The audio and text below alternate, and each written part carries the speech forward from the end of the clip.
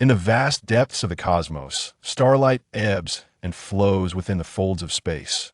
Countless planets, akin to the brushstrokes of a cosmic artist, radiate their unique luminescence, collectively forming a magnificent tapestry of a universe. Amidst this expansive starry river, a planet emanating a soft blue glow stands out, akin to a jewel upon the crown of the cosmos, exuding an enchanting charm with its gentle halo.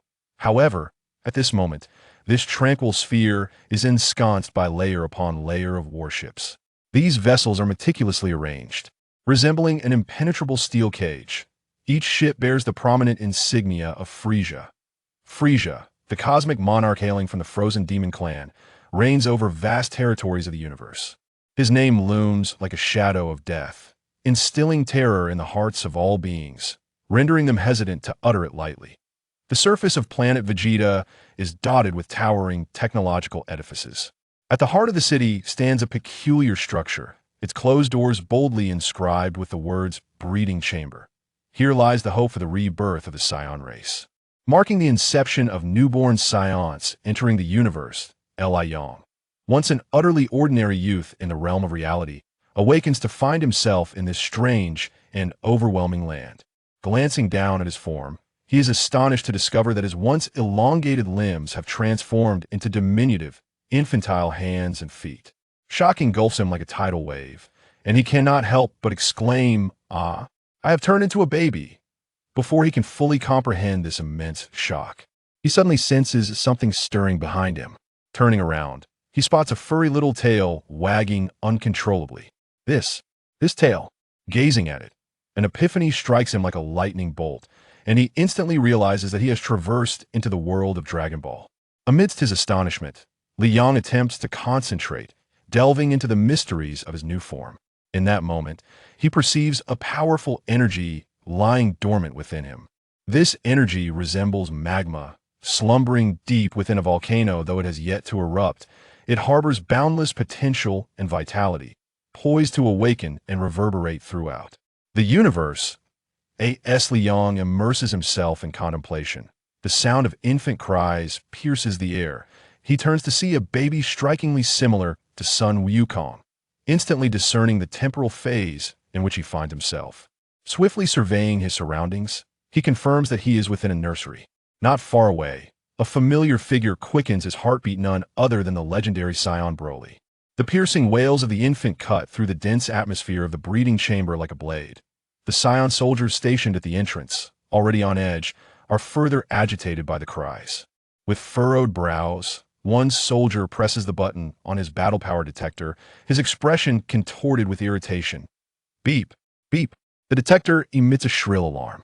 The soldier grimaces, a look of disgust on his face as he mutters under his breath. Damn it, it's so noisy. A little waste with only 2 points of battle power, crying incessantly. I wish I could just put an end to it. As he prepares to turn away, he inadvertently points the detector at Li Yang and Broly. In an instant, the numbers on the device begin to fluctuate wildly. The soldier's eyes widen in disbelief, and he instinctively rubs his eyes to ensure he isn't imagining things. This time, the detector screen clearly displays a battle power exceeding 10,000. What? What is this? I must be seeing things. The soldier's voice trembles with excitement as he shouts to his companion. Hey, come take a look. Hearing the soldier's words, a wave of surprise washes over Li Yang. It turns out that he and Broly are indeed legendary Saiyans. Just then, King Vegeta enters the nursery. The ruler of the Saiyans radiates an innate authority. He surveys the room and inquires, are there any children in this batch with high battle power and exceptional potential? The soldier hastily approaches, respectfully replying, Your Majesty, there are 2 children with battle powers exceeding 10,000.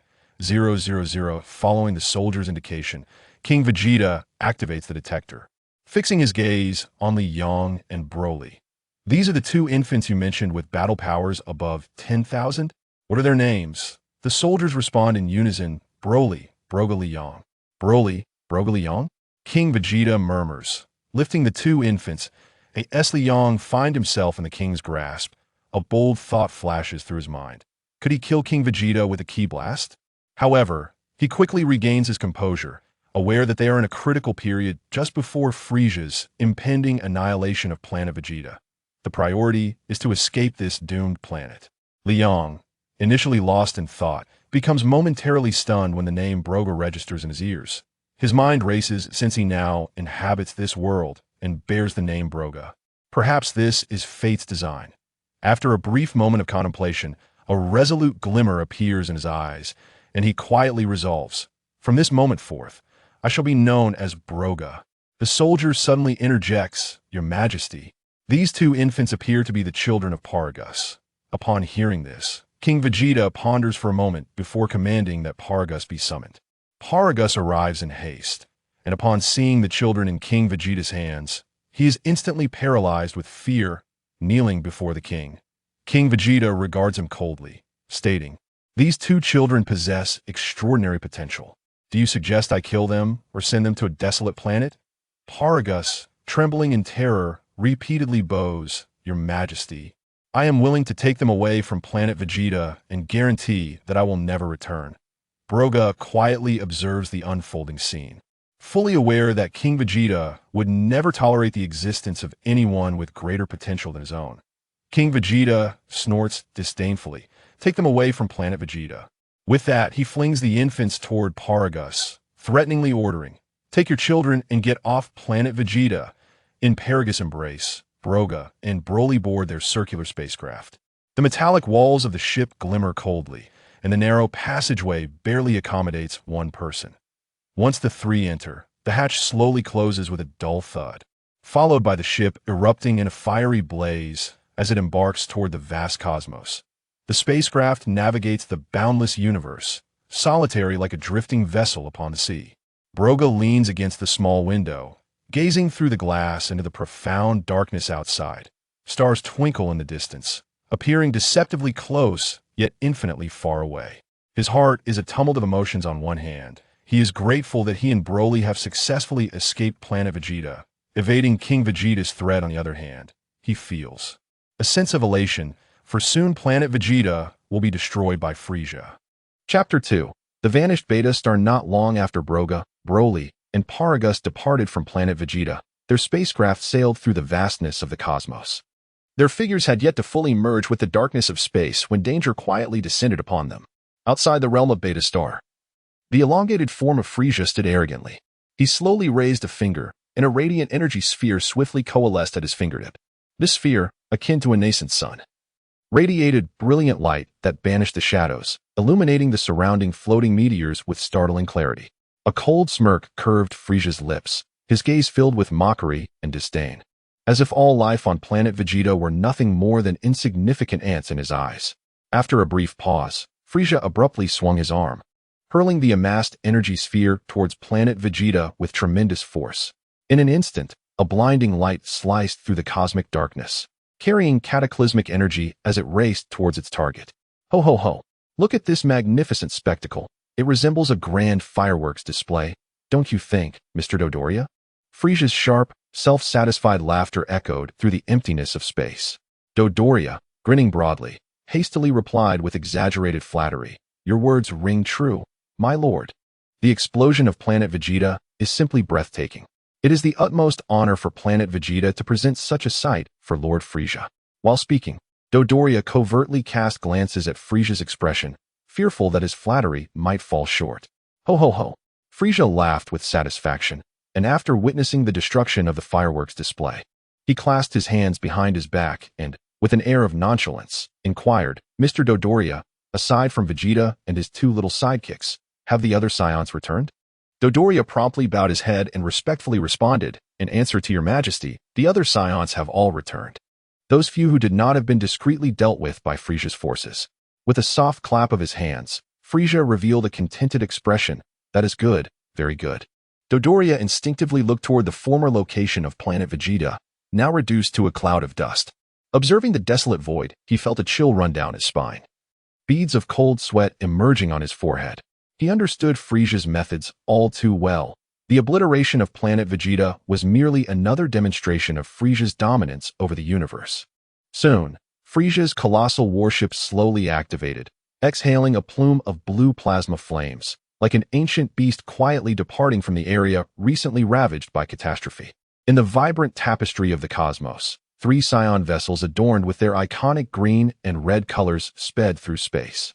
They seemed to be drawn by some mysterious force, heading straight toward a verdant planet below. In the blink of an eye, the 3 ships breached the planet's atmosphere, the intense friction igniting dazzling sparks as the hulls collided with the air. Subsequently, the ships plummeted toward the ground like meteors. Boom! The deafening roar reverberated across the land, akin to the pounding of ominous war drums. The tremendous impact created 3 deep craters in the earth, fracturing the surrounding soil. Nearby beasts and birds were startled into flight, their cries echoing in disarray. As the dust began to settle, the hatch of one ship creaked open. Paragus emerged, his brow furrowed, eyes alert as he surveyed the desolate surroundings. "What a barren planet," he murmured, his voice tinged with helplessness and concern. Afterward, Paragus hastily approached the other 2 ships, cautiously opening their hatches to retrieve 2 infants, Broga and Broly. As Broga awakened in Paragus's embrace, he surveyed the desolate landscape and quickly realized that he, along with Broly and Paragus, had been transported to the arid planet depicted in the original narrative. He understood that from this moment forth, they were destined to rise here. "Have you any idea how we have endured these 3 years?" Broly lamented. It is unbearable on this desolate planet. If we remain trapped here, we will never have the chance to confront the true powerhouses of the universe." Broga's gaze was resolute as he looked intently at Broly. Broly furrowed his brow, exuding an aura of defiance, yet remained silent. Broga continued, "For a long time, we have survived on this planet, but you are my only opponent. My growth has gradually plateaued, and while we possess formidable power, we have yet to transform into Super Saiyans, leaving us unable to escape." "Broga, you make a valid point. But what must we do to leave this place?" Broly could no longer contain his curiosity. Before Broga could respond, his thoughts drifted to the original anime. Broly's terrifying strength allowed him to traverse the cosmos freely, surviving even the explosion of planets unscathed. This realization struck him. When power reaches a certain threshold, one can indeed disregard many seemingly lethal crises. Recalling their arrival on this planet, they had barely stepped out of their spacecraft when a deafening explosion echoed. Upon focusing, they saw their ship engulfed in flames. "It must be King Beta." Broga's expression darkened, and he bitterly remarked, "He does not wish for us to leave this planet." Broly clenched his fists. That scoundrel, how insidious. Calming himself, Broga analyzed. "But this also indicates he fears our retribution once we escape. As a traveler, he knows that Beta's heart has been obliterated by Frieza." Turning to Broly, he stated, "We can only cultivate our strength here for now." 5 years passed, and Broga and Broly persevered through rigorous training. By day, they engaged in high-intensity physical workouts beneath the scorching sun and ventured into the deep sea to harness the pressure for their training. By night, they meditated, attuning themselves to the flow of their energy, striving to surpass their limits. Time flew, and Broga was elated to discover he could now transform into a Super Saiyan 2, an enhancement surpassing that of the original narrative. Broly's power, too, surged impressively, gradually eclipsing Broga's own. Chapter 3. A New Beginning Beyond the Desolate Planet. Part 1. Broga stood upon the searing sands, the unrelenting sun casting its fierce rays upon him, illuminating his resolute visage. Clad in lightweight yet resilient battle attire, the wear and tear upon it chronicled his arduous journey. His gaze was fixed ahead, where Broly loomed like an indomitable mountain, exuding an aura that instilled dread. Broly's signature green hair danced wildly in the arid wind, his muscles bulging as if harboring the power to rend the very fabric of the universe. "Broly, let us engage in battle and unleash our energy to draw others towards us. Should anyone take notice, we will escape this wretched place. If not, we shall obliterate this planet. With our current strength, we should survive the explosion," Broga declared. Broly clenched his fists, his muscles taut, and unleashed a thunderous roar as he responded, "Understood." Instantly, a torrent of energy surged around him. Broga, too, erupted with power, a golden-red flame ascending skyward, intertwining and clashing with Broly's energy. The very planet trembled under this ferocious force, sand and dust erupting into the air. The two warriors exchanged blows, the winds of their punches howling as each clash reverberated through the space around them. Their energies radiated like a potent signal, stretching deep into the cosmos. While engaged in combat, Broga remained vigilant, secretly hoping for someone to sense their presence and liberate them from this desolate land.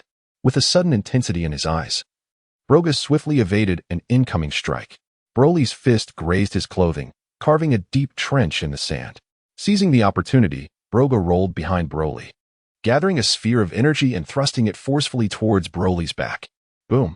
The energy sphere detonated upon impact, sending a plume of dust into the air. However, as the dust settled, Broly stood unharmed, slowly turning around with an even fiercer resolve burning in his eyes. "Broga, exert yourself," he commanded, taking a deep breath. Broga felt the Saiyan blood within him boil with vigor. Recognizing Broly's formidable strength, he understood that this battle required nothing short of absolute commitment. With a primal roar, golden flames erupted from his being, his hair transforming into a dazzling shade of crimson as he ascended to the Super Saiyan form. Witnessing this transformation, Broly let out a titanic roar, his energy flaring exponentially, his green hair thrashing amidst the golden flames as he too embraced the Super Saiyan transformation. At that moment, their combined might surged like a tempest, clashing fiercely across the desert planet. The battle escalated instantaneously, their figures darting through the sands at breakneck speed, leaving trails of red and green light in their wake. Each punch they exchanged unleashed intense waves of energy, lifting the surrounding sands high into the air. The winds from their strikes coalesced into colossal dust storms, as if seeking to engulf the entire planet. Utilizing his agility, Broga meticulously sought out Broly's weaknesses.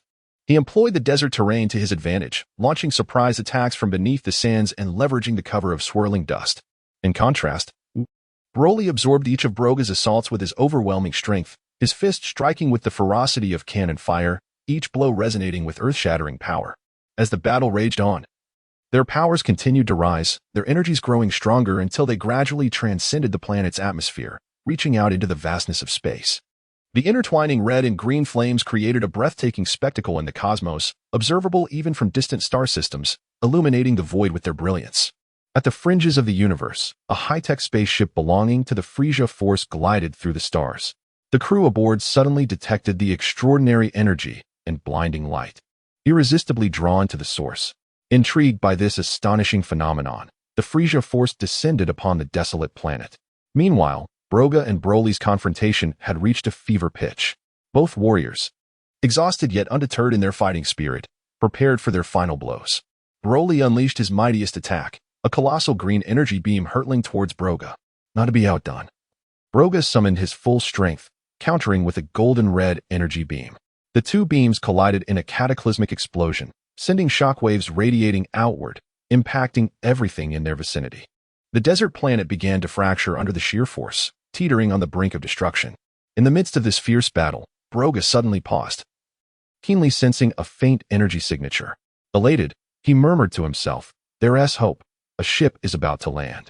He swiftly turned, his gaze sharp as lightning, fixing upon Broly while exclaiming, "Broly, cease your assault." Broly, caught in a fervor of battle, momentarily hesitated upon hearing Broga's call. His brow furrowed, a flicker of discontent surfacing in his eyes, yet he gradually withdrew his offensive. Broga's attention remained fixed on the distant sky, the approaching energy signature growing clearer as the outline of a spaceship emerged. Upon recognizing the insignia of the Frieza Force emblazoned upon it, a cold smirk crept across Broga's face. "Ah, the Frieza minions, this is an opportunity delivered right to us. Broly, let us seize that ship, and we shall escape this accursed place."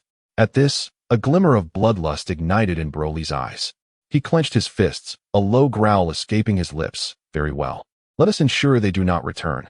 The two swiftly concealed their auras, silently awaiting the ship's descent, poised to unleash a surprise attack on the Frieza Force. Exchanging a knowing glance, both warriors ceased their onslaught. Broly's energy gradually dissipated, returning to its normal state, while Broga too relinquished his Super Saiyan power, gently descending upon the desolate planet. Chapter 4. A New Beginning from the Desolate Planet. Part 2. The iconic colossal warship of Frieza glimmered with a cold metallic sheen, exuding an air of oppression as it descended slowly onto the barren, lifeless planet. In an instant, the roar of the ship's engines shattered the silence of this desolate world, stirring up clouds of dust. Broga and Broly had long been poised nearby, their gazes firmly fixed upon the vessel. As the hatch gradually opened, a motley crew of bizarrely shaped, fully armed Frieza soldiers streamed forth. A fierce flame of battle ignited in Broly's eyes, and his energy began to surge uncontrollably.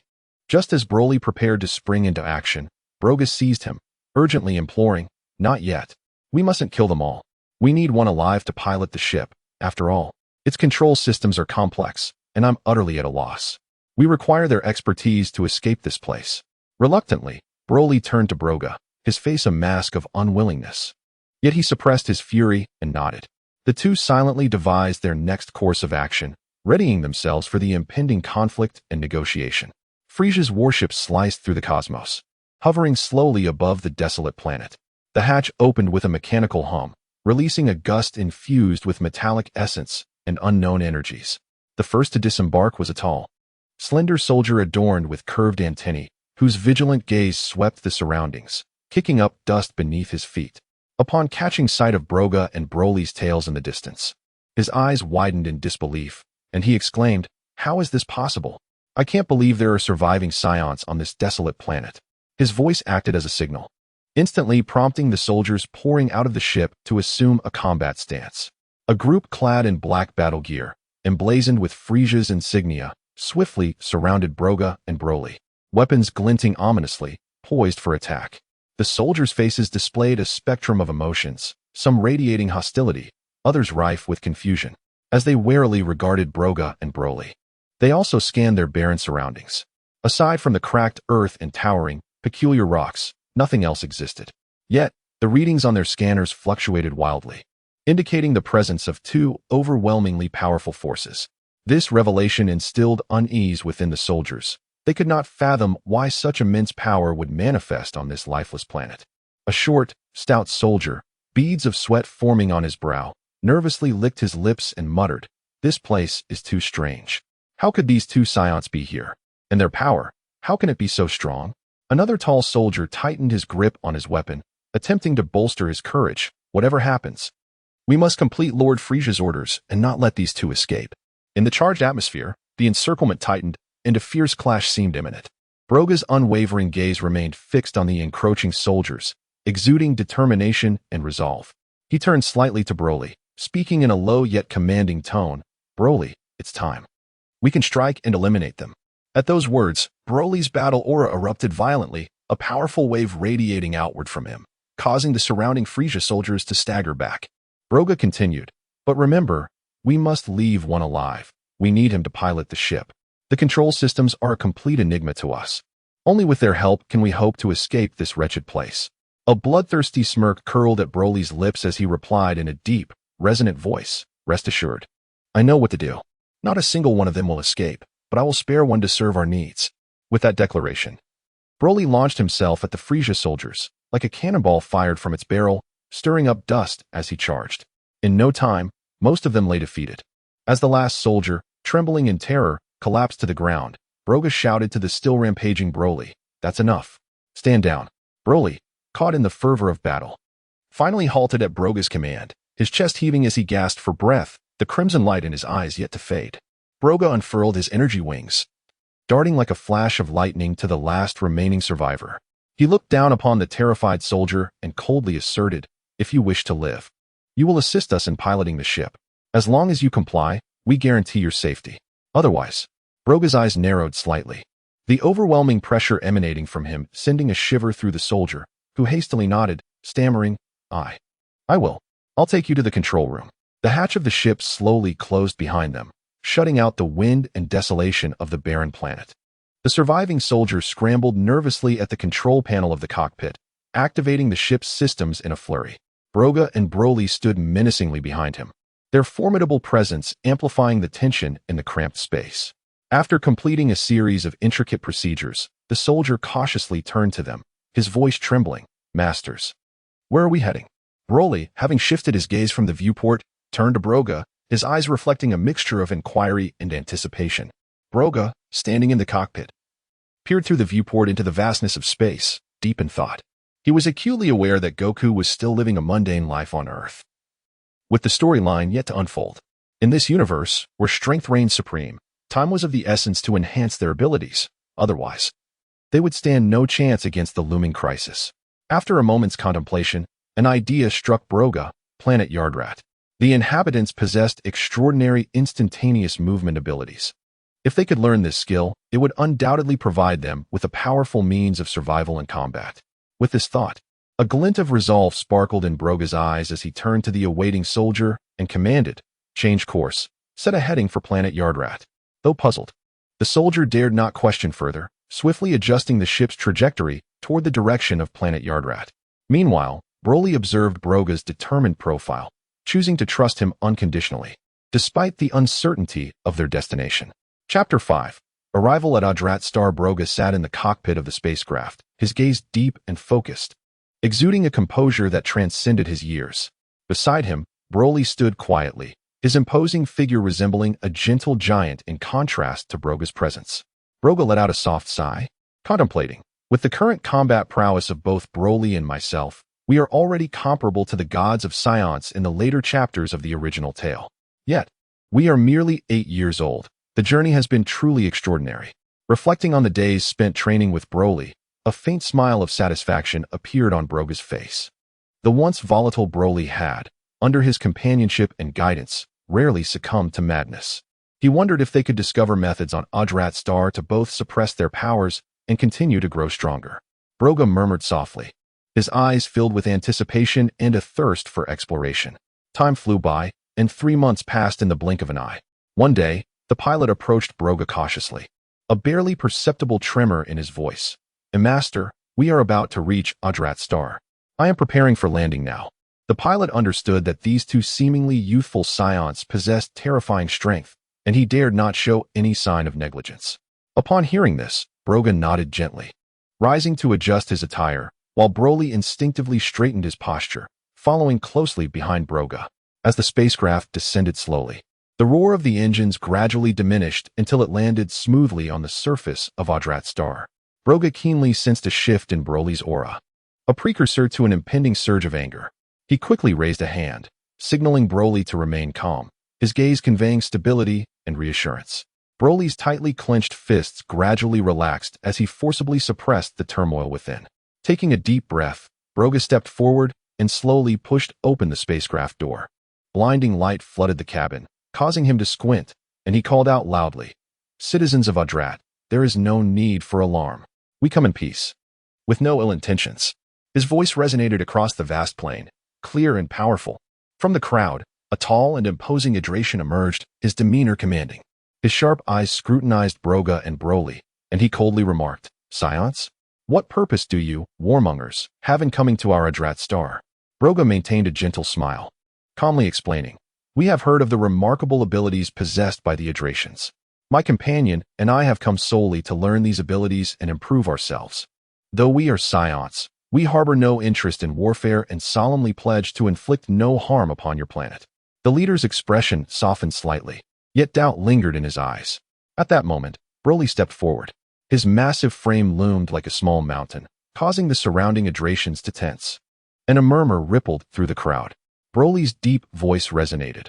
"I can demonstrate my power to prove our sincerity. We truly wish only to learn." With that, he bent his legs slightly and leaped, soaring like a cannonball into the distance. Under the watchful eyes of the crowd, he swung his fist, unleashing a brilliant energy wave that surged toward a barren patch of land. Just as the energy wave was about to strike the ground, Broly deftly maneuvered his hands, dissipating the energy into nothingness. The Adratian leader turned, striding forward with steady and authoritative steps.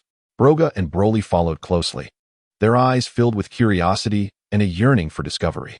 As they journeyed, it felt as if they were traversing a fantastical realm, witnessing sights previously unseen. Floating stone edifices appeared as though cradled by invisible hands, shimmering with a mysterious glow under the sunlight, exuding an ancient and solemn aura. There were also plants capable of communication, their leaves swaying gently in the breeze, producing subtle and enchanting sounds as if narrating the untold stories of the planet. Before long, they arrived at a vast circular arena. The ground was paved with smooth, hard stone, and towering stone pillars surrounded them, adorned with intricate runes and patterns that seemed to record the long history and unique culture of the Adratians. The leader halted in the center of the arena, turning to Broga and Broly with a serious expression. "This is where our people practice their special abilities. If you wish to learn from us, you must begin with basic perception training."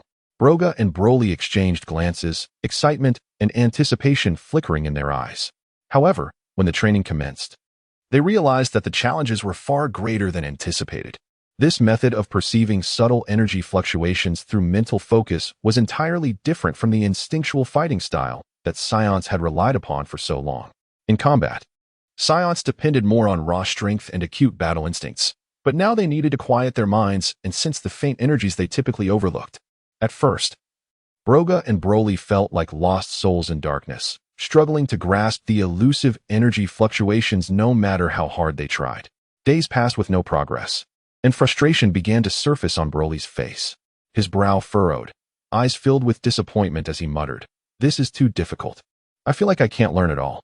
Observing this, Broga gently patted his shoulder, offering reassurance. "Do not rush, Broly. We will master this. It is merely a matter of time. We are Saiyans, and no challenge can truly defeat us." Just as they found themselves in a predicament, a serendipitous opportunity arose. Broga discovered a mysterious fruit in a hidden forest on Yardrat star, unlike anything he had ever seen. The fruit emitted a soft glow, surrounded by a barely perceptible energy pulse. Driven by curiosity and a spirit of adventure, Broga carefully plucked one and tasted it.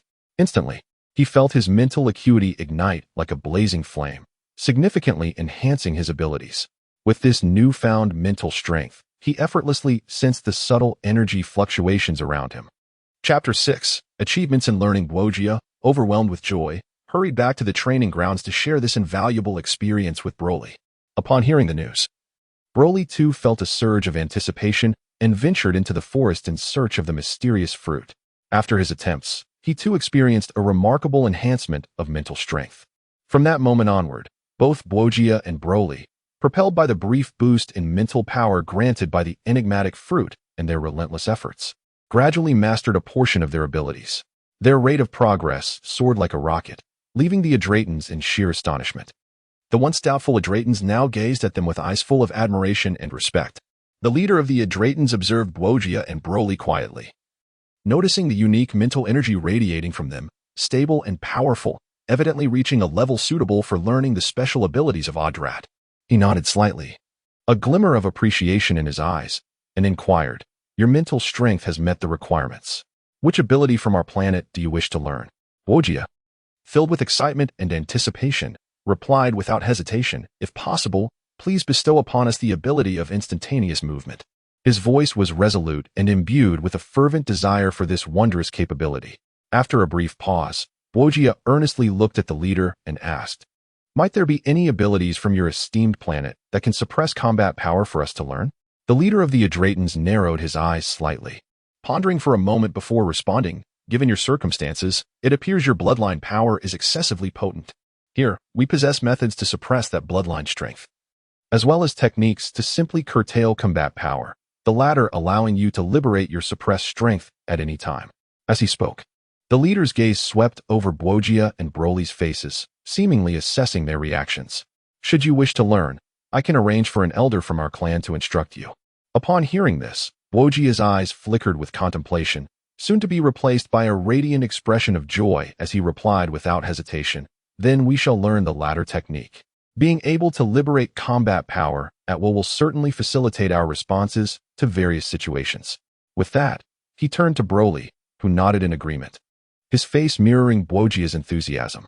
Gogeta then returned his gaze to the leader, filled with anticipation, and said, "We would be grateful if you could arrange for the elder to teach us. We shall dedicate ourselves to learning." The leader of the Adratans understood and promptly summoned the clan's most proficient elder, earnestly instructing him to impart his knowledge generously and guide Gogeta and Broly with care. The elder, having accepted the task, led the two to a tranquil and mysterious training ground, thus commencing their long and arduous journey of specialized training. Initially, faced with esoteric theories and complex techniques, Gogeta and Broly often found themselves engulfed in confusion and hardship. However, the indomitable resilience and tenacity inherent in their Saiyan nature were fully ignited, allowing them to gradually overcome obstacles through unwavering perseverance and exceptional intuition. Days turned into weeks, and weeks into months, as they immersed themselves in the world of training, unfazed by the changing seasons. Time slipped away, and 4 years quietly passed. Throughout this period, The mountains and rivers of Yardrat witnessed the sweat they shed, while the sun and stars accompanied them through countless days and nights. Gogeta and Broly had transformed completely from the naive youths they once were, their strength and state of mind having undergone a profound metamorphosis. In the valley, fierce winds howled, and dust and stone swirled as the figures of Gogeta and Broly intertwined like bolts of lightning. The intensity of their battle ignited the very air around them. Each clash of their fists echoed with resounding force, the ripples of energy radiating outward, causing the colossal boulders on either side of the valley to tremble and tumble. Just as the conflict reached a fever pitch, the figure of the Yardrat leader appeared at the entrance of the valley. With a smile gracing his face and admiration gleaming in his eyes, he called out to the two engaged in battle, "Hey, Gogeta, Broly." Hearing his voice, Gogeta and Broly simultaneously halted their movements and turned towards the leader. He approached with measured steps, reflecting, "Today marks the 5th anniversary of your stay on Yardrat. How swiftly time has flown. I recall you mentioning your intention to leave soon. Have you made your decision?" A genuine smile adorned Gogeta's face as he regarded the Yardrat leader, his tone laced with gratitude and reluctance. He earnestly replied, "Indeed, leader. Broly and I are preparing to depart. We plan to journey to a planet called Earth, where we hear our kin reside. During our time on Yardrat, we have been immensely grateful for your care and guidance. We have learned so many invaluable lessons, and we have nearly mastered the abilities we sought. It is time to embark on a new adventure." With that, Gogeta offered a slight bow, expressing his profound appreciation. Standing beside him, Broly remained silent. Yet his eyes revealed a deep fondness for the land they were leaving behind. A flicker of reluctance crossed the leader's gaze. Yet he understood that each individual has their own journey, and he recognized that their decision was resolute. Thus, he chuckled heartily and nodded, saying, "Since you are determined, I shall not try to keep you. However, before you depart, we must celebrate your journey." Immediately, the leader set about making arrangements. He called together the clansfolk and meticulously organized a grand farewell feast. The villagers busied themselves, gathering the freshest fruits, preparing delectable dishes, and adorning the celebration space with vibrant flowers, transforming it into a warm and lively setting. At the feast, a roaring bonfire illuminated every face present. The Yardrat leader raised a goblet filled with wine, speaking with heartfelt emotion, "Gogeta, Broly, your 5 years here have brought us a wealth of vitality and stories. May your journey to Earth be smooth, and may all your endeavors prosper." Gogeta and Broly were deeply moved by the sincerity surrounding them, and with trembling hands, Gogeta slowly accepted the exquisite goblet brimming with fine wine. Gazing into the swirling liquid, he found himself reflecting on the countless moments shared during their time together. Taking a deep breath, he unhesitatingly drank the wine, the fiery liquid cascading down his throat, bringing a sharp sensation, yet more importantly, a warmth blossomed within his heart.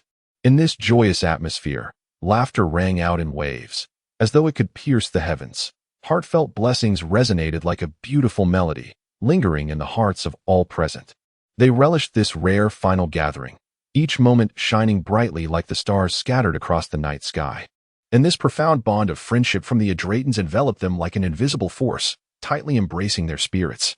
With this cherished connection in their hearts, Gogeta and Broly resolutely departed from the planet Yardrat, which had bestowed upon them countless beautiful memories. Chapter 7. Arrival on Earth in the Cockpit. The pilot of the spacecraft was drenched in cold sweat, his hands trembling slightly as he endeavored to maintain a steady course. He swallowed hard, summoning courage to shatter the suffocating silence within the cabin. With a barely perceptible tremor in his voice, he addressed Broga, who stood behind him.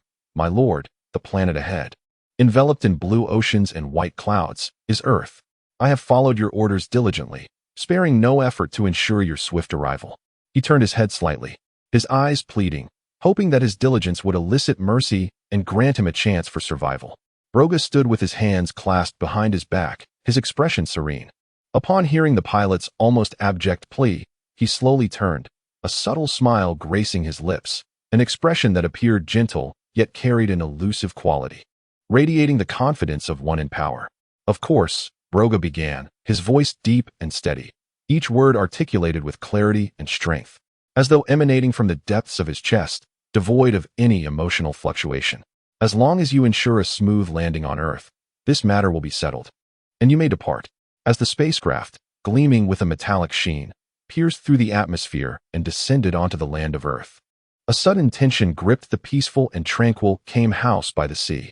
The old master, basking in the sun, abruptly sat upright, his previously squinted eyes now wide open, revealing a flicker of alarm.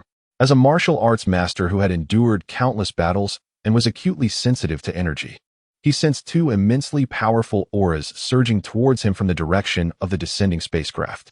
These energies were tumultuous, imbued with a chilling pressure that unsettled his very core. Simultaneously, the celestial beings floating within the sky temple sensed the disturbance. Standing at the edge of the sanctuary, he gazed towards Broga and Broly, his brow furrowed in deep concern, as though shrouded in a veil of unease. His lips moved slightly, whispering to himself, "I hope they are not malevolent." His voice was laced with worry and resignation. He understood well that if such formidable powers harbored ill intentions, Earth would undoubtedly plunge into an unprecedented catastrophe, and he, along with the guardians of the planet, might lack the strength to confront this unknown threat. Broga and Broly descended from the spacecraft with measured steps, the metallic door closing behind them with a dull thud. They surveyed the vast expanse of the plains, where a gentle breeze rustled the wild grass. And not a soul was in sight, an atmosphere of emptiness and silence. Broga nodded slightly, satisfied with this desolate location, then turned to the pilot. His voice low yet clear, "You may leave now." It was a proclamation of the pilot's newfound freedom. Receiving permission, the pilot felt as though a great weight had been lifted, hastily turning to scramble back into the cockpit. The engine roared to life, emitting a thunderous hum as it ascended, soaring towards the horizon. Just as the spacecraft was about to vanish into the clouds, a cold smile crept onto Broga's lips. Without warning, he raised his right hand, gathering a blinding energy sphere that shot forth like a bolt of lightning towards the departing vessel. "You may leave, but the ship shall not." Broga's voice cut through the howling winds, resolute and merciless. A thunderous explosion echoed as the energy sphere struck the spacecraft, engulfing it in flames. And debris rained down, creating small craters on the barren plains, signifying the erasure of all traces. Broly leaned forward slightly. A look of confusion etched across his face as he scanned the seemingly ordinary plains, where no powerful energy was felt, only the soft whisper of the breeze through the grass. His deep and resonant voice shattered the tranquility. Why come to this planet when the energy here is so weak? In his understanding, the strong commanded respect, rendering this feeble planet devoid of allure. Broga chuckled softly, arms crossed. His demeanor relaxed as he replied, "At this moment, there are no formidable warriors here. But in the future, there will be. Trust me, this land will give rise to opponents that will ignite your passion for battle." He tilted his head slightly, as if envisioning the fierce confrontations that lay ahead. After a brief pause, Broga continued, "Do not rush, for while the inhabitants may be weak, do not underestimate this planet. The food here is truly exquisite, unparalleled in the world, and utterly delectable, something you cannot find elsewhere." He savored the thought, smacking his lips, a reminiscent expression gracing his features. Upon hearing this, Broly's previously bewildered eyes sparkled with a flicker of anticipation, locking his gaze onto Broga. "Is it truly as delightful as you claim?" For the battle-hungry Broly, the prospect of extraordinary cuisine had become a unique allure of this seemingly insignificant planet. Broga keenly perceived the glimmer of expectation in Broly's eyes, secretly delighted to have piqued the interest of this battle enthusiast. He stepped closer to Broly, a knowing smile on his face, and spoke, "Broly, do not fixate solely on the culinary delights. There are Saiyans here, just like us." Saiyans. Broly's eyebrows shot up, and an intense desire for combat ignited within him. His aura instinctively flaring, creating a gust that sent the grass swirling around him.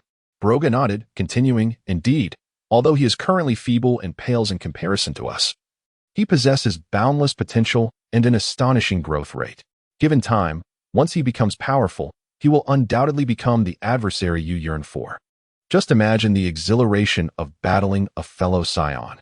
As he spoke, he gestured animatedly, as if already immersed in the heat of battle. Narrowing his eyes, a mysterious smile played on his lips as he addressed Broly. "Let us patiently await his growth, observing him as he evolves, and when the time is ripe, we shall engage him in earnest combat. Wouldn't that be most entertaining?" As Broga's words lingered, his thoughts drifted to the cat master atop Karin Tower, envisioning the small yet miraculous Senzu beans. The potential of these beans was immense. Consuming one could stave off hunger for 10 days and rapidly restores strength and vitality. A game-changing boon in battle. If he could amass a collection of these beans, he would face any future conflict with greater assurance. A flicker of hesitation crossed his eyes, torn between desire and prudence. While seizing the beans from the Cat Master would not pose a challenge for him and Broly, he began weighing the pros and cons. To acquire the beans now would yield little immediate benefit, and considering the Cat Master's arduous cultivation of the beans, waiting a few more years for a greater bounty might yield a more substantial reward. After much contemplation, Broga shook his head lightly, resolving, perhaps it is best to wait a few more years for an increased yield. For now, he would seek a stable abode on Earth, immersing himself in the culture of this planet. With its towering mountains, vast oceans, and bustling cities, exploring the wonders of Earth would be both rejuvenating and insightful, preparing him for the impending battleground. Balancing leisure and training, he believed, would surely elevate his prowess. Meanwhile, far atop the towering Karin Tower, the Cat Master basked lazily in the sun, toying with the Senzu bean. Suddenly, he froze, a look of perplexity crossing his face as an inexplicable chill enveloped him. He furrowed his brow, casting a vigilant gaze into the distance, murmuring to himself, "It's strange. Why do I have the feeling that something of mine is being coveted by others?" Chapter 8. The Dawn of the Dragon Balls. In this year on Earth, Broga seemed to have completely cast aside his former obsession with strength, immersing himself wholeheartedly in the wondrous journey of exploring this blue planet. Accompanied by Broly, he wandered through every unique corner of the Earth. In the early morning, they strolled along the streets where wooden structures stood in charming disarray, and the cobblestone paths had been smoothed by the passage of time. Shops began to open, the enticing aroma of steaming wagashi wafting through the air. Broga smiled as he purchased 2 portions, handing one to Broly, and they savored the delicacies while enjoying the performances of street artists. In the afternoon, they found themselves at Times Square, where colorful neon signs flickered amidst the bustling traffic and hurried pedestrians. Broly was awestruck by the vibrant spectacle, while Broga enthusiastically pulled him into a pizza parlor, indulging in a pizza laden with toppings, reveling in the exuberance of American cuisine. As night fell, they stood by the sea, the ocean breeze caressing their faces as they admired the magnificent buildings outlined by lights. Broga animatedly recounted various intriguing tales about Earth, and Broly listened intently, occasionally bursting into hearty laughter. During this year, training seemed to have been cast aside. The high-intensity physical exercises and energy cultivation that had once been a daily ritual were replaced by endless enjoyment and culinary delights. Broga and Broly were utterly absorbed in the vibrant life of Earth, relishing this rare and delightful time. Sunlight bathed the lively streets. As Broga and Broly navigated through the throngs of people, street vendors enthusiastically sold treats such as candied hawthorn and roasted duck. Curiously, Broly took a skewer of candied hawthorn, gingerly biting into the sugar-coated fruit. The sweet and sour flavor burst in his mouth, causing his eyes to light up with excitement as he gestured to Broga, mumbling, "This is truly delicious." Broga chuckled and nodded in agreement, his gaze inadvertently drifting to a nearby shop displaying the news, where a familiar figure appeared, Master Roshi. His smile faltered suddenly as a flash of realization struck him. This year marked the beginning of the Dragon Balls. Broga pondered silently, recognizing that joining Goku and the others at this moment would be of little advantage. After all, they were still on their quest for the Dragon Balls. Rushing in would not only be unhelpful, but could also expose his intentions. It would be wiser to remain in the shadows, patiently awaiting the opportune moment. When they finally gathered all 7 Dragon Balls after considerable effort, he could then emerge and seize them. He must not allow the original series Oolong, that lucky and mischievous character, to whimsically use the Dragon Balls to make a trivial wish as he had before. These 7 Dragon Balls held paramount significance for Broga. He hoped to seize the moment to acquire them and summon Shenron, declaring his wish for 2 gravity training devices for Broly. In his vision, these devices were not mere trinkets. They could adjust gravitational intensity at will, aiding him in surpassing his physical limits during daily training. As time flowed by, several months slipped away unnoticed. During this period, Broga and Broly traversed the land, eventually spotting Goku in a vast, open plain. They did not approach recklessly but instead concealed themselves behind a nearby rise, quietly observing Goku and his companions as they engaged in fierce combat against Pilaf's foes. Broly, feeling a sense of ennui as he watched the clash, expressed his impatience. "Broga, why are we watching them engage in such tedious battles? We might as well find a place to fight freely. As he spoke, he casually picked up a stone and hurled it into the distance, watching it arc through the air before disappearing into the grass. Broga's lips curled into a mysterious smile as he pointed toward a cluster of softly glowing yellow orbs near Goku, his tone imbued with determination. Broly, look over there. Those orbs are our objective. If we obtain them, we can fulfill our desires. He then gestured towards Goku, continuing, now observe him. He, like us, is a Saiyan. Yet his strength pales in comparison. After all, we are the legendary Saiyans, while he is not. However, I must concede, this fellow possesses immense potential and will grow stronger. Broly's eyes sparkled with newfound enthusiasm at this revelation, eagerly proclaiming, really? Then I'll suppress my power to match Goku's and have a proper fight with him. We've been on this planet for so long without a thrilling battle. This time, I must enjoy it to the fullest. With that, Broly's energy began to surge as he could hardly contain his eagerness to challenge Goku. In the sweltering sun over the desolate terrain, Goku faced off against Pilaf's gang. The tension palpable like a bowstring drawn taut, a battle imminent. The two sides exchanged blows, with Pilaf piloting a robot. The winds from their strikes stirring up clouds of dust and debris, the sounds of battle echoing across the barren expanse. Although Pilaf's group was cunning, Goku's superior martial prowess and indomitable spirit gradually turned the tide in his favor, the scales of victory silently tipping towards him. After several exchanges, Pilaf realized that continuing the fight would yield no success, and, with a glint of cunning in his eyes, he seized an opportunity. As Goku turned momentarily, Pilaf dashed towards the spot where the 7 Dragon Balls lay. Reaching the orbs, he trembled as he gathered them in his hands, muttering incantations in a futile attempt to summon Shenron and fulfill his ambition to conquer the world. However, just as Pilaf was about to complete the summoning ritual, a shadow darted forth like a specter. It was Broga, who had been lurking nearby, observing the conflict and waiting for the perfect moment. In a flash, he moved with such speed that it was nearly imperceptible to the eye, effortlessly snatching away all the Dragon Balls. Pilaf, still in the pose of summoning Shenron, stared blankly at his empty hands, bewildered that the orbs had been stolen right from beneath his nose. Who took my Dragon Balls? He bellowed, his voice sharp and shrill with rage and disbelief. Frantically scanning the surroundings, his gaze fell upon Goku and his companions, convinced they were responsible for the theft. Oh, you dare to play tricks on me? Just wait and see how I deal with you. Furious and humiliated, Pilaf charged once more at Goku and his friends. A new round of conflict erupted, with Pilaf's group attacking with fierce aggression, but the disparity in strength was insurmountable. Goku remained calm and collected, skillfully evading their assaults and seizing the moment to counterattack. Each of his strikes was powerful, leaving Pilaf and his minions battered and unable to retaliate. Before long, Pilaf's gang lay defeated, bruised and sprawled on the ground, utterly powerless. You think you can take the Dragon Balls from us? Goku remarked, gazing down at Pilaf. Realizing the futility of their situation, Pilaf seethed with frustration, but could only grit his teeth and retreat, leading his followers away in disgrace, disappearing into the swirling sands of the distant horizon. As Goku and his companions searched for the Dragon Balls nearby, a tall, imposing youth with a cold gaze, Broly, approached. He emanated a peculiar aura that seemed to tremble the very air around him. Broly strode directly to Goku, unexpectedly stating, "Goku, let us engage in battle." His voice was deep and powerful, resonating across the vast desert.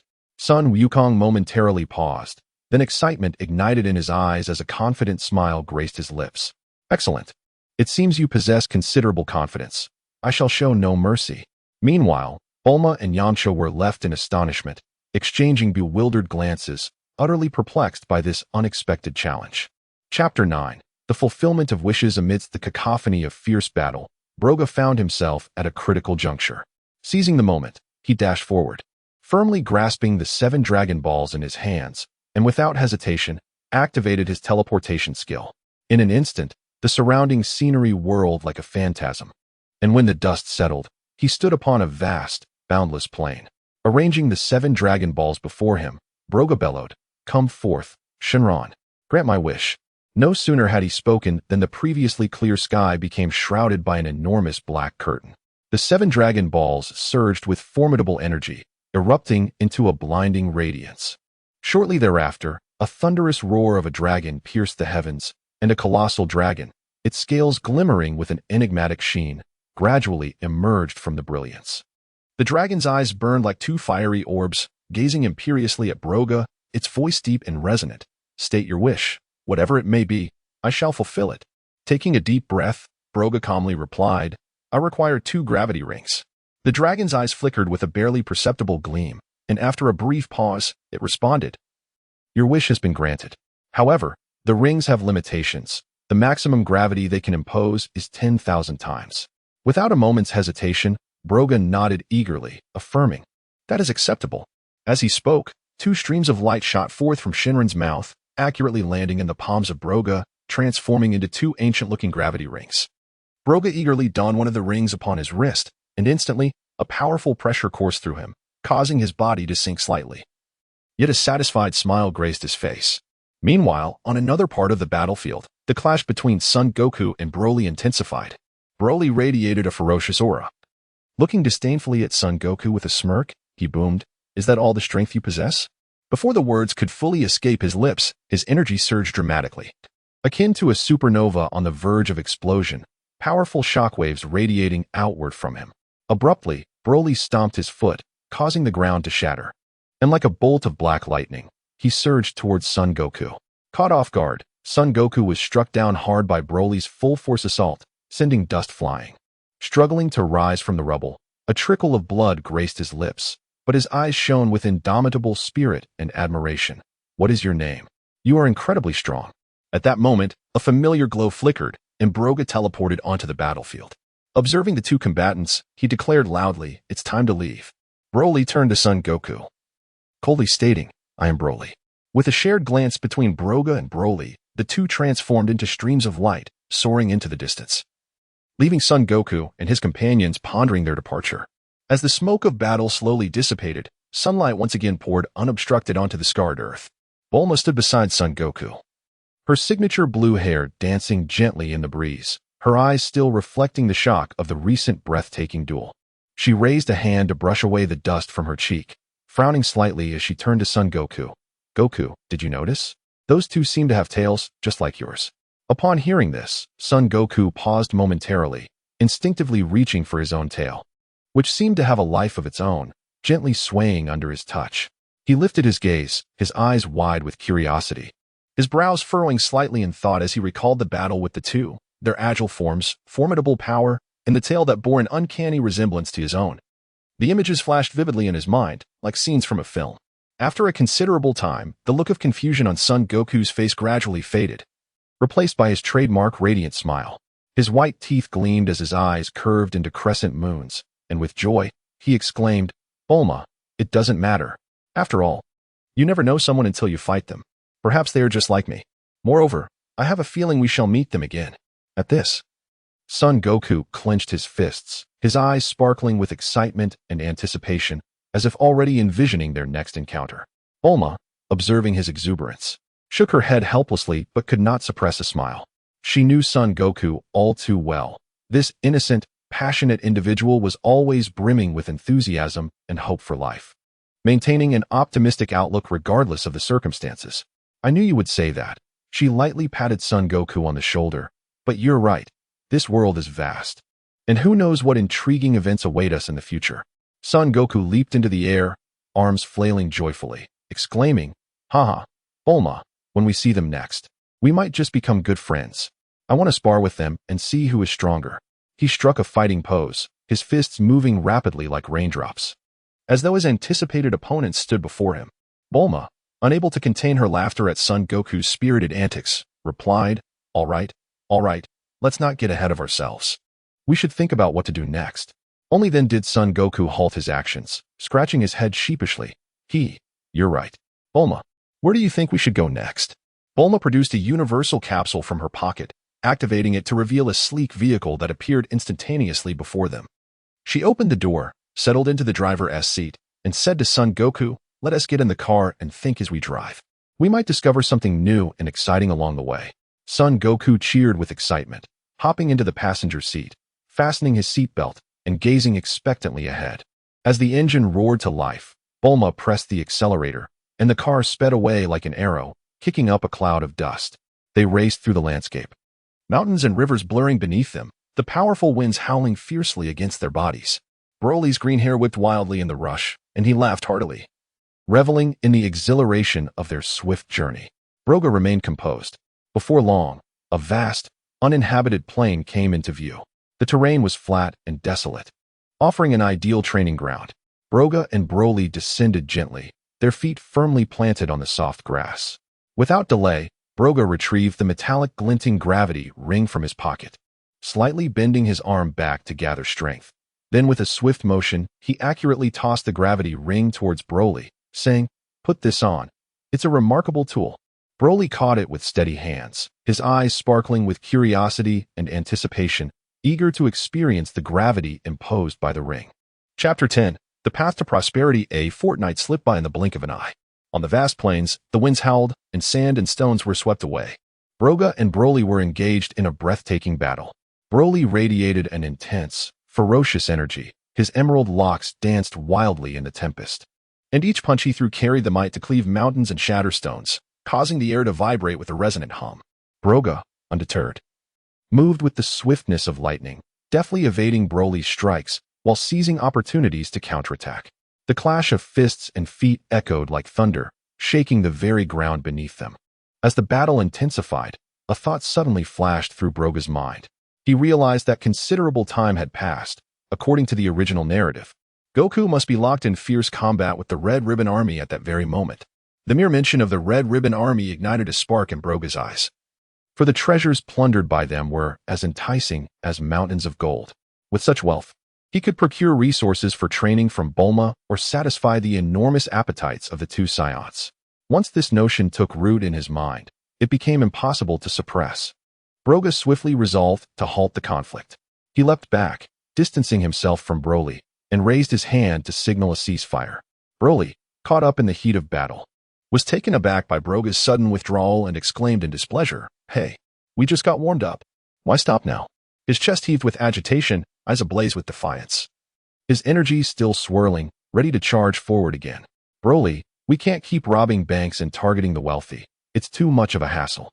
I've heard fantastic news. There's a place hidden away that contains an unimaginable fortune. You know Goku and his friends, right? Let us head to the location they're going to. It's rumored to be the base of the Red Ribbon Army, brimming with ill-gotten gains. If we can haul that wealth back, we one team need to keep stealing." Broly's eyes lit up at the prospect. "Is that true?" He scratched his head and grinned. "All right then, let's go right now." Thus, the two soared towards the Red Ribbon Army's stronghold. Upon nearing their destination, they discovered that Goku and his companions had already breached the base. Goku agilely maneuvered among the foes, effortlessly dispatching the henchmen. Broga and Broly exchanged glances and charged into the fray. Broly let out a thunderous roar, bolstering his energy as he barreled toward the heavily armed guards protecting the treasure. His formidable presence sent shivers through the soldiers, diminishing their combat effectiveness. Meanwhile, Broga locked eyes with Goku. With a wary expression, Goku asked, "You again? What are you doing here?" Broga replied with a smirk, "Bardock's son, well known indeed." Goku, momentarily stunned, responded with surprise and confusion, "You know my father?" Broga's lips curled into a knowing smile as he replied coolly, "Not exactly. However, if you truly wish to uncover your lineage, you must first engage me in combat." No sooner had he spoken than Broga darted forward like an arrow, and Goku quickly assumed a fighting stance, the two of them clashing in an instant. The battle raged on, fists slicing through the air, energy waves surging. While fiercely battling Goku, Broga took a moment to glance at Broly nearby and shouted, "Broly, clear out the remaining henchmen and gather the treasure." With a resounding roar, Broly surged forward, unleashing his overwhelming power upon the remaining lackeys, sending them flying without resistance. Meanwhile, Goku and Broga continued their intense exchange, each collision erupting in brilliant flashes of light, neither willing to yield. Bulma, Krillin, Yamcha, and Poir watched anxiously from the sidelines as the battle unfolded. The clash of fists created a cacophony of sound, reverberating as if it could shake the very heavens. Krillin's eyes widened in shock and disbelief. His mouth agape as he stammered, Is this really someone like us? I can barely see how they fight." He instinctively rubbed his eyes, hoping to clarify the astonishing spectacle before him. Bulma furrowed her brow, her hands clenched tightly as she fixated on the battlefield, murmuring, "This is outrageous. The intensity far exceeds anything we've witnessed before. Yamcha stood nearby, his expression grave, fists clenched in awe of the fierce confrontation. Ub hid behind Yamcha, peering out with wide eyes, a mix of fear and curiosity, having never encountered such a terrifyingly fierce battle. Poir flew overhead, trembling as he remarked, "Is this really the Goku I know? It's terrifying." All were mesmerized by the ferocity of the conflict, their hearts heavy with trepidation and concern. Broga fought with unbridled enthusiasm, his energy surging. Having long sparred with Broly, whose raw strength and wild fighting style rendered their sparring sessions almost mindless, Broga had gained little experience. However, battling Goku, with his distinct techniques and rhythm, felt like a refreshing breeze dispersing the fatigue and pressure of the past. Each clash with Goku sparked a thrill within him, and he found himself smiling, exhilarated. This battle was precisely what he desired. In this fierce contest, Broga and Goku exchanged blows with fervor, each collision resonating with deafening sound, powerful gusts of energy swirling around them, scattering dust and debris. Broga's combat experience flourished as he seamlessly executed various techniques. Goku, undeterred, matched him with his natural talent and unwavering resolve. However, as the battle wore on, Goku began to tire, his movements slowing, breaths growing heavier. Broga, sensing Goku's waning stamina, showed no signs of relenting. Instead, he intensified his onslaught, each strike imbued with formidable pressure. Finally, Goku fell to one knee, his muscles twitching from exertion, panting heavily, each breath echoing like a worn-out bellows. Sweat streamed down his brow, splattering onto the dusty ground, raising tiny clouds of dirt. Despite the lingering defiance in his eyes, his limbs had grown soft and powerless, clearly devoid of the strength to continue. Only then did Broga gradually retreat, stabilizing himself, his face flushed with the exhilaration of battle, his breath steady in comparison to Goku's labored gasps. Fixing his gaze on Goku, he remarked, "I thoroughly enjoyed this fight. You are a worthy opponent. I shall seek you out for a rematch." Pausing briefly, he scrutinized Goku before continuing, "But to be honest, you are far too weak at present. You know Master Roshi, right? You should seek him out. He can enlighten you about the gods on the other world. Perhaps he can teach you, elevating your power for our next encounter. Do not disappoint me then." With that, Broga crossed his arms, watching Goku with a mixture of anticipation for their next battle and a hint of encouragement. Subsequently, Broga turned towards Broly, who had already organized the plundered treasures, which were now carefully enveloped in a peculiar energy shield for ease of transport. Broga patted Broly on the shoulder, and the two exchanged a knowing smile. With Broga leading the way, Broly followed closely behind, bearing the glimmering wealth. Their figures gradually receded into the distance, leaving behind a chaotic battlefield and Goku, who was still striving to regain his strength. A gentle breeze wafted through, as if whispering the lingering echoes of this fierce confrontation. Chapter 11. Teaching Raditz to be a Saiyan. Time flies like a fleeting shadow, and in the blink of an eye, Broga and Broly have spent a decade on Earth. During these 10 years, their lives have been simple and pure, either immersed in the rigorous discipline of training or indulging in the pleasures of exquisite cuisine. Initially, Broga was a naive youth, slender in form, his eyes brimming with curiosity and innocence about the world. Now, he has transformed into a handsome young man, standing at 185 centimeters, with broad shoulders and a narrow waist. His chiseled features are complemented by deep-set eyes that radiate wisdom and determination, exuding a unique charm with every movement. Broly's transformation has been even more astounding. A decade ago, he already emanated an extraordinary presence, and after 10 years of relentless training, he has grown into an imposing figure, now towering over 2 meters. His muscles are robust and well-defined, each sinew imbued with boundless strength, akin to iron. His skin, kissed by the sun, glows with a bronze hue, and his signature long green hair flows in the wind, resembling a warrior from ancient myth. Standing in the courtyard, Broga gazes at the brilliant sunset on the horizon, overwhelmed by a flood of emotions. Turning to the steadfast Broly beside him, he softly remarks, "Time truly flies, does it not? It feels like just yesterday when we first arrived on this planet." Broly stretches his limbs, producing a series of cracking sounds. A hint of annoyance on his face as he responds in a deep voice, "Indeed, it passes swiftly, yet it has been rather dull. Looking across this earth, I find not a single challenger who can engage me in a worthy fight." He furrows his brow, a flicker of disdain crossing his eyes as he continues to mutter. "Take that son Goku, for instance. Despite all this time, his power remains feeble. I wonder what he has been occupied with all these years. When we first met, I thought he could be my rival, but alas. With a disappointed shake of his head, Broly expresses his discontent. Broga chuckles softly, patting Broly on the shoulder, saying, perhaps Son Goku is biding his time, preparing a grand surprise for you. Hearing this, Broly's lips curl into a rebellious smile. Well, I look forward to it. Let us see what tricks he has up his sleeve, but I hope I won't have to wait too long. Observing the discontent and melancholy etched on Broly's face, Broga feels a ripple of concern within. Broly's immense strength renders him nearly invincible, and without worthy opponents on Earth. This prolonged period may not be beneficial for his growth. An idea sparks in Broga's mind. Why not mentor Son Goku? This thought quickly takes root in his heart like a seed. Moreover, he reflects that, according to the trajectory of his memories, a true storm is on the verge of breaking. Lost in thought, Broga suddenly feels a jolt, keenly sensing a faint yet unfamiliar energy quietly descending upon the earth. Though weak, it carries a distinct aura, and a smile involuntarily graces Broga's lips as he murmurs, has Raditz arrived? It seems everything is about to begin. He looks up at the sky, his eyes shimmering with anticipation and excitement, as if foreseeing the thrilling confrontation ahead. In that moment, Broga feels increasingly resolute that it is time to set the wheels of fate in motion. As he contemplates, the realization strikes him. The arrival of Raditz surely means that Gohan has also been born. The thought ignites a spark of excitement in his eyes, and he muses. Guiding Gohan would be a splendid idea. This young lad possesses boundless potential and is destined to shine brightly in this universe. Compared to Son Goku, Broga believes that focusing his energy on Gohan may yield greater rewards. Goku's growth path is already established, while Gohan remains a raw gem brimming with infinite possibilities.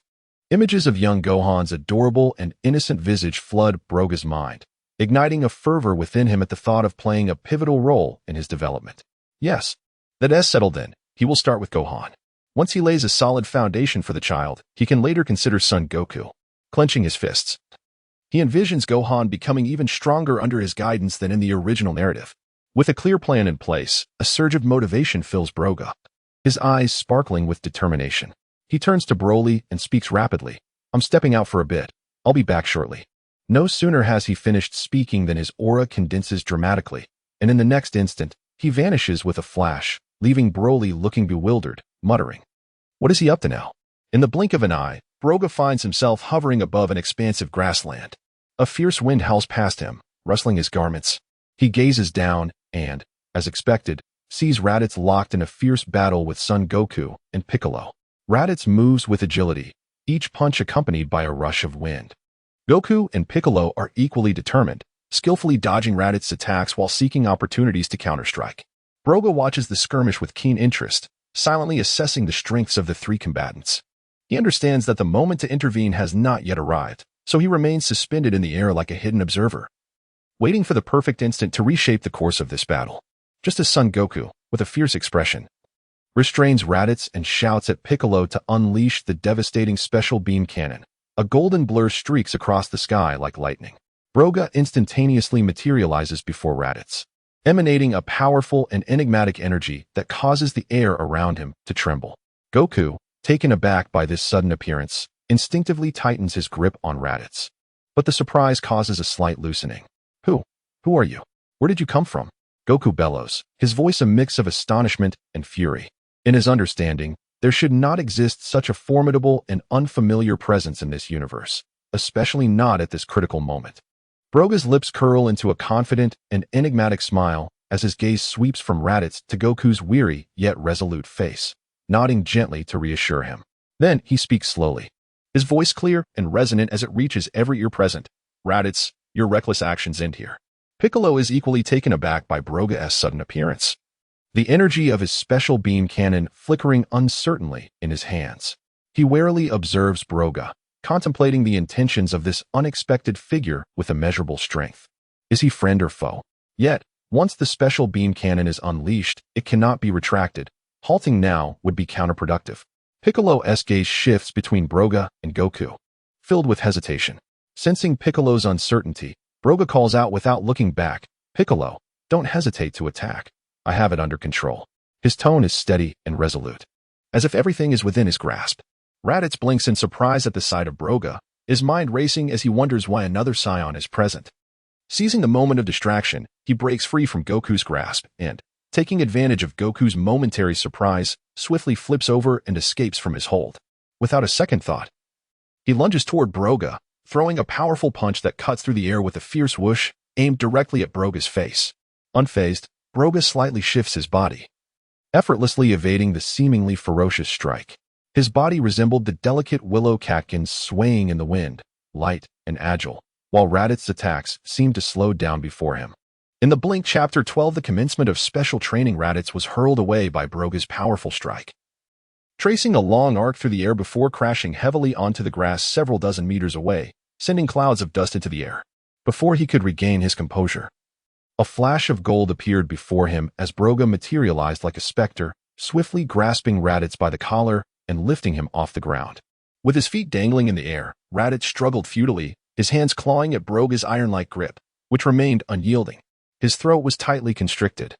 His breathing became rapid and labored, and his face flushed crimson from oxygen deprivation. Broga regarded Raditz coldly, devoid of any sympathy. His deep voice resonated in Raditz's ears. Raditz, do you wish to live or die? I grant you the opportunity to choose. Raditz's eyes widened in fear and defiance, yet he found himself unable to voice a reply, only managing to emit intermittent whimpers. In the distance, Sun Wukong and Piccolo stared in astonishment at the scene, having never before witnessed such formidable power. Before Broga, Raditz was utterly powerless. Sun Wukong opened his mouth, attempting to speak, but found himself at a loss for words. Piccolo squinted, scrutinizing Broga with a wary eye. This mysterious figure had only complicated an already intricate situation. Raditz's struggles gradually weakened, and just as he thought his demise was imminent, Broga slightly loosened his grip. Gasping for air, Raditz coughed several times, trembling as he stammered, What do you want from me? Broga's lips curled into a cold smile as he replied, If you wish to live, you must obediently heed my words. Follow me, and I will help you grow stronger. What do you say? Raditz's eyes flickered with internal conflict. His pride as a Saiyan instilled a deep-seated aversion to submission. Yet, the terrifying strength exhibited by Broga left him with no means of resistance. If he refused, his life was surely forfeit. After a moment of hesitation, Raditz gritted his teeth and begrudgingly declared, Humph, why should I trust you? What if you merely wish to toy with me and kill me when I let my guard down? Broga glanced at him with a hint of disdain, tightening his grip, causing Raditz to cough violently and struggle to breathe once more. Broga spoke again. Do you truly believe you have a choice? Refusal means immediate descent into oblivion. Agree. And I will ensure not only your survival, but that you become one of the universe's mightiest warriors. Raditz understood he had no alternative, and the Saiyan's insatiable thirst for power urged him to comply. Resolutely, he said, Fine, I accept your terms, but if you dare deceive me, I swear on my life, I will hunt you down. Broga released him, and Raditz collapsed onto the ground, gasping for breath. Broga looked down at him, his tone icy. From this moment, do not entertain any tricks, otherwise your demise will be most unpleasant. After releasing Raditz, Broga slowly turned to face Sun Wukong, a gentle expression gracing his features as he remarked, It has been quite a while, hasn't it? Several years, I believe. Sun Wukong blinked in surprise. Confusion etched on his face as he scrutinized Broga, desperately sifting through his memories. After a moment, he scratched his head, a sheepish smile spreading across his face. I'm terribly sorry, but I seem to have forgotten who you are. However, from your words, it seems we were quite familiar in the past. Broga's lips curved upwards, his eyes gleaming with mischief. Your memory is quite poor. We sparred together in the Legion, and the battle was nothing short of intense. Have you forgotten so quickly? Sun Wukong's eyes widened in disbelief, followed by a look of realization mixed with delight as he exclaimed, Now I remember. It was you. That battle was exhilarating. I spent quite some time pondering your techniques. I never anticipated encountering you here. Broga laughed heartily. Wukong, do you wish to grow stronger? I can take you to a place. You are far too weak as you are. With that, he instantly moved beside Sun Wukong, seizing him and soaring into the sky. Soon, they arrived at the North Kai's realm, where Broga unceremoniously tossed Sun Wukong inside, declaring, Train diligently here. I will assist in your instruction. Sun Wukong stood bewildered within, having no time to utter a word before Broga vanished. Meanwhile, Broga found Gohan, who looked up at him curiously. Uncle, who are you? Broga smiled, ruffling his hair. I am a friend of your father, and I will be your instructor from now on." With that, he released a fraction of his energy, which instantly enveloped Gohan in a suffocating pressure, making it difficult for him to breathe and causing his legs to tremble involuntarily. Gohan's eyes widened in shock and disbelief, his young mind overwhelmed by the immense power Broga displayed. Observing Gohan's reaction, Broga retracted his energy and spoke gently, "Do not fear. If you train diligently under my guidance, you too can possess such strength or even greater." Gohan clenched his small fists, his eyes sparkling with excitement and anticipation as he nodded vigorously. "Yes, I will work hard, Uncle." Broga smiled with satisfaction, recognizing Gohan's exceptional talent. With proper guidance, his future was boundless. After conversing with Gohan, Broga turned to Piccolo, his eyes glinting with expectation as he called out, "And you? Do you wish to grow stronger? If so, come along." Piccolo's expression hardened as he fixed his gaze on Broga, his heart torn with conflict. On one hand, he coveted Broga's formidable power, yearning to ascend to new heights under his tutelage. On the other hand, he harbored concerns about Broga's true intentions, given his mysterious nature. As Piccolo hesitated, Broga did not rush him, maintaining a subtle smile as he lifted Gohan and began to depart. Raditz obediently trailed behind Broga, fully aware of the fearsome strength he had just witnessed and too intimidated to resist. Gohan nestled comfortably in Broga's embrace, eagerly observing his surroundings, brimming with anticipation for the training that lay ahead. Piccolo watched their retreating figures, his mind swirling with deliberation, contemplating the plateau of his power over the years and the formidable foes he might face in the future. He finally steeled himself, darting forward to pursue Broga. "Wait for me," Piccolo called out. Upon hearing the voice, Broga paused, turning to see Piccolo following, a glimmer of satisfaction crossing his eyes. "Now that you're here, prepare yourself for hardship. My training is anything but easy," Broga warned Piccolo. With a serious demeanor, Piccolo nodded resolutely. "I am not afraid." Chapter 13. Awaiting the arrival of Prince Vegeta, Broly, accompanied by Gohan, Raditz, and Piccolo, landed gracefully before the villa. As they touched down, the grand doors swung open with a flourish. Broly strode out with an impressive gait, his robust frame resembling a small mountain, causing the ground to tremble slightly with each step. His iconic green hair danced wildly, exuding an innate aura of power. "Broga, you have finally returned," Broly bellowed, his voice resonating like a thunderclap, vibrating the very air around them. His gaze, intense and probing, swept over Gohan, Raditz, and Piccolo, filled with curiosity. Gohan, startled by Broly's imposing presence, instinctively took a step back behind Broga, peeking out timidly to assess this towering figure. Raditz furrowed his brow, a hint of caution flickering across his face. As a Saiyan, he keenly sensed the formidable energy radiating from Broly. Piccolo stood still, his expression calm, yet internally vigilant, as he scrutinized Broly, contemplating the origins of this sudden powerhouse. Broga chuckled and patted Broly on the shoulder, saying, "Broly, allow me to introduce some new companions. From now on, you will train together." At this, Broly's excitement surged, and he grinned widely, exclaiming, "Excellent. Training with new partners will undoubtedly be more enjoyable.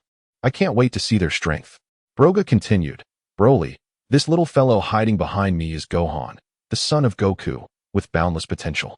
The one frowning in caution is Raditz, a Saiyan and Goku's elder brother, and the calm one beside him is Piccolo, a Namekian whose strength is not to be underestimated."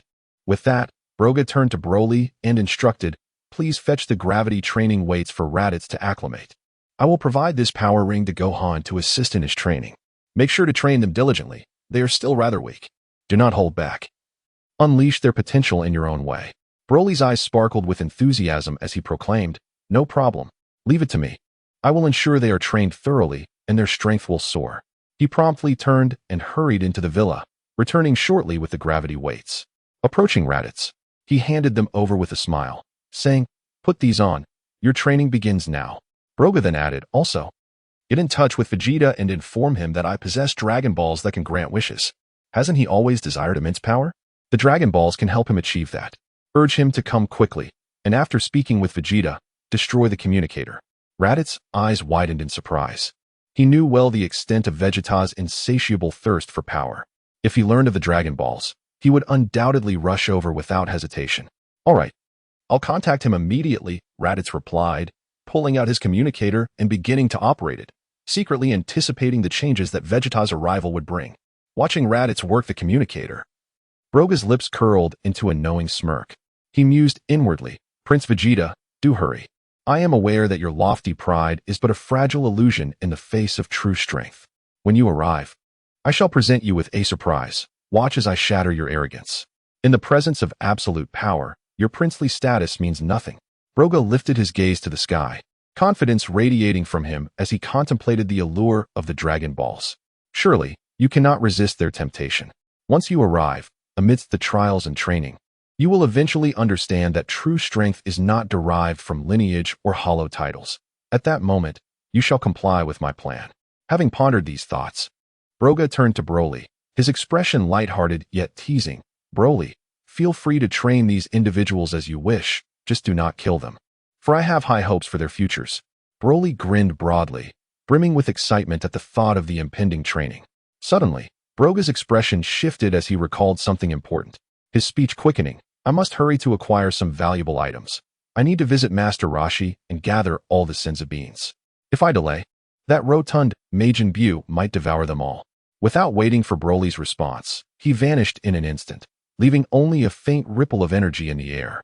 Broly, watching the direction in which Broga had disappeared, scratched his head and turned to Gohan, Raditz, and Piccolo, a mischievous grin spreading across his face. All right. Are you all prepared to endure my special training?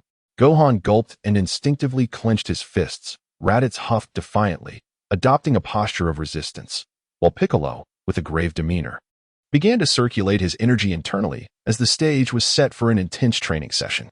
Meanwhile, Master Roshi lounged leisurely in his rocking chair, twirling a Senzu bean in his hand when he suddenly felt an inexplicable tremor, a strange sensation creeping upon him.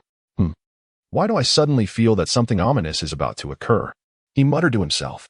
Just as he spoke, a flash of golden light surged forth, and Broga appeared before him, beaming with delight, yet fixated intently on the Senzu bean in Master Roshi's hand. Broga exclaimed, Master Roshi, it is a pleasure to meet you. I've heard that one Senzu bean can sustain a person for 10 days and has healing properties. Truly remarkable. Master Roshi's heart raced as he hastily concealed the Senzu bean behind him, alert like a startled rabbit, eyeing Broga warily. What do you want? These Senzu beans are precious, and I have but a few.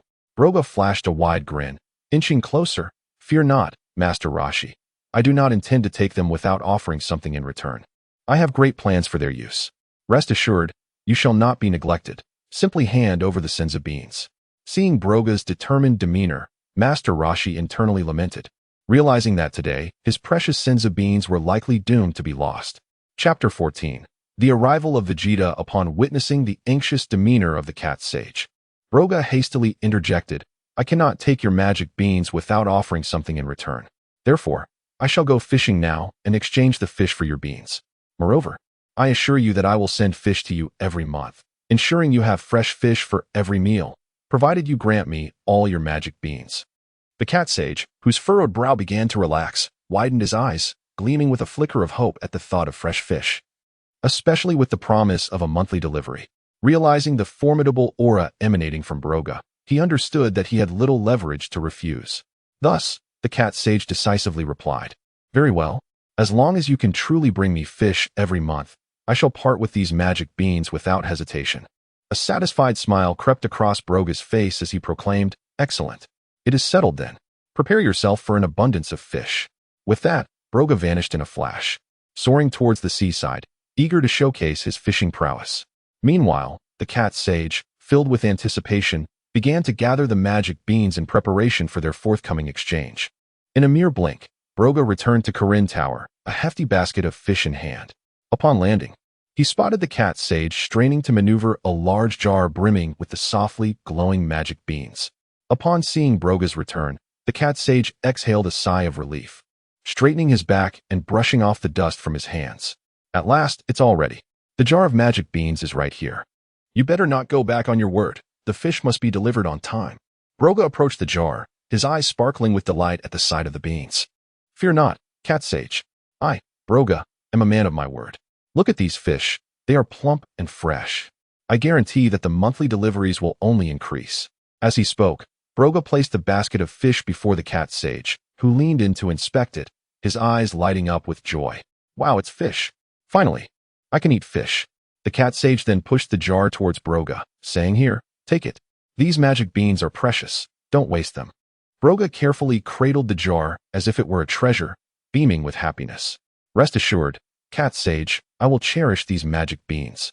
As he bid farewell to the cat sage, Broga, cradling the jar of magic beans, cheerfully declared, "From now on, these magic beans are mine."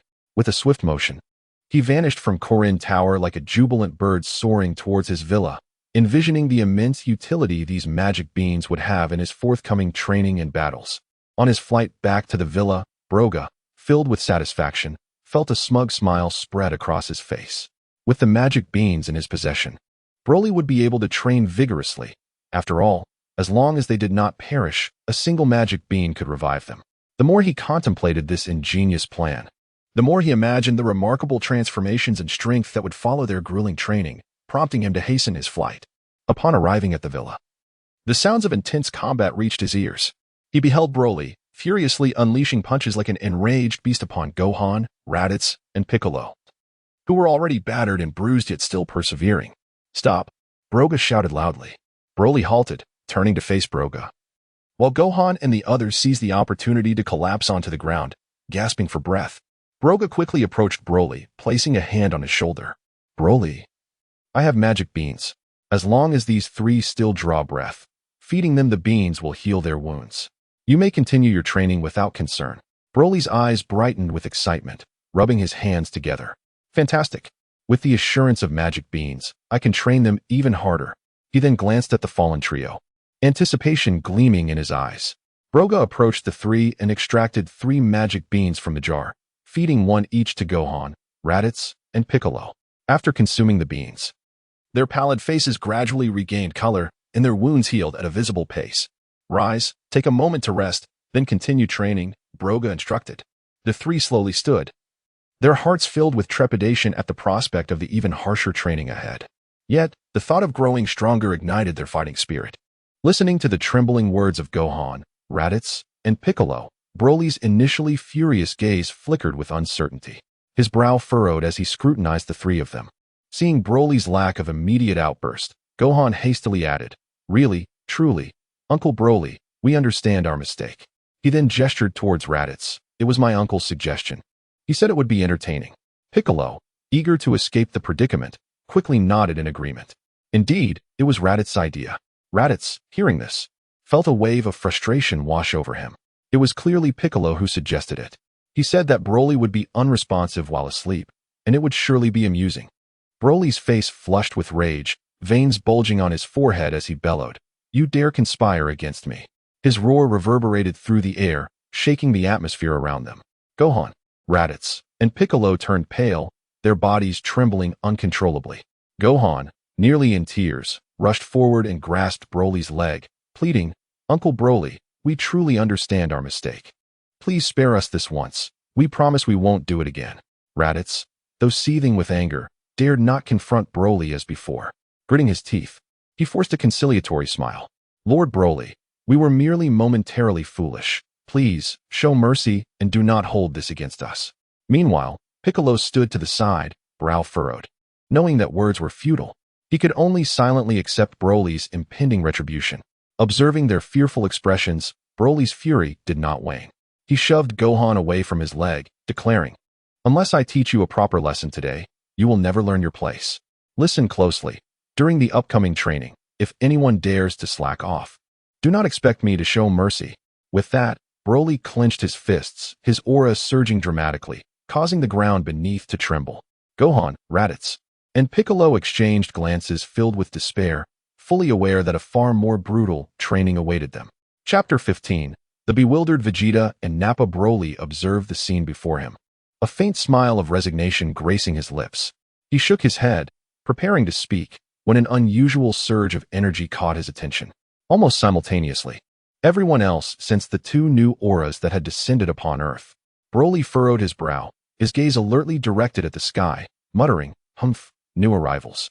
Raditz and Piccolo exchanged glances, both understanding that Vegeta had arrived with companions after receiving the news. Gohan blinked in confusion, a hint of doubt on his face as he softly remarked, "Why do they seem a bit weak?" Tilting his head, he expressed his bewilderment. I expected Vegeta to be much stronger. Why does this energy feel so lackluster? Broly gently ruffled Gohan's hair, smiling as he reassured, Gohan, do not underestimate them. Sometimes energy can be concealed. Perhaps they are merely feigning weakness. Yet, he thought to himself, this is Broly training you. How could you not grow strong in his presence? Raditz snorted disdainfully, commenting, humph, that arrogant Vegeta may indeed look down on us. Meanwhile, Piccolo stood silently to the side. His eyes narrowed in vigilance as he carefully sensed the fluctuations of the two auras, quietly strategizing his response. Broly's expression sharpened as he exchanged a knowing glance with Broly. With a sweeping gesture, Broly declared, let us go greet them. In an instant, they both activated their instant transmission. A powerful gust of wind swirling up dust from the ground. Gohan, Raditz, and Piccolo barely perceived a flash of light before they found themselves at the site of Vegeta's landing.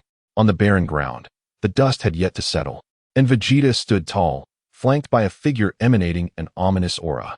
With his defiant black hair standing erect, Vegeta narrowed his eyes.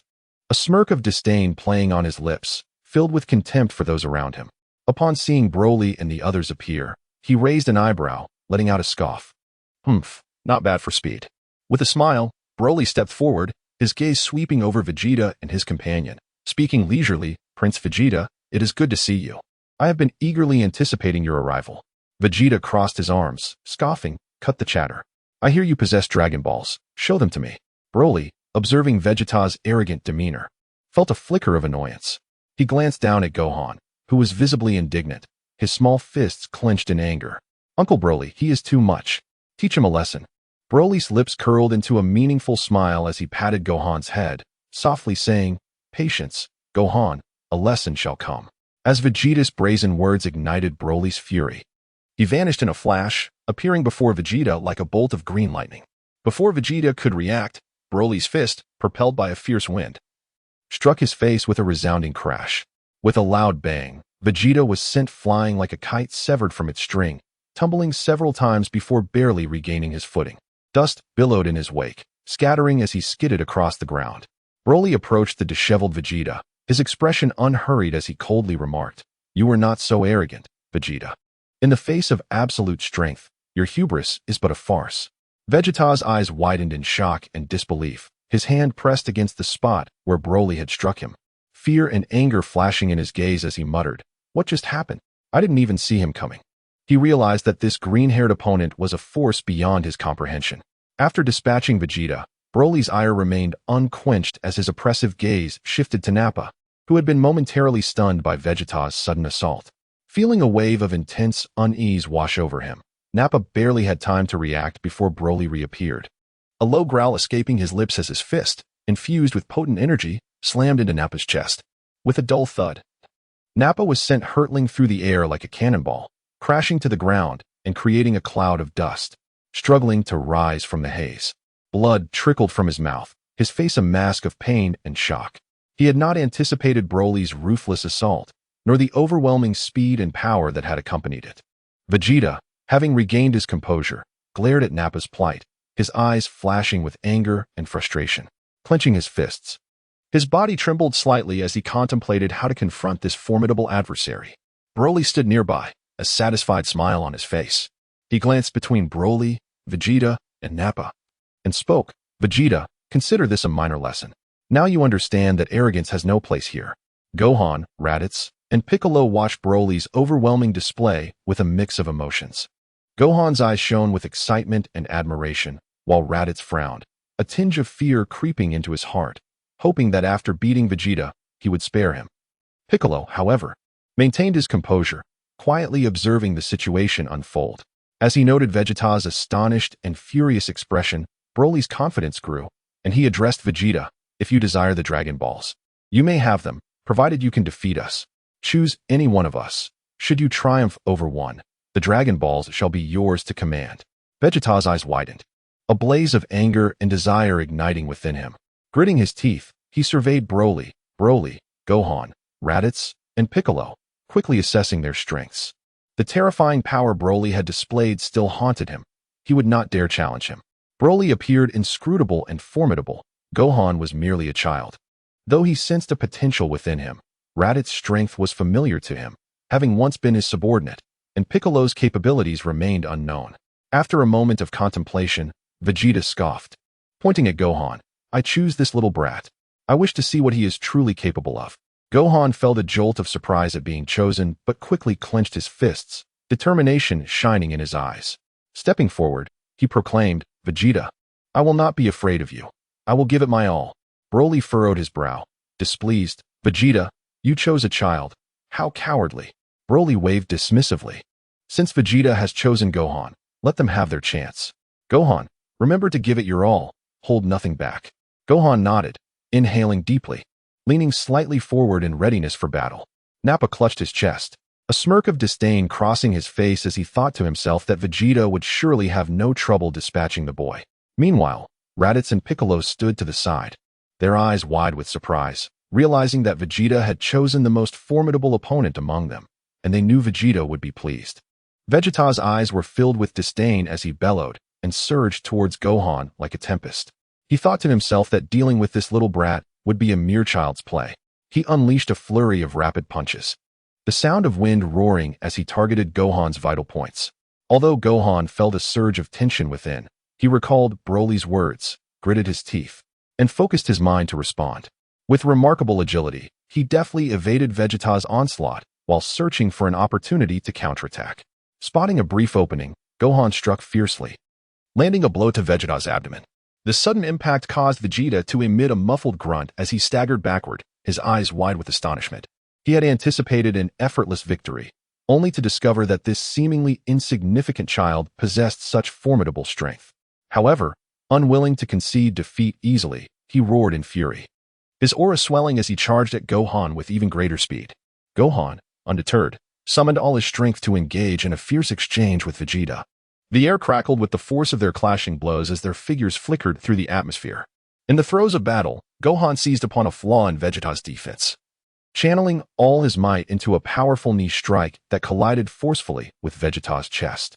The impact was tremendous, sending Vegeta tumbling backward to the ground amidst a cloud of dust. Struggling to rise, his face was painted with disbelief, utterly bewildered by Gohan's performance. Clutching his chest, he felt a mix of shock and fury, astonished that this seemingly weak child could unleash such overwhelming power, leaving him momentarily at a loss. Onlookers witnessed the spectacle. Broly enthusiastically waved his fists, cheering for Gohan. Broly smiled, nodding in satisfaction. Raditz and Piccolo remained unfazed, accustomed to the unfolding drama. Meanwhile, Nappa stood beside Vegeta, utterly dumbfounded, unable to comprehend how the situation had turned so dramatically. Chapter 16. The reluctant Vegeta. Vegeta knelt upon the ground, his trembling body supported by his hands, succumbing to overwhelming fatigue. Each muscle convulsed, and beads of sweat like pearls cascaded from his brow, landing upon the dust-laden earth. In his eyes flickered a flame of dissatisfaction. His teeth clenched as he spat out a few words through gritted teeth. "Damn it. How could I possibly lose?" His voice was hoarse and brimming with fury, as if he sought to unleash his indignation into the heavens. Not far off stood Gohan, exuding an aura of formidable calmness. His demeanor was serene, yet his gaze radiated confidence and resolve. Observing the disheveled Vegeta, he spoke in a tone both tranquil and unwavering. "You cannot defeat me." His voice echoed across the desolate battlefield, imbued with the inherent composure of a true warrior.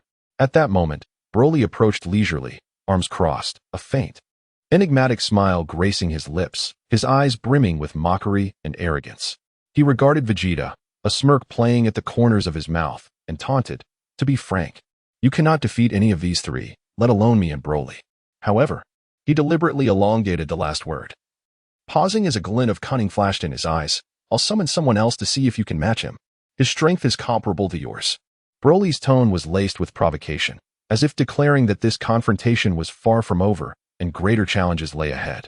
Disregarding Vegeta's reaction, Broly instantaneously vanished, accompanied by a violent distortion of space, reappearing on North Kai's planet. This small celestial body floated amidst the vast cosmos, shrouded in darkness, with twinkling stars resembling jewels embedded in a black canvas. Upon his arrival, Broly spotted Goku, bare-chested and glistening with sweat, delivering powerful punches to a massive boulder that trembled under the force of his blows. Simultaneously, Goku sensed Broly's arrival, halting his movements.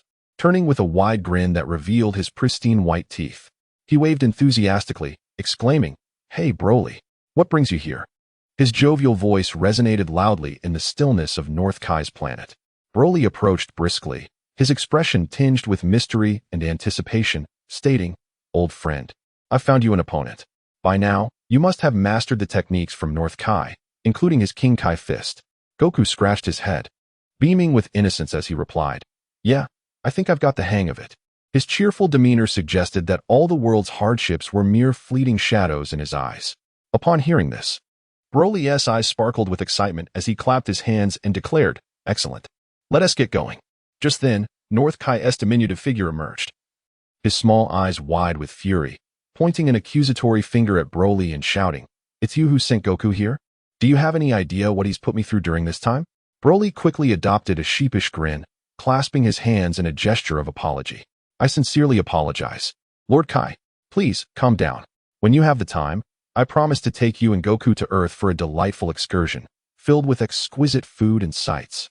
As a token of my apology, North Kai furrowed his brow, his anger not dissipating immediately, but under Broly's persistent coaxing, he reluctantly nodded, muttering, "Humph, just remember, don't make promises you can't keep." Thus, Broly transported Goku back in an instant. The space rippled like water, and their figures vanished in a flash of light from North Kai's planet. When the light dissipated once more, they stood before Vegeta, who awaited with a mix of confusion and resentment. Upon their sudden appearance, he instinctively tensed, his eyes a blend of wariness and hostility. The moment Goku saw Vegeta, excitement ignited within his gaze, his innocent smile unwavering as he stretched his limbs. "Haha, is this guy my opponent? He looks like he has been through a lot." With keen perception, Goku noted Vegeta's injuries, his brow furrowing in concern as he remarked, "This guy seems hurt. Continuing like this wouldn't be fun." Yet Broly remained unfazed, waving dismissively, "No worries, old friend, don't fret." He swiftly produced a mystical bean, radiating an extraordinary glow and an enticing aroma. The bean shimmered with an aura of vitality and energy. With a flick of his wrist, Broly expertly tossed the bean towards Vegeta, calling out, "Catch, Vegeta. Consume it, and you'll recover." Vegeta instinctively reached out to grasp the bean, eyeing it with a flicker of skepticism. He glanced up at Broly and Goku, seemingly pondering their intentions. However, after a brief hesitation, his fierce desire to win eclipsed his doubts. Only by regaining his peak condition could he hope to contend with Goku. With a determined tilt of his head, Vegeta consumed the bean. Instantly, a warm surge radiated from his stomach throughout his body, revitalizing his exhausted form. His wounds healed at a visible pace, and beneath his tattered clothing, his muscles tensed anew as a powerful purple aura surged forth. His gaze regained its sharpness and ferocity, coldly fixating on Goku, as if heralding the imminent commencement of battle.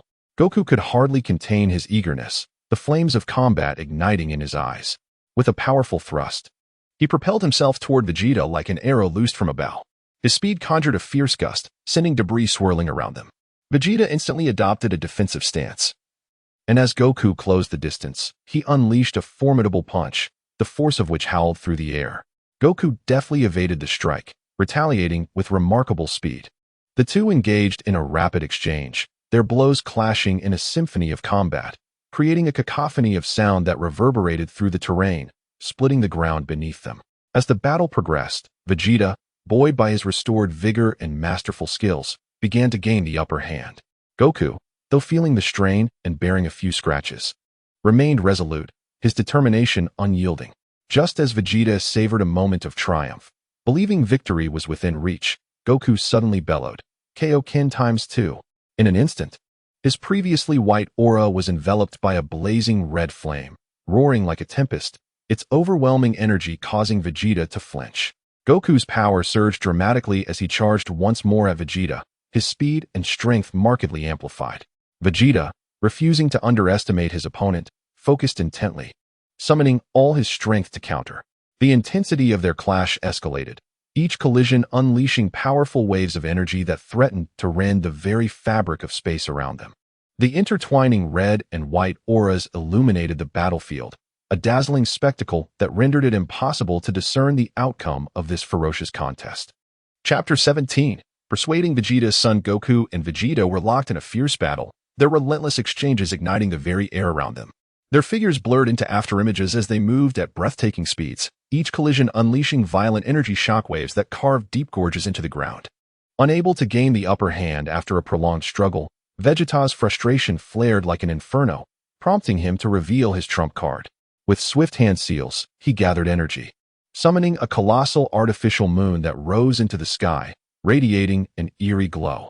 Bathed in the moon's light, Vegeta underwent a dramatic transformation. His bones cracked and muscles swelled. Hair erupted wildly, and in the blink of an eye, he became a formidable gorilla, howling at the heavens, sending waves of oppressive force rippling outward. Goku's expression shifted to alarm as he instinctively touched the base of his tail, relieved to find it had been severed, sparing him the fate of losing his sanity to the transformation. Nonetheless, the sight of the gorilla form of Vegeta instilled a sense of trepidation within him. Aware that Vegeta's power would surge to unimaginable heights in this state, Broly, sensing the precarious situation, turned to Gohan with a relaxed demeanor, urgently advising, "Gohan, do not gaze upon that moon. Shield yourself from its light." He understood that if Gohan were to succumb to its influence and transform into a gorilla, the chaos would escalate beyond control. Heeding the warning, Gohan quickly shut his eyes and turned away, striving to block out the external distractions. Broly then returned his focus to the battlefield, intently observing the clash between Goku and the transformed Vegeta. Vegeta, now a towering behemoth, brandished his massive arms, his crimson eyes gleaming with ferocity and madness. He bellowed, "Come on, keep fighting." His voice thundered like a raging storm, shaking the very air around them. Even before his words faded, he launched himself at Goku with the force of a cannonball, each footfall causing the ground to tremble and fissure beneath him. Goku had no time to contemplate. He could only react swiftly, relying on his agility to evade the onslaught. However, in gorilla form, Vegeta's speed and strength surpassed all expectations, his attacks raining down like a tempest. Despite Goku's best efforts to defend himself, he gradually found himself overwhelmed, being mercilessly battered by Vegeta. In mere moments, Goku sustained numerous injuries, his clothing torn and blood trickling from the corner of his mouth. Recognizing that this path would lead to his demise, Goku gritted his teeth, a resolute glint igniting in his eyes as he resolved to take a gamble.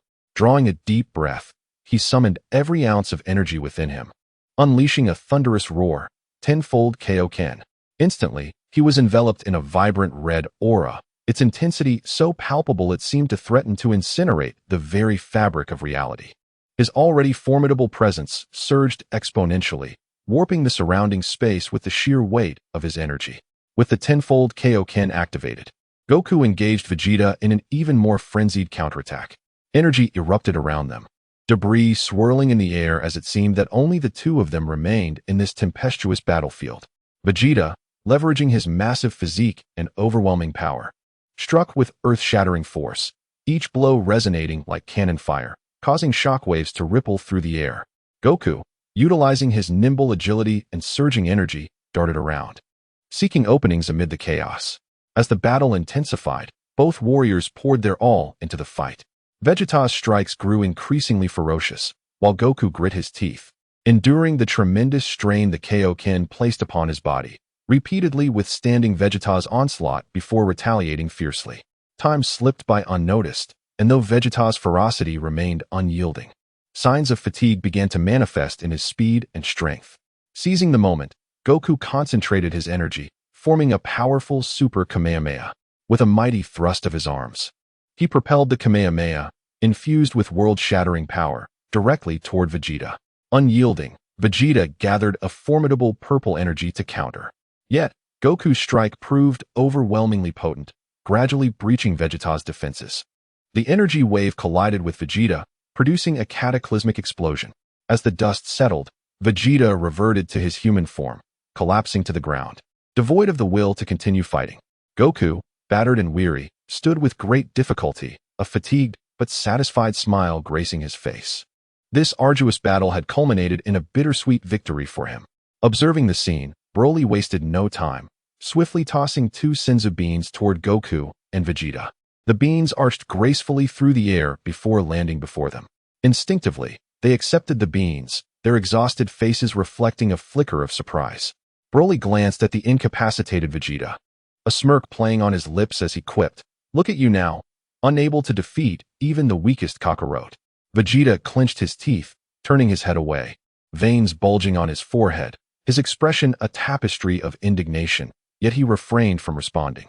Noticing Vegeta's silence, Broly remained unfazed, crossing his arms and continuing, "So, how about it? Would you like me to teach you how to grow stronger?" When you weren't around, he pointed to Raditz, Piccolo, and Gohan. "They were all weaker than you, but with my guidance." Before he could finish, Broly's voice interjected, "Wasn't that my teaching?" Broly shot him a glare, retorting, "Don't meddle here, especially at a crucial moment. If it weren't for my special training plan, would they have improved so rapidly?" Broly scratched his head, mumbling, "I've put in quite a bit of effort too." Ignoring Broly, Broly turned back to Vegeta. "Now they are far stronger than you. Join my training regimen, and I assure you, your power will skyrocket. Next time you face Kakarot, you will undoubtedly crush him." Vegeta lifted his gaze, a flicker of hesitation crossing his eyes before swiftly reverting to indifference. Internally, he grappled with his yearning for power and his proud ego, both clashing fiercely.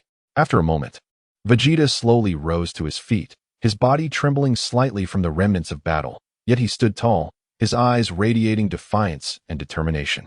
He coldly regarded Broly, stating, "Humph, don't think I truly believe you. I merely wish to see the extent of your capabilities. If your training fails to meet my expectations, do not blame me for turning against you." A confident smile graced Broly's lips as he patted Vegeta on the shoulder, assuring him, "Fear not. As long as you commit wholeheartedly, prepare to witness your own metamorphosis." Broly, excited, chimed in, "Haha, finally some excitement to behold. Who knows? We might challenge even stronger foes together in the future." Vegeta disdainfully swatted Broly's hand away, retorting, "Keep your distance, fool. I don't want your sweat on me." Following this, Broly commenced outlining the framework of the training plan, detailing everything from high-intensity physical training to deep dives into energy manipulation techniques, culminating in simulated combat scenarios. As he spoke, Vegeta's initially indifferent expression began to soften with intrigue. He couldn't deny that this plan held substantial challenge and potential. Meanwhile, having consumed the Senzu bean, Goku regained considerable vitality and approached with a smile. "Vegeta, I eagerly anticipate our next encounter. Don't let me down." Vegeta snorted, "Kakarot, next time, I will ensure you experience a complete defeat. Do you truly believe you can stand against me?" Observing Vegeta's determined demeanor, it became evident to all that the Saiyan Prince had resolutely embarked upon a transformative journey of strength. Broly, witnessing this scene, erupted into hearty laughter and turned to Goku, saying, "Goku, oh Goku, why not hasten back home with your son to check on your wife? You've been away for several days. I can only imagine how worried Chi-Chi must be. When you return, you might have quite the reckoning." Goku scratched his head, a sheepish grin spreading across his face as he sheepishly replied, "Oh dear, I completely forgot. I'm heading back right away." With that, he scooped up Goten and waved goodbye to Broly, soaring into the sky with his son. Meanwhile, at the Capsule Corporation, Chi-Chi paced anxiously in the yard, muttering to herself, "Why haven't Goku and Goten returned yet? What if something has happened to them?" Suddenly, a familiar energy signature approached, and Goku and Goten materialized in the yard. Chi-Chi's eyes lit up momentarily, only to be replaced by a frown as she placed her hands on her hips and exclaimed, "Goku, you finally decided to come back? Where have you been all these days? You couldn't even bother to send a message home. Do you even care about this family?" Goku, wearing a contrite smile, repeatedly apologized. "Chi-Chi, please don't be upset. It's just that I encountered a few unforeseen matters." However, Chi-Chi paid no heed to his explanations, continuing to admonish him. "All you do is fight. Goten still needs to go to school, and you, as his father, show no concern at all." Goku, feeling helpless, glanced at Goten, who merely shrugged in a display of helplessness. Indeed, as Broly had remarked, Goku was in for quite the ordeal. Chapter 18. Journey to Namek. After enduring a series of heart-pounding battles, Vegeta followed Broly and the others back to the secluded villa nestled deep within the mountains. The villa, surrounded by lush greenery, presented a tranquil atmosphere that starkly contrasted with the fierce scenes of combat that had just unfolded. Broly exhaled deeply, turning to glance at the somewhat fatigued yet still prideful Vegeta, contemplating the plans ahead. With a smile, Broly addressed Broly, patting his solid shoulder, and declared, "Broly, it's your responsibility to train this fellow. After all, Adding one more to our ranks is hardly a burden. Vegeta's potential is formidable, though his temperament may be stubborn. His strength is commendable. Train him in your own way, and I am confident that in no time, he will ascend to a new level of power. Soon enough, we shall have yet another formidable warrior on our side. Broly nodded slightly, his gaze piercing as he surveyed Vegeta, his eyes akin to one assessing a rough gem awaiting refinement. Vegeta responded with a derisive snort, a hint of a smirk curling at the corners of his mouth, exuding a defiance that suggested he would not be easily tamed. Noticing Vegeta's disdainful demeanor, Broly narrowed his eyes slightly, his aura beginning to stir with agitation. Internally, he mused, "Humph, Vegeta is indeed arrogant. This presents an opportunity for me to have some fun and see what expressions he will wear when I strip away his prickly exterior. We shall commence with the fundamentals of physical training, allowing him to sweat through the reality of what true strength entails. Following that, I shall engage him in high-intensity sparring to gradually push him to his limits. I refuse to believe he can maintain his arrogance in the face of such challenges." As these thoughts coursed through Broly's mind, a subtle smile crept upon his lips, his eyes alight with anticipation for the unique game about to unfold. Broga watched Broly and Vegeta, and suddenly, the image of Gohan flashed through his mind. He contemplated that if Broly had the time, he should inquire whether Gohan intended to continue training or return to the tranquility of school life. If Gohan wished to persist in his training, it could pose a challenge. Given Chi-Chi's desire for him to pursue a conventional path, focusing on his studies to secure a promising future. However, should he convince Gohan to adhere to his training, it would necessitate persuading Chi-Chi to ease her stance. Ideally, they could also bring Goku into the fold, for with Goku's fervor for training, he would undoubtedly accompany Gohan should Chi-Chi acquiesce. Perhaps, in this scenario, the father and son duo from the Sun family could achieve even greater breakthroughs in their training. Broga continued to ponder Gohan's situation, inadvertently casting his gaze upon Vegeta, when suddenly a realization struck him as he slapped his forehead, recalling something of importance. He took a few brisk steps toward Vegeta, a teasing smile adorning his face. "Hey, Vegeta, are you really going to dismiss your ever-loyal lackey?" Vegeta frowned at the remark, a flicker of displeasure crossing his eyes as he coldly retorted, "You mean that useless fool? What good is he?" Unfazed, Broga chuckled and continued, "Regardless, he is still a Saiyan. Keeping him around might prove beneficial in the future. Furthermore, training together and sparring could enhance everyone's strength. Since Broly is set to train you, having one more participant is hardly excessive. Consider it a training partner. If you bring him along, Broly can also put him through his paces. Once he gains strength, it would only serve to benefit you, wouldn't it?" After a moment of silence, seemingly weighing the pros and cons, Vegeta huffed, "Fine, let him come." On a serene and miraculous plane on Earth, Broly had commenced an intensive training regimen for several months with Vegeta, Raditz, Nappa, Goku, and Gohan. Throughout these months, Broly's training methods were exceedingly rigorous, continually unlocking the latent potential within each warrior. Every bout and every round of physical conditioning transformed them amidst their exertion. Vegeta steadily enhanced his power through repeated setbacks and breakthroughs. Goku, with his unwavering determination and remarkable talent, reached new heights. Gohan experienced a qualitative leap in combat skills and power control, and both Raditz and Nappa rediscovered their Saiyan fighting spirit, their strength becoming formidable. During this period, Broga attentively observed their training progress, bearing witness to their transformation from initial struggles to adeptly confronting various challenges, filling him with a sense of nostalgia. Gazing at the formidable warriors before him, he recalled the recent intelligence regarding Frieza's arrival on Namek, formulating a plan. One day, Broga strode purposefully towards the group, who were taking a break from their training. He first scanned the faces of Goku and the others before finally settling on Vegeta, a confident and expectant expression gracing his features as he proclaimed, "Hey, everyone, under Broly's training, each of you has undergone a monumental transformation. Now, an incredible opportunity presents itself. Frieza has arrived on Namek. Let us confront him together. With your current strength, we might just put an end to Frieza's malevolence and make a name for ourselves in the universe." Upon hearing Frieza's name, a fire ignited in Vegeta's eyes, a cold smirk forming on his lips. "Humph, that bastard Frieza has long been on my list. This training period will serve as the perfect opportunity to test my skills against him." Goku, exuberant, rubbed his hands together, his face alight with pure combat enthusiasm. "Wow, I finally get to fight a powerful opponent again. I'm definitely going to Namek. Though Gohan appeared slightly hesitant. The thought of fighting alongside his father against the evil Frieza solidified his resolve as he nodded in agreement. I want to help everyone, too. Raditz and Nappa exchanged glances. Nappa disdainfully spat. That Frieza has bullied us Saiyans for far too long. This time, he will pay the price. Raditz clenched his fists, his eyes brimming with vengeful desire. Chapter 19. The assault on Frieza. Broga smiled and instructed everyone to place their hands on each other's shoulders. Vegeta, Goku, Gohan, Raditz, Nappa, and Broly obediently complied. With his eyes closed, Broga concentrated intently, attuning himself to the unique energy fluctuations of planet Makis, striving to pinpoint their destination. Suddenly, a powerful spatial distortion swept through, causing the scenery around them to shift rapidly. Stars and nebulae flitted by like phantoms, and everyone felt their bodies lighten as if they were being drawn into an endless vortex of time and space. Vegeta furrowed his brow, arms crossed, maintaining his proud demeanor even in the midst of this extraordinary teleportation, his eyes gleaming with anticipation and excitement for the impending battle.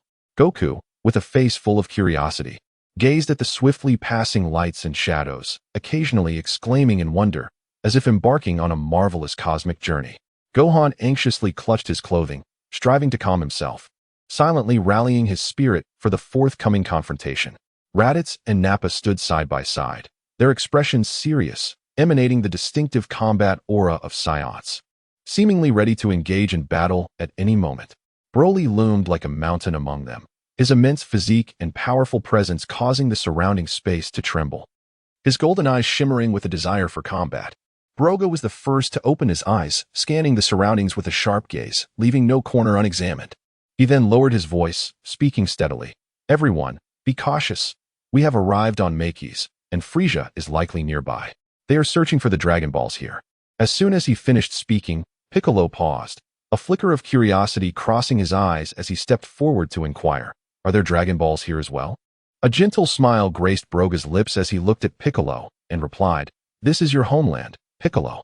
Not only are there Dragon Balls, but everything deeply connected to you lies here, your heritage, your kin, all intricately tied to this land. Upon hearing this, Piccolo's eyes reflected a complex mixture of shock, confusion, and a profound yearning to uncover the mysteries of his past. He clenched his fists, his energy subtly surging, as if this strange yet familiar land awakened the dormant power and emotions within him. At that moment, a violent surge of energy rippled from the distance, accompanied by a maniacal laughter. Aha! At last, I found the final Dragon Ball. It was none other than Frieza's sinister voice. The group turned their attention toward the source of the energy fluctuation, and Vegeta scoffed. Frieza, today shall be your demise. Goku, scratching his head, addressed Broga. Let's assess the situation first. It would be ideal if we could resolve this peacefully. After all, this is his first time discovering that Makis has Dragon Balls. Broga nodded in agreement. Thus, they stealthily advanced toward the direction of the energy disturbance. They beheld Frieza standing proudly before a pile of Dragon Balls, reveling in his triumph. Just as Frieza reached out to touch the Dragon Balls, Piccolo shouted, stop right there. Startled, Frieza turned to see the group surrounding him. Humph. A bunch of oblivious fools daring to ruin my plans, he sneered, malice flickering in his eyes. However, when he sensed Broly's formidable aura, his expression shifted slightly. Frieza's eyes darted, and he suddenly donned a smile. Why must you all be so tense? These Dragon Balls are unclaimed. Whoever obtains them is their rightful owner. Vegeta scoffed. Frieza, do you think we would fall for your deceit? You have wrought havoc across this universe. Do not even dream of taking those Dragon Balls today. Goku added, Frieza, you still have time to leave. Otherwise, should a fight ensue, it will not bode well for you. Frieza, feeling humiliated and enraged, retorted, do you truly believe you can stop me? Then prepare to feel my wrath. With that, he unleashed a torrent of energy, charging toward the group. Vegeta roared and was the first to dart toward Frieza, the collision generating a massive shockwave. Raditz and Nappa flanked from either side, coordinating their assault with Vegeta. Goku took to the skies, launching his own offensive. Piccolo seized the opportunity to rush toward the Dragon Balls, intent on safeguarding these treasures vital to Makis. Gohan anxiously observed the unfolding situation, seeking the right moment to join the fray. On the battlefield, energy surged, and explosions reverberated, creating a cacophony. Though Frieza was powerful, the united front of the group gradually gained the upper hand. Goku moved like a golden lightning bolt, effortlessly weaving through the chaos, each punch imbued with cataclysmic force. While Vegeta, with a stern expression, surrounded himself with an aura of ferocity, his sharp attacks leaving Frieza struggling to defend. Realizing the tide was turning against him, Frieza began to entertain thoughts of retreat, but the group was relentless, closing in on him. At that moment, Frieza was battered and bruised, blood trickling from the corners of his mouth, yet his eyes remained filled with defiance and madness. As he surveyed the advancing group, he suddenly exclaimed, "What if I transform? In my current state, you are not capable of defeating me completely. Wait until you witness the true power of despair." With that, disregarding his fatigue, he forcibly began to gather energy, preparing to transform. Broly, standing resolute like a mountain, radiated a golden flame that twisted the surrounding air. He watched with keen interest as Goku and Vegeta, like two furious beasts, unleashed a relentless barrage upon Frieza. Under the pressure of their combined onslaught, Frieza faltered, his wounds reopening and purple blood gushing forth. A smirk crept across Broly's face as he turned to Broga and boomed, "Hey, Broga, look at those two. Their training has indeed improved them a notch. Their strikes have become sharper and more aggressive." He paused, his laughter imbued with a sense of pride and confidence, continuing, "However, compared to us, they still fall short. They cannot keep pace with our strides." The remnants of the battle still reverberated through the air of Makis. While Broly exuded a fierce green aura, the powerful gusts of energy lifting the surrounding debris into the air. He gazed at Goku and Vegeta, who were still engaged with Frieza, and let out a hearty laugh that resonated with strength, shaking the very air around them. Turning to Broga, he wore a confident yet audacious grin, declaring, "They have indeed made progress, but compared to us, they remain far behind. In this battle, I have yet to unleash even a tenth of my power, and I can still emerge victorious." Broga's lips curled into a mysterious smile, his eyes sparkling with anticipation as he placed a hand on Broly's robust shoulder, saying, "Broly, your strength is unmatched in this universe. However, I know of a place, a mysterious training ground I stumbled upon. It possesses an exceptionally unique environment, immensely beneficial for cultivation, as if it were crafted just for us. When we return, I shall take you there, and then we shall engage in a true duel. I am eager to witness just how powerful you can become in such an extreme setting." Upon hearing this, a fiery battle spirit ignited within Broly, his aura intensifying as he clenched his fists, the sound of cracking bones echoing as he excitedly shouted, "Excellent. With your words, I am filled with anticipation. When the time comes, I shall hold nothing back, and you better not hide your strength either. Let us have a glorious battle." Chapter 20. The humiliated Frieza. As Broly engaged in conversation with Broga, he caught a glimpse of Frieza, who was being relentlessly attacked by Goku, Vegeta, Raditz, and Nappa, utterly defenseless against their onslaught. The sight of Frieza's humiliated demeanor ignited a subtle smile on Broga's lips, prompting him to soar into the fray. He landed a few paces away from the combatants, his chest heaving with intensity as he bellowed, "Vegeta, Goku, Raditz, Nappa, cease this at once." His voice resonated like a thunderclap, imbued with an undeniable authority that eclipsed the clamor of the battlefield. Upon hearing the command, the warriors halted their actions, turning to regard Broga with puzzled expressions. Ignoring their stares, Broga advanced toward the battered Frieza, who lay sprawled on the ground. His body marred with wounds and his breath weak, yet his eyes still shimmered with defiance and malice. Crouching before Frieza, Broga locked eyes with him and spoke in a low, resolute tone. "Frieza, are you not the emperor of the universe? Have you not always prided yourself on your immense power? Do not cower here like a coward. Transform and reveal your true strength. Show me the might that can make the universe tremble." Frieza, with dirt-streaked, dark purple blood trickling from the corners of his mouth, struggled to prop himself up. As he beheld Broga's approach, a twisted, scornful smile crept across his face. Despite his weakened state, his shrill, piercing voice cut through the smoky air. "Umph. Look who we have here. Who do you think you are to interfere? You filthy monkeys. Each of you overestimates your own worth, believing you can challenge me?" As he spoke, he fought to rise, his wounds bursting forth, blood gushing forth and staining the charred ground of Namek. "With your feeble strength, do you dare to challenge the majesty of the universe's emperor?" Frieza's eyes glinted with malevolence, his voice growing sharper. "You are nothing but a swarm of ignorant ants in my eyes. lesser than the most insignificant dust. Today, even if you unite, you shall achieve nothing against me. Broga's brow furrowed as he observed Frieza, who remained defiantly arrogant even in the face of imminent defeat, an array of complex emotions swelling within him. Just as he was about to speak, Frieza erupted into a manic laughter, filled with madness and resolve. You think this is all I am capable of? Frieza roared. Since you wish to witness my true power, then open your eyes and behold. In an instant, an astonishing aura erupted from Frieza's form, his previously battered body swelling dramatically, muscles tightening, and scales glimmering with an eerie light. His third transformation began to manifest, his size increasing, and a palpable sense of power radiating from him. This is merely the beginning, Frieza stated coldly. Soon, you shall experience true terror. Vegeta, witnessing this, scoffed with disdain. Humph, merely a desperate struggle. What can your transformation possibly achieve? Today marks your end. With that, Vegeta unleashed his own energy, preparing to re-enter the fray. Goku, however, remained calm, inhaling deeply as he sensed Frieza's escalating energy. It seems this battle is far from over. Everyone, be cautious. Frieza will not hold back this time. Raditz stood vigilant, eyeing Frieza as he completed his transformation, a sense of trepidation creeping into his heart. He glanced at Nappa, who, with burning determination in his eyes, clenched his fists, bones cracking with anticipation. Just what I wanted. I have longed to witness what this so-called Emperor of the Universe is truly capable of. As Frieza completed his transformation, the atmosphere on the battlefield shifted palpably, tension thick in the air, heralding a new round of combat. Frieza roared and charged at the group. Though diminutive in stature, his presence exuded an overwhelming sense of oppression as he darted toward Vegeta, Goku, Raditz, and Nappa with astonishing speed.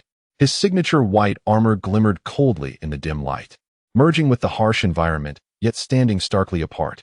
Vegeta's eyes blazed with fiery rage. His proud Saiyan blood would never allow him to yield easily. He propelled himself from the ground like a cannonball, charging at Frieza. Goku, resolute, felt the stirring of power within him, akin to a volcano on the brink of eruption. Raditz and Nappa, refusing to be outdone, flanked Frieza, their roars echoing across the desolation as they sought to leverage their numbers against him. Broga stood at the periphery of the battlefield atop a massive boulder, observing the fierce conflict. Clad in a flowing black robe that billowed with the wind, he exuded an air of poise. With arms crossed and a faint, resigned smile gracing his lips, he murmured to himself, "It appears their strength still requires refinement." Energy beams crisscrossed the battlefield, explosions resonating as dust clouds enveloped the area. Frieza, however, maneuvered effortlessly amidst the assault from Vegeta and the others, his agility allowing him to evade their strikes with ease. He spun sharply, delivering a powerful kick to Vegeta's abdomen, sending him flying like a broken kite. In an instant, Frieza reappeared before Goku, delivering a crushing blow that forced Goku to raise his arm in defense, yet he was still propelled backward by the overwhelming force. Seeing this, Raditz and Nappa simultaneously unleashed formidable energy waves towards Frieza, who remained unfazed. With a casual lift of his hand, an invisible barrier formed, rebounding their energy attacks back at them, causing them to crash heavily to the ground. After a time of effortlessly subduing Vegeta and the others, Frieza grew increasingly bored. He cast a disdainful glance at the dust-covered, battered figures of Vegeta and the others sprawled on the ground. Swiftly, he formed a series of hand seals, channeling a powerful surge of energy directed at them. With a resounding explosion, the ground was blasted into a massive crater, burying Vegeta and the others beneath the debris. Frieza dusted off his hands, as though he had merely performed a trivial task. He lifted his gaze toward Broga, a peculiar smile spreading across his face as he called out, "Hey, kid, you seem to possess some talent. How about joining me? I can offer you an opportunity to become my subordinate, granting you endless power and authority." His voice echoed across the desolate battlefield, imbued with an unassailable gravity. Chapter 21. Unleashing Potential. A faint smile graced Broly's lips as he let out several low, rumbling chuckles, his shoulders involuntarily shaking with mirth. It was difficult for him to contain his amusement, for the notion of Frieza proposing that Broly serve as his subordinate struck him as utterly ludicrous. Broly was not one to be easily commanded. Frieza's audacity was nothing short of absurd. Upon hearing this, Broly's expression turned icy, his aura suddenly transforming into a chilling force. In an instant, he moved like a bolt of black lightning, accompanied by a fierce rush of wind, appearing before Frieza at an almost imperceptible speed. With a grip like iron, he seized Frieza by the neck, lifting him off the ground with alarming ease. Frieza flailed his legs desperately, his hands clawing at Broly's iron grip, his face a mask of terror and disbelief.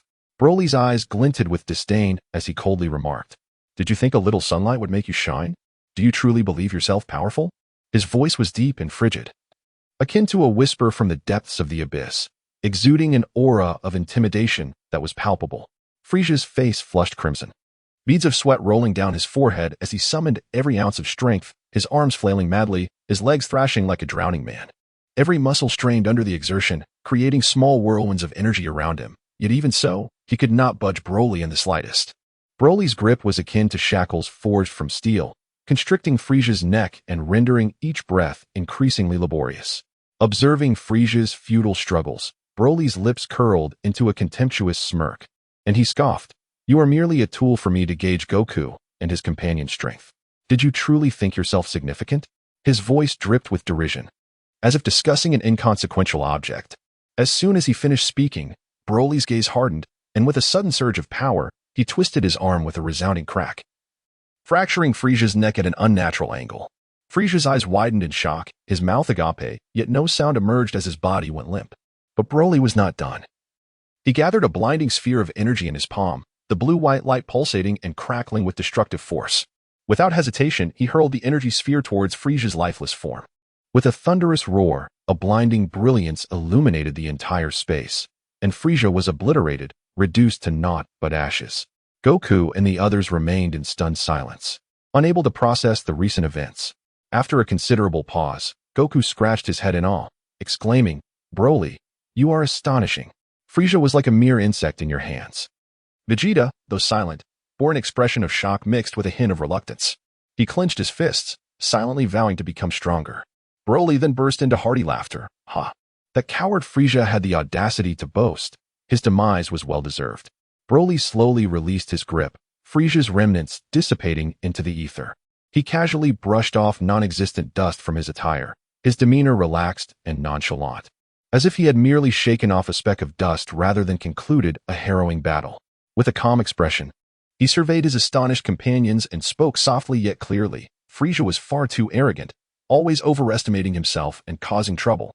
He was a menace that needed to be dealt with, and eliminating him was merely a matter of convenience. After a moment's pause, a hint of confidence and anticipation flickered in Broly's eyes as he continued, "Now, enough dawdling. I will take you all to a place where we can truly unlock your potential, ensuring your strength ascends to new heights." He then added, "I will also teach you how to become Super Saiyans." Upon hearing Broly mention the possibility of transforming into Super Saiyans, Goku, Vegeta, Raditz, and Nappa's expressions froze, their eyes widening in disbelief. They exchanged glances, seemingly confirming they had not misheard. Vegeta was the first to regain his composure. As the Prince of the Saiyans, he always sought greater power. His brow furrowed slightly, his tone laced with doubt and urgency. He asked, "Super Saiyan? Is that not a mere legend? How could it be?" His voice trembled slightly, a mixture of shock and a yearning for strength intertwining within him. Meanwhile, Goku, perplexed, muttered, "What is a Super Saiyan?" Broly observed their astonishment without immediately responding, a mysterious smile playing at the corners of his mouth, as if concealing countless secrets that left them bewildered. After a brief moment, Broly turned his gaze to Piccolo and stated with unwavering composure, "Piccolo, you too shall accompany me to meet the elder of this planet." He paused, his eyes revealing a deeper meaning. "Once you meet him, you will understand why I have come to Earth and learn more about your true nature." Upon hearing this, Piccolo's expression sharpened, yet he acquiesced to Broly's request. Broly then turned his attention to Broly, his demeanor calm and unhurried. "Broly, you shall handle the remnants of Frieza's forces. With your strength, you need not even tap into your potential to dispose of them effortlessly." His words were casual, as if addressing a trivial task. Broly, hearing this, displayed a hint of resignation, a wry smile crossing his face as he sighed softly. "Very well." There was an air of acceptance in his voice. Although he found the task of dealing with these underlings uninteresting, he agreed nonetheless, recognizing it was not a challenge for him, merely an additional exertion. With Broly's response, Broly did not linger any longer. He took a deep breath, seeking the strongest energy in the vicinity. Then, amidst a ripple in space, he and Goku, Vegeta, Piccolo, Gohan, Nappa, and Raditz vanished from their location. In the blink of an eye, they arrived at the dwelling of the Grand Elder on Namek. The atmosphere was serene and tranquil, imbued with a mysterious essence. Towering trees stood in harmonious arrangement, and peculiar flora emitted a gentle luminescence, as if whispering the unspoken secrets of the planet. Inside the ancient and tranquil stone house of the Grand Elder, soft light filtered through the cracks in the walls, casting gentle rays upon the ground. The Grand Elder, with his eyes gently closed and a peaceful expression, radiated an aura of calm. Suddenly, his eyelids fluttered, and he slowly opened his eyes, a glimmer of all-seeing insight illuminating his gaze. Turning his head, he addressed his loyal attendant Nail with a deep, resonant voice. "Nail, we have guests. They have come with a mission, crossing the cosmos to reach us. Please bring them inside." The Grand Elder spoke with certainty, as if he had foreseen this very encounter. Nail nodded respectfully. "Yes, Grand Elder." He turned with measured steps, pushing open the heavy stone door, striding towards Broly and the others to welcome them. As the Grand Elder beheld Broly and his companions entering, a warm smile spread across his face, gratitude shining in his eyes. He spoke gently, "Esteemed visitors from afar, we are deeply thankful for your assistance in vanquishing Frieza and his vile cohorts, restoring peace to Namek. This kindness we shall never forget." Broly inclined his head slightly, offering a humble smile in return. "You are too kind. We had our own reasons." Had Frieza not learned of the Dragon Balls on Earth, which originated from Namek, he would not have targeted this place, bringing forth such calamity. Rest assured, once our affairs are settled and we return to Earth, we will use the Dragon Balls to resurrect the people of Namek. At this juncture, Broga paused, his gaze sweeping over Sun Wukong, Vegeta, and others before continuing. "Now, I hope you can assist in unlocking the potential of these individuals." Upon hearing this, the Grand Elder nodded slightly, his expression contemplative. Suddenly, as if he had discerned something, a flicker of surprise and understanding crossed his eyes as he turned to Piccolo, his tone tinged with a hint of nostalgia. "To think you have kin from my lineage. I comprehend now. He must be one of those who fled in search of refuge." The Grand Elder fixed his gaze intently on Piccolo, as if peering through him into a distant past, witnessing those who had left their homeland. Chapter 22. Return to Earth after a brief moment. The Elder gradually emerged from the depths of memories long sealed by the passage of time, his gaze shifting from the distant past to the present. He gently raised his hand, a slow yet undeniably powerful motion, signaling Sun Wukong to step forward. Sun Wukong approached the Elder with eager strides, his expression filled with reverence and anticipation. The Elder slowly placed his weathered hand upon Sun Wukong's head, a palm etched with the marks of time, seemingly infused with boundless energy. Soon after, the Elder closed his eyes, his brow furrowing slightly, beads of sweat beginning to form on his forehead, twinkling under the light. As the Elder invoked the power of potential within, a mysterious energy flowed into Sun Wukong's body like a gentle stream. In an instant, a strange radiance enveloped Sun Wukong, intensifying as it surrounded him, his muscles tensing, and his breath rising, his strength greatly amplified. When Sun Wukong finally opened his eyes, brimming with astonishment and exuberance, the Elder turned his gaze towards Vegeta. Vegeta stood nearby, his signature proud demeanor still intact, yet his feet involuntarily moved a step forward. Despite his efforts to maintain an air of arrogance, his eyes revealed an unmistakable yearning for power. As the Elder unleashed his unique ability upon Vegeta, the latter gritted his teeth, fists clenched, his body slightly trembling. He could distinctly sense the surging power within him, an unprecedented sense of strength, as if every cell was rejoicing, clamoring to unleash its full potential. Thus, the Elder awakened the latent abilities of each individual in turn, each exhibiting different reactions during the process. Some wore expressions of sheer delight, while others remained silent, their excitement barely concealed. Time quietly passed, and once everyone had completed their awakening, only Piccolo remained. The Elder raised his head, his gaze warm as he looked at Broga, eyes filled with affection and a hint of mystery, and slowly spoke. "May I have a moment alone with him? I wish to discuss matters concerning my kin, as well as his origins." Upon hearing this, Broga understood the gravity of the conversation. He readily agreed, turning to signal the others to exit the room, leading Sun Wukong, Vegeta, and the others out.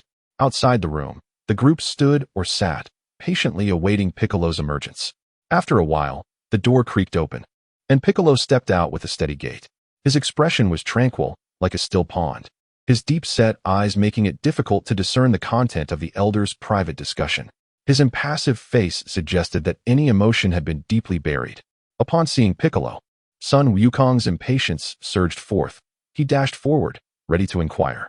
However, Broga swiftly raised an arm to gently restrain him, saying, "Let us go. It's time to return." Broga's gaze lingered on Piccolo for a brief moment, seemingly attempting to glean some insight from his demeanor, yet finding nothing. He understood Piccolo's reserved nature.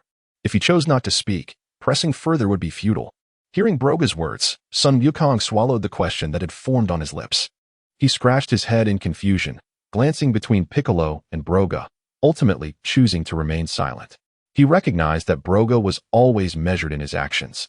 If he insisted on leaving, there must be a reason, and despite his curiosity, he buried his doubts deep within as he followed the others on their return journey. After enduring numerous tribulations, the group finally located Broly in a remote corner of planet Namek.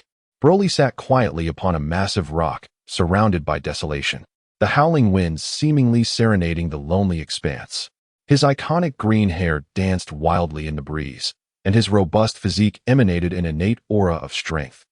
As he gazed thoughtfully into the distance, Broga spotted Broly immediately, raising his hand and calling out, "Broly, come up. We're ready to head back." The sound echoed across the desolate plains, startling a flock of unknown birds. Broga's tone carried a note of urgency, as the desire to return weighed heavily upon them.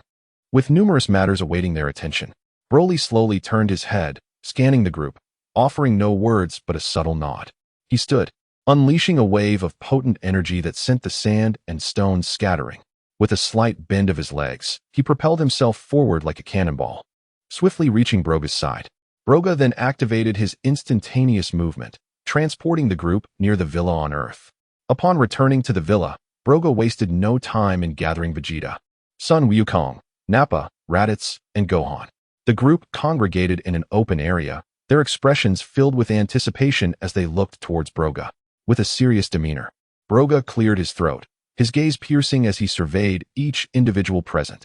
He straightened his back and, with an air of undeniable gravity, spoke, "Everyone, lend me your ears. I have acquired crucial insights regarding the transformation into a Super Saiyan. According to my understanding, the key lies in the precise convergence of your S cells and energy at the base of your spine. Once this condition is achieved, the transformation is highly likely to succeed. Although Broly and I have different methods of transformation, the principle remains viable. Each of you has reached a pivotal level of combat power. This is a rare opportunity. Now is the time for you to challenge yourselves and strive towards the realm of Super Saiyan." Upon hearing this, Vegeta's eyes sparkled with excitement and fervor, his hands instinctively clenching as if eager to attempt it. Sun Wukong, equally enthusiastic, rubbed his hands together, brimming with anticipation. Nappa and Raditz exchanged glances, their unspoken desires for power evident in their eyes. Gohan, though young, was the strongest in battle, his face resolute, reflecting his eagerness as well. A mysterious smile crossed Broga's face, his eyes gleaming with exhilaration. He stepped forward and, with a powerful flourish of his arms, proclaimed, "Watch closely. I shall transform before you now. However, I must warn you, my hair will look different from yours, and it will surely astonish you." No sooner had he spoken than a crimson aura erupted around him, swirling like a tempestuous flame, crackling with energy. As his power surged, Broga's hair swiftly transformed, standing upright and gradually shifting to a dazzling golden red, reminiscent of blazing fire, exuding a formidable presence. In the blink of an eye, he had transformed into an imposing Super Saiyan. Chapter 23. The Clash of Titans. Vegeta stood beside Broga, flanked by Goku, Gohan, and Piccolo. The air around them seemed to solidify, a tense and oppressive atmosphere cloaking them like a heavy shroud. As they conversed, an unprecedented and formidable aura surged forth, akin to a powerful undercurrent, sweeping in without warning. As the Prince of Saiyans, Vegeta had encountered countless battles and powerful foes. Yet the shock from this presence was unlike anything he had ever experienced. His pupils dilated sharply, filled with gravity and disbelief. His breath quickened involuntarily, his chest heaving as beads of sweat trickled down his forehead and slid down his cheeks. His lips trembled slightly as he murmured to himself, "This aura, it is unfathomably strong." Gohan's youthful visage was marred by fear, his body shivering slightly as he spoke with a quivering voice. Father, this energy is incredible. I feel like Uncle Broga is invincible, as if no one could possibly defeat him. Piccolo, arms crossed and brow furrowed like a frown, appeared somewhat comical despite his stern demeanor. He lowered his voice and remarked, "This power is astonishing." The aura resembled a raging black storm, brimming with the potential to obliterate worlds, incessantly battering their senses. The sky was abruptly painted a strange dark purple, winds howled, and debris was hurled into the air, crashing down and shattering like glass. Vegeta and the others felt as if their breaths were ensnared by this overwhelming force. Each inhalation became a Herculean task, as if an invisible giant hand had gripped their throats. Their legs felt as though they were weighed down by lead, trembling uncontrollably, nearly buckling beneath them. Vegeta bit his lip, an unprecedented sense of helplessness surging within him, yet the pride of a Saiyan forbade him from yielding. With wide, furious eyes, he shouted with all his might, "Humph! No matter how strong you are, I, Vegeta, shall not back down." However, his trembling legs betrayed his inner turmoil. The seemingly infinite energy loomed before them like an insurmountable mountain, casting a shadow of despair over the impending battle. At that moment, Broga casually noticed Vegeta's pale complexion. Beads of sweat cascading down, his teeth clenched tightly, barely holding on to his Saiyan pride. Gohan, filled with terror and confusion, cowered behind Piccolo. Piccolo's brow was knitted tightly, his muscles taut against the pressure. Raditz stood rigid, fists clenched, veins popping, his eyes reflecting a mix of fear and defiance. Nappa wore a face of disbelief, his breath heavy, a chill settling in his heart. Goku's expression was complex, his legs trembling with fear, yet his eyes gleaming with anticipation, fists clenched tightly, yearning to transform into a Super Saiyan. Seeing this, Broga revealed a slightly apologetic smile, then focused his energy, gradually retracting the overwhelming aura that had surged like a tsunami. As the last vestige of energy dissipated, the surroundings fell silent, leaving only the sound of the wind. Broga tilted his head back and let out a hearty laugh, saying, "I apologize. I inadvertently lost control of my energy and startled you all."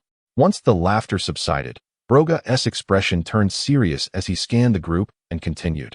"This is our Saiyan transformation, known as Super Saiyan.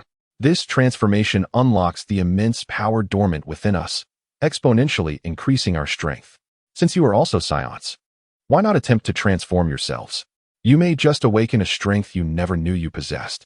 With that, Broga stepped back, arms crossed, ready to witness their breakthroughs. Vegeta, Goku, Gohan, Nappa, and Raditz stood firm, planting their feet resolutely as their energies began to circulate. Vegeta was the first to concentrate, gathering his energy like rivers flowing into the sea. His gaze sharpened, and memories of defeats and mockery at the hands of enemies loomed in his mind, a burning desire for vengeance igniting a fire within his chest. Goku, too, closed his eyes tightly, focusing all his might. Memories of harsh training under Master Roshi and provocations from formidable foes flooding his mind, the yearning to grow stronger surging within him. Gohan's face flushed crimson as he concentrated fiercely, determined to catch up to Broly and Broga, his determination akin to a raging flood. Nappa and Raditz were equally immersed, with Nappa recalling the times he had been subdued by Vegeta, frustration boiling within him. Raditz remembered being defeated during his invasion of Earth, his Saiyan pride trampled upon, his anger flaring like wildfire. As they continued to gather their strength, consumed by their negative emotions, the energy behind them intensified, radiating more brilliantly. Suddenly, Vegeta let out a primal roar, his golden aura erupting into existence, his hair standing on end, transforming into a Super Saiyan. Goku followed suit with a mighty shout, completing his transformation, golden flames swirling around him. Gohan, Nappa, and Raditz soon succeeded as well, and in that instant, the world was enveloped in golden light, the powerful aura of Super Saiyans spreading freely. In their transformed state, they felt an endless well of power within. Vegeta smirked, vowing to demonstrate his prowess to Goku. Goku laughed with exhilaration, thrilled at the prospect of battling stronger opponents. Gohan raised his fists, filled with excitement and determination. Nappa howled to the heavens, his frustration morphing into confidence. Raditz stomped his foot in shock, igniting a fire of revenge. The five of them, their golden auras intertwining, unleashed a powerful presence that startled birds and bent trees. Broga observed the surge in power from Vegeta and the others, pondering, soon, they shall grow even stronger. I hope they don't make things too dull for Broly and me. As Vegeta and his companions sensed Broga's gaze, a singular thought surged through their minds, an urge to challenge Broga. They exchanged glances and, without hesitation, charged towards him. Goku led the charge, his form like a bolt of lightning, his right fist slicing through the air, aimed directly at Broga's face. Vegeta, Gohan, Nappa, and Raditz followed closely, each unleashing their own ferocious attacks. This sudden onslaught caught Broga off guard, and Goku's punch landed squarely, sending him flying like a kite severed from its string. Momentarily dazed. However, Broga's extraordinary power soon reasserted itself, a smirk curling on his lips as he mused, "So, you've grown stronger. And now you think you have wings?" Before his words faded, his figure vanished from sight. Vegeta and the others barely had time to react before Broga, moving with a ghostly agility, unleashed a flurry of blows upon them with blinding speed. Broga moved like a phantom, weaving effortlessly among them, each strike infused with tremendous power. Goku bore the brunt of the assault, quickly accumulating bruises and welts, his appearance a disheveled mess. The others fared little better, being battered into retreat, utterly powerless to retaliate. Yet, despite this, the fighting spirit of the Saiyans was ignited. They gritted their teeth, eyes ablaze with determination, rising repeatedly from the ground to continue their assault on Broga. After relishing the opportunity to thoroughly thrash Vegeta and the others, Broga finally slowed his attacks, breathing heavily, yet wearing an expression of exhilaration. He surveyed the scene of Vegeta. Goku, Gohan, Nappa, and Raditz sprawled on the ground, battered and bruised, and with a satisfied smile, he flexed his aching wrists. With a light-hearted stride, he made his way towards the villa, each step radiating the poise of a victor. As Broly stepped into the villa, he stretched his arms wide and exclaimed, "It has been ages since I felt this exhilarated." His voice echoed through the villa, resonating with joy and satisfaction. Meanwhile, sprawled across the floor were 5 individuals, each adorned with swollen, red welts on their faces, their expressions a comical yet pitiable sight. Sun Wukong groaned as he rubbed the swelling on his face, muttering, "This guy is simply too formidable." Though Vegeta grimaced in pain, he defiantly glared in the direction Broly had departed, quietly cursing, "Damn it, I shall reclaim victory next time." Son Gohan's small face contorted in anguish, tears welling in his eyes, yet he bravely stifled his cries. Nappa and Raditz lay on the ground, utterly drained, their hearts filled with shock and indignation, having been starkly confronted with Broly's unfathomable power in this encounter. Chapter 24. Entering the room of spirit and time, Broga strode purposefully towards the villa, each step echoing with an undeniable momentum. Upon reaching the door, he forcefully pushed it open and called out, "Broly, come forth." His voice reverberated through the spacious interior, imbued with strength. Broly emerged slowly from within, his towering figure resembling a small mountain, his green hair cascading wildly. A hint of confusion flickered in his eyes as he gazed at Broga, awaiting his next words. Broga fixed his determined gaze upon Broly, his expression stern, with only a subtle upward curve at the corner of his mouth, where a trace of confident amusement lingered behind his resolute demeanor.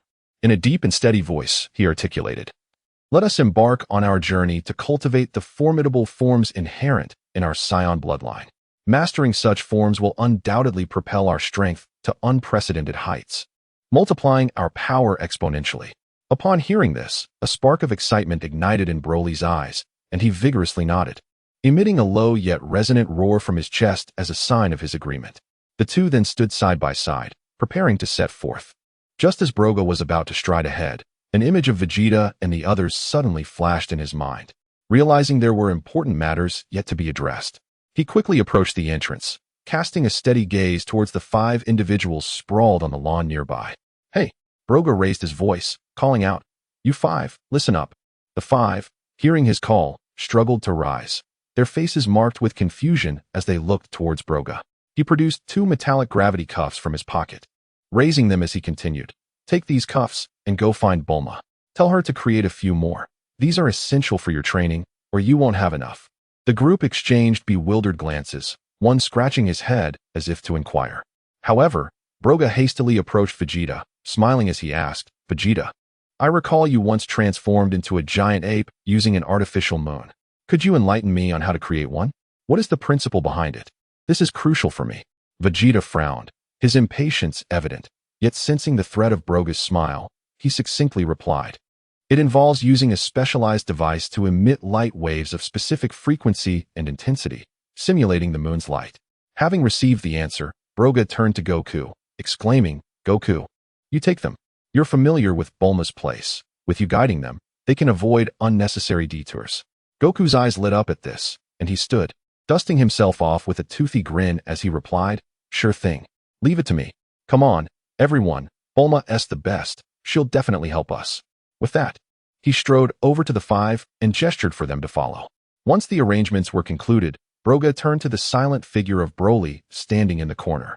Broly, with his imposing stature and muscles akin to forged steel, had his green hair wild and untamed. Broga approached and patted Broly's shoulder, saying, Broly, let us head to the sacred realm. But first, let us catch some fish for the cat sage, as he is also significant to us. Broly nodded slightly, remaining silent. Yet his gaze conveyed determination. The two exchanged a look before turning towards the sacred realm, leaving Goku to lead the five towards Bulma's residence. Broga and Broly soared towards the sacred realm with incredible speed. During their flight, they keenly detected the shimmering movements of fish beneath the surface of the lake below. Broga's eyes brightened as he exchanged a knowing glance with Broly, and they swiftly descended. Broga moved like lightning, his hands darting through the water with precision, capturing lively fish with each deft motion. Broly, not to be outdone, summoned his strength to create splashes, herding the surrounding fish into a cluster for easier capture. In no time, they amassed a bountiful catch and resumed their flight towards the sacred realm. Upon finally arriving at the cat sage's location, Broga beamed with a smile, raising the fish he had caught and saying, Cat sage, I brought you some fish. The cat sage, whose eyes had been half closed, opened them slightly in surprise, nodding appreciatively. Curiously eyeing Broga and Broly, the cat sage inquired, What brings you two here today? Broga replied with a smile, Cat sage, I have come specifically to seek the assistance of the deity above, to borrow something. After courteously bowing to the cat sage and bidding farewell, Broga and Broly continued their ascent towards the upper sanctum of the sacred realm, their figures gradually disappearing into the mist.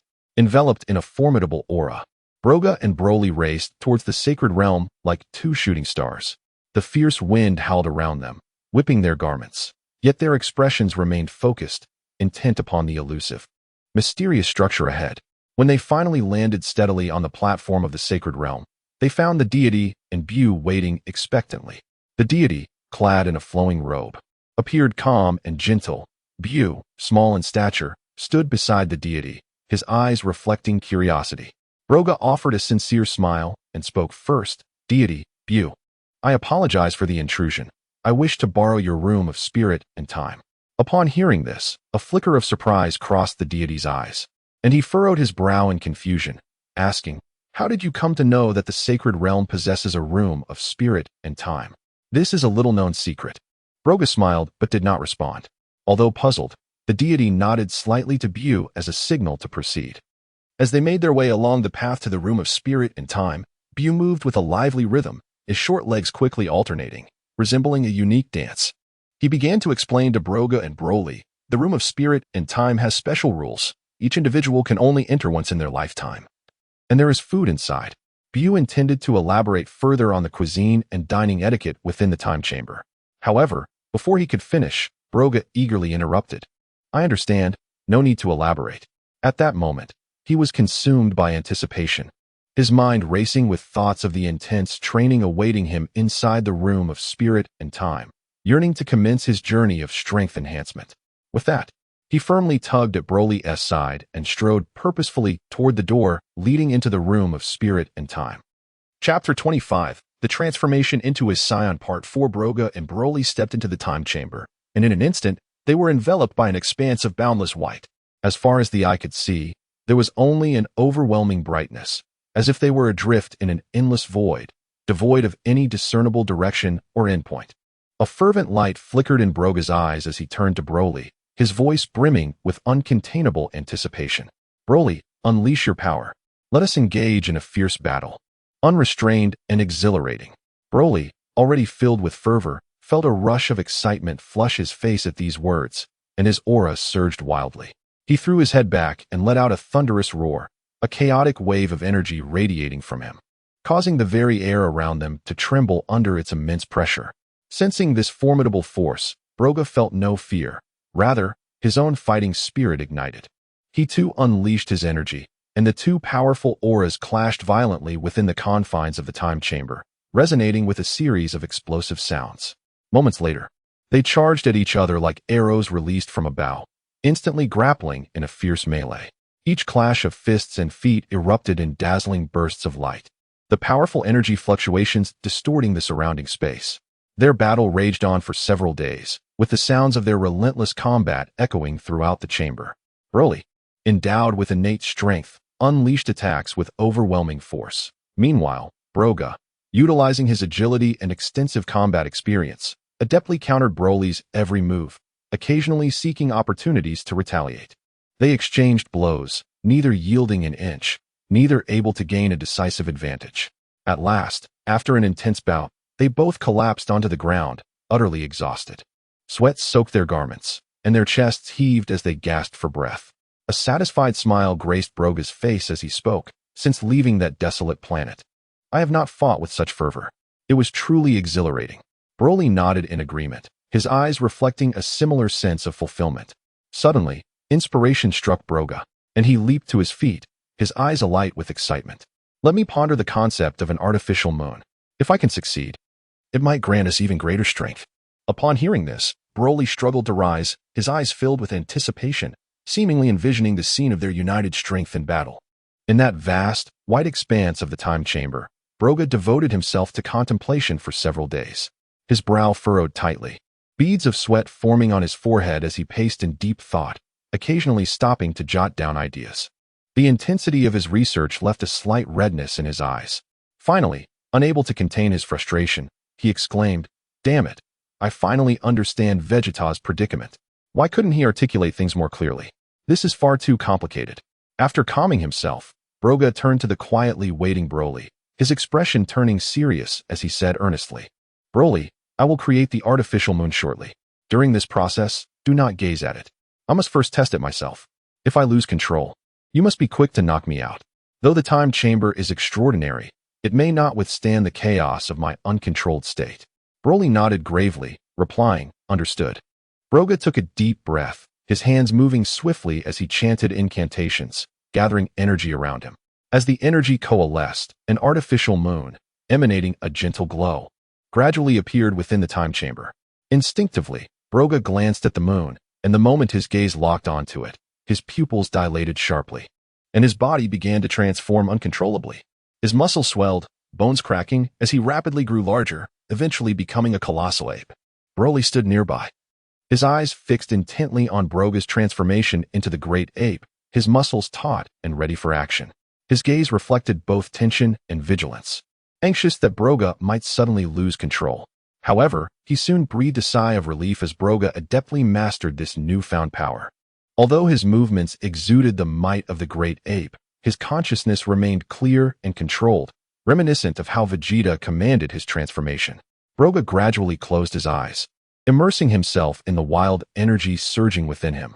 He understood that to fully harness this power, he first needed to tame the untamed ferocity within.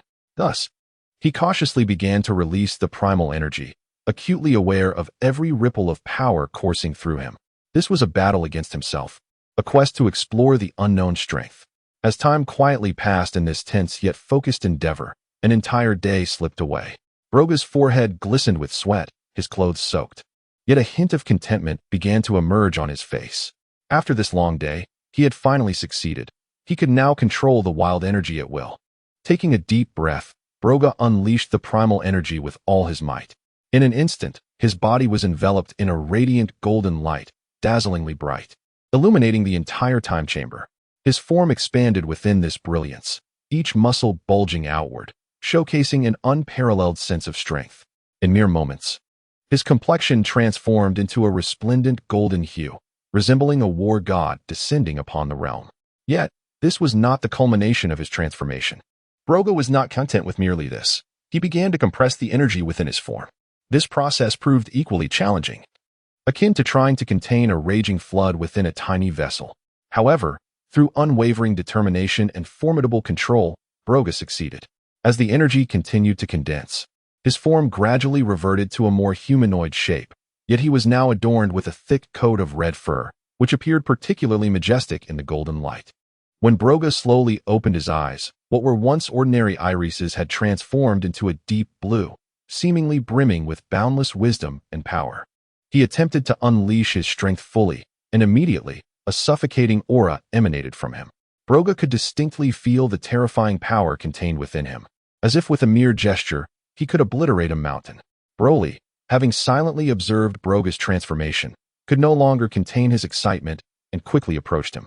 He keenly sensed that Broga's aura was now a staggering 600 times more potent than before. Broly's eyes sparkled with fervor as he gazed at Broga. His voice filled with desire. Broga, I too wish to attain this form. My instincts tell me that this transformation is perfectly suited for me. I can feel my body yearning for this power. Chapter 26. Mastery achieved. Upon hearing Broly's words, Broga's gaze fell upon Broly's formidable physique, and he pondered inwardly that with Broly's astonishing physical prowess and innate combat instincts, the transformation into Super Saiyan 4 was perfectly suited for him. Taking a deep breath, Broga's expression turned focused and serious as he meticulously explained the conditions necessary for achieving the Super Saiyan 4 transformation. From awakening the latent Saiyan bloodline to the precise control of anger and power, leaving no detail unaddressed. In the days that followed, Broly devoted himself entirely to his training. Countless nights passed as he persevered through sweat and exhaustion, repeatedly striving to breach the threshold of Super Saiyan 4. During this arduous journey, failure shadowed him, and each setback left him frustrated. In moments of emotional turmoil, he often found himself swiftly knocked unconscious by Broga's decisive strikes. Months slipped by in the blink of an eye. At long last, one day, a sudden change enveloped Broly's aura. His muscles bulged with power, radiating a strange light that intertwined gold and red. Accompanied by a thunderous roar, he exclaimed, "Ah, I have finally succeeded." This cry was filled with the exhilaration and pride of overcoming hardship. Yet, recalling the numerous instances of being knocked out by Broga during those months of failure, a wry smile tugged at the corners of Broly's mouth, and a wave of helplessness washed over him. However, as the surging power surged within him like a tidal wave, each cell rejoiced in the ecstasy brought by this newfound strength, and Broly found that the previous embarrassments were now somewhat easier to bear. At that moment, Broga approached him, his eyes filled with satisfaction and anticipation, and said, "Now that we have both mastered the transformation into Super Saiyan 4, this is merely the beginning. To truly command this world-shattering power, the best way is through combat. We must continuously hone our skills in battle, allowing this power to seamlessly fuse with our will and technique." Time flew by, as fleeting as a shadow, and Broga and Broly emerged from the time chamber, enveloped in the distinctive golden and red aura of Super Saiyan 4. As they stepped forward, a powerful and overwhelming presence surged forth from a distant location on Earth, where Goku and Gohan were embroiled in a fierce battle, while Raditz and Nappa engaged in a relentless skirmish with Vegeta, and Piccolo meditated nearby. In that brief moment, a vast and formidable energy approached like a tidal wave, brimming with unimaginable power, as if it could shatter the very fabric of reality, instilling awe in all who sensed it. Meanwhile, on a distant destroyer planet, Whis and the Oracle Fish were leisurely seated in a garden, enjoying a tranquil afternoon. A refined tea set adorned their table, with steam rising gently. Suddenly, Whis paused with his teacup poised at his lips, his previously serene demeanor shifting slightly as his keen senses detected two immense energy waves emanating from the far reaches of the universe. This unique power fluctuation instantly captured his attention. With grace, Whis set down his teacup, stood elegantly, and picked up his staff, a symbol of his status. The gem atop the staff glimmered as he raised it, murmuring incantations to initiate his divine probing technique. As the light from the staff intensified, images began to materialize within the gem, revealing two Saiyans radiating an intertwining glow of gold and red. A mysterious smile crept across Whis' lips as he mused, "How intriguing. Truly intriguing. I never anticipated the emergence of such formidable Saiyan power. It seems that once Lord Beerus awakens, this universe will no longer be so mundane." His laughter echoed across the barren expanse of the destroyer planet, presaging a tempest of change that would soon sweep through the cosmos. Broga and Broly burst through the doors of the time chamber as blinding rays of light enveloped them, wreathed in the unique golden-red flames of Super Saiyan 4. Their very presence distorted the air, each surge of power seemingly capable of igniting a minor tempest. Yet, in the next instant, Broga sensed something amiss. His gaze swept over the disordered sand and vegetation, and with a start, he turned to Broly. The two exchanged a knowing nod. In that fleeting moment, their fiery auras swiftly receded, returning to their normal state, leaving only a gentle breeze in their wake. Having been inside for a year, I almost forgot how overwhelming this power could be. I suspect they all felt our presence, Broga remarked, a hint of trepidation in his voice. Broly grinned widely, scratching his head in agreement. Yeah, with that display, I bet the entire universe noticed us. They sought out Bobo, exchanged a few words, and then leaped into the air, transforming into fleeting shadows as they raced towards the villa. The wind whipped past them, the cities, mountains, and rivers blurring by like a slideshow. Before long, the familiar outline of the villa came into view, its red tiles and white walls glowing warmly in the sunlight. Broga and Broly landed softly on the lawn in front of the villa, their feet sinking gently into the lush grass with a soft rustle. Looking up, they saw Goku, Vegeta, and others fully engrossed in their training in the yard. Vegeta evaded a swift punch that barely grazed Goku's cheek, stirring up a cloud of dust, while Goku executed a backflip, landing deftly and immediately preparing for his next offensive move. Seeing this, Broga's eyes sparkled with mischief, and he wore a sly grin as he nudged Broly with his elbow. Hey, Broly, why don't you teach them? I believe you would make a competent instructor.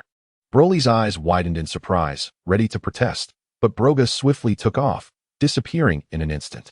At that moment, Goku keenly sensed Broly and Broga's return, pausing in his movements and jogging over with curiosity. Broly, you guys are finally back. Your energy felt incredibly strong just now. It's unbelievable. What happened? Broly, a confident smile gracing his lips, regarded his companions and replied leisurely, you all are not yet worthy of that transformation. Focus on your training. When the time is right, I shall teach you. Frankly speaking, with your current strength, you are still too weak to harness that power effectively. Rather than feeling discouraged, Goku's eyes ignited with determination as he clenched his fists. All right, I will train hard and reach that level. Vegeta scoffed, disdain etched on his face. Humph, don't underestimate me. I won't lose to any of you. A new storm of training seemed to be quietly brewing. Chapter 27. The arrival of Trunks. The sunlight gently poured into the villa's courtyard, and unbeknownst to all, 2 years had quietly slipped away. Broga reclined comfortably in a wicker chair, a cup of fragrant tea steaming beside him. He watched with keen interest as Goku and the others engaged in a fierce battle in the courtyard, their movements swift and forceful, stirring up gusts of wind and clouds of dust. Broga turned his head, smiling at Broly beside him, and remarked, Hey Broly, look at how much their strength has improved over these 2 years. Take Goku for instance. He can now transform into Super Saiyan 3. The aura he radiates is something I could hardly have imagined before. He paused, his gaze drifting to Gohan, who was locked in combat not far away, and continued, however, even with Goku's transformation into Super Saiyan 3, he still cannot surpass Gohan in his Super Saiyan 2 form. Gohan's potential is truly unfathomable since you began training him. His strength has skyrocketed. Broly crossed his arms, his robust muscles straining against his clothing, as he focused intently on the battle, nodding slightly. Indeed, they have made significant progress. Yet, to reach the level we once attained, they must exert themselves further. As they spoke, Goku took advantage of a brief opening in Gohan's defense and unleashed a powerful Kamehameha wave, the force of which carved a deep trench in the ground. Gohan, however, nimbly dodged, countering with an energy blast that drew exclamations of admiration from Broga and Broly. Broga, encouraged by Broly's observation, added with a chuckle, It's not just Goku and Gohan. Vegeta is also relentless in his training. He has reached the Super Saiyan 2 stage and can now hold his own against Goku in his Super Saiyan 3 form. Their battles are electrifying, stirring the blood of all who witness them. He gestured towards Raditz and Nappa, who were also training nearby. And look at Raditz and Nappa. Their progress over these 2 years has been quite remarkable. While they may not match Goku and the others, their synergy in battle is commendable, and they have exceeded their previous limits in several encounters. The future looks promising for them. Broly followed Broga's gaze, observing Raditz and Nappa exchanging blows. He nodded. his voice deep and resonant. They have indeed improved. The innate combat prowess of the Saiyans is evident in them. If they continue to train diligently, their strength will ascend to new heights. At that moment, Gohan and Goku's battle intensified, their energy colliding and creating a powerful shockwave that rattled the surrounding trees. Broga and Broly were once again captivated, their eyes glued to the fierce duel. Just as Broga and Broly were absorbed in the clash between Vegeta and Goku, a sudden rush of wind broke the tension. Instinctively, they looked up to see a young man with purple hair descending swiftly from the sky. Clad in a black combat suit adorned with peculiar silver patterns that shimmered in the sunlight, he landed gracefully, stirring up a slight cloud of dust. His composed demeanor drew the attention of Goku and Vegeta, who paused their fight, alert and wary. Raditz and Nappa also halted their training. Upon recognizing the newcomer, Broga's lips curled into a sly smile as he feigned ignorance. "Who are you? What brings you here?" Though he was fully aware that this was Trunks, he decided to play along. Trunks inclined his head slightly and responded politely, "I am Trunks, here specifically to seek out Mr. Goku." As he spoke, a thought crossed his mind. Did my mother miscalculate the time?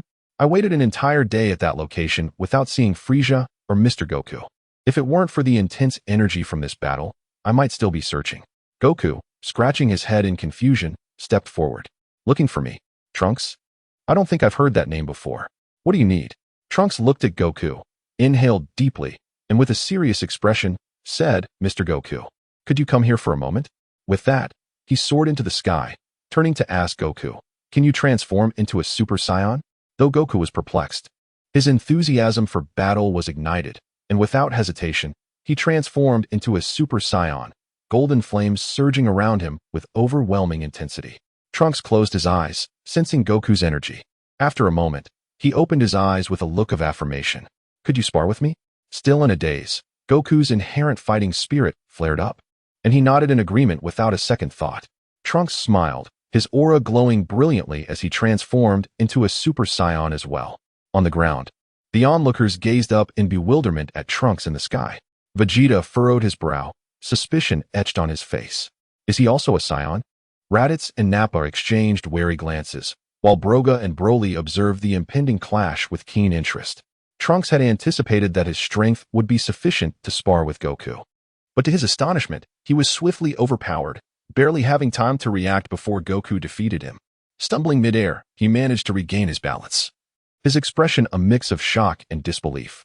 After a moment, Trunks looked at Goku, admiration flashing in his eyes. "Seeing how formidable you are, Mr. Goku, I feel reassured." He took a moment to catch his breath, smoothing his disheveled hair, before his expression turned grave. "Mr. Goku, I come from a world 20 years into the future. That world is now ruled by androids, reduced to ruins and debris, with people enduring unimaginable suffering. We attempted to resist, but the androids are overwhelmingly powerful. And one by one, my comrades fell." As he spoke, a flicker of pain and anger crossed Trunks' gaze, his fists clenching involuntarily. "And you, Mr. Goku, in that future world, succumbed to a heart disease. Without your strength, we stand no chance against the formidable androids." He took a deep breath, continuing, "I traveled back through time not only to deliver this vial of special medicine to you, hoping it will shield you from heart disease and preserve your strength to combat the androids, but also to alter history. I wish to prepare you all in advance to prevent the emergence of the androids and save the future." With that, Trunks produced the small vial containing the special medicine from his pocket and extended it toward Goku, his eyes filled with hope and sincerity. Goku accepted the vial, his expression turning serious as he placed a reassuring hand on Trunks' shoulder. "Trunks, thank you. Now that we are aware of this impending crisis, we will not stand idly by." Chapter 28. The bewildered Trunks. Upon finishing his words, Son Goku slightly squinted, an expression of earnestness and anticipation flickering across his face as he continued, "By the way, Trunks, I've been thinking, why don't you stay here and train for a while? This place is truly extraordinary. Even I only rank 4th in strength here, preceded by Broly, Goku, and Gohan, all of whom possess formidable power. Training alongside them will surely expedite your growth. In due time, you'll be able to defeat those androids from the future." Hearing Goku mention Broly and Goku, Trunks couldn't help but feel perplexed, instinctively turning his gaze toward the source of the voices. Who are these individuals from a world I have never encountered? His eyes filled with confusion as he locked onto Broly and Goku. Lost in thought, Trunks' attention was suddenly captured by the swaying tails behind the two, leaving him momentarily frozen, his mind blank. What is happening? Trunks murmured. Disbelief etched across his face. He furrowed his brow, his eyes reflecting utter bewilderment and confusion, instinctively rubbing them as if to dispel the astonishing sight before him. In his understanding, the Saiyans were virtually extinct, and even if they existed, they would not resemble this. Memories of his mother Bulma's tale surfaced involuntarily. Yet the reality before him starkly contrasted everything she had described. Trunks stood there, dazed, an amalgamation of shock and astonishment flooding his heart, grappling with the enigma of it all. Noticing Trunks' puzzled demeanor, Broly called out to him, "Trunks, come down here, I have something to ask you."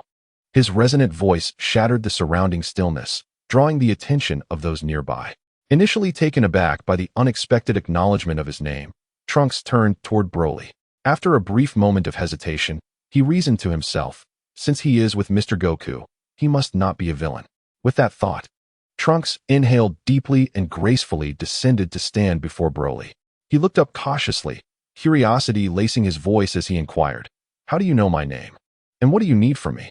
Broly, gazing at Trunks with sincerity, replied, "Trunks, I wish to borrow your time machine. However, I would like to accompany you back to the future. Please, don't rush to refuse. Allow me to finish. I can provide you with an exceptional training opportunity under the guidance of Son Goku himself. Rest assured, it would only take a day, and you would not miss your return to the future." Upon hearing this, Trunks' expression shifted dramatically, a flicker of anxiety passing through his eyes, his body instinctively tensing.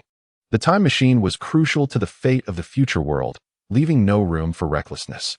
Yet, as Broly concluded his statement, Trunks fell silent. He lowered his gaze, brows furrowed, contemplating the pros and cons of the proposition. On one hand, he worried that Broly's suggestion might harbor hidden risks affecting his return to the future. On the other hand, the chance to train under Son Goku was indeed a rare opportunity for enhancement.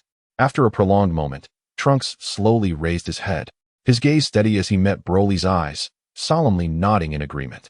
"Very well, I will comply with your request. However, how did you come to know about me and the time machine?" Upon hearing Trunks' consent, Broly's face broke into a radiant smile. He leaned closer, half-jokingly saying, "Haha, I knew you would agree. In fact, I am well acquainted with your circumstances, including your time-traveling exploits. But do not misconstrue my intentions. I am not a villain. I indeed harbor a purpose, but I assure you, it is not to harm you." With a serious demeanor, Broly placed a hand on Trunks' shoulder and earnestly promised, "Should you encounter foes beyond your capabilities, do not hesitate to call upon me. I will not stand idly by." Understanding that Broly would not divulge his true intentions for the time being, Trunks refrained from pressing further, simply stating, "Then tell me, where can I find a suitable training location?" Broly, hearing Trunks' inquiry, turned to Son Goku with a look of earnestness, saying, "Goku, please take Trunks to the hyperbolic time chamber. Once there, inform Bubbles of your need for the room. He will arrange everything and provide you with the necessary details. Please, ensure that he trains diligently. He is far too weak in his current state." Goku scratched his head, a characteristic bright smile adorning his face as he nodded, "Sure thing. Don't worry, Trunks, we're off. Since Broly recommended it, you can be assured your strength will soar." Trunks felt a flicker of anticipation ignite within him as he followed Son Goku, ready to embark on his training journey. Observing Goku leading Trunks towards the hyperbolic time chamber, Broly turned and swiftly approached Vegeta, his expression grave. "Vegeta, you will be staying with Bulma for the next 2 years. If she finishes the wristbands, please send them my way. After that, focus on your training there." Vegeta, initially dismissive, let out a scoff, his lips curling into a condescending smirk as he glared at Broly with an air of arrogance. Why would I go there? I find this place perfectly adequate. I will not heed your words. What could that woman's place possibly offer? Does her shabby lab surpass this for enhancing my strength?" With arms crossed and chin raised, Vegeta exuded an air of superiority, clearly disdainful of Broly's suggestion. In response to Vegeta's arrogance, Broly's lips curled into a confident smile, his eyes glinting with sharp determination as he retorted coldly, "Is that so? Then let us settle this with a duel. Would you prefer I knock you down and carry you there, or will you concede and go willingly? Don't mistake your meager strength for superiority in my presence. I am not one to be trifled with." Broly's eyes narrowed, his aura intensifying, emanating a formidable pressure toward Vegeta. If you believe you can withstand even a few of my strikes, feel free to try. Otherwise, comply with my instructions and do not waste time. Broly crossed his arms, his gaze fixed firmly on Vegeta, seemingly challenging his authority.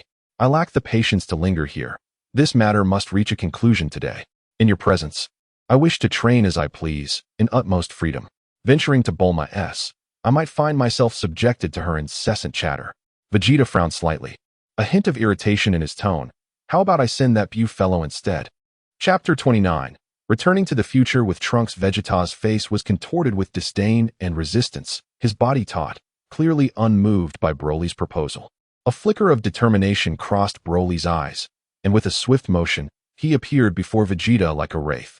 Before Vegeta could react, Broly launched a powerful right hook, the sound of rushing wind accompanying the strike as it crashed into Vegeta's chin. With a resounding thud, Vegeta was sent flying like a kite severed from its string, tracing an arc through the air before crashing heavily to the ground, stirring up a cloud of dust, and then lay still, peacefully unconscious. Nappa stood nearby, a witness to the entire spectacle, his eyes wide like saucers and his mouth agape, etched with disbelief. He stared at Vegeta, his mind a chaotic whirl, unable to comprehend. Why couldn't he just comply with Broly? Why provoke him? Nappa scratched his bald head, confusion and perplexity etched across his face. Having subdued Vegeta, Broly slowly turned, his gaze piercing as it fell upon Nappa. Under Broly's intense stare, Nappa instinctively shuddered.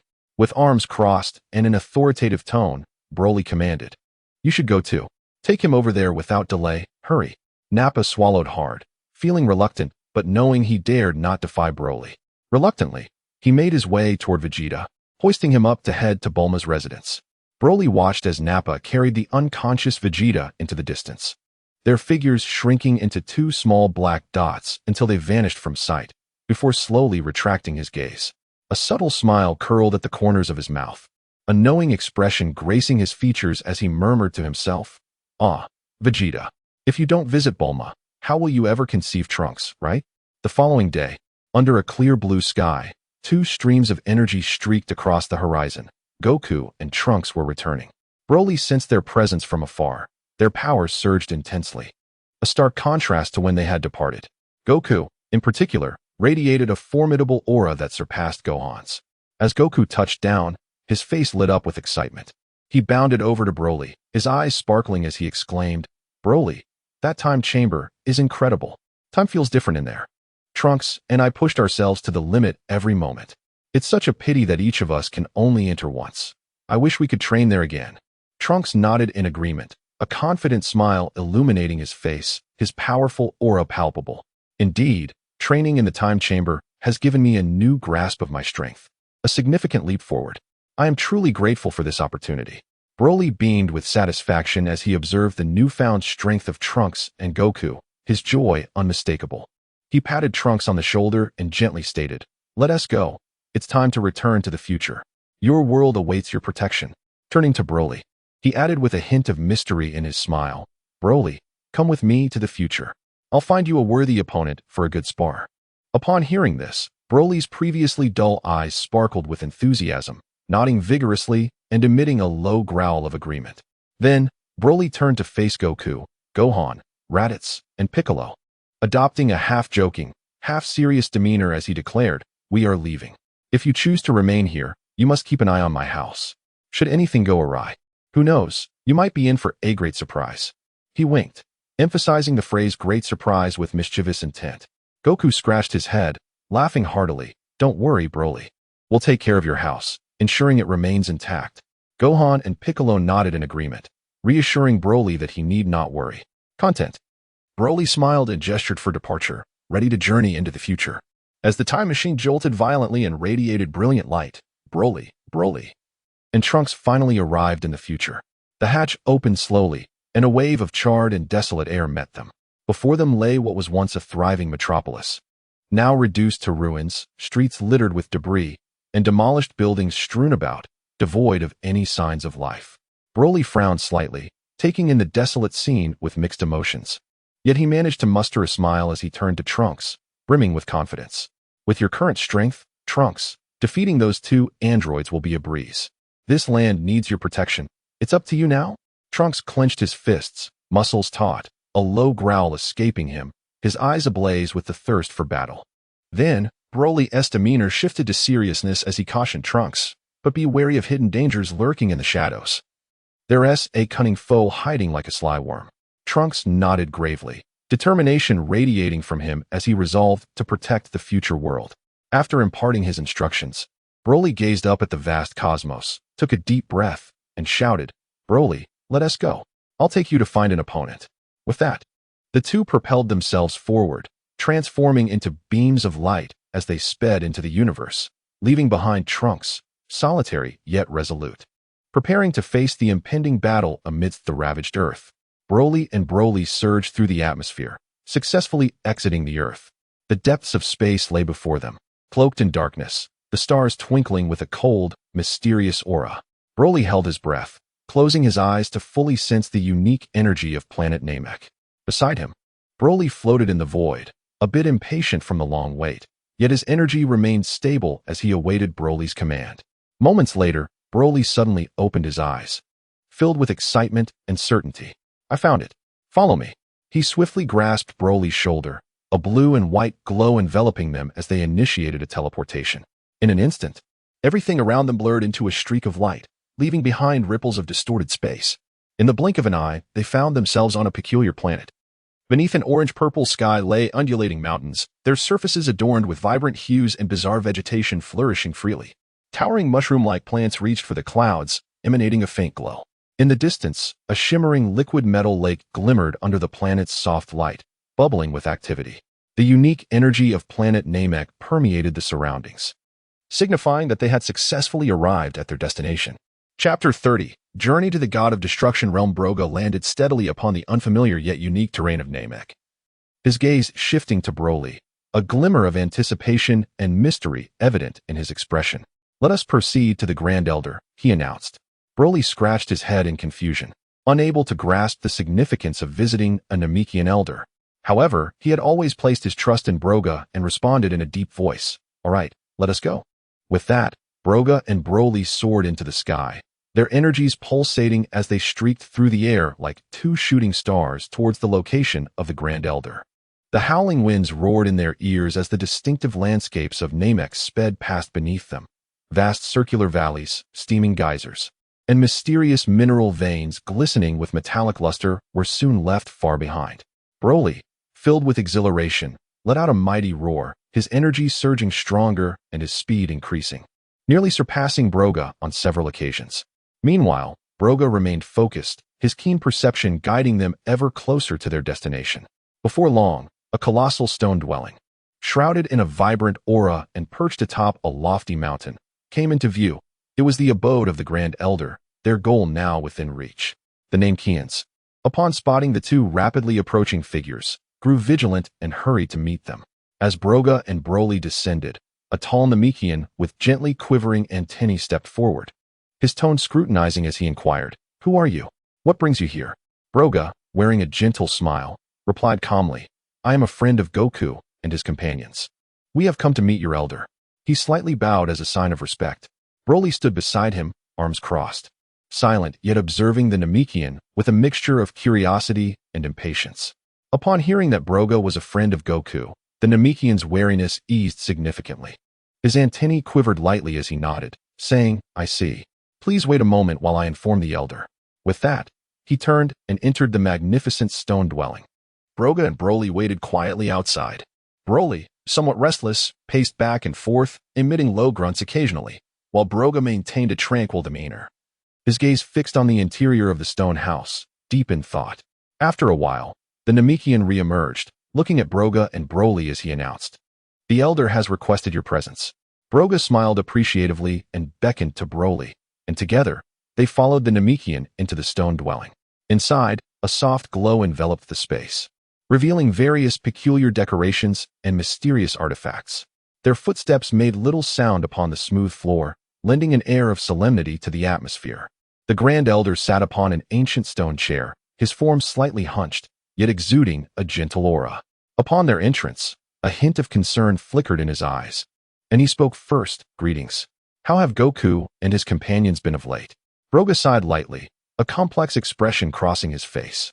tinged with sorrow and resolve as he replied, "They have passed away. However, I have come to seek the Dragon Balls, hoping to bring them back to life." The elder paused, a brief flicker of sadness crossing his features before he regained his composure. He nodded gently, saying, "If it can aid Goku, it is our duty as Namekians." "I agree." With that, he turned to the nearby Namekian and instructed, "Go, summon the tribes to bring forth the Dragon Balls." The Namekian responded with a respectful acknowledgement before hastily departing. The atmosphere in the stone dwelling grew tense. Broly stood silently, listening intently to their exchange. Broga slightly bowed towards the Grand Elder, expressing his gratitude. "Thank you, Elder." The Elder waved his hand dismissively, his demeanor steady as he replied, "No need for formality. May all proceed smoothly." After a time, Namekians from various tribes began to arrive, presenting the 7 Dragon Balls, which they arranged neatly in the center of the stone dwelling. The Elder closed his eyes momentarily, murmuring an ancient and mysterious incantation. As his words resonated, the once bright sky turned pitch black, while the Dragon Balls sparkled even more brilliantly, their light soaring into the heavens. Amidst the radiant glow, a colossal dragon materialized, coiling majestically as it emanated an aura of authority. The dragon gazed down, its voice booming like thunder. "State your wishes." The Elder turned to Broga, indicating he should voice his desire. Taking a deep breath, Broga stated with unwavering conviction, "Bring Piccolo back to life on Earth." The Elder nodded and promptly relayed the wish to the dragon. The dragon's eyes glinted, and it intoned, "Your wish has been granted." The voice echoed across the skies of Namek. Once the dragon's declaration resounded, the Elder turned back to Broga, kindly asking, "Do you have any other wishes? Do not squander this opportunity." After a brief pause, Broga, with a serious expression, added, "Please transport Broly and me to the God of Destruction realm." The Elder, without hesitation, communicated Broga's wish to the dragon. The dragon, initially regal, trembled slightly, a hint of astonishment flickering in its eyes, beads of sweat forming on its brow as it inquired, I must ask, why do you wish to go there?" The Elder conveyed the dragon's query to Broga, with narrowed eyes, filled with determination and confidence. Broga replied to the Elder, "Tell the dragon not to concern itself with the details. I assure you we will not disclose that it transported us. We have our own plans and purposes, and we possess sufficient capability to handle whatever may arise there." Broga then added, "Just provide us with 2 gravity rings." The Elder faithfully relayed Broga's request to the dragon. The dragon tilted its head, contemplating for a moment before slowly nodding. "Very well, I shall fulfill your wishes." No sooner had the words left its mouth than the dragon emitted 2 beams of light, each delivering a gravity ring to Broga and Broly. Simultaneously, a powerful force began to gather around them, preparing to transport them to the perilous realm of destruction. Excitement sparkled in Broly's eyes as he gripped the gravity ring tightly, brimming with anticipation for the challenges that lay ahead. Chapter 31. Arrival at the Realm of Destruction. As the formidable energy of the dragon enveloped Broga and Broly, they were swiftly transported to the Realm of Destruction after a dizzying whirl. This realm was suffused with a peculiar yet potent energy, the surroundings appearing both ethereal and enigmatic, shrouded in mist and faintly shimmering with unusual light. Meanwhile, on a distant planet, Whis elegantly held a delicate drink, while Beerus languidly reclined in a comfortable chair, indulging in delectable desserts. Suddenly, Whis paused, a serious expression crossing his face as he turned to Beerus and respectfully remarked, "Lord Beerus, 2 little ones have entered the realm of destruction, and judging by their energy signatures, they are both Saiyans." Beerus, whose eyes had been lazily closed, instantly opened them, a sharp glint flickering within. He set aside his dessert, straightened up, and spoke with a blend of curiosity and wariness. "Oh, Saiyans. What business do they have in the realm of destruction? Interesting. Let us go and see." With that, Beerus rose, his aura subtly stirring. Whis nodded and gently waved his staff, and in an instant, their figures vanished from the planet, racing towards the realm of destruction with such speed that they left only a faint afterimage. Broga surveyed the unfamiliar and mysterious realm of destruction, where a powerful and eerie presence seemed to solidify the air itself. He narrowed his eyes slightly, a confident smile gracing his lips as he turned to Broly and stated calmly, "Broly, opponents will be arriving shortly. This is the realm of destruction, a perfect opportunity for us to hone our skills. During the battle, do not hold back, unleash your full power." Excitement gleamed in Broly's eyes as his muscles involuntarily tensed, emitting a low growl. Finally, a worthy opponent. I've been itching for a good fight. He flexed his fists, his energy surging violently, a powerful oppressive force radiating outward, eagerly anticipating the impending battle. Meanwhile, Broga stood resolutely, his gaze sharp, ever vigilant for any signs of movement. Moments passed, and with a subtle ripple in space, Whis and Beerus materialized in the realm of destruction. Beerus's keen gaze swept the surroundings like a hawk, quickly locking onto Broga and Broly's positions. Whis maintained his elegant demeanor, arms crossed, observing the uninvited guest with keen interest. Upon sensing the powerful presence approaching, Broga turned to see Beerus and Whis, squinting slightly but showing no fear, instead displaying a faint smile. Broly, however, tensed, his energy swirling around him as he assumed a fighting stance, emitting a low growl reminiscent of a beast poised to pounce. Beerus stepped forward, exuding a formidable aura, and coldly addressed them. You two Saiyans possess quite the audacity to intrude upon the realm of destruction. Have you grown weary of life? His voice echoed through the vastness of the realm, laden with undeniable authority. Just as Beerus finished speaking, Whis stepped forward, slightly bowing, his gentle smile unwavering as he softly interjected, Lord Beerus, they have also carelessly traversed time and space to arrive here. Such reckless time travel is a breach of regulations. As he spoke, Whis's gaze shifted between Broga and Broly, his eyes scrutinizing them. Upon hearing this, Beerus's brow furrowed deeper, his aura intensifying, a powerful pressure rapidly enveloping the area. Anger flickered in his eyes as he coldly glared at Broga and Broly, his tone laced with menace. Humph. Not only do you trespass on my domain, but you also dare to meddle with time. It seems you need a lesson in humility. Broly, invigorated by the overwhelming pressure, clenched his fists, leaning slightly forward, defiantly glaring back at Beerus while growling fiercely, seemingly challenging him. Broga, however, maintained his composure and, with a slight bow, spoke respectfully. Lord Beerus, we bear no ill intent. We merely seek formidable opponents to hone our skills. As for our unintentional time travel, it was a desperate measure. We hope you can be magnanimous and not hold it against us. Broga's voice was steady and resolute, his eyes radiating sincerity. He straightened his posture, speaking with calm confidence. You see, Lord Beerus, in my timeline, you were still asleep. We truly lacked worthy adversaries to challenge us, hindering our training. When someone arrived with a time machine, I saw this as an opportunity and followed. Our sole desire is to grow stronger. We harbor no intentions of disrespecting the realm of destruction or you. If we have overstepped, we ask for your understanding. We are willing to accept reasonable punishment, but we also hope for a chance to spar with the strong here. Although Broly remained silent, he ceased his earlier provocations, fixating on Beerus with an unwavering desire for battle in his eyes. Following Broga's words, the atmosphere in the realm of destruction seemed to ease slightly. Beerus narrowed his eyes, observing the two Saiyans with newfound interest, seemingly contemplating the truth of Broga's words.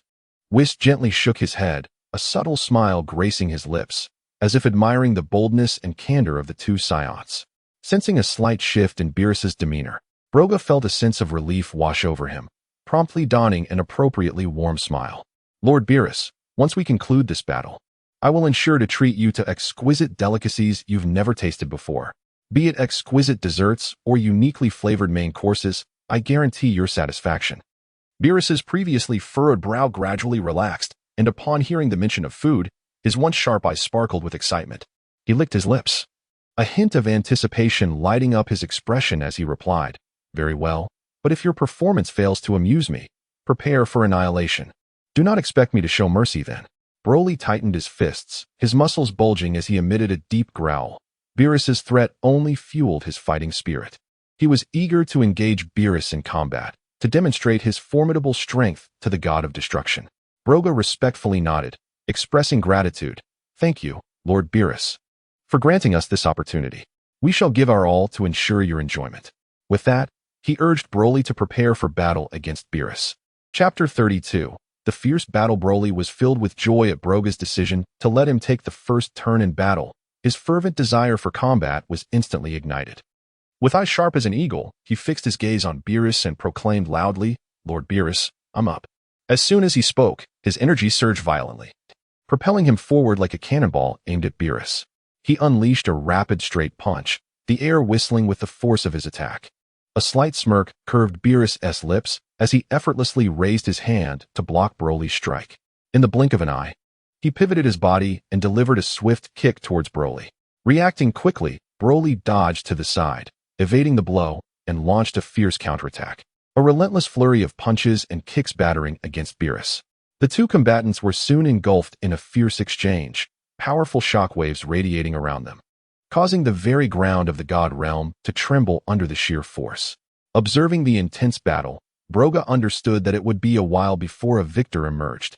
He turned to Whis, a polite smile gracing his face, and said, "Mr. Whis, I shall fetch some food.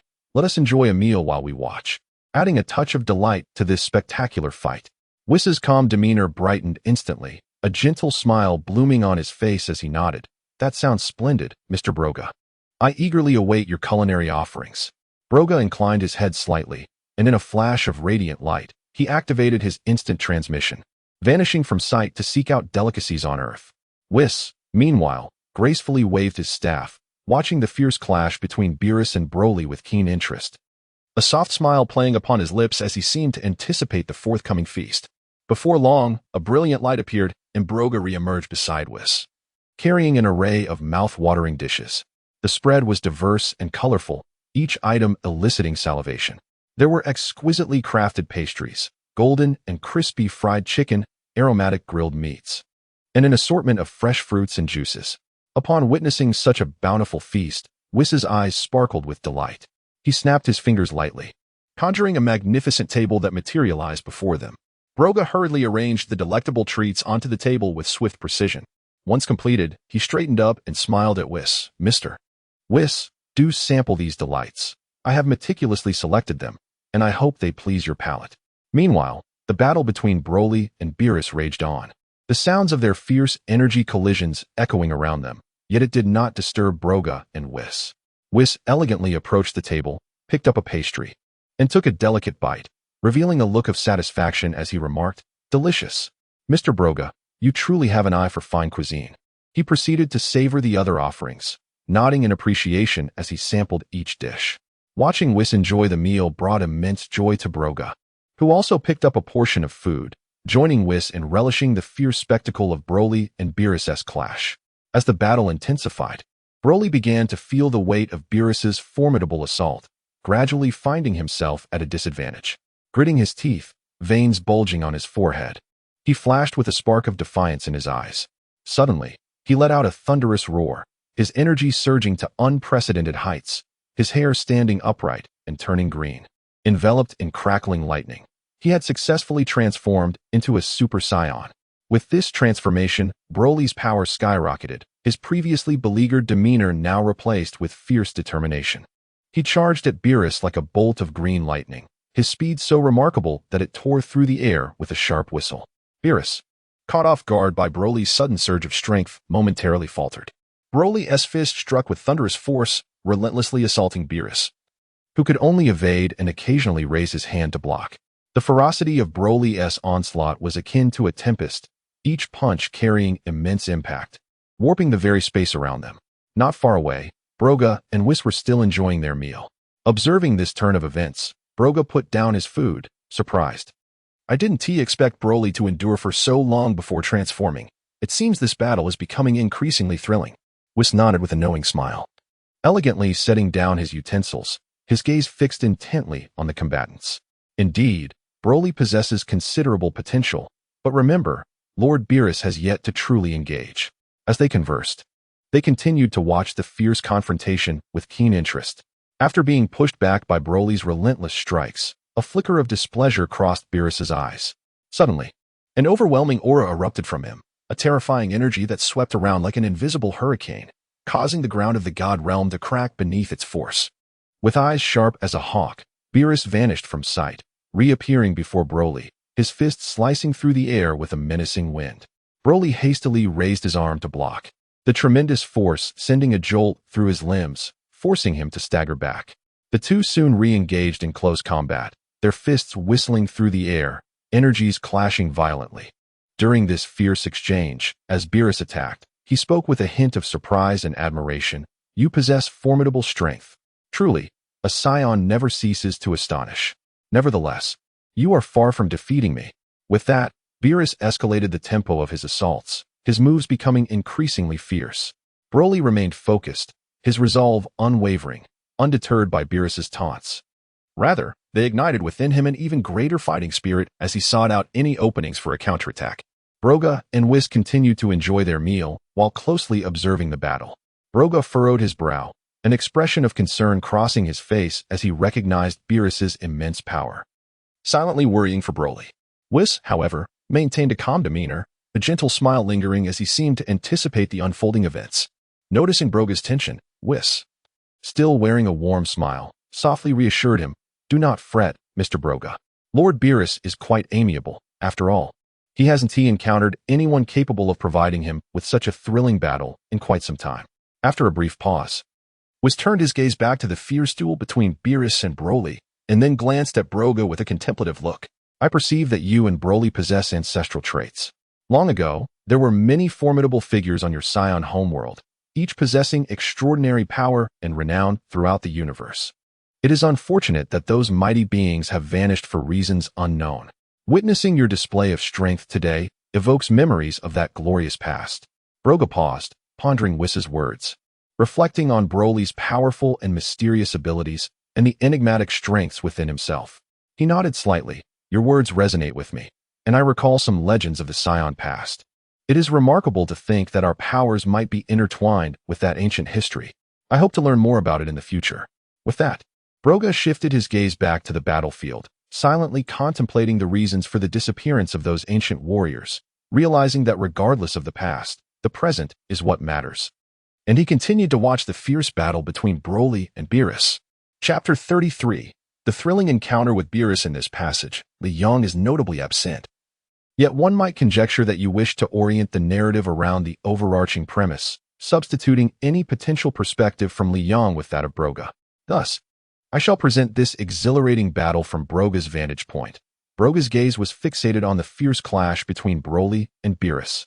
He observed Broly's aura surging violently, the golden flames swirling around him like a tumultuous tsunami.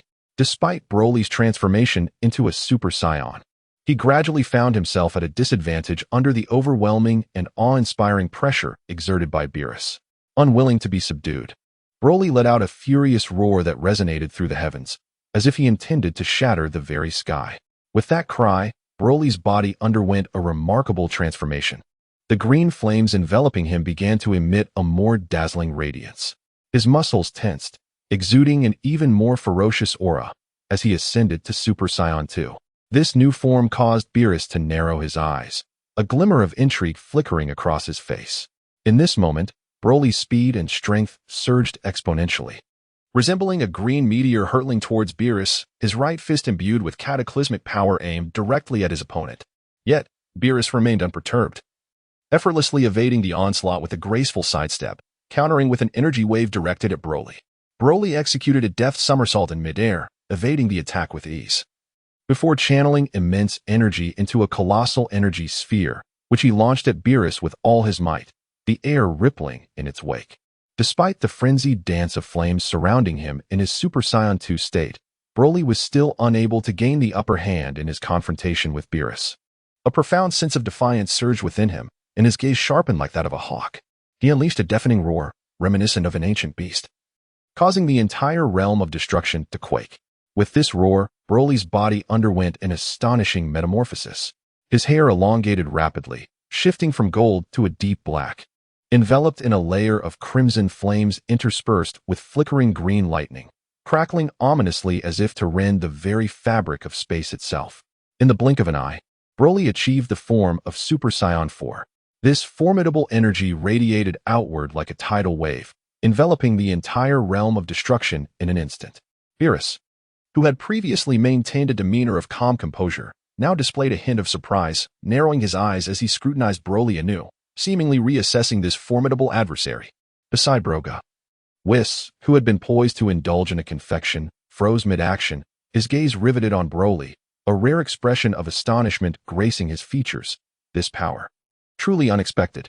Beneath Broly, the ground of the realm of destruction began to fracture, spiderweb-like cracks spreading in all directions. The surrounding scenery began to warp under the weight of this colossal aura, the once clear sky darkening, as heavy clouds churned as if stirred by an invisible hand. Broly lifted his head, his scarlet eyes aflame with the desire for combat. He lightly tapped the ground, propelling himself like a cannonball directly towards Beerus. As he moved, the air compressed violently, emitting a shrill whistle, akin to an arrow piercing the heavens.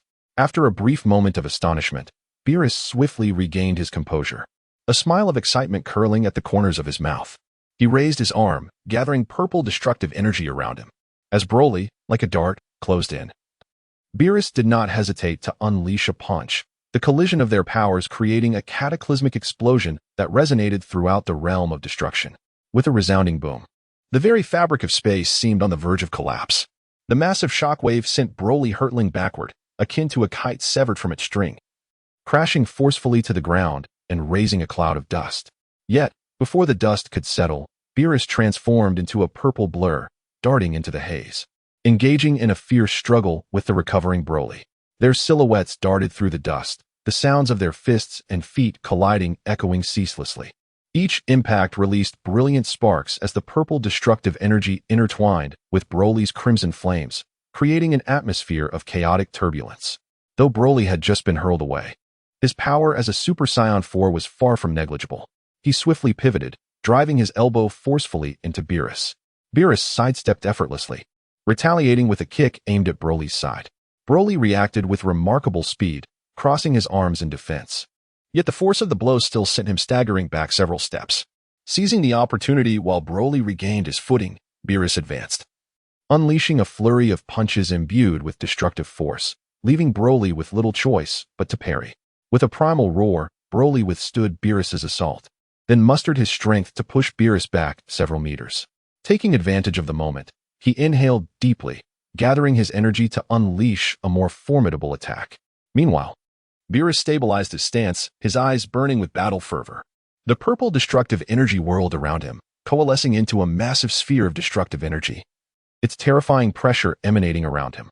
A smirk of provocation graced Beerus's lips as he held the colossal sphere, its violet glow illuminating his battle-ready visage.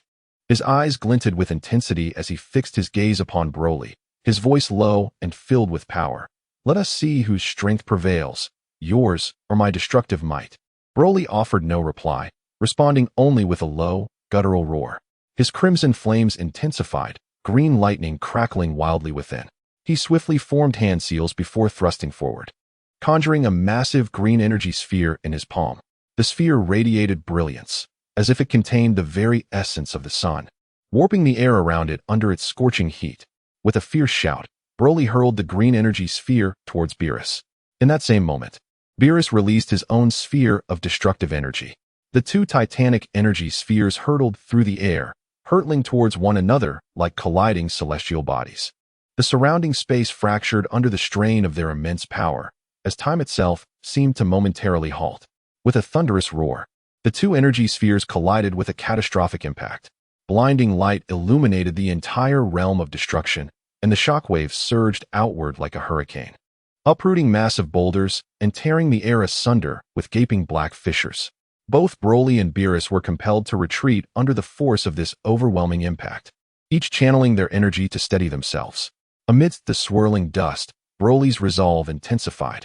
He once again gathered his energy, bracing himself for the next round of confrontation. Meanwhile, Beerus licked his lips, his excitement palpable. Indeed, a most entertaining opponent. Broga clenched his fists, his unwavering gaze fixed on the battlefield, silently cheering for Broly. This battle was not merely a clash between Broly and Beerus. It offered Broga a newfound understanding of Beerus himself. Chapter 34. The defeated Broly suddenly. The aura surrounding Beerus transformed dramatically, his already formidable presence escalating to a terrifying level. Enveloped in a swirling violet energy of destruction, this aura no longer danced aimlessly but rolled as if it were a tangible force, threatening to drag all existence into an abyss of endless annihilation. His eyes shimmered with an eerie purple light, and his once handsome visage twisted into a more menacing expression, exuding a chilling pressure that signified he had entered a state of full destructive power. Under the assault of this cataclysmic aura, Broly shivered involuntarily, a flicker of alarm flashing in his gaze. Despite possessing the immense strength of Super Saiyan 4, he found himself momentarily paralyzed by the terrifying energy emanating from Beerus. Yet, the indomitable spirit that resided deep within Broly soon prevailed. He shook his head vigorously to dispel the fear that threatened to overtake him. However, just as he regained his composure, a purple shadow darted before him. Beerus had appeared like a phantom. With his right fist imbued with boundless destructive power, Beerus unleashed a piercing strike that sliced through the air, aimed directly at Broly's face. Reacting swiftly, Broly raised his arms in a desperate attempt to shield himself. A resounding crash echoed as the tremendous impact forced Broly's feet to carve deep grooves into the ground, his body sliding uncontrollably backward for several dozen meters before he managed to steady himself. Pain surged through Broly's arms, a reminder that this was merely a probing strike from Beerus. He inhaled deeply, reigniting the crimson flames of energy that enveloped him, while green lightning crackled around him. Though his arms trembled from the pain, the unyielding spirit within him blazed even brighter. He glared fiercely at Beerus, his fiery aura entwining with the green lightning, growing increasingly ferocious, as if to declare to the world that he would never concede. With a thunderous roar that seemed to shatter the heavens, he charged at Beerus like a released arrow, each step leaving a profound imprint upon the earth, which quaked beneath him. Yet, to Beerus, who was unleashing nearly his full power, Broly's advance appeared as sluggish as that of a snail. Beerus squinted his eyes, glimmering with purple light, and a hint of mockery played upon his lips as he watched Broly inch closer at a leisurely pace. In the face of such an absolute disparity in power, Broly's speed and strength seemed frozen and diminished. Undeterred, Broly continued to push forward. As he neared Beerus, he leapt high into the air, his right fist channeling his entire strength, propelled by an unrelenting momentum aimed at Beerus. Beerus, however, did not budge.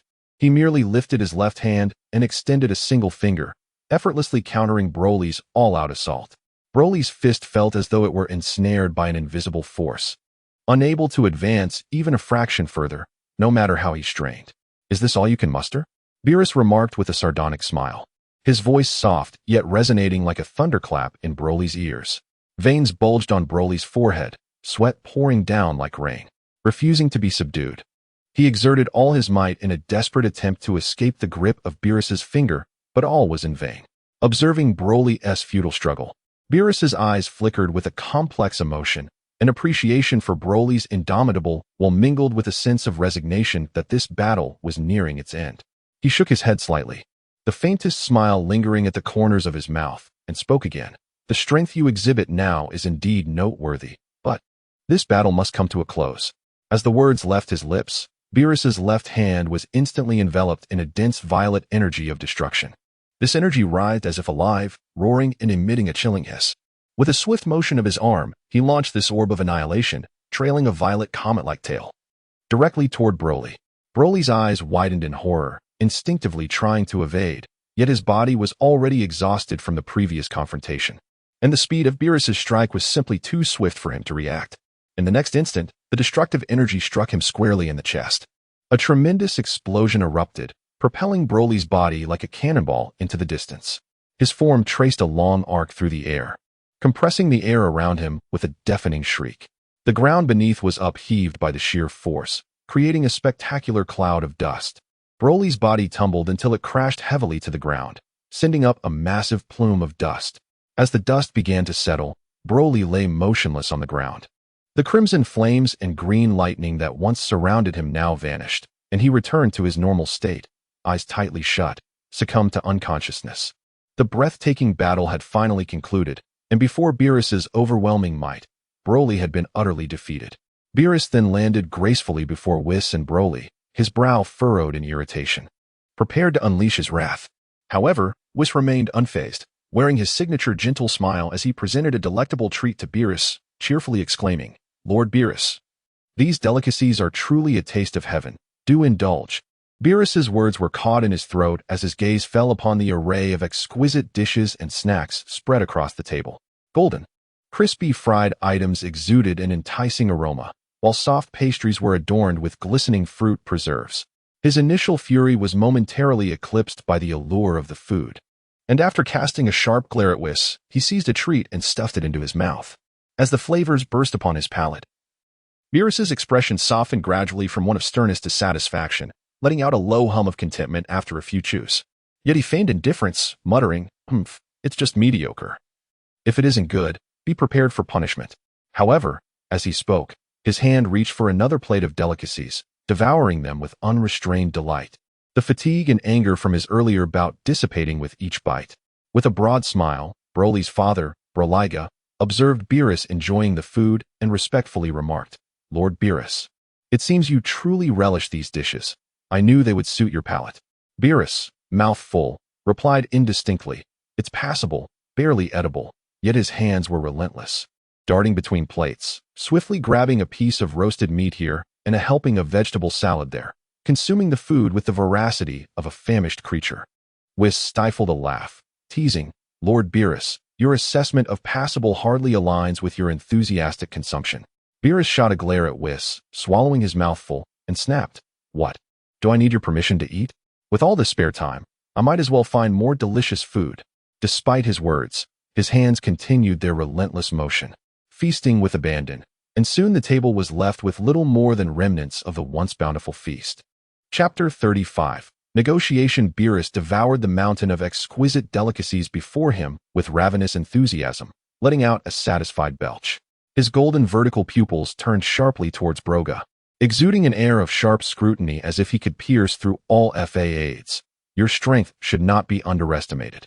However, you possess remarkable audacity to traverse time and space without permission. Were it not for the delectable feast that pleases my palate, I would have annihilated you completely." A faint purple aura enveloped Beerus, emanating an overwhelming aura of dominance. A bead of cold sweat trickled down Broga's forehead, yet he feigned calmness, forcing a smile as he respectfully replied, "Lord Beerus, there are reasons for our actions. In our time, no one could possibly rival us, and over time, the solitude became unbearable. Moreover, in our timeline, you were still in slumber. Upon witnessing someone breach into my era, I thought perhaps I could find some amusement, and so I followed." As Broga spoke, he cautiously glanced at Beerus's expression. He continued, "Lord Beerus, I suspect that a grave calamity will soon befall your timeline. It could lead to catastrophic disasters, potentially endangering even your life." Upon hearing this, Beerus narrowed his eyes dangerously, his purple aura intensifying, creating a palpable pressure in the air. With a cold snort, he retorted, "In this universe, no one has the power to kill me." His tone dripped with absolute confidence, as if he were invulnerable amidst the cosmos. Faced with Beerus's intimidation, Broga felt a shiver of fear, yet he steeled himself, swallowing hard before mustering a smile. "Indeed, your strength is unparalleled, Lord Beerus. But do not forget, your life is intertwined with that of the Kaioshin. If the Kaioshin were to be killed..." Broga hesitated, afraid to continue, and cautiously raised his eyes to gauge Beerus's reaction. At the mention of the Kaioshin, Beerus's gaze sharpened to that of a predator, the purple aura around him thickening as he stepped closer, the air trembling with his overwhelming presence. Fixing his intense gaze on Broga, a smirk crept onto his lips as he coldly demanded, "It appears you know me well, to be aware of my connection with the Kaioshin. Pray tell, what else do you know? Should you utter a single falsehood, do not expect my mercy." He raised a hand, a destructive energy swirling at his fingertips, as if ready to obliterate Broga at any moment. Broga's heart raced, yet he managed to maintain a forced smile, striving to keep his voice steady. "Ah, Lord Beerus, please temper your fury. To be candid, I possess vital information regarding this impending disaster, yet I wish to propose a transaction." He licked his dry lips and continued, "If you could lend me the Super Dragon Balls for a brief period, once I achieve my objectives, I shall divulge all the details I possess without reservation, guaranteed."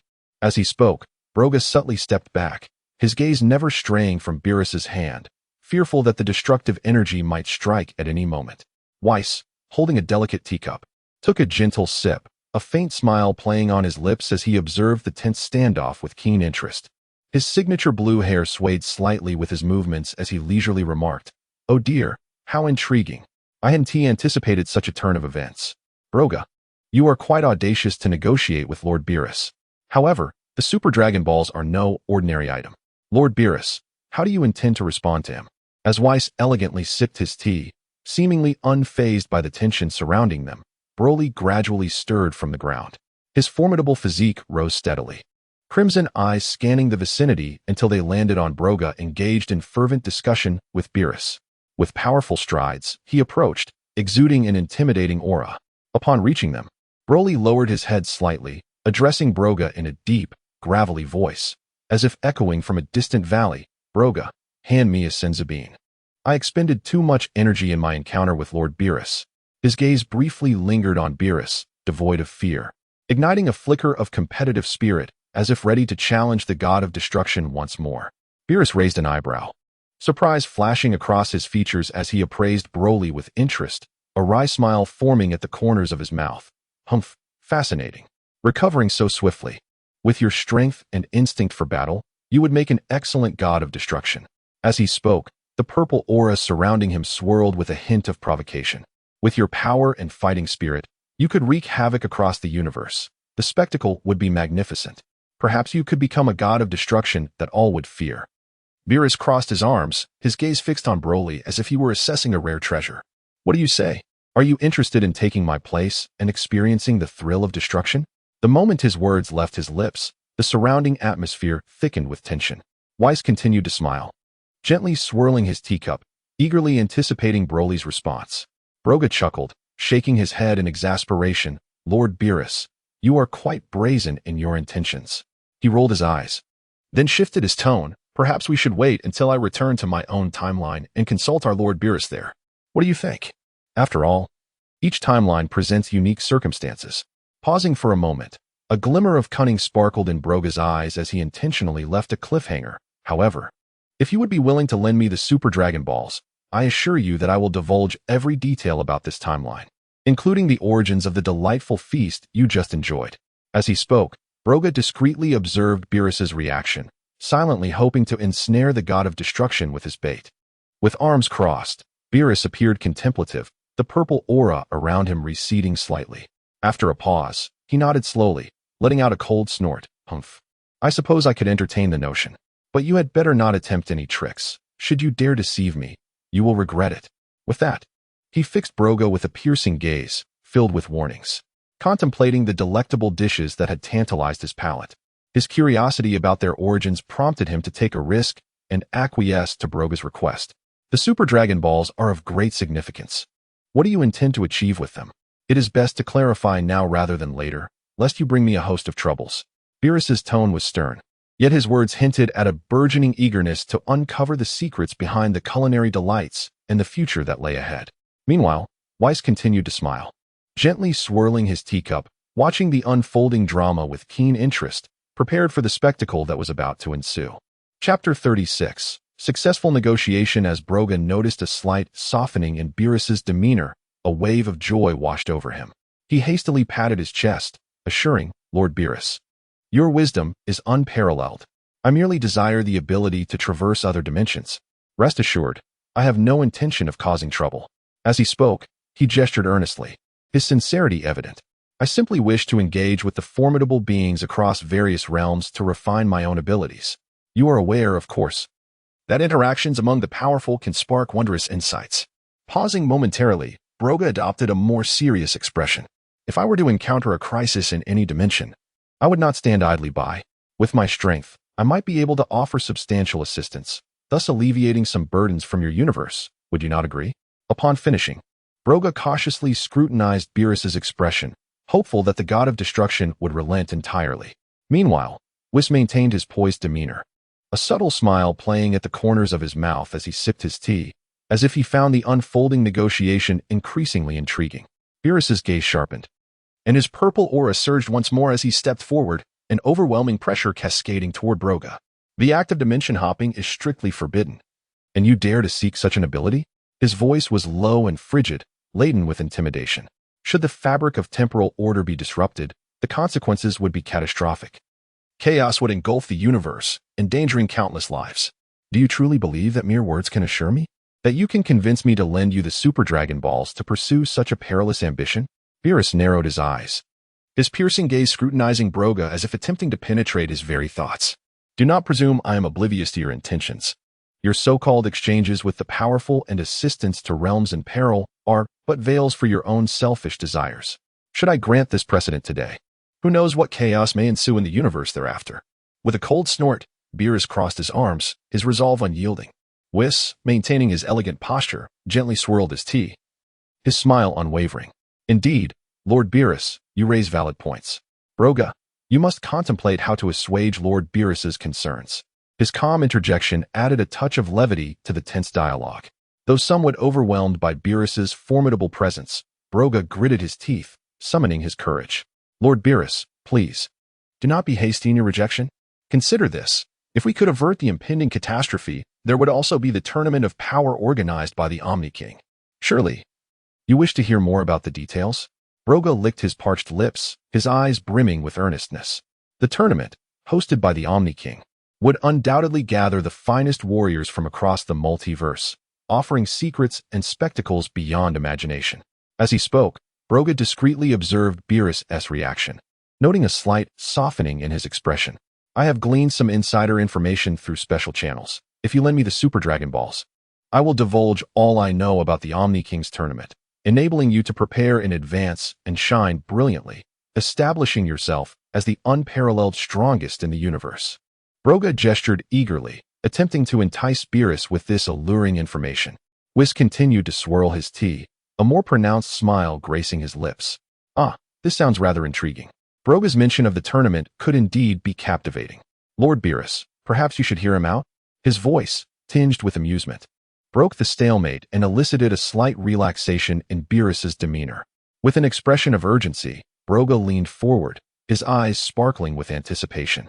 Please, Lord Beerus, if you agree, I assure you I will reveal every detail I possess regarding the Omni King's battle. His voice trembled slightly, a blend of pleading and resolute determination. Consider, if you were to be informed about the strengths of those warriors, the rules of the battle, and potential unforeseen circumstances, wouldn't you gain a decisive advantage in the Omni King's tournament? As Broga continued, he cast furtive glances at Beerus, sensing a flicker of hope as the God of Destruction's expression appeared to soften further. Moreover, I promise that once I acquire the ability to traverse dimensions using the Super Dragon Balls, I will not disclose the source of my power to anyone. Whis gently swayed his teacup, his gaze flitting between Broga and Beerus, retaining that enigmatic smile. Oh dear, Broga has made quite the compelling argument. Lord Beerus, perhaps you should consider acquiescing. There may indeed be unexpected rewards. Beerus furrowed his brow, initially wavering, but upon hearing Whis' endorsement, he let out a reluctant snort, conceding to Broga's request. Very well, I shall trust you this once. Should you dare to pull any tricks, do not expect my mercy. His eyes glinted with warning, the purple aura around him flickering. Upon receiving Beerus' assent, Broga's face illuminated with joy, his eyes sparkling. Thank you, Lord Beerus. You can rest assured I shall fulfill my promises. Clearing his throat, he adopted a serious demeanor and began to elaborate. Allow me to inform you of two significant events set to unfold in the future. The first concerns the candidates for the Supreme Kai from other universes. The second is the unprecedented tournament summoned by the Omni King, where every universe will dispatch its most formidable warriors. The scale of this battle is beyond imagination, and the rules are exceptionally unique. Should one fail, their entire universe may face annihilation. As Broga spoke, he meticulously observed Beerus' reactions, noting the God of Destruction's furrowed brow and focused expression. With a silent sigh of relief, Broga continued to share critical information regarding the forthcoming battle.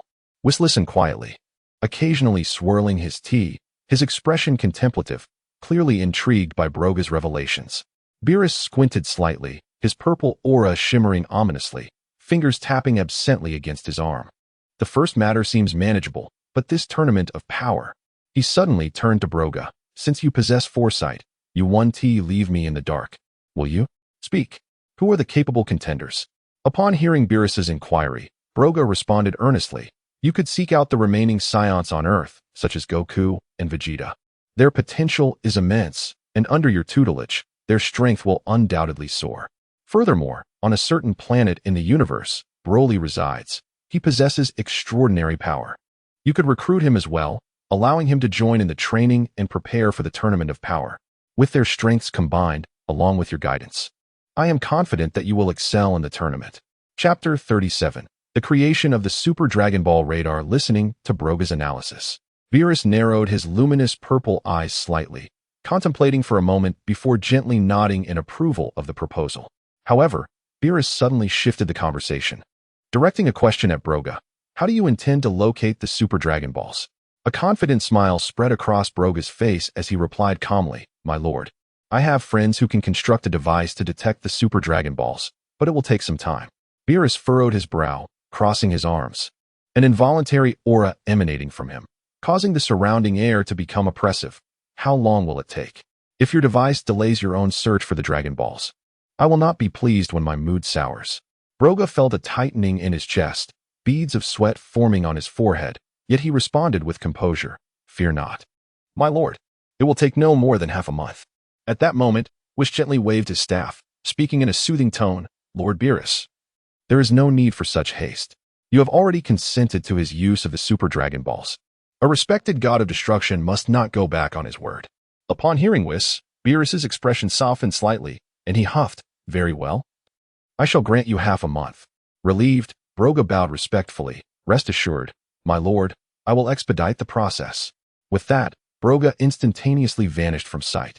Broly stood alone in this peculiar realm, his robust muscles partially obscured by the swirling chaos, his green hair dancing wildly, as he watched Broga's figure recede into the distance.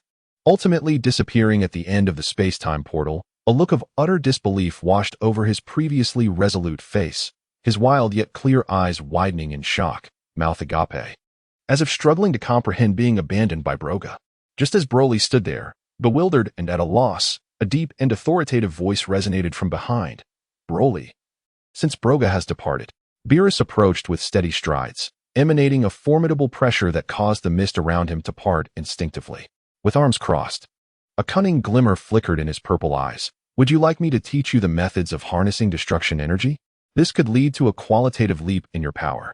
Broly swiftly turned around, his gaze reflecting both a yearning for the unknown power and a hint of wariness. He instinctively clenched his fists, his aura surging, causing the air around him to hum. After a moment, Broly relaxed his fists, nodded slightly, and replied in a deep voice. All right, I will learn from you. A faint smile played on Beerus's lips, seemingly pleased with Broly's response. Excellent. From this moment on, prepare yourself for hardship. Mastering the power of destruction is not an easy feat. As he spoke, Beerus extended a finger, a beam of energy infused with tremendous destructive force shot forth, obliterating a nearby rock. Do you see? This is the power of destruction. Next, I will teach you how to sense and control this force. Broly gazed into the crater, his eyes ignited with fervent determination, silently vowing to master this formidable power. Observing Broly's burning ambition, Beerus could not help but smirk with delight. Pondering to himself, Kiki, Broly possesses exceptional talent and an insatiable thirst for power, truly a flawless gem. I shall take my time to teach him well. And when he returns to his original timeline, I look forward to seeing the bewildered expressions of others when they, too, harness destruction. Broga, with a furrowed brow, after parting ways with Beerus and the others in the realm of destruction, immediately summoned his inner energy, a dazzling light radiating from him. With a flash, he executed a technique of instant transmission, vanishing from his location in the blink of an eye. When the light dissipated once more, Broga found himself hovering high above Earth. Beneath the clear blue sky, Broga stood tall, suspended in the air. He slowly closed his eyes, his brow slightly furrowed, his aura rippling outward as he meticulously scanned the entire planet. Amidst the chaotic energy signals, Broga pinpointed Trunks' unique and fiery presence. In an instant, his aura surged brightly, transforming him into a radiant meteor, disappearing without a trace. Almost simultaneously, Trunks was drenched in sweat at the Capsule Corporation's private training ground. Suddenly, a powerful wave of energy surged towards him, startling Trunks, who instinctively gripped his training sword tightly, his gaze sharp and vigilant towards the source of the energy. At that moment, the light faded, and Broga appeared steadily before Trunks. Hello, Trunks, Broga greeted with a smile, his tone imbued with urgency. Trunks was momentarily taken aback, but his face quickly lit up with joy as he hurried toward Broga. Mr. Broga, it's you. What brings you here so suddenly? Is something the matter? As he spoke, Trunks' eyes conveyed sincerity, gratitude spilling forth. I've never had the chance to properly thank you. Without your assistance, my father Vegeta and the others could not have been revived, and Earth would not have repeatedly evaded disaster. Broga waved his hand dismissively, chuckling. No need to rush to thank me. I have come to ask Bulma for a small favor, to create a radar capable of locating the Super Dragon Balls. Upon hearing this, Trunks' spirits soared, thumping his chest confidently. Rest assured, you just need to explain to my mom how it works, and she should be able to make it. Guiding Broga, Trunks traversed the lush courtyard of the Capsule Corporation, heading directly toward the research building. Upon entering the laboratory through the glass door, Bulma was intensely focused on calibrating a sophisticated device.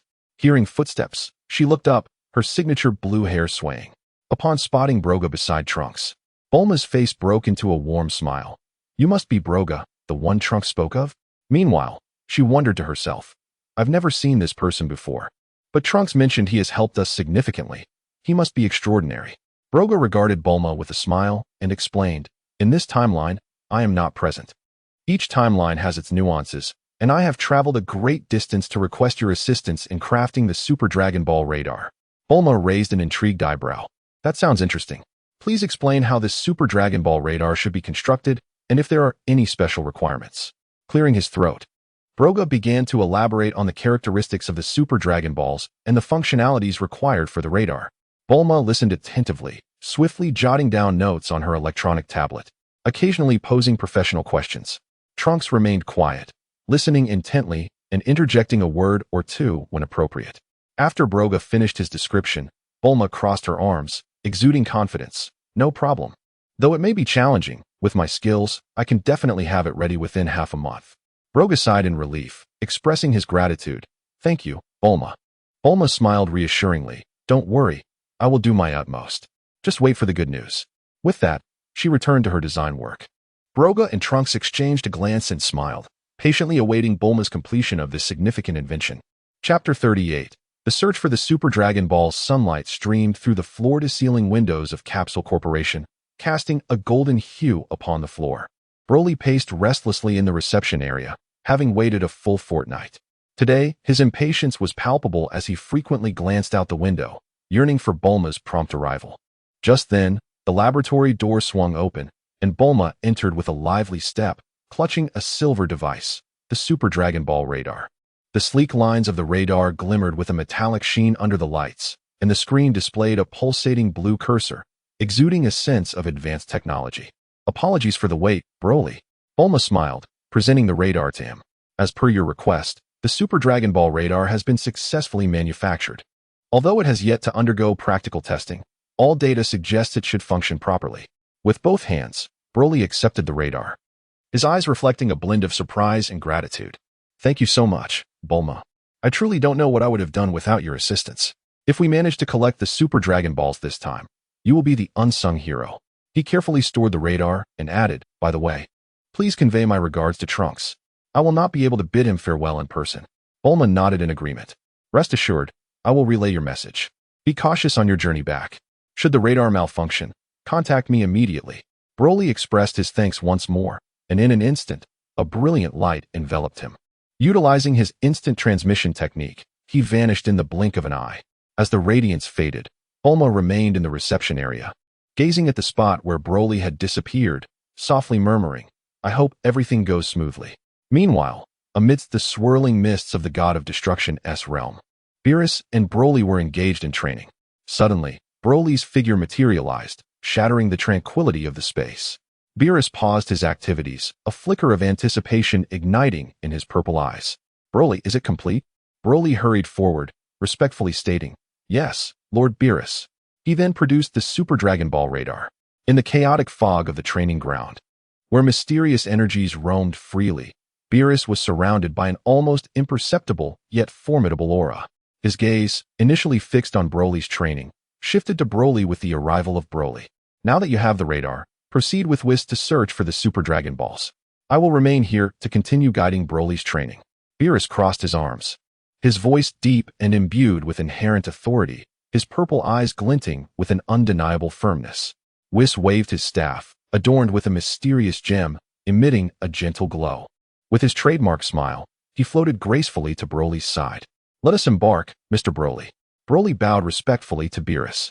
Understood, Lord Beerus. I shall accompany Mr. Whis. He then turned to Whis, nodding slightly in acknowledgement. Broly stood nearby, his green hair dancing wildly in the chaotic mist. His clear yet wild gaze followed Broly and Whis as they prepared to depart, filled with a yearning for power, but also a fleeting desire for adventure. Beerus seemed to sense Broly's thoughts and snorted disdainfully. Broly, do not get distracted. Once you master the essence of destruction, there will be ample opportunity for adventure. For now, focus and continue your training.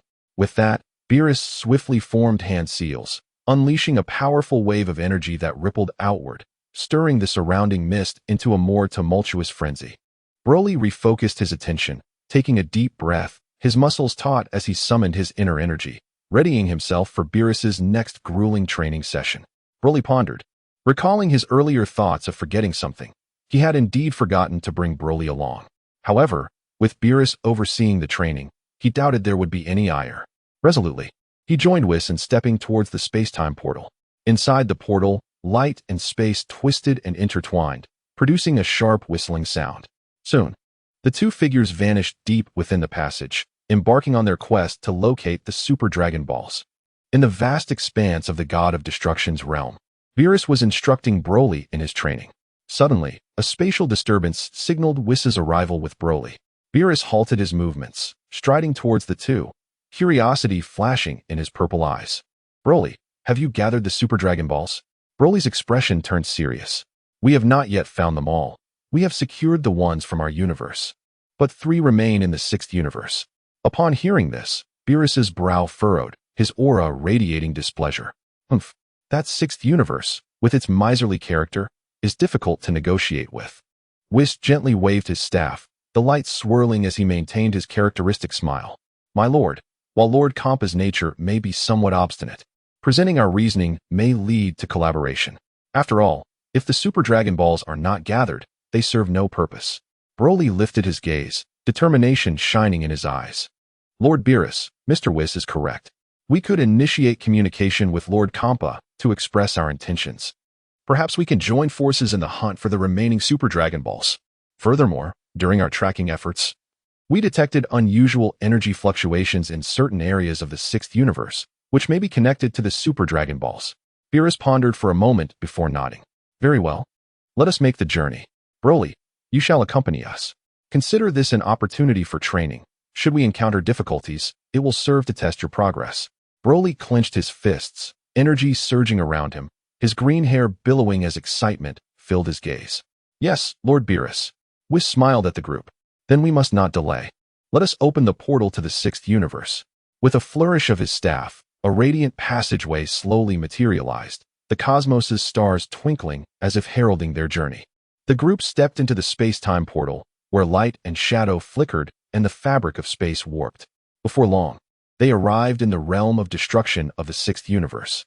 Exiting the portal, they were immediately enveloped by the intense and eerie atmosphere of the 6th universe's realm. The sky appeared a strange deep purple, heavy clouds swirling like a massive vortex, intermittently illuminated by mysterious lightning that brightened the desolate and oppressive land below. Towering rocks jutted out, their sharp edges seemingly poised to pierce the heavens. Beerus landed firmly, a trace of impatience flashing in his purple eyes. His energy erupted, creating a powerful storm that whipped up the surrounding dust and debris. He planted his hands on his hips and bellowed, Champa, get out here at once. Whis shook his head in exasperation, maintaining his gentle smile. My Lord Beerus, your lack of courtesy upon arrival may provoke Lord Campa's ire. Chapter 39, Liang vs. Champa. Within the magnificent and lavish palace of the 6th universe, the air was suffused with the rich aroma of exquisite delicacies. Champa languidly reclined on a gem-encrusted seat, cradling rare fruits sourced from across the cosmos, their juices cascading down his plump chin. At that moment, the unmistakable voice of Beerus thundered through the layers of palace doors, shattering the tranquility. Champa's brow furrowed into a knot of displeasure as he impatiently hurled the fruit he held, causing it to bounce on the ground, splattering pulp everywhere. What brings you here now? He bellowed. Isn't Beerus usually too engrossed in slumber, nestled in the 7th universe? Beside him, Vados maintained her elegant composure, gracefully fanning herself with a feather fan that deftly dispersed remnants of food lingering in the air. Who knows? She replied with a perfectly measured smile. Lord Champa, are you not equally fond of gourmet cuisine, often going to great lengths for a delightful morsel? Moreover, since they have already arrived at the door, It would be rather inappropriate not to greet them. With a slight bow, she offered a subtle reminder in her gaze. Upon hearing Vados' words, Champa's cheeks puffed with indignation, resembling an irate toad. Reluctantly, he rose from his gem-studded seat, his corpulent form causing the ground to tremble slightly with each step. Wiping his chin haphazardly with his greasy hand, he grumbled, "Humph. It's all Beerus's fault for choosing to disturb me during my feast, ruining my mood." Vados stepped forward, offering a smooth handkerchief with a gentle smile. "Lord Champa, let us hasten, lest we keep Lord Beerus waiting too long." Champa shot her a sidelong glance, snatched the handkerchief, wiped his hands carelessly, and tossed it aside. As they traversed the opulent corridor adorned with luminous pearls that cast a gentle glow, Champa's displeasure was evident on his face. Approaching the palace doors, he deliberately slowed his pace, muttering, "Humph, perhaps Beerus has devised another scheme to torment me." Vados followed closely, gently shaking her head. "Lord Champa, perhaps this time Lord Beerus brings intriguing news." The palace doors opened slowly, blinding light flooding in. Champa squinted, spotting Beerus standing at the foot of the steps with his arms crossed, while Whis stood silently beside him. Champa shouted, "Beerus, what is the meaning of your sudden visit?" Beerus smirked, a glint of mischief in his eyes as he bluntly declared, "I seek the super Dragon Balls within your 6th universe." The words landed like a bombshell, causing Champa's eyes to widen in resistance. "Why should you look for them? What benefit do I gain from this?" Champa fumed, his corpulence quivering with rage, his neck wobbling as he shouted like an enraged bull. "The Super Dragon Balls of the 6th universe are my treasure. Aiding you without cause would render me a fool." Beerus advanced a step, his aura intensifying, causing the surrounding air to feel as though it had solidified under pressure. "Humph, do not be ungrateful. I am merely reasoning with you. Otherwise, what would stop me from seeking them myself?" Seeing the tension escalate, Vados stepped forward, gracefully bowing to diffuse the situation. "Gentlemen, let us not escalate this further. Why not sit down and discuss this calmly? Perhaps we can find a mutually beneficial solution." Champa scoffed, turning his face away. "Discuss? Beerus is notoriously domineering. What is there to discuss?" Unless his eyes glimmered with cunning. "Unless you agree to share half of your wish once the Dragon Balls are found." Beerus scoffed, "You dream too grandly. I seek the Dragon Balls for important matters. Why should I share half with you?" Despite his words, Beerus understood that if Champa remained obstinate, retrieving the Dragon Balls would become exceedingly troublesome. The exchange grew increasingly heated, neither side willing to relent, the atmosphere thick with animosity. Whis stood aside, quietly observing, occasionally shaking his head with a hint of resignation. As the stalemate persisted and the tension reached a boiling point, Champa caught sight of the two figures behind Beerus and a sly smile crept across his face. "Beerus, are these your new disciples? Planning to mold them into destroyers? With such talent your judgment leaves much to be desired." Beerus paused, then burst into laughter, the sound echoing through the surroundings. Once he composed himself, he wore a taunting grin. "Champa, if you can defeat these two, all the Super Dragon Balls I find will be yours without question. Care to try?" Champa, puffing out his hefty chest, exhaled forcefully. "Humph. Just them? This will be a walk in the park. Beerus, you better not regret this." With that, he began to stretch his arms, which wobbled like a small mountain. Vados felt a sense of foreboding and hurriedly interjected, "Might I remind you both that the matter of the Dragon Balls is still open for negotiation? Why resort to violence? If word spreads of a quarrel, it would tarnish the reputation of both destroyers." Yet, lost in their competitive fervor, neither Beerus nor Champa heeded her words. Finally, Whis spoke up, his tone calm yet tinged with exasperation. "Lord Beerus, Lord Champa, I implore you to reconsider. A battle is bound to affect the surroundings and incite unnecessary chaos." However, neither was willing to yield. Beerus waved his hand toward a spacious area. "Champa, over there? Show me your prowess. If you cannot defeat them, prepare for my ridicule." Without hesitation, Champa trudged toward the designated area. Beerus' gaze flitted between Broly and Broga, a devious smile forming as he gestured to them. "You two. Who will go first?" As soon as he finished speaking, he turned to Broga, his tone laced with temptation. "Broga, the Super Dragon Balls are at stake in this wager. Do you not wish to seize the opportunity?" Brogaga's energy surged, his eyes ablaze with determination as he propelled himself forward like a cannonball, landing squarely opposite Champa. "Lord Champa, allow me to witness your strength today." Broga clenched his fists, joints cracking under the pressure, his battle attire billowing from the force of his aura. Champa scoffed dismissively. lowering his massive frame slightly, adopting a defensive stance. Humph. You think you can defeat me with that small physique? How foolish. With a thunderous roar, Champa launched the first attack, his arms, thick as tree trunks, slicing through the air toward Broga, the space rippling in his wake. Broga nimbly dodged, swiftly maneuvering behind Champa, delivering a powerful kick aimed at his back. Champa reacted quickly, spinning around to counter with a heavy punch, forcing Broga to cross his arms in defense, staggering him back a few steps. The two exchanged blows fiercely, the ground beneath them erupting with debris from their immense power, while dark clouds churned ominously above. Beerus, arms crossed, observed the duel with keen interest, occasionally commenting, Brogaga's speed is commendable, but Champa's strength holds the advantage. It remains to be seen if Broga can exploit a weakness. Vados, a subtle smile playing on her lips, quipped softly, well, consider it an opportunity for Lord Champa to stretch his muscles. During this period, he found himself utterly engrossed in culinary delights, growing increasingly languid. This contest, perhaps, might aid in expending some of his superfluous fat. Vis stood with his hands folded across his chest, his gaze fixed upon the battlefield, his demeanor tranquil, offering a slight nod. Indeed, it has been a while since Lord Papa exuded such vitality. However, one must not underestimate the formidable strength of Broga. Chapter 40. The Battle. At this moment, the clash between Champa and Broga had escalated to a fever pitch. Champa, with his imposing stature, relentlessly launched powerful attacks, his fists cutting through the air with a howling wind, striking down upon Broga time and again. Broga, agile as a phantom, nimbly darted between Champa's assaults, seizing the opportune moment to counter with fierce blows. Beerus watched with great enthusiasm, occasionally clapping in approval. Excellent. Broga, your evasion and counterattacks are perfectly timed. Champa, you must exert yourself. Do not allow a younger opponent to best you. Provoked by these words, Champa let out a furious roar, his aura surging dramatically as he stomped his foot, instantly cracking the ground beneath him. A glimmer of excitement flashed in Beerus's eyes as he jubilantly waved his arms. Yes. That is the spirit. Broga, now let me witness your true strength. Under Beerus's encouragement, Champa erupted in fury, his roar reverberating through the air, his body emanating an eerie purple aura. With a forceful stomp, the earth splintered like fragile glass, sharp rocks shooting skyward like arrows. Taking advantage of the moment Broga was dodging the debris, Champa charged like a frenzied bull, his massive arms swinging with a powerful gust. Each punch accompanied by a tremendous pressure that forced Broga to retreat, leaving him battered and bruised. Aware that continuing in this manner would lead to certain defeat, Broga swiftly evaded Champa's onslaught, retreating several dozen meters.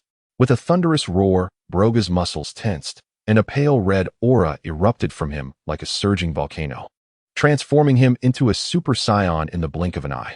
The powerful energy wave emanated from him, sending debris swirling into the air, compelling even the onlooking Beerus and others to brace against the force. Humph. Lord Champa, that was merely a warm-up. Now the true contest begins. Broga's eyes glinted with red light, his voice deep and powerful. With that, he shot forward like a red lightning bolt toward Champa, moving so swiftly that he left an afterimage in the air. Champa, not daring to let his guard down, immediately assumed a defensive stance, their respective auras clashing in a dazzling display, heralding the commencement of an even fiercer confrontation. Beerus, beside himself with excitement, stomped his feet, clapping continuously. Marvelous.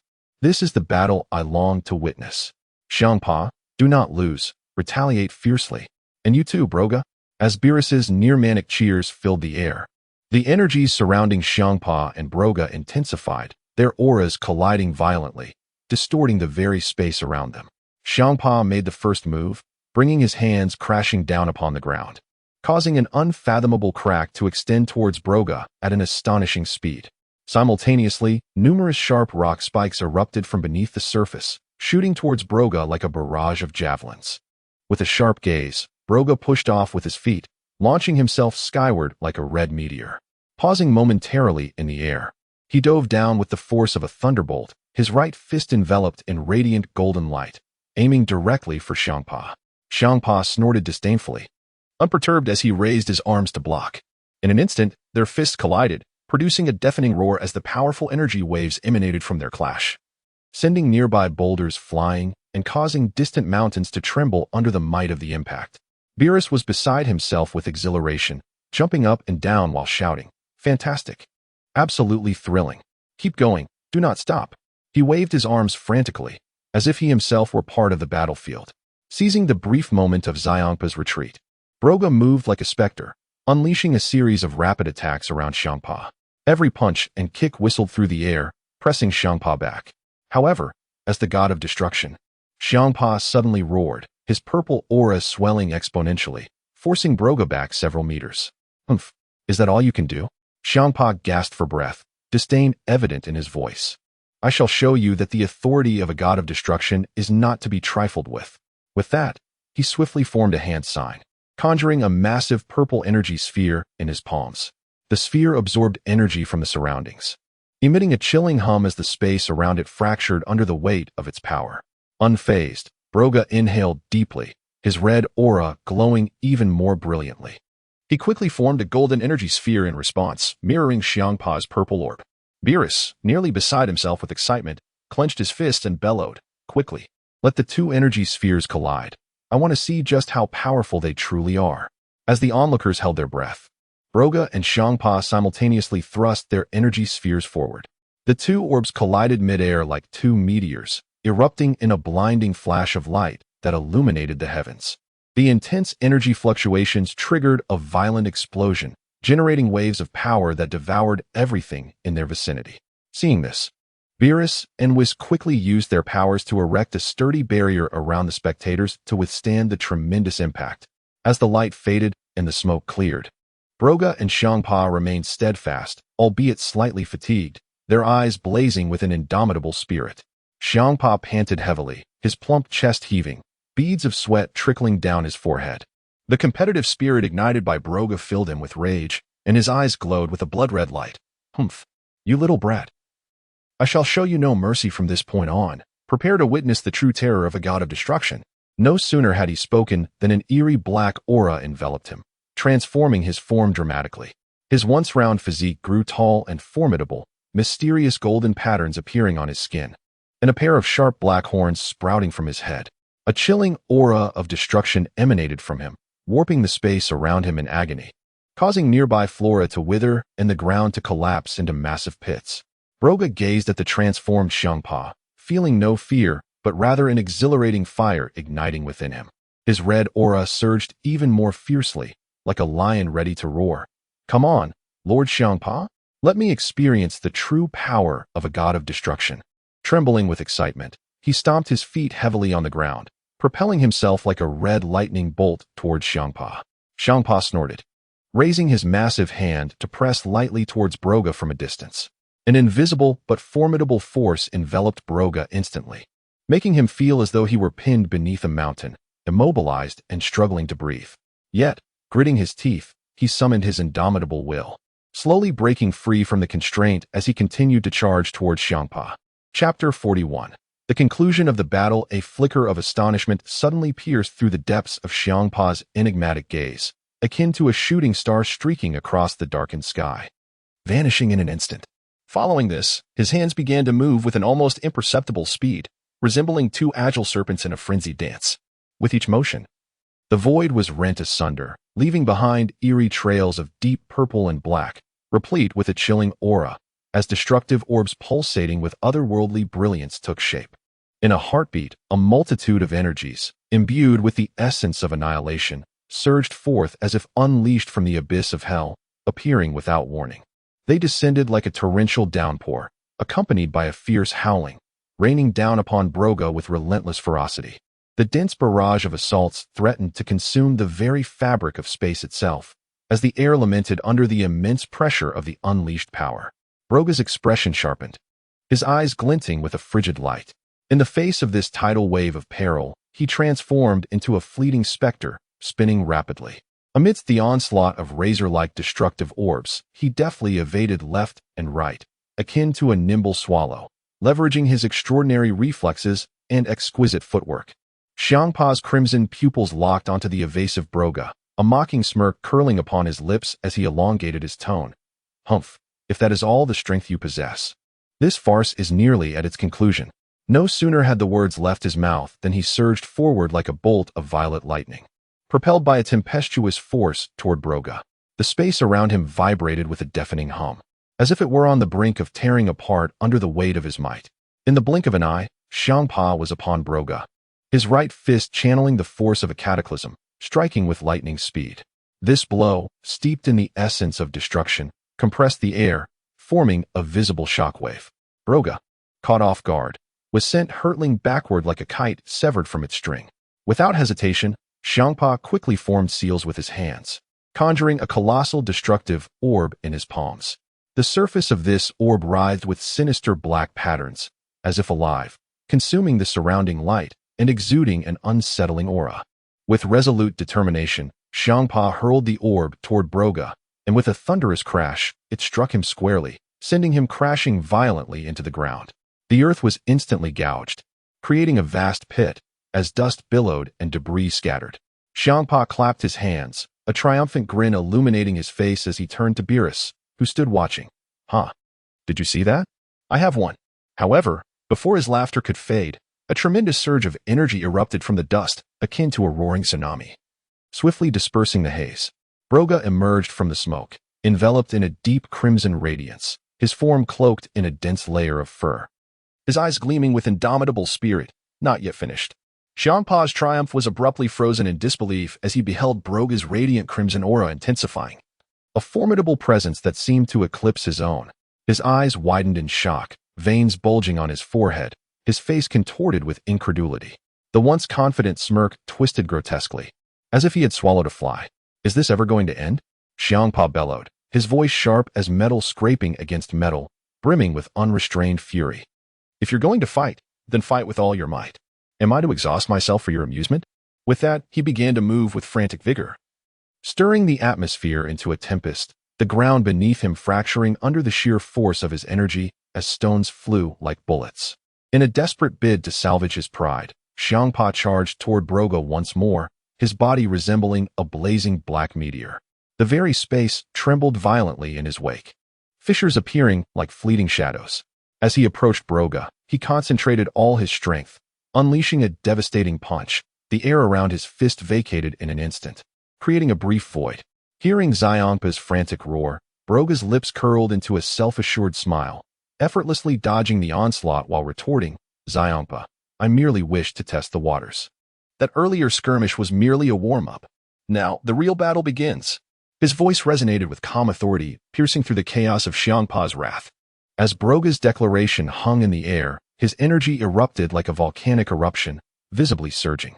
The tumultuous waves of power radiated outward, causing the ground beneath him to crack under the strain. Champa's pupils constricted, a flicker of panic crossing his face as the overwhelming pressure compelled him to instinctively launch an energy blast.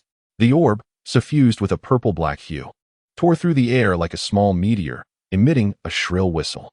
Unperturbed, Broga raised his hand, effortlessly neutralizing the energy blast with a golden orb. Observing this, Champa dared not linger, retreating swiftly like a specter, creating a gap of several meters in an instant. His expression fluctuated between fury and astonishment, his gaze fixed on Broga with a mix of rage and incredulity. Damn it. How can I not subdue him? Where did Beerus find such a monster? Outwardly composed, Champa feigned indifference, his tone flat. Enough, I concede. You win. He tilted his head slightly, a mask of pride adorning his features. Yet his tightly clenched fists betrayed his inner turmoil. Beerus, arms crossed, smirked with a hint of mockery. What is this, Xiampa? Have you conceded so soon? Where has your bravado gone? Champa shot Beerus a venomous glare, snorting disdainfully. Humph. I simply do not wish to waste time. Besides, I am quite famished now. This is no longer entertaining. Deep down, he knew that should the battle persist, defeat would likely be his fate. With graceful steps, Vados glided to Beerus's side, her gentle golden gaze imbued with warmth, her tone respectful yet laced with persuasion. Lord Beerus, please do not press Champa further. He has not fought with his full strength in quite some time, and his keen sense of combat and enthusiasm have significantly waned. Engaging in battle with such a formidable opponent as Broga must surely be a considerable strain. Beerus raised an eyebrow, still crossed-armed, letting out a scoff. Humph. As a god of destruction, to lack such fighting spirit is a disgrace. What a laughingstock this would make. Despite his discontent, a flicker of concern glimmered in his eyes. Broga gradually tempered his aura, returning to his normal state as the crimson glow dissipated. He stepped forward with humility. It is an honor to spar with you, Lord Champa. Your strength is formidable, and I have learned much from this encounter. I hope there will be opportunities in the future to seek your guidance further. His words were courteous, expressing both respect for Champa and maintaining his own dignity. Chapter 42. Acquiring the ability to traverse realms. Champa, with nostrils slightly flared and a haughty smirk on his face, tilted his head and declared, "Humph. Do not presume you possess any remarkable prowess. I merely allowed you to have your way moments ago." With that, he crossed his arms. The destructive aura that once enveloped him now subdued, yet still emanating an air of invincibility. After a brief pause, Champa suddenly tossed his head, his tone brusque as he commanded, "Enough dawdling. Hurry and locate that Super Dragon Ball, or I may decide at any moment to revoke my permission." As he spoke, his gaze was sharp as an eagle's, sweeping over Broly and Beerus, as though to underscore his dominant position. Beerus, with a sly grin curling at the corners of his mouth, retorted without mercy, "Champa, a loss is a loss. Making excuses will only render you the laughingstock among the other gods of destruction." Upon hearing this, Champa's face flushed crimson, veins bulging on his forehead as he shot a furious glare at Beerus. He opened his mouth to retort but swallowed his words in restraint. Broly maintained a humble demeanor, inclining slightly as he spoke with measured respect. "Lord Champa, your strength is profound. Regardless of any concessions made, this exchange has greatly benefited me. I shall commence the search for the Super Dragon Balls immediately." Observing the tension, Batos stepped forward, gently interjecting, All right. Since Lord Zyampa has consented, let Mr. Broly proceed with his search." In an instant, Broly was enveloped in a silvery glow, vanishing like a bullet shot from a cannon. Batos watched him depart, gracefully moving to Champa's side, her voice soft yet imbued with genuine concern. "Lord Champa, you have expended considerable energy in your recent battle. Perhaps you should partake in some nourishment?" Champa's taut expression softened slightly. He smacked his lips in impatience, crossing his arms. "Humph, I am indeed a bit hungry. Batos, fetch me my favorite stardust fruit and moonlit honey wine." With that, he plopped into a floating stone chair, crossing his legs. Beerus ambled over leisurely, deliberately nudging Champa with his shoulder, a mischievous smile on his face. "Champa, I noticed you were flustered during your bout with Broly. Surely, your hunger has sapped your strength?" Champa, incensed, nearly toppled from his chair, pointing an accusatory finger at Beerus. "Beerus, enough with your mockery. If you have the gall, let us settle this in a one-on-one duel." Batos sighed in exasperation, waving her hand lightly. In a dazzling display of golden light, the translucent stardust fruit and exquisite moonlit honey wine materialized. The stardust fruit shimmered with a dreamlike aura, its surface sparkling with starlight, while the moonlit honey wine swayed gently in its crystalline vessel, exuding a delightful fragrance. "Dear lords, let us not bicker further. Please sample these delicacies," Batos gently urged. Champa seized a stardust fruit, biting into it vigorously, juice splattering as he mumbled indistinctly, "Humph. Once Broly locates the Super Dragon Balls, I shall show him who the true master is." Beerus lifted his wine glass, taking a delicate sip, a glint of cunning in his eyes. "You? Just ensure you don't end up lost after the battle." Their banter continued, each refusing to yield. Batos stood by, watching this amusing spectacle with a smile.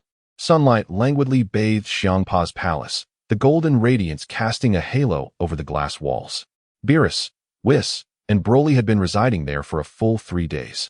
Champa, arms crossed and his purple brows knitted in frustration, strode up to Beerus and snapped, "Beerus, you've been mooching off me for 3 days. What's the matter? Are you planning to camp here indefinitely? Return to your 7th universe at once." Beerus, reclining on a soft nebula blanket, one hand clutching an ice cream cone, dismissively replied without lifting his gaze, "What's the rush? It's not every day I get to relax like this. Can I enjoy a few more days? Besides, if I leave, who will entertain you in your dull existence?" Whis approached with a gentle smile, his elegant hands clasped before him, his golden hair floating slightly with his movements. "Lord Champa, I empathize with your sentiments. However, this gathering serves to foster communication and harmony among the universes. Surely, you appreciate the time spent with Lord Beerus. A bit of banter adds a touch of joy to life, does it not?" Broly stood nearby, his massive form reminiscent of a small mountain, his emerald eyes reflecting curiosity as he surveyed the palace's peculiar decorations. Hearing the conversation, he scratched his head and spoke in his deep voice. Is this how Lord Beerus and Lord Champa always are? Champa snorted disdainfully, plopping into his throne adorned with star cores, grabbing a stardust fruit and biting down hard. Humph. You all seem to treat my palace as a vacation resort. Having devoured so much of my fine cuisine, it's time for you to head back. Next time, bring some rare delicacies from the 7th universe, instead of arriving empty-handed. Beerus sat up, brushing off some crumbs, a wicked smile creeping onto his face. All right, I'll leave in a couple of days. But before I do, let us have another match. Last time we didn't settle the score, and this time, we must have a proper contest. Xiangpa, incensed, leaped from his throne, fist clenched, energy subtly radiating from him. Very well. This time, I shall show no mercy, and you will lose convincingly. Wish shook his head helplessly, letting out a soft sigh. Here we go again. In an instant, a blinding silver light erupted like lightning within the palace as Broly appeared, enveloped in radiance. I have gathered the Super Dragon Balls, he announced, his voice booming, scanning the room before finally fixing his gaze on Whis. However, I require your assistance to summon the Dragon Balls and fulfill my wish. Whis maintained his graceful demeanor, his golden hair swaying gently, a warm smile gracing his face. In that case, I shall lend you my aid. Please, follow me. Broly nodded slightly, his expression serious. Whis gently inclined his head, golden light shimmering around him, exuding an air of calm elegance. In a flash, Broly was enveloped in silver light, swiftly reaching Whis' side and extending his hand. Whis clasped Broly's arm, and in the next moment, they soared through the void like two shooting stars, vanishing from Xiangpa's palace. In the blink of an eye, they materialized on a desolate planet. The howling winds whipped up clouds of dust, rendering the landscape eerily silent and barren, devoid of any signs of life. However, what drew the eye were the 7 enormous Super Dragon Balls surrounding them. Each Dragon Ball was the size of a planet, radiating a mysterious and potent light. Broly fixed his determined gaze upon Whis, his voice steady and filled with anticipation. Mr. Whis, everything is ready. We can summon them now. Whis nodded slightly, his demeanor composed as he began to chant the mysterious incantation. His deep, rhythmic voice resonated as though it emanated from the depths of the cosmos, infused with an irresistible power. As the incantation unfolded, the 7 Super Dragon Balls, which had been quietly floating, suddenly blazed with brilliant light, their radiance akin to 7 scorching suns illuminating the desolate planet. The mystical runes on the surface of the Dragon Balls whirled rapidly, their lights intertwining to form a colossal and intricate vortex of energy. In an instant, a brilliant beam shot skyward, accompanied by a thunderous roar, as the massive form of the Eternal Dragon emerged from the brilliance, its sinuous body adorned with mysterious runes, and its immense red eyes glimmered with authority as it gazed down at Broly and Whis. I am the Eternal Dragon. Speak your wishes, and I shall fulfill them. The voice of the mighty Shenron reverberated like distant thunder across the expanse of the planet. Whis turned to Broly, offering a slight nod. Broly expressed his desire to Whis, saying, I wish to possess the ability to traverse time and space. Whis inclined his head slightly, then faced Shenron, articulating Broly's wish with a tone of reverence and clarity. The crimson gaze of Shenron flickered momentarily, and the runes upon his form radiated with brilliant light, enveloping Broly in a surge of potent and enigmatic energy. As you wish. Your desire is fulfilled, Shenron proclaimed, and in an instant, his colossal figure dissipated into a beam of light. The 7 Dragon Balls dimmed, swiftly scattering in all directions, vanishing into the vastness of the universe in the blink of an eye. Broly felt an extraordinary power surging within him. Chapter 43. Return after completing the Dragon Ball summoning ritual on the desolate planet. Broga and Whis vanished in an instant, reappearing in the sacred and majestic God of Destruction Temple. A mysterious and ancient aura enveloped the temple, where towering stone pillars reached toward the heavens, and the smooth stone floor reflected the figures of those present. Beerus lazily rose from the plush sofa, stretching widely, his purple tail swaying casually as he spoke. All right then, shall we return to Universe 7? Just then, Champa came rushing in like a gust of wind, his rotund body twirling gracefully in midair, his pale blue eyes brimming with curiosity as he eagerly inquired, Broga, what wish did you make? Do tell. Upon hearing Champa's inquisitive question, Broga instinctively turned his gaze toward Beerus. Beerus crossed his arms, his expression indifferent, yet slightly nodding in tacit approval. With Beerus's consent, Broga respectfully addressed Champa. Lord Champa, my wish to the Eternal Dragon was to gain the ability to traverse through different timelines. Champa's eyes, which were previously narrowed, widened in astonishment. His cheeks puffing up as he exclaimed incredulously, "What? Traveling through time? This is no trivial matter. If the temporal order is disrupted, the entire universe could suffer." As he spoke, his gaze scanned Broga like a searchlight, seeking any sign of unreliability. Beerus scoffed, flicking his tail in annoyance. What trouble could arise? Since he has been granted the wish, we must allow it. Besides, if this fool does cause any trouble, I will personally handle him in his timeline. Despite his authoritative tone, there was a hint of uncertainty in Beerus's words. Whis stood quietly to the side, gently tapping his staff on the ground, producing a crisp sound. Indeed, traversing through time carries inherent risks, but it may also present new opportunities for the universe. However, Broga, you must use this power with caution. Broga nodded earnestly, his eyes reflecting determination. Rest assured, esteemed lords, I will never misuse this ability. I will contemplate deeply before each action, ensuring that I do not bring harm to the universe. Champa smirked, folding his hands over his round belly. So, you aren't from this timeline after all. Not bad, kid. Beerus clapped his hands, breaking the slightly tense atmosphere. All right, since everything is settled, we should head back to Universe 7. Broga, it is now up to you to wield this newfound ability to traverse time. With that, the figures of the group shimmered and embarked on their journey back to Universe 7. Whis waved his staff gently, and a brilliant light enveloped them.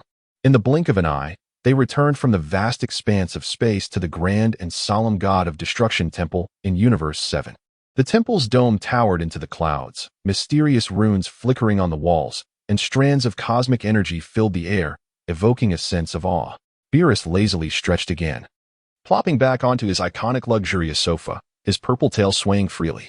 His gaze fell upon Broga as he asked, Broga, now that you have achieved your wish of gaining the ability to traverse time, are you ready to return to your own timeline? With a radiant smile, Broga stepped forward respectfully, his tone sincere yet tinged with reluctance. Yes, Lord Beerus. My time in Universe 7 has been immensely rewarding, thanks to your guidance and that of Lord Whis, as well as the camaraderie with Lord Champa and the others. However, I must return, as there are many matters awaiting my attention in my own timeline. As he spoke, Broga turned to Broly beside him, their eyes meeting. Broly scratched his head, a hint of reluctance crossing his face. Broga, are we really leaving? I'll miss Lord Beerus. Whis approached, his staff radiating a gentle glow as he imparted his wisdom. Broga, traversing time is fraught with uncertainty and danger. Be sure to exercise caution on your return journey. Should you encounter insurmountable challenges, do not hesitate to contact us through the appropriate channels. Broga nodded solemnly, gratitude shining in his eyes. Lord Whis, I will remember your teachings and carry them in my heart. Beerus rose from the sofa, crossing his arms, his expression still haughty, yet his words carried a hint of concern. Humph, don't cause me any trouble upon your return. If you turn your timeline into chaos, I want to go easy on you. Broga replied with a smile. Fear not, Lord Beerus. I will cherish this ability and protect my timeline diligently. Turning to Broly, Broga declared, Hey, Broly, it's time for us to head back. We've been away long enough. Broly nodded eagerly. All right, let us go. In a flash, Broga and Broly teleported back to Earth. Sunlight bathed the West City training ground on Earth, where Trunks and Vegeta were engaged in an intense duel. Vegeta was surrounded by a blue aura, each punch accompanied by a gust of wind. Trunks, undeterred, nimbly dodged the attacks, searching for an opportunity to counter. Just then, Broga and Broly appeared in an instant, causing Trunks to momentarily halt, his eyes widening in surprise as he called out, Broga, what brings you back so suddenly? Vegeta also ceased his aura, crossing his arms and raising an eyebrow at Broga, his silence filled with questions. With unwavering resolve, Broga turned to Trunks. Ignoring Vegeta's probing gaze, Trunks, my mission in this timeline is complete. It is time for me to return. Trunks nodded slightly, a tinge of reluctance in his azure eyes. Mr. Broga, if you are set on this, I will take you back. However, I must caution you that time travel carries uncertainties. The flow of time may change, and upon your return, the reality may differ from what you expect. Broly furrowed his brows with concern. Time will change? Could that lead to problems? Broga reassuringly patted Broly's broad shoulder. No worries. No matter what happens, we will manage. Trunks took a deep breath, producing a capsule to reveal the time machine. He invited Broga and Broly inside and pressed the start button on the machine's side. In an instant, the time machine erupted in dazzling blue light, the beams swirling like agile serpents, enveloping the three of them. With a low rumble, the time machine began to shake violently, the surrounding space seeming to be molded by an invisible hand, as the once clear scenery blurred into an indistinct haze, resembling a melting oil painting. Chapter 44. Return. With a resounding hiss, the heavy hatch of the time machine opened, releasing a wave of stale, decaying heat that surged forth like a relentless tide. Trunks, with a swift movement, leaped out of the hatch, his gaze piercing as he surveyed his surroundings. Confirming that everything remained unchanged from his previous visit, his expression hardened as he spoke to Broga in a low voice. We have returned to the past. Precisely to the era when the androids wreaked havoc. Broga nodded slightly, his taut nerves easing momentarily. Now that we are certain of our location, let us see how Goku and the others are faring against the androids. A flicker of concern crossed Trunks' eyes as he replied gravely, I hope it is not too late. The androids are formidable, and Goku and the others may be facing immense challenges. Upon hearing Trunks' troubled words, a confident smile curled at the corners of Broga's mouth. He patted Trunks on the shoulder, his tone light, yet undeniably assured. Do not worry, Trunks. Goku and the others are far stronger than you imagine. Over the years, under Broly's tutelage, they have honed their formidable powers and indomitable will. Though the androids are indeed powerful, Goku and his friends are not to be underestimated. Broly grinned widely, his confidence radiating as he boomed. If they struggle, I'll put Goku and the others through my devilish training. I assure you, my training will elevate their strength tremendously. As he spoke, he clenched his fists, his muscular arms bulging as a powerful aura erupted from him, causing the air around to tremble. Just as Trunks opened his mouth to voice his thoughts, Broga raised a hand to quiet him. His gaze remained fixed on the horizon, his voice steady and resolute. Let us not dwell on uncertainties. We must ascertain their situation. Speculation here serves no purpose. Trunks paused, taken aback, then nodded, swallowing back the words he had intended to speak. Broly, ever eager, rubbed his hands together in anticipation, his excitement palpable. Broga closed his eyes, centering his mind to sense the energy of Goku and the others. A slight frown creased his brow, beads of sweat forming on his forehead, as the air around him seemed to quiver with his breath. Moments later, he opened his eyes wide, a glimmer of light flashing within them. I found them. They are over there. Their energy is somewhat chaotic. It appears a fierce battle is underway. Before he could finish, Broga shot forward like a golden streak of light. Broly followed closely behind, his massive frame causing gusts of wind as he left deep impressions on the ground. Trunks soon joined their swift pursuit. Broly, and Trunks rapidly approached the scene of Goku and the others engaged in intense combat, hovering in midair with their eyes fixed on the battlefield below. Goku, with a gaze sharp as an eagle, was enveloped in a golden aura, fiercely clashing with Android 17. The android's movements were swift and agile, each strike imbued with tremendous force. Yet Goku, leveraging his agility and extensive combat experience, skillfully evaded the attacks while seeking opportunities to counterstrike. Meanwhile, Vegeta's blue aura blazed fiercely as he focused intently on Android 18. She danced lightly, a teasing smile playing on her lips as she relentlessly attacked him. Unyielding, Vegeta retaliated with rapid punches and kicks, each combatant locked in a fierce stalemate. On the sidelines, Gohan and Piccolo observed the fray with keen interest, watching Goku and Vegeta engage in their heated battles against androids 17 and 18. Broly, eyes gleaming with excitement at the fierce combat before him, rubbed his hands together eagerly. This battle is truly exhilarating. I can hardly contain myself. I yearn to join them in combat. Trunks furrowed his brows, his demeanor serious. Androids 17 and 18's strength cannot be underestimated. While Goku and Vegeta may not be at a disadvantage for now, they have yet to secure a decisive advantage. We must remain vigilant. Broga, with a smirk, turned to Broly, his voice playful. If I weren't aware of your true capabilities, I might just believe you. Who among them could possibly rival you? At that moment, Goku seized an opportunity, shouting as he quickly formed a massive golden energy sphere, hurling it towards Android 17. The android swiftly dodged, countering with an energy wave to neutralize Goku's attack. Not to be outdone, Vegeta took advantage of Android 18's momentary distraction, closing in swiftly to deliver a powerful punch. The battle intensified, while Broga and his companions closely monitored the unfolding events, awaiting the perfect moment to intervene. Broga, seizing the opportunity, descended gracefully to Gohan and Piccolo's side. His gaze was sharp as he surveyed the group, a concerned smile gracing his lips. "So, how have you all fared in our absence? Have you been diligently training?" Gohan's eyes brightened with excitement as he stepped forward, eager to respond. "Mr. Broga, you have returned. We have not dared to slacken our efforts. We train diligently every day." As he spoke, a faint glow of energy radiated around him as he clenched his fists. Piccolo nodded, his expression relaxed. "Indeed, Broga, we have intensified our training during this time, and our powers have seen some improvement. These androids are even less formidable than we anticipated." Raditz scoffed, a hint of disdain on his face. "Humph, while they possess some strength, it is hardly substantial. Given the chance, I will certainly show them their place." Nappa silently nodded in agreement, his eyes revealing his contempt. "They are weaker than I am, and yet they call themselves androids." Broga nodded in satisfaction, his gaze returning to the fierce battle between Goku and Vegeta. "That is good to hear.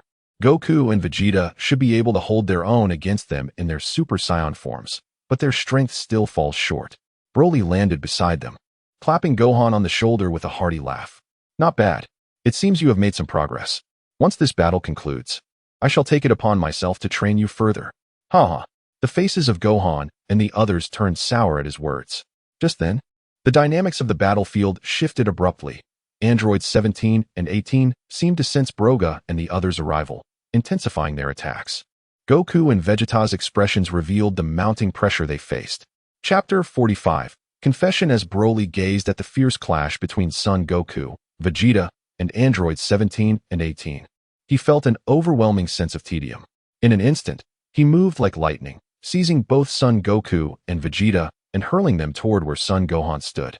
Son Goku and Vegeta exchanged bewildered glances, as did Androids 17 and 18. After tossing Son Goku and Vegeta towards Son Gohan, Broly casually crossed his arms, appearing entirely indifferent to the androids behind him. He then turned his calm gaze upon Son Goku and Vegeta, stating, "Cease your fighting. I have other plans for you too." Son Goku scratched his head in confusion, while Vegeta furrowed his brow, his expression one of displeasure. Both warriors looked at each other, momentarily at a loss. Broly slowly pivoted, his demeanor softening as he addressed androids 17 and 18. "You two, come at me together. If you manage to defeat me, you may have your way. If you lose, you will follow my lead." A smirk appeared on 17's face, accompanied by a dismissive chuckle, while 18 crossed her arms, her eyes filled with disdain. In a heartbeat, 17 propelled himself forward, the ground shattering beneath him as he rocketed toward Broly with a piercing roar, while 18 circled around from the side. As Broly observed the fierce advance of 17 and 18, he deftly evaded their assault, vanishing from their sight in an instant. 17, focused on his charge, was taken by surprise when Broly suddenly appeared before him. Before he could react, Broly's fist struck his chest like a shooting star, sending 17 hurtling away as if he were a mere paper kite caught in the wind. Broly then lunged toward 18, raising his hand as if to strike. In a flurry, 18 raised her hands defensively before her. After a moment of anticipation, she began to feel something was amiss. Why had she not been struck? As she pondered this, she looked up to find Broly's fist had not descended upon her. Amidst the heated atmosphere of battle and swirling dust, 18 maintained her defensive stance, her eyes filled with vigilance and confusion. She wondered repeatedly, what is happening? Why did he stop? Just as her mind was racing, Broly wore a mischievous smile and casually proposed, "How about becoming my girlfriend?" This declaration landed like a thunderclap among the onlookers. 17, having just extricated himself from the rubble, stared at Broly with wide eyes, his jaw nearly dropping in disbelief. Not far away, Son Goku scratched his head, mouth agape. A look of utter bewilderment etched across his face. Vegeta, arms crossed, wore an expression of disgust, his brow furrowed in incredulity at Broly's audacity. Son Gohan's eyes widened in astonishment as he instinctively glanced toward Trunks, whose expression mirrored his own shock. 18 stood frozen, her silver hair billowing gently in the wind, her expression shifting from wariness to astonishment, and then a blush crept across her cheeks. She opened her mouth to respond, but found herself momentarily speechless, utterly flustered. The atmosphere on the battlefield grew peculiar and delicate, as if time itself had paused, with everyone caught in this absurd and unexpected moment. The blush on 18's face had yet to fade. She was both angry and embarrassed, her brows knitted tightly, her gaze directed at Broly, filled with reproach for such a ridiculous proposal. I don't even know you, and you think I would agree to be your girlfriend? Her voice rang out, clear yet laced with annoyance, echoing across the desolate battlefield. 17 dusted himself off and limped over, a sly grin on his face as he teased 18. Why not just agree? He's so powerful. Being his girlfriend wouldn't be such a bad deal. As he spoke, he exchanged conspiratorial glances with Broly, clearly enjoying the chaos. Broly maintained his mischievous smile, hands casually tucked in his pockets as he replied nonchalantly, "Well, we can just start knowing each other now. Besides, you can fight anyone you wish. I can protect you better than most." His tone was brimming with confidence, his gaze fixed intently on 18. Unfazed by the reactions of those around him, Son Goku couldn't help but chuckle, scratching his head and remarking, "Broly, your approach to wooing someone is truly unique." Vegeta scoffed disdainfully, "Humph. Thinking about romance at a time like this is utterly foolish."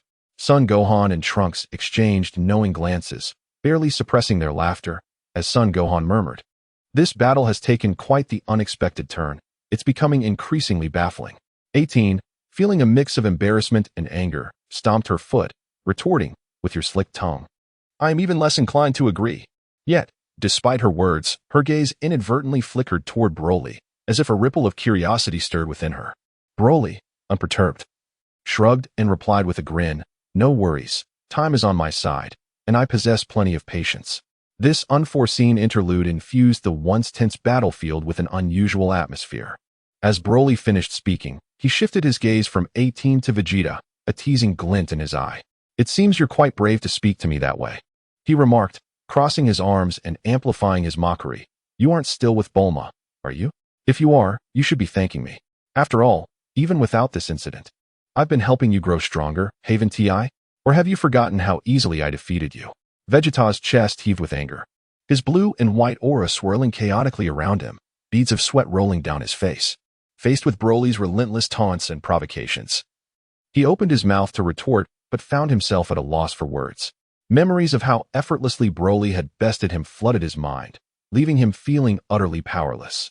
Son Goku, sensing the rising tension, quickly stepped between them, arms flailing as he urged, "Calm down, everyone. Let us all take a breath. What has transpired today is already absurd enough. We cannot afford to escalate things further." Son Gohan and Trunks quickly moved closer, their expressions fraught with concern. Trunks shook his head in exasperation. "We just managed to settle down. Why is there already tension again?" 18, arms crossed, watched the unfolding drama with keen interest, a slight smile gracing her lips, while 17 reveled in the spectacle, clearly amused by the unfolding chaos. Chapter 46. Departure of number 17. Broga's gaze was firmly fixed on Vegeta, a mocking smile unwavering on his face as he leisurely spoke. "Well, with such a fiery temper, when you find the time to return, I shall guide your training. Based on your earlier remarks, you will need to pay some price." Vegeta, upon hearing this, momentarily froze, followed by a flicker of hesitation and fear crossing his face. Deep within, he acknowledged Broga's formidable strength. Receiving guidance could indeed be beneficial for his own advancement. Yet, his inherent pride prevented him from easily accepting such help. He snorted disdainfully, turning his head away, feigning indifference. "Humph, who needs your help? I can grow stronger on my own." Upon hearing Broga's offer to train Vegeta, Goku's eyes sparkled with excitement, brimming with enthusiasm as he eagerly approached, gesticulating wildly, his face radiant with anticipation. "Broga, what about me? I want to train together too and enhance my strength." His urgency was palpable. Broga turned his gaze toward Goku, his smile growing wider as he teased, "Old son, do you still need me? Broly can train you all just as well. It's essentially the same." Vegeta, standing nearby with arms crossed, smirked derisively. "Humph, Goku, always eager to tag along. If you have the skill, seek your own path to strength instead of looking for a free ride." Though he verbally derided Goku, internally he pondered that if Goku trained with Broly, their strength would surely skyrocket. He must push himself harder to avoid being overshadowed. Goku scratched his head, grinning foolishly as he replied, "Vegeta, Don't say that. Training together allows us to motivate each other and progress collectively, doesn't it? After a pause, he turned to Broga, persistently asking, Broga, won't you consider letting me join? Training with you might teach me something unique. Broga shrugged, jesting, old son, you simply cannot remain idle. How about this? Once I've trained the stubborn Vegeta, I'll find time to guide you. Perhaps by then, you and Vegeta can join forces and stir the entire universe. The atmosphere, once tense and charged, lightened as everyone engaged in banter. After finishing his conversation with Goku and Vegeta, Broga's gaze shifted to the nearby androids, numbers 17 and 18. A mischievous grin remained on his face as he fixated on 18, speaking languidly. So, have you given it some thought? If you refuse, I might just have to take you home by force. Upon hearing this, 18's cheeks flushed crimson, her eyes brimming with a mix of anger and embarrassment. Clenching her fists, she retorted defiantly, You dare? Don't go too far. The energy around her fluctuated slightly in response to her emotions. Number 17, initially taken aback, soon burst into laughter, slapping his thigh as he exclaimed, Haha, 18, it seems this guy is determined to take you away. Why not just give in so he doesn't really resort to force? He winked at Broga, clearly enjoying the moment. Goku, astonished by Broga's directness, exclaimed, Broga, that's a bit too forward. Is that how you pursue a girl? Vegeta scoffed, his expression one of disdain. Humph. Such absurdity is something only you could conjure. Unfazed by their reactions, Broga casually slipped his hands into his pockets, stepping forward with an air of undeniable authority. 18, I'm not joking. You'd best agree soon, or I'll follow through on my word. Conflicted with anger and urgency, 18's chest heaved as she faced Broga's overwhelming presence, momentarily at a loss for words. The tension in the air thickened, all eyes on her, awaiting her response. Biting her lip, her face flushed. She felt a mix of shame and frustration under Broga's forceful demeanor and the scrutiny of the others.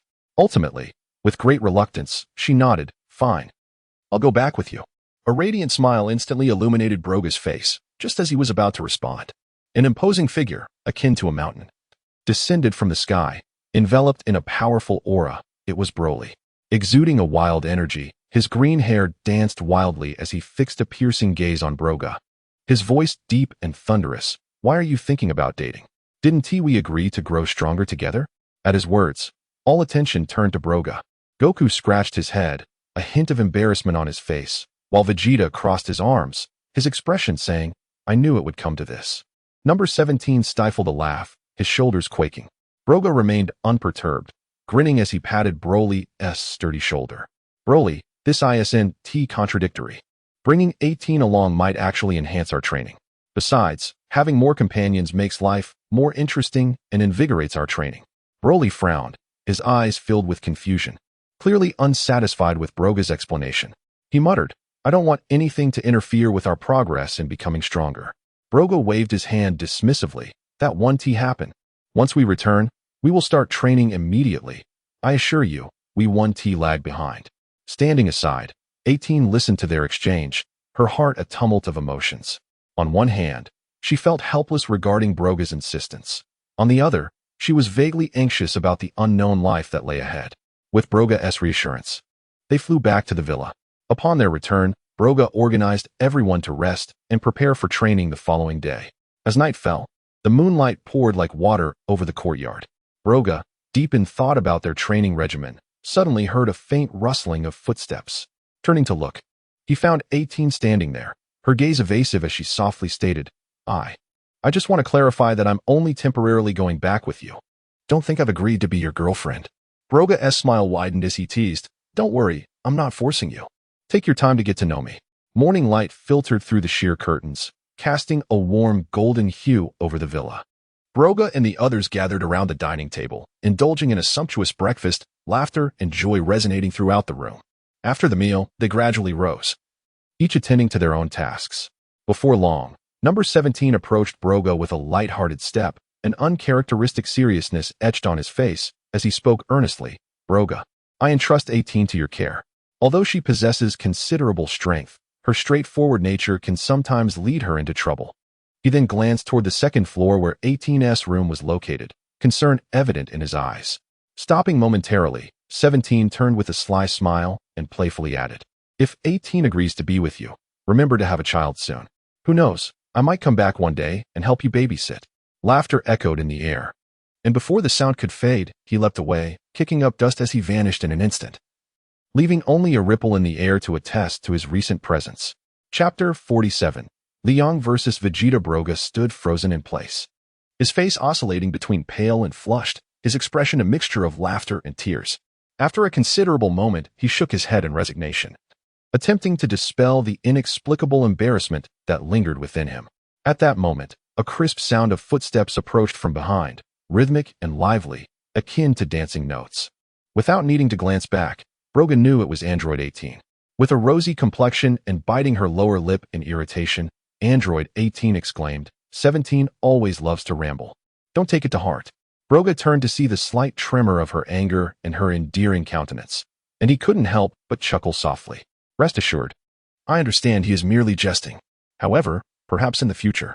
No, perhaps. Android 18 interjected hastily, stamping her foot like a startled fawn, before swiftly retreating into the villa.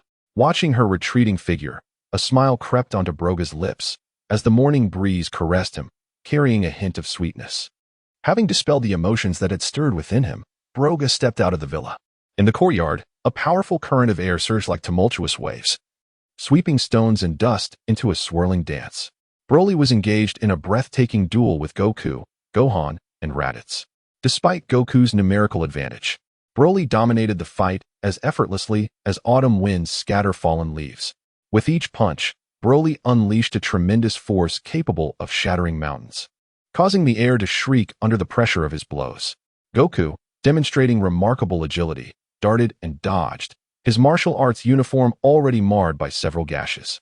Gohan's face was flushed, beads of sweat cascading from his brow as he exerted his utmost to launch energy blasts. Raditz, eyes wide with vigilance, carefully observed Broly, seeking any opportunity to counterattack. Broly erupted into a thunderous laugh, his voice booming like a bell as he shouted at the five. Hurry up.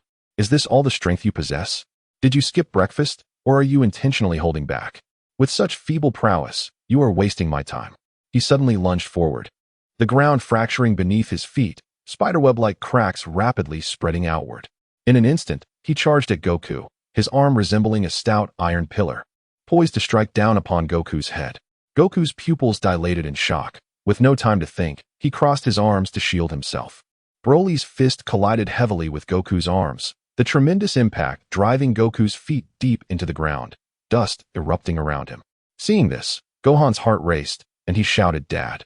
Without hesitation, he gathered all his strength to unleash a brilliant energy blast towards Broly.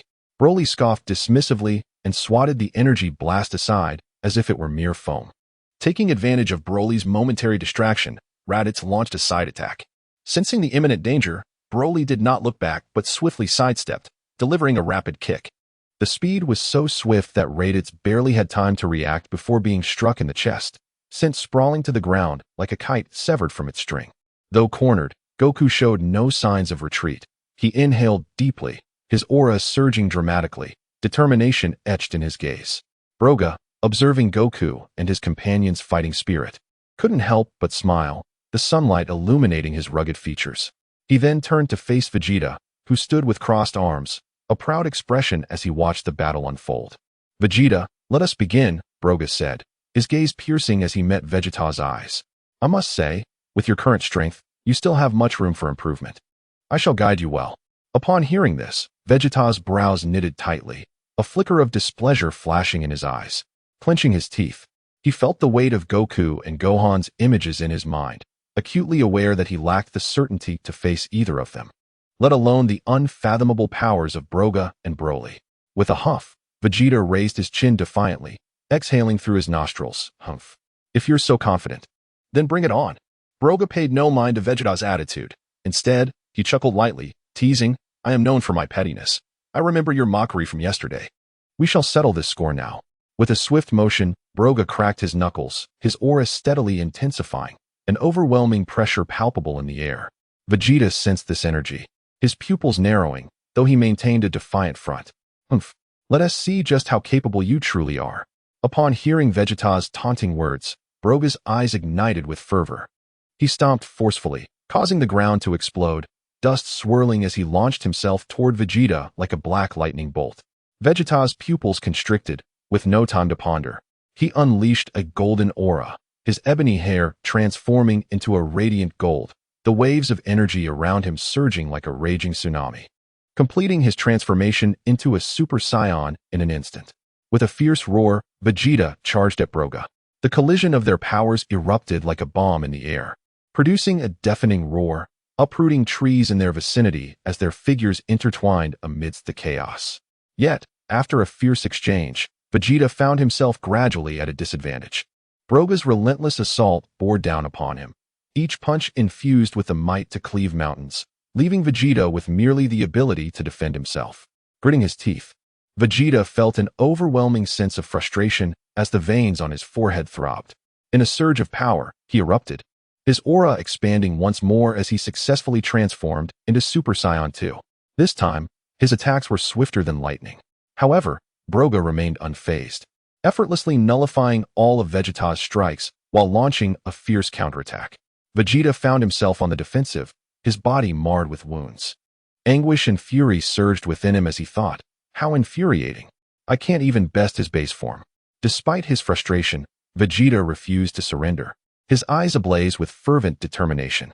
As sweat beads rolled down his resolute face, the fire of his ambition blazed ever brighter. Suddenly, Vegeta let out a primal roar that pierced the heavens, his golden aura swirling violently as if erupting from a volcano. This energy condensed into a blinding brilliance. And amidst the tumultuous waves, Vegeta successfully transformed into Super Saiyan at full power. His once unruly golden hair became sleek yet radiated a more formidable aura. The golden flames enveloping him coalesced into a tight-fitting golden armor, encasing his form. Observing this transformation, Broga's eyes gleamed with appreciation, a slight smile gracing his lips. Not bad. It seems you are finally taking this seriously. Before he could finish his sentence, Broga vanished, resembling a fleeting shadow as he lunged toward Vegeta. No longer passively enduring, Vegeta, empowered by his full Super Saiyan transformation, reacted with lightning speed, artfully evading Broga's strike. In the blink of an eye, he retaliated with a punch, slicing through the air with ferocity, aimed directly at Broga's face. Broga, unperturbed, leaned back slightly, easily dodging the blow. Chapter 48. Vegeta breaking limits within the arena. Broly and Vegeta moved like phantoms, their clashes generating sharp sonic booms. The wind from their punches howled, each strike enveloped in a wave of energy. When they collided, a thunderous roar reverberated, causing the eardrums of onlookers to ache, while the ground split open like it had been cleaved by a colossal axe, with terrifying fissures spreading wildly. The two warriors exchanged blows, equally matched, their blazing combat aura seemingly igniting the very air around them. Not far away, Goku, Gohan, Raditz, Nappa, Piccolo, and Broly were embroiled in intense combat. The sounds of their furious roars and the shrill cries of energy waves intertwined. Yet as the battle between Broly and Vegeta intensified, the battlefield fell eerily silent. Only the faint breeze created by their fierce exchanges stirred the dust, producing a soft, rustling sound. Goku was the first to cease his movements, casually wiping the beads of sweat that dotted his bronze arms. His gaze was firmly fixed on Broly and Vegeta, a glimmer of astonishment flashing in his eyes as he genuinely remarked, "Incredible. It seems Vegeta is truly giving it his all, while Broly's strength is unfathomable." Following closely behind his father, Gohan's dark eyes widened, unwavering as he observed the fierce battle, his fists clenched tightly, murmuring to himself, "Everyone is striving to grow stronger. I cannot fall behind." Raditz furrowed his brow, his arms crossed, a flicker of resentment crossing his gaze as he muttered, "I can't believe Vegeta can unleash such tremendous power." Nappa shouted at the top of his lungs, "Go for it, Vegeta." Piccolo, arms crossed, watched the Saiyans' exaggerated combat with a contemplative thought. The power of the Saiyans is reaching unprecedented levels. Is this not a detriment? Broly halted his massive form, slowly turning around, a rare seriousness crossing his previously arrogant face as he let out a low growl. "Humph. Now this is more like it." All eyes were riveted on the two combatants. Vegeta's golden aura intermingled with Broly's energy, illuminating the battlefield as brightly as day, creating visible ripples of energy. The spectators were enraptured by this confrontation, completely forgetting their previous battles. As Broly and Vegeta exchanged fierce attacks, Broly keenly noticed Vegeta's combat rhythm gradually stabilizing. He contemplated that if this continued, Vegeta would struggle to break his limits, and he would miss the chance to witness the Super Saiyan 3 form of Vegeta. With this thought, a cunning glint flickered in Broly's eyes. During their back-and-forth exchanges, he feigned an opening, exposing a vulnerability. Vegeta's eyes sharpened, falling for the ruse, and pounced like a leopard, launching a full-force assault. Seizing the moment, Broly swiftly retreated a few steps, and his aura surged dramatically, transforming into Super Saiyan 2 in the blink of an eye. An overwhelming energy erupted like a tidal wave, instantly enveloping Vegeta. Vegeta felt as if a massive mountain pressed against his chest, struggling to breathe as his feet sank into the ground, his body trembling uncontrollably. "Is this all you've got, Vegeta?" Broly taunted loudly, his gaze piercing as he continued to deride. "With such meager strength, do you really think you can surpass Goku and Gohan? Dream on. If you have no real talent, you might as well leave to avoid embarrassing yourself. By the time Broly trains Raditz and Nappa, if they surpass you, what face will you have left to call yourself the Prince of Saiyans? They may even look down on you, mocking you as a coward who can't even surpass his own subordinates." These words struck Vegeta's heart like a sharp dagger. Instantly, his eyes filled with bloodshot veins, his forehead bulging with tension, and his golden aura surged wildly, twisting like a volcano on the brink of eruption.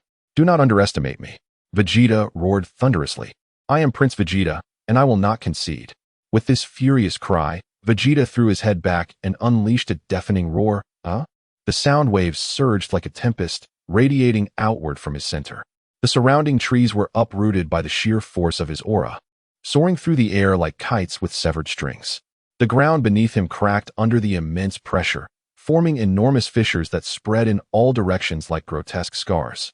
Amidst the astonished gazes of the onlookers, Vegeta's hair suddenly elongated, cascading down to his waist, while his golden aura erupted in magnitude, transforming into dazzling beams of light. Within this brilliance, his physique expanded, muscles bulging, radiating a chilling energy. In an instant, the form of Super Saiyan 3 Vegeta stood before the spectators.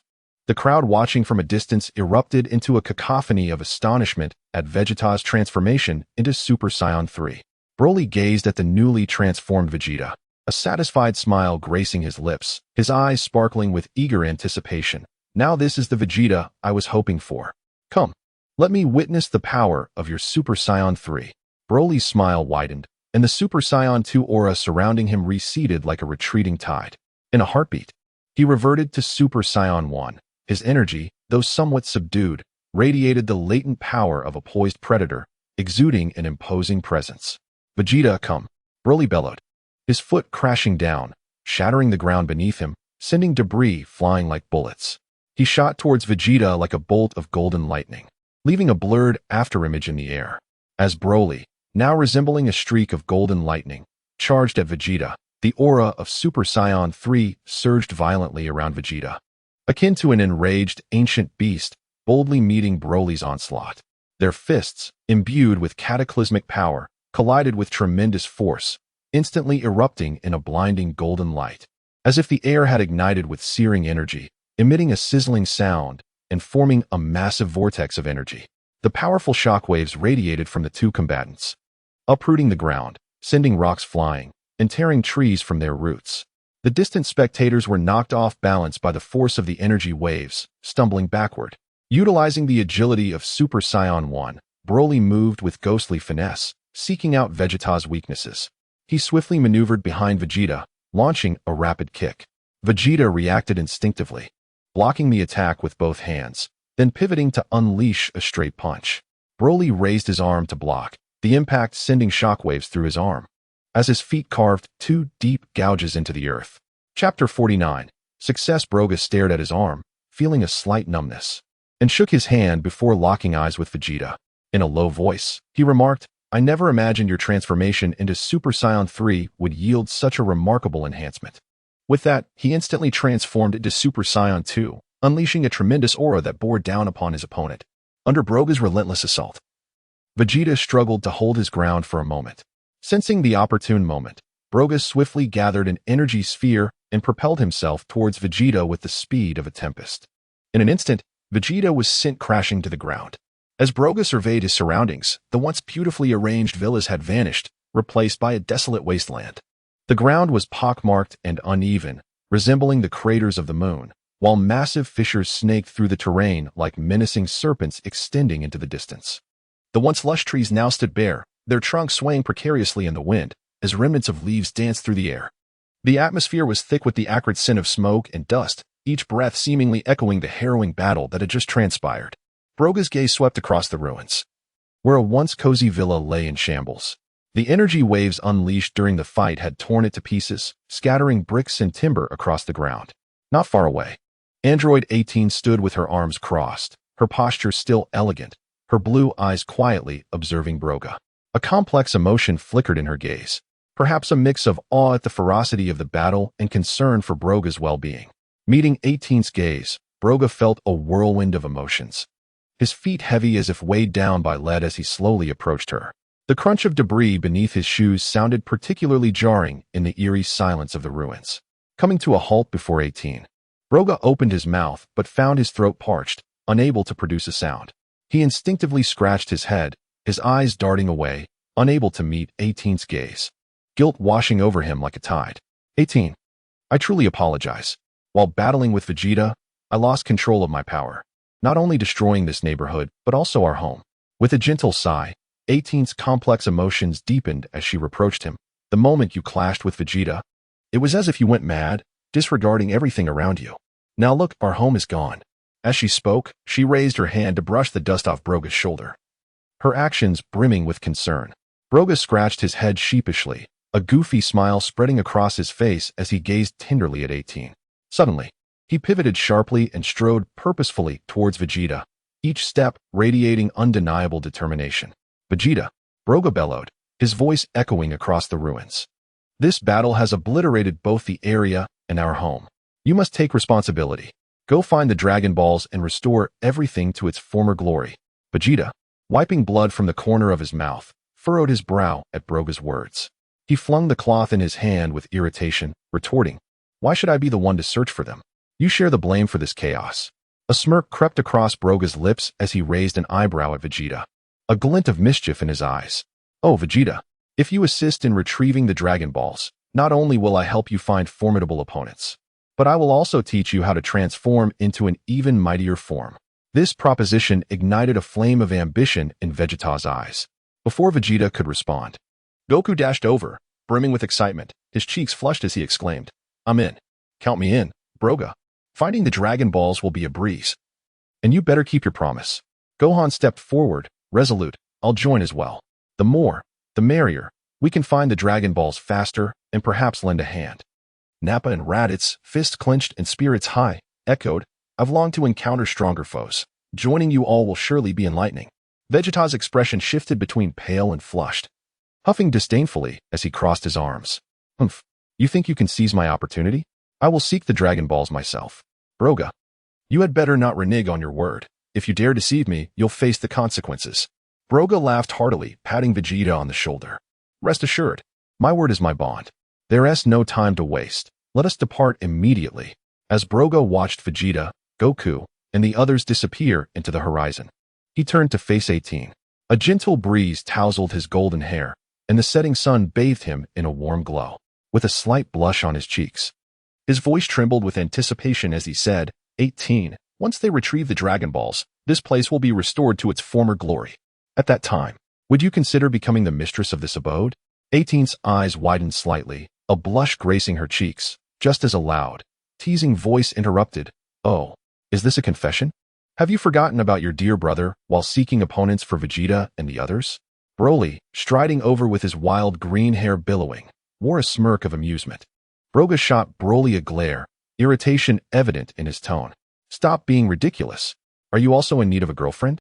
Broly crossed his arms, unfazed. "Is that true? Perhaps I should reconsider. Right now, I'm focused on becoming stronger and battling formidable foes." Meanwhile, 18 covered her mouth, stifling a laugh, her gaze full of warmth as she looked at Broga. "Broga, I would be delighted." Broga stared, momentarily stunned, before a radiant smile broke across his face, his excitement rendering him nearly incoherent. "Really? Is that true? This is wonderful." Broly rolled his eyes, muttering, "Looks like I'm stuck being the third wheel."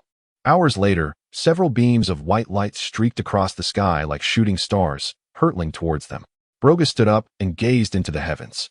As the lights drew near, he recognized the figures of Vegeta, Goku, Gohan, Raditz, and Nappa. "Hey, we're back," Goku exclaimed, performing a somersault to land before them, cradling 7 Dragon Balls in his hands.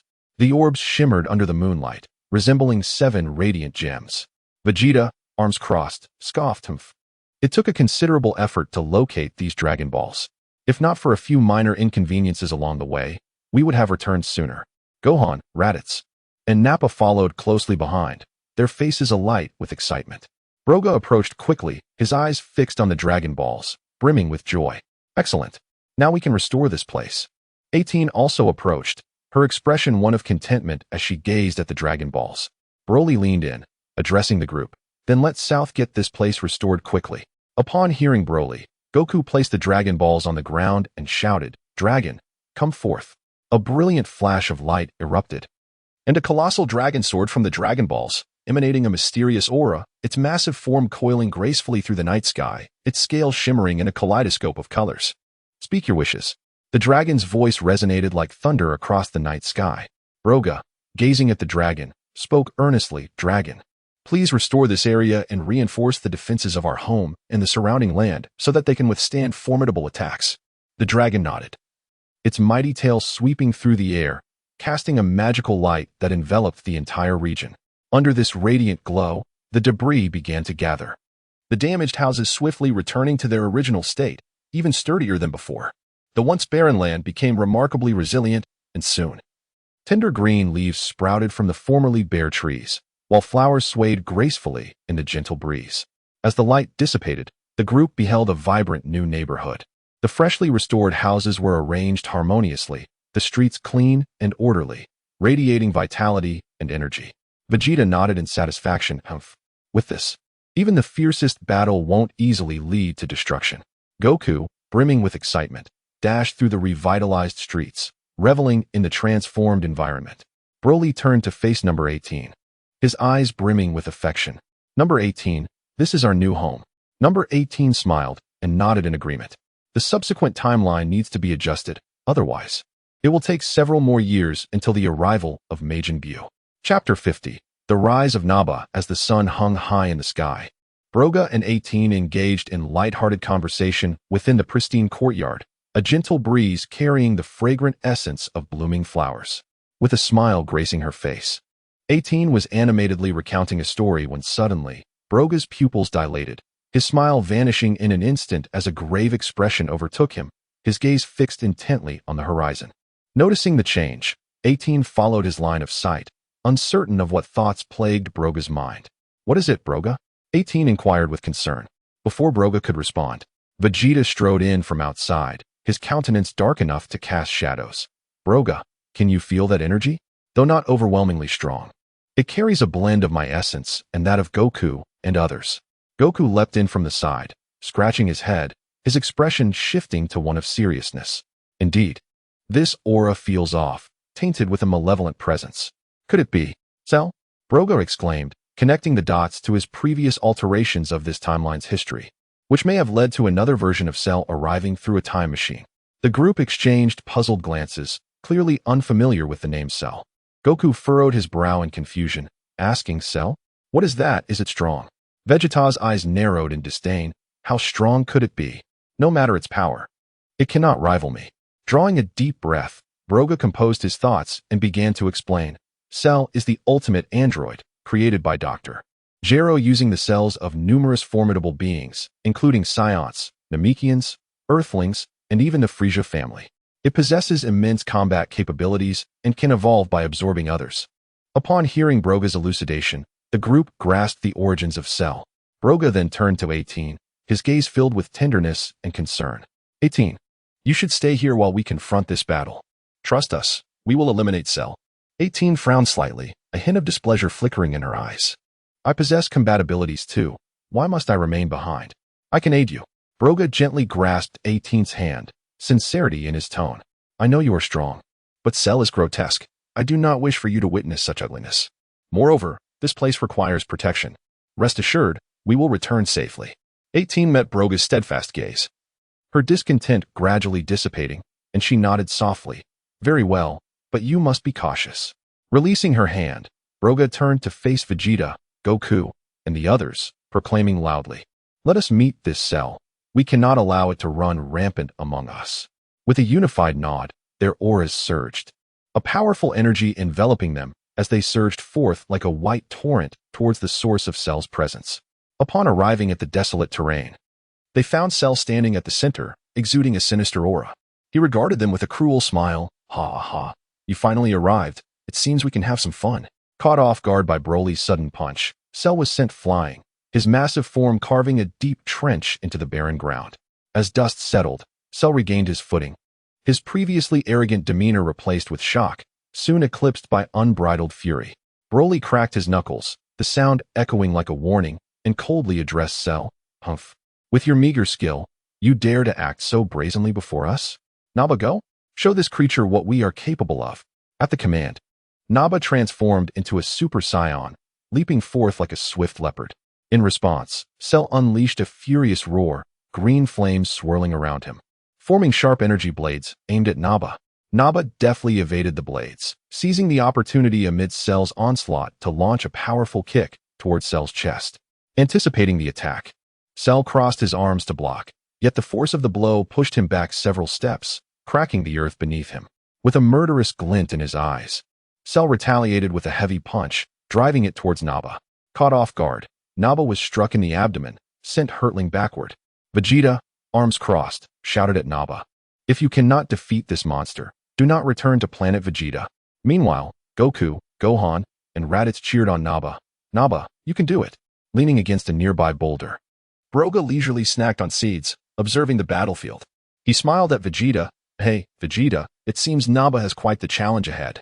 However, Cell is no pushover. I wonder if Naba can surprise us." Vegeta scoffed derisively. "Humph. If Naba cannot handle Cell, he is utterly useless." Amidst their banter, Naba rose once more, determination ablaze in his eyes. Taking a deep breath, his energy erupted like a volcano as he transformed into Super Saiyan 2, a faint golden glow enveloping him, streaks of lightning flickering around. With a fierce roar, Naba charged at Cell once more. Cell, refusing to back down, spread his arms wide, poised to meet Naba's assault. This time, Naba's speed and power surged beyond his previous limits. He unleashed a flurry of punches, each strike accompanied by a powerful wave of energy, overwhelming Cell. A flicker of panic crossed Cell's features as he realized he had underestimated this opponent. With a swift motion, he took to the sky, conjuring a massive green energy sphere to hurl at Naba. Cell's expression shifted to one of alarm. He never anticipated that Naba, whom he deemed inconsequential, would possess such explosive power. With piercing eyes, Naba exuded an aura of invincibility, and as the enormous energy sphere descended, he resolutely extended his hand, crushing it with a fierce grip. In an instant, the energy sphere detonated in a brilliant explosion, sending waves of light and energy radiating outward, enveloping the battlefield in a haze of dust. Undeterred, Naba seized the fleeting opportunity as Cell staggered from the blast. Like a bolt of black lightning, he surged towards the still hovering Cell. Naba's fists rained down like a tempest, each blow carrying the weight of a mountain, relentlessly pummeling Cell. Caught off guard, Cell could not mount an effective defense and was forced to endure the onslaught, his body being driven backward. Ultimately, Cell crashed heavily to the ground, a cloud of dust billowing around him. Standing triumphantly before Cell, Naba crossed his arms, a look of disdain etched on his face. With a scoff, he proclaimed loudly, "Humph. I expected more. I am merely the second weakest warrior on planet Vegeta, and yet you cannot even defeat me. How laughable. I apologize for unilaterally changing the name without notice." Chapter 51. The defiance of Broly. Vegeta observed Naba's performance from the sidelines, a flicker of barely perceptible admiration crossing his eyes as the corners of his mouth subtly lifted. "I never expected this fellow Naba to possess such skill," he murmured softly. Goku, brimming with excitement, leapt into the air and exclaimed, "Well done, Naba." Broga, still leisurely munching on seeds, chuckled at Cell's disheveled state, remarking, "It appears this monster Cell is not as formidable as he seems. However, do not let your guard down. Who knows what tricks he may still have up his sleeve." Gohan and Raditz nodded in agreement. Gohan stated, "Indeed, since Cell has traversed time and space to arrive here, he must harbor powers unknown to us. We cannot afford to be complacent." Cell lay on the ground, his body marred by numerous wounds, green blood oozing from his injuries. His body trembled slightly, his eyes brimming with fury and resentment. Suddenly, he unleashed a thunderous roar, and his aura began to surge wildly. The once dim green flames around him flared up once more intense and ferocious than before. "You insignificant insects." Cell's voice dripped with rage and hatred. "You shall pay dearly for your actions today." As Cell's roar echoed, his physique began to transform, muscles bulging and his stature growing ever more imposing. Broga, unfazed, casually finished the last seed, deftly spitting out the shell. Just as Cell's aura swelled and his muscles expanded, Broga vanished like a phantom, reappearing before Cell in an instant. Cell's eyes widened in disbelief. Before he could react, Broga's right hand, like a vice, clamped firmly around his neck. "Oh, you were quite fierce just now. What happened?" Broga remarked with a smirk, tightening his grip, causing Cell's neck to crack ominously as green blood seeped through Broga's fingers.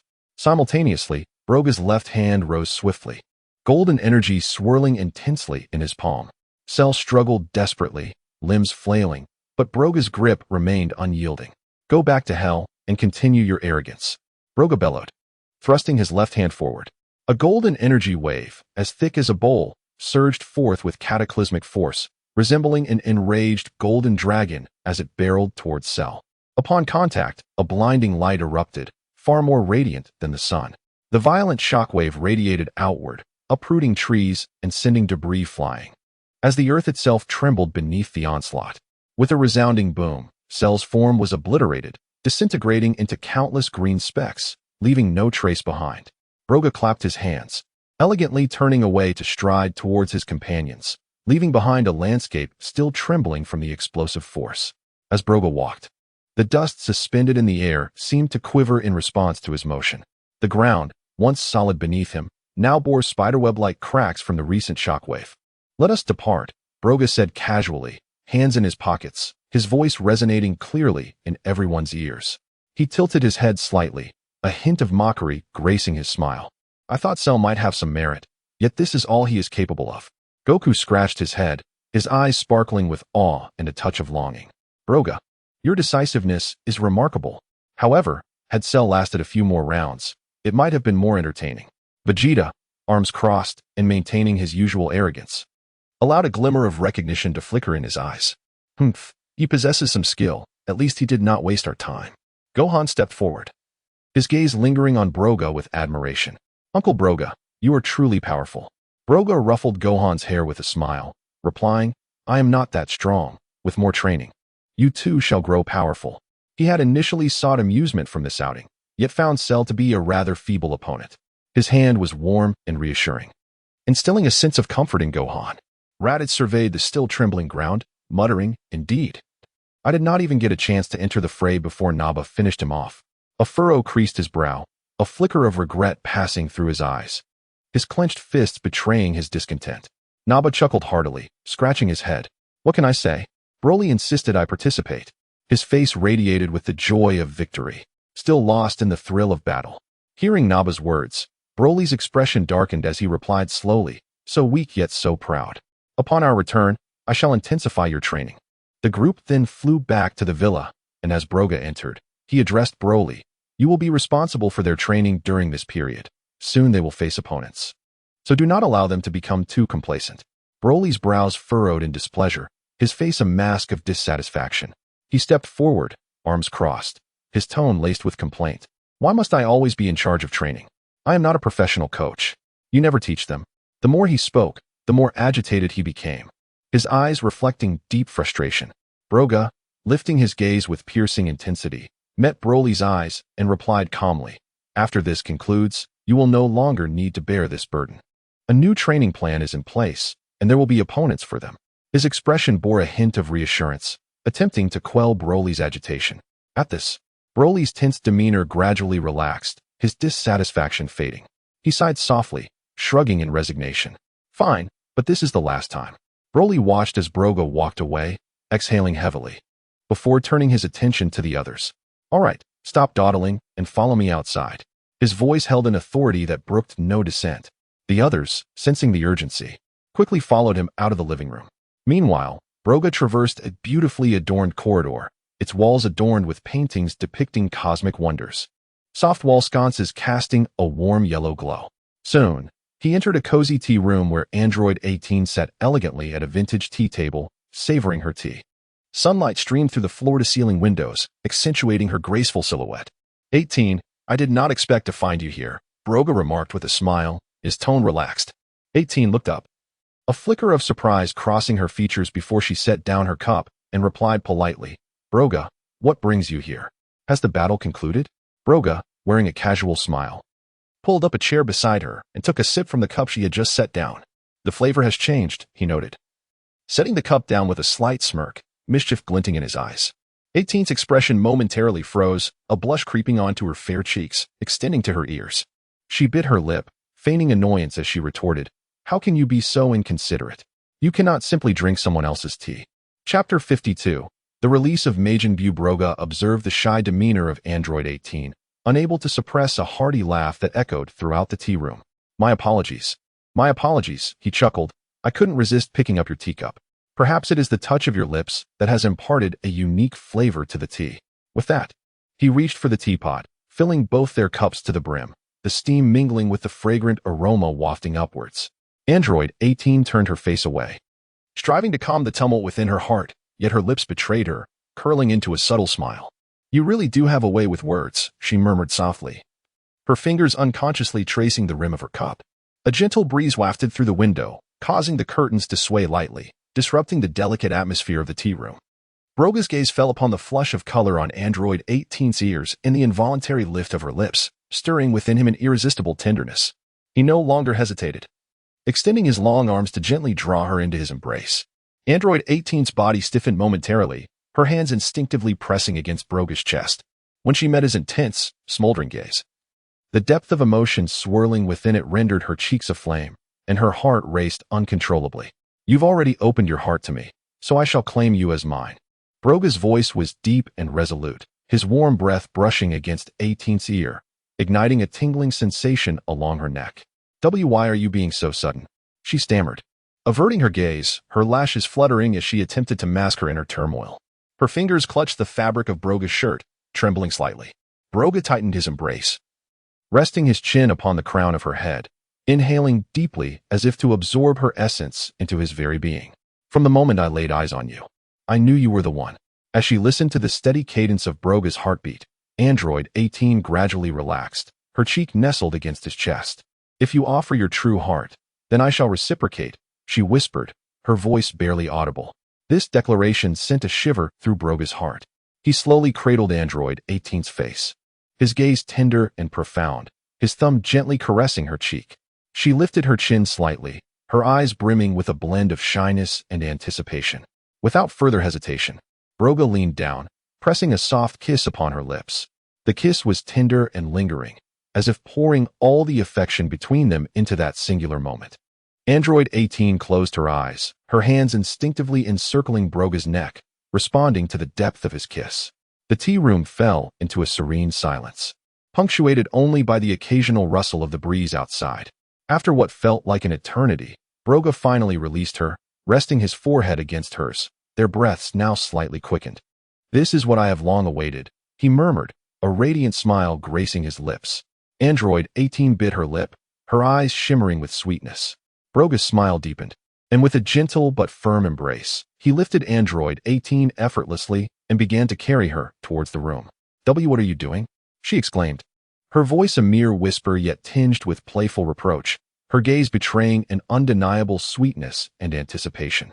Broga chuckled softly, his warm breath brushing against her ear. What do you think? Android 18, fully aware of the implications, chose to remain silent, observing Broga's evident joy. As sunlight filtered through the leaves, casting dappled shadows upon the ground, a gentle breeze stirred, causing the light to dance. In recent days, Broga had immersed himself in the sweetness of moments shared with Android 18, but as time passed, the warrior's heart within him began to stir with a desire for battle and adventure. That morning, Broga awoke early, gazing fondly at the still sleeping Android 18 beside him. He planted a gentle kiss upon her forehead, then carefully rose, donning his attire before making his way towards the training grounds of Broly and the others. Upon stepping outside the villa, the sounds of fierce combat and the shouts of warriors reached his ears. When he arrived, he witnessed Broly engaged in battle with the others. Upon noticing Broga, Broly halted his actions, striding over with a teasing smirk. "So you finally decided to join us? I trust you've been enjoying your time with 18. Goku and the others approached to greet Broga, while Vegeta crossed his arms, nodding in acknowledgement. With unwavering determination in his voice, Broga declared, "Let us be off. It is time to find you worthy opponents to hone your skills. Only through combat with formidable foes can we truly gauge the results of our training." The group responded with enthusiasm, and soon Broga led them to the location where Majin Buu had first arrived on Earth. With eager anticipation, they soared through the sky until Broga came to a halt, revealing an unusually shaped spaceship before them. Its silver-gray exterior glimmered coldly, adorned with intricate patterns that exuded an air of mystery. "What is that?" Naba inquired, pointing curiously at the vessel. "Let us approach it," Broga replied sharply, leading the way toward the spaceship, the others following closely behind. As they neared the ship, the heavy hatch slowly creaked open, emitting a deep, resonant sound. For figures emerged, the foremost being the diminutive and sinister Babidi. Upon spotting the unexpected visitors, surprise flickered in his eyes, quickly replaced by a devious smile as he schemed to use these unwelcome guests for his own purposes. However, before he could enact his control, Broga surged forward like a bolt of black lightning, appearing before Babidi in an instant. With a grip like iron, he seized Babidi by the throat, lifting him off the ground. Babidi, suspended in midair, struggled desperately, terror etched across his face. "I require you to release Majin Buu." Broga's voice was low and icy, imbued with an undeniable authority. Dabura, eyes wide with fury, charged at Broga in a futile attempt to rescue Babidi. To Broga, Dabura's movements appeared sluggish and clumsy, as if time had slowed. Without glancing back, Broga extended his left hand, effortlessly grasping Dabura by the throat, coldly mocking, "What trash dares to strike?" With a swift motion, a sickening crack echoed as Dabura's neck snapped. His eyes widened in rage before his lifeless body crumpled to the ground. Broga unleashed a ki blast, a blinding light erupting as Dabura was reduced to mere ashes, vanishing without a trace. Babidi, in a state of sheer panic, stammered, "Why you? Who are you? How do you know of Majin Buu? Why do you wish to release him?" With a contemptuous snort, Broga tightened his grip further. "Enough with your prattle. Do as I command, or your fate shall mirror his." Chapter 53. Preparing to depart, veins bulged on Broga's hands as his fingers, like steel claws, tightly gripped Babidi's neck, lifting him off the ground. Babidi's face turned purple, his tongue lolling out as he desperately clawed at Broga's wrist with futile hands, his legs thrashing wildly. "Speak. Where have you hidden Majin Buu?"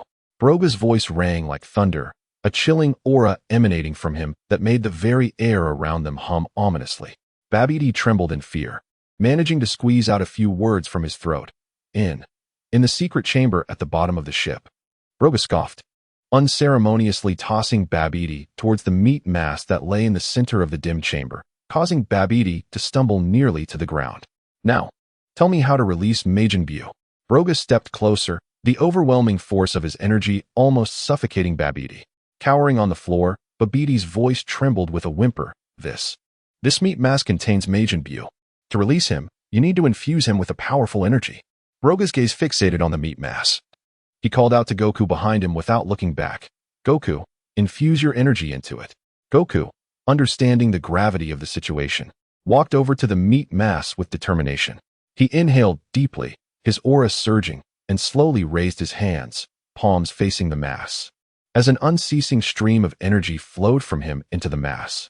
Time passed, yet the mass remained still, beads of sweat forming on Goku's forehead as his breath quickened. Broga's eyes were locked on the mass. As the infusion continued, Goku's body began to tremble slightly, his energy waning, just as everyone thought he was about to falter. The surface of the mass suddenly glimmered with an otherworldly light, flickering like fireflies before radiating a brilliant glow that illuminated the entire chamber as if it were day. With a resounding crash, the mass quaked violently, and a powerful, malevolent energy erupted forth like a volcanic explosion. Majin Buu was finally released. His corpulent form glistened with a strange sheen, his beady eyes darting around, and a cruel smile crept across his lips. The moment Broga laid eyes on Majin Buu, a glint of cold malice flashed in his gaze, and without hesitation, he conjured a ki blast. The blast, imbued with destructive energy, hurtled towards Babidi like a meteor. No! Babidi screamed in terror, his voice echoing in the chamber.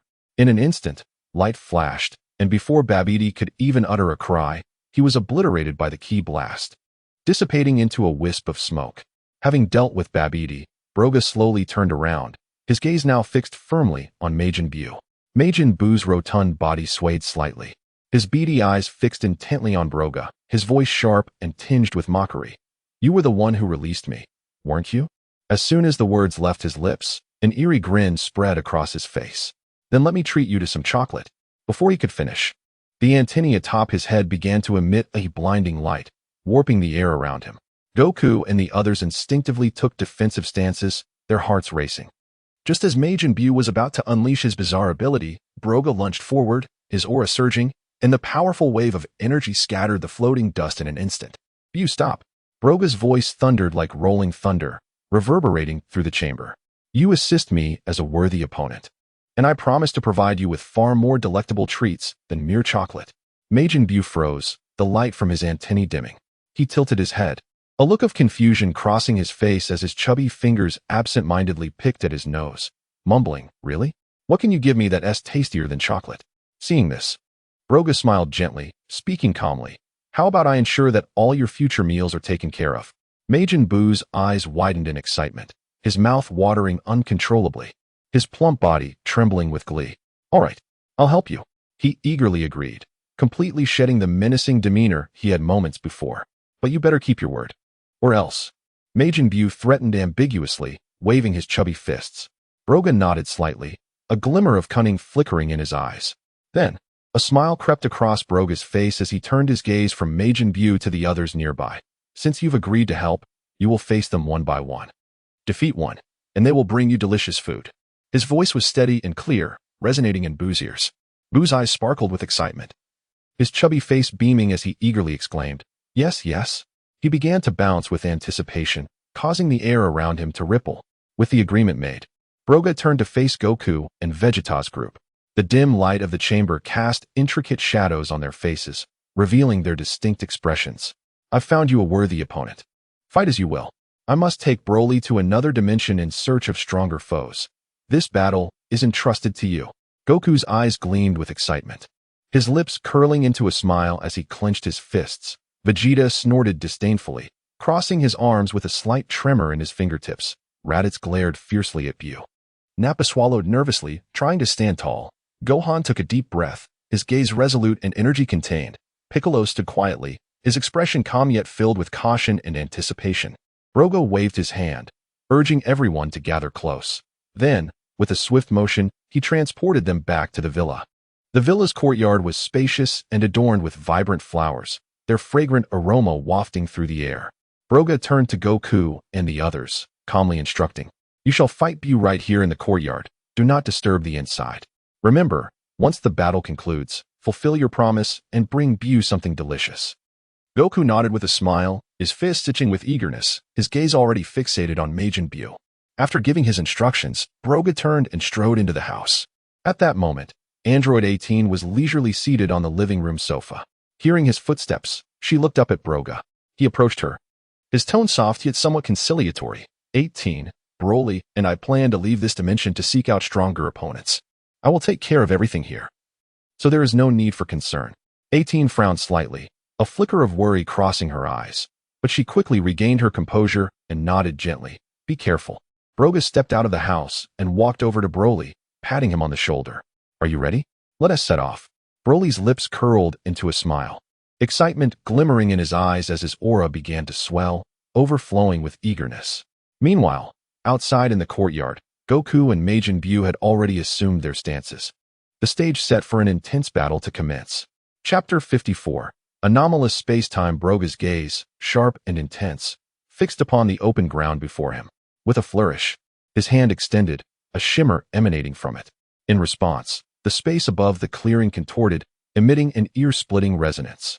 Abruptly, a fissure rent the air, suffusing the area with an eerie verdant glow, hinting at arcane mysteries. Turning towards Broly, Broga's eyes conveyed unwavering resolve and confidence. "Let us proceed," he declared. Stepping forth into the chasm, his form instantly devoured by its luminous embrace. Broly inhaled deeply, a glint of determination flickering within his eyes. With a nimble step, he followed Broga like a lightning bolt, plunging into the enigmatic rift. As the two warriors vanished, the fissure's luminescence waned, and the rift gradually sealed itself. Soon, tranquility reigned. As if the preceding events were naught but phantoms, save for Goku and his comrades preparing for battle outside the courtyard. In a flash of distorted space, Broga and Broly were violently ejected from the temporal tear, materializing upon an alien planet. Staggering, their complexions paled, and a wave of nausea washed over them, compelling them to bend over in unison, retching. Wiping his mouth, Broga offered a wry smile to Broly. Navigating a space-time rift for the first time is, admittedly, unpleasant. Broly, his brow furrowed and eyes still reflecting discomfort, nodded in agreement, clearly affected by the ordeal. After a brief respite, as their queasiness subsided, Broga straightened, his gaze sweeping the surroundings with caution. After a moment of contemplation, he remarked, "The environment feels familiar. It appears to be Earth." Abruptly, surprise flickered across his face, his eyes narrowing. "I sense Raditz's energy. It seems our first acquaintance is Raditz." A spark of excitement ignited within Broly's eyes, his aura subtly intensifying. Broga turned to him, a faint smile playing on his lips. "Let us investigate," he suggested. "Perhaps an engaging skirmish awaits." With that, Broga darted towards the source of Raditz's energy, Broly in close pursuit. Like twin ebony comets, Broga and Broly traversed the skies, the wind howling in their ears. Soon, they approached Raditz's location. Raditz had just emerged from his spacecraft. His gaze, condescending, swept over a nearby individual, a sneer curling his lips. Activating his scanner, a series of beeps confirmed his disdain. A power level of 5? Utter trash. Without hesitation, he conjured an energy blast, launching it towards the unsuspecting victim. The blast struck with a sharp report, engulfing the target in smoke. Raditz, satisfied, nodded and turned to re-enter his ship. However, a chillingly potent energy washed over him. Before he could react, a massive hand clamped down on his head. Raditz's eyes widened in terror, struggling futilely against his captor's grip. He never imagined that the powerless being possessed such terrifying strength. "Who are you?" Raditz choked out, his voice trembling with fear. The only response was an icy stare and increasing pressure. With a sickening crunch, Raditz's head exploded in a shower of gore, his body collapsing limply. Broga frowned slightly, a pensive look clouding his features. He had discerned that this space-time diverged significantly from his own. Witnessing the so-called weakling obliterate Raditz with such ease, Broga surmised that this reality had been drastically altered. Turning to Broly, Broga's expression grew serious. "We have arrived in an alternate space-time. Allow me to explain. In this reality, he is virtually invincible. Only the Omni King could truly eradicate him. His power is unique. It adapts to his opponent. Against a formidable foe, he can summon equal or superior strength against the weak. His power diminishes accordingly." Broly's eyes widened, then gleamed with excitement. "So, no matter how strong we become, he will always be able to match us? A truly intriguing opponent. A battle with him could greatly enhance our strength." Broga nodded in agreement. "Precisely." Broly, practically vibrating with anticipation, exclaimed, "Then I must fight him. I cannot miss this opportunity. I must see his true might." Broga hesitated, contemplating the risks of facing such an unpredictable adversary, yet recognizing the potential for Broly's growth. Finally, he nodded firmly. "Very well. But proceed with caution. His abilities are uncanny. Underestimate him at your peril. Retreat immediately if you sense danger. Understood?" Broly clenched his fists, nodding emphatically. "I understand." His aura surged, enveloping him in emerald flames, transforming him into a living war god. Broga smiled at Broly's fervor. Broly's eyes blazed with anticipation. After pledging to exercise caution, he shot towards the invincible figure like an arrow loosed from a bow. Chapter 55, The Indomitable Broly in the Blink of an Eye. Broly had closed the distance to the uncle, his right fist cutting through the air with a roaring wind, imbued with a force that could topple mountains. Hurtling directly towards the uncle's face, the punch sliced through the air, creating a sharp, whistling sound as if the atmosphere itself had been cleaved by a blade. However, the uncle reacted with remarkable speed. Just as Broly's fist was about to make contact, he slightly sank his waist and deftly stepped back. Once he regained his footing, the uncle's expression shifted, his brows knitting into a fierce line, and his eyes widened menacingly, glinting with ferocity akin to a ravenous beast fixated upon its prey. Glaring intently at Broly. Steadying himself, the uncle let out a guttural roar, reminiscent of a rampaging bull, and lunged at Broly. The two became entangled in a fierce combat, their fists and feet colliding with thunderous crashes, creating a cacophony that distorted the air around them, while the ground split open under the sheer force of their exchange. As time passed, the uncle's energy steadily intensified. Broly found it increasingly difficult to unsettle him, and his own breath grew heavier. Observing the relentless advance of the uncle, a sense of unwillingness surged within Broly. He let out a piercing howl, and energy erupted from within him like a volcanic eruption. In an instant, he transformed into a Super Saiyan, surrounded by a blinding emerald glow, his aura magnifying to several times its previous strength. At that moment, Broly resembled a demon returning from the depths of hell, his eyes flashing with a wild intensity. With a sudden force, Broly smashed the rocks beneath him, propelling himself like lightning towards the uncle. His right fist coalesced with terrifying energy, compressing the air to its limits, producing a series of explosive cracks. The uncle, undeterred by the impending strike, extended his veined right hand to meet Broly's fist directly. The moment they connected, a visible shockwave radiated outward, uprooting trees and sending rocks tumbling down distant mountains. Broly's heart raced in surprise as he prepared to retract his fist, only to witness a strange smile curling at the corner of the uncle's mouth. This smile, faintly visible through the swirling dust, bore an unsettling and frenzied quality, akin to a malevolent spirit emerging from the underworld. Before Broly could react, the uncle struck back. With no time to ponder, Broly swiftly sidestepped and countered with his left fist.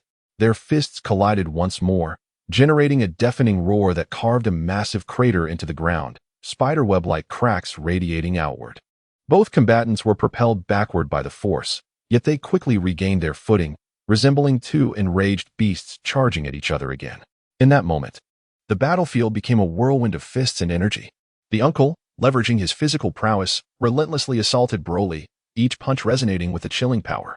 In retaliation, Broly, harnessing the might of Super Saiyan 4, met each attack with equal ferocity, causing the very heavens to tremble. Their figures flickered amidst the billowing smoke, each clash sending shockwaves through the air, as if the fabric of reality itself was on the verge of collapse. The searing energy ravaged the atmosphere, igniting everything in its proximity, transforming the once lush forest into an inferno, dense smoke billowing skyward. Broly stood aloft, the wind whipping through his hair, his gaze sharp as a hawk, piercing through the smoke to lock onto the uncle's figure. The fierce battle raged on, the scorching energy clashing chaotically as the two figures danced through the thick haze. Despite Broly's formidable strength as a Super Saiyan 4, the uncle's energy surged rapidly, his offensive becoming increasingly relentless. Unable to withstand the onslaught, Broly was ultimately knocked to the ground by a powerful kick from the uncle. Observing the unfolding chaos, Brolyga, witnessing Broly's fall, saw the uncle poised to deliver a fatal blow. In that critical moment, Brolyga teleported beside Broly, who lay in a pit, blood spilling from his mouth. Brolyga knelt, grasping Broly and lifting him away from danger. Noticing Broly's weakened state, Brolyga's brow furrowed in concern, his eyes filled with compassion and worry. "Broly, you have given your all. Let me take you away from here," he urged solemnly. Yet Broly, struggling to clench his fist despite the pain racking his body, remained resolute. "No, I refuse to escape like this. I must grow stronger. Brolyga, give me a Senzu bean. I want to return and continue fighting." Brolyga sighed in resignation, acutely aware of Broly's indomitable spirit, momentarily at a loss for words. Meanwhile, the uncle pursued them relentlessly from below. Chapter 56. A successful breakthrough. Observing the fiery determination in Broly's eyes, Broga realized that urging him to concede was akin to a futile dream. With a resigned shake of his head, Broga retrieved a Senzu bean from his pocket and handed it to Broly. Broly accepted it eagerly and swallowed it whole. In an instant, a surge of vitality coursed through his body, mending his previously battered form at a visible pace, while his aura intensified remarkably. Broga chuckled as he patted Broly on the shoulder, exclaiming, "Broly, witnessing your battle with the uncle has stirred my spirit. This time, allow me to face him. After all, we can leave this dimension. Let us consider it a free training session." Broly paused, contemplating, before responding, "All right, Broga. But if you find yourself at a disadvantage, let me take over. I feel stronger now after consuming the Senzu bean. Before Broly could finish, a sharp sound sliced through the air as the uncle charged at them relentlessly, akin to a wild beast. His pure white eyes fixated on Broly and Broga with a murderous intent. Broga's expression darkened. He dared not show any signs of complacency, instantly transforming into Super Saiyan 4. He met the uncle head-on, engaging in a fierce battle. The clash of their fists erupted into a thunderous roar. With each punch the uncle threw, a terrifying force accompanied it. Broga struggled to evade, sustaining numerous hits that left deep gashes on his body. As the fight progressed, Broga's breath grew increasingly ragged, his steps faltering, clearly at a disadvantage. Nevertheless, a mad grin spread across his face, and after narrowly dodging a lethal strike from the uncle, he murmured, "Though I may not prevail, encountering an opponent of your caliber is a luxury I never had in the previous universe." In the midst of his words, the uncle's fist, accompanied by a sharp whistle, came hurtling towards him. Broga surged forward instead of retreating, sidling up to the uncle with agile movements before unleashing a powerful blow. This punch, infused with all his might, forced the uncle back several steps. Excitement sparkled in Broga's eyes. The pain from his wounds only fueled his fighting spirit. As he dodged the uncle's attacks, he laughed heartily. Now this is exhilarating. If every battle were this thrilling, I would gladly risk my life. Broga's exhilaration intensified, and under this fervent battle spirit, his energy surged once more. The uncle's fierce assaults sent Broga hurtling back, like an arrow released from a bow, crashing into a distant mountainside, causing the solid rock to splinter and shatter. Yet, Broga rose, defiance burning in his gaze. He threw his head back and let out a thunderous roar. "Ha!" This cry echoed like thunder, shaking the very air around him. As he bellowed, his aura began to swell uncontrollably, transforming into an even more formidable presence, the crimson energy swirling like a raging tide. His body trembled violently as muscles bulged, bones cracking under the strain. His black hair morphed into a vibrant red, denser and glossier, as resilient as steel. His tail whipped about, stirring up gusts of wind with each movement. In that instant, a brilliant light erupted from within him, and his form began to shift. The original Super Saiyan 4 state transcended under this immense power. As the radiance gradually faded, Broga had successfully transformed into the full-power Super Saiyan 4 form. At this moment, he emanated a chilling aura, every cell brimming with strength. His eyes glinted with a sharp intensity, as if capable of perceiving all. The surrounding space groaned under his overwhelming energy, subtle fissures beginning to spread. Slowly lifting his head, he fixed a piercing gaze on the uncle, a confident smile playing on his lips. Yes, it seems that life and death battles indeed enhance one's strength. With that, he propelled himself forward, the entire mountain trembling beneath him, akin to a red shooting star racing towards the uncle. Broly stood by, witnessing Broga's successful transformation into the full-power Super Saiyan 4 form, radiating an unsettlingly potent energy. A complex emotion flickered in his eyes, a blend of admiration for Broga's might and a tinge of regret and dissatisfaction. Furrowing his brow, Broly bit his lip and voiced his frustration. "Broga, if you hadn't brought me along, perhaps I too could have shattered my limits and transformed into full-power Super Saiyan 4 in that dire situation. Now, you've outpaced me in showcasing such immense power." Broga, like a red whirlwind, engaged the uncle in fierce close-quarters combat. Their figures intertwined amidst the dust, each collision producing a deafening boom. With the overwhelming strength of full-power Super Saiyan 4, Broga temporarily gained the upper hand, though the uncle's power was steadily rising. Amidst the tension of battle, Broga couldn't suppress a chuckle at Broly's words, shouting back, "Broly, had I not saved you, you would have been finished by that brute long ago." The uncle's assault was relentless. "You stood no chance." As he spoke, the uncle seized the opportunity of Broga's distraction, launching a fierce punch aimed directly at Broga's face. Reacting swiftly, Broga tilted his head, narrowly evading the blow and countering with a swift kick to the uncle's abdomen. The uncle grunted, stumbling back a few steps, but quickly regained his footing and charged once more. As Broga continued to maneuver around the uncle, he called out to Broly, "Don't you dare play coy. I might not hold on much longer, but I can still endure a bit longer." Broly, stationed at a distance, felt a hint of embarrassment at Broga's words, but more so, a sense of defiance. Clenching his fists, he silently vowed, "Once I find my opportunity to break through, you'll see my true strength." Meanwhile, he remained fixated on the fierce clash between Broga and the uncle, preparing for the battle ahead. The intensity of Broga and the uncle's confrontation escalated. The air thick with potent energy waves, the acrid scent nearly suffocating. Broga, enveloped in a swirling crimson aura, seized upon a momentary lapse in the uncle's defense, channeling all his force into a kick that shot toward the uncle like a red cannonball. Chapter 57. Departure to the next spacetime, huh? Broga roared. His right leg raised high, muscles taut, his entire leg enveloped in a cocoon of red and white energy. This full-force kick, imbued with overwhelming power, struck the uncle squarely in the chest. The sheer force of the impact sent the uncle hurtling backward like a broken kite, smashing through several mountain peaks and raising clouds of dust. Broga steadied himself, panting slightly, and muttered, "He's truly an unsolvable monster." As the dust settled, the uncle's figure emerged. Unscathed, Broga felt a pang of frustration, experiencing a similar mix of excitement and helplessness that Broly often felt. Lost in his complex emotions, Broga caught a glimpse of the uncle's feet digging into the ground, spiderweb-like cracks instantly appearing on the surface. In the blink of an eye, the uncle surged forward like a black lightning bolt, carrying a fierce wind with him. Broga barely had time to react, hastily raising his arms to defend himself. Initially, Broga managed to exchange a few blows with the uncle. However, the uncle's attacks grew increasingly relentless, his movements so swift that they appeared as mere afterimages. Broga struggled, gradually losing ground, his breath becoming ragged, and beads of sweat trickling down his forehead. His techniques grew erratic, his footwork failing to keep pace with the uncle's rhythm, and he narrowly avoided several potentially fatal blows, his body accumulating wounds.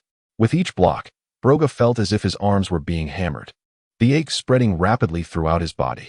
Realizing he was outmatched, Broga gritted his teeth, unleashing a furious roar from his chest, and channeled all his strength into his right fist, launching it towards the uncle with the force of a gale. Yet, the uncle stood firm, meeting the blow head-on with his chest. Instantly, a tidal wave of recoil surged through Broga's fist, as if he had struck an impenetrable wall of steel, his bones emitting a chilling cracking sound. Broga cried out in shock, "This is it." The uncle remained unmoved, a contemptuous smile playing on his lips. He then raised his thick right leg, delivering a devastating kick to Broga's abdomen. Broga was sent flying like a broken kite, crashing through the boulders behind him and landing heavily on the uneven ground, kicking up a cloud of dust. After a long moment, Broga struggled to lift his head, a metallic taste filling his throat as a trickle of blood flowed from the corner of his mouth. His eyes were filled with resentment, his earlier attacks having failed to inflict any damage on the uncle, while only exacerbating his own injuries. Seeing the uncle approaching, he attempted to rise, but found his bones felt shattered, each movement accompanied by excruciating pain. Paralyzed on the ground, the intense pain blurred Broga's senses. Before he could recover, the uncle lunged at him. Seeing this, Broga immediately called out to Broly, "Take over. I can't hold on any longer." Broly, who had been observing the battle intently, his gaze fixed on the situation, felt his aura surge instantly upon hearing Broga's call. Stomping his foot, the ground beneath him cracked open. In the blink of an eye, he shot forward like a green meteor, enveloped in a torrent of energy. "Let's continue to the second round." Broly's voice thundered, shaking the surrounding air. As he spoke, his aura surged wildly, like a raging inferno. In an instant, the flames subsided, revealing a mane of wild, crimson hair, his body covered in a furry aura. And crimson lightning crackling around him, he had transformed into a Super Saiyan 4. The crimson lightning danced around Broly like nimble serpents, instantly dispersing the dust that filled the air. The uncle paused, his steps faltering. Broly roared skyward, the sound waves forming visible ripples that swept towards the uncle, snapping trees in their path. "Come on." Broly clenched his fists, muscles bulging, and beckoned mockingly at the uncle, every inch of his skin exuding immense pressure. Sensing Broly's aura, like an enraged primeval beast, the uncle charged towards him. The ground shattered beneath his feet, a network of horrifying cracks spreading rapidly. Lying nearby, Broga, witnessing the uncle's determined figure, finally felt a slight easing of the tension that had gripped him. Enduring the excruciating pain that coursed through his body, he trembled as he fumbled in his pocket.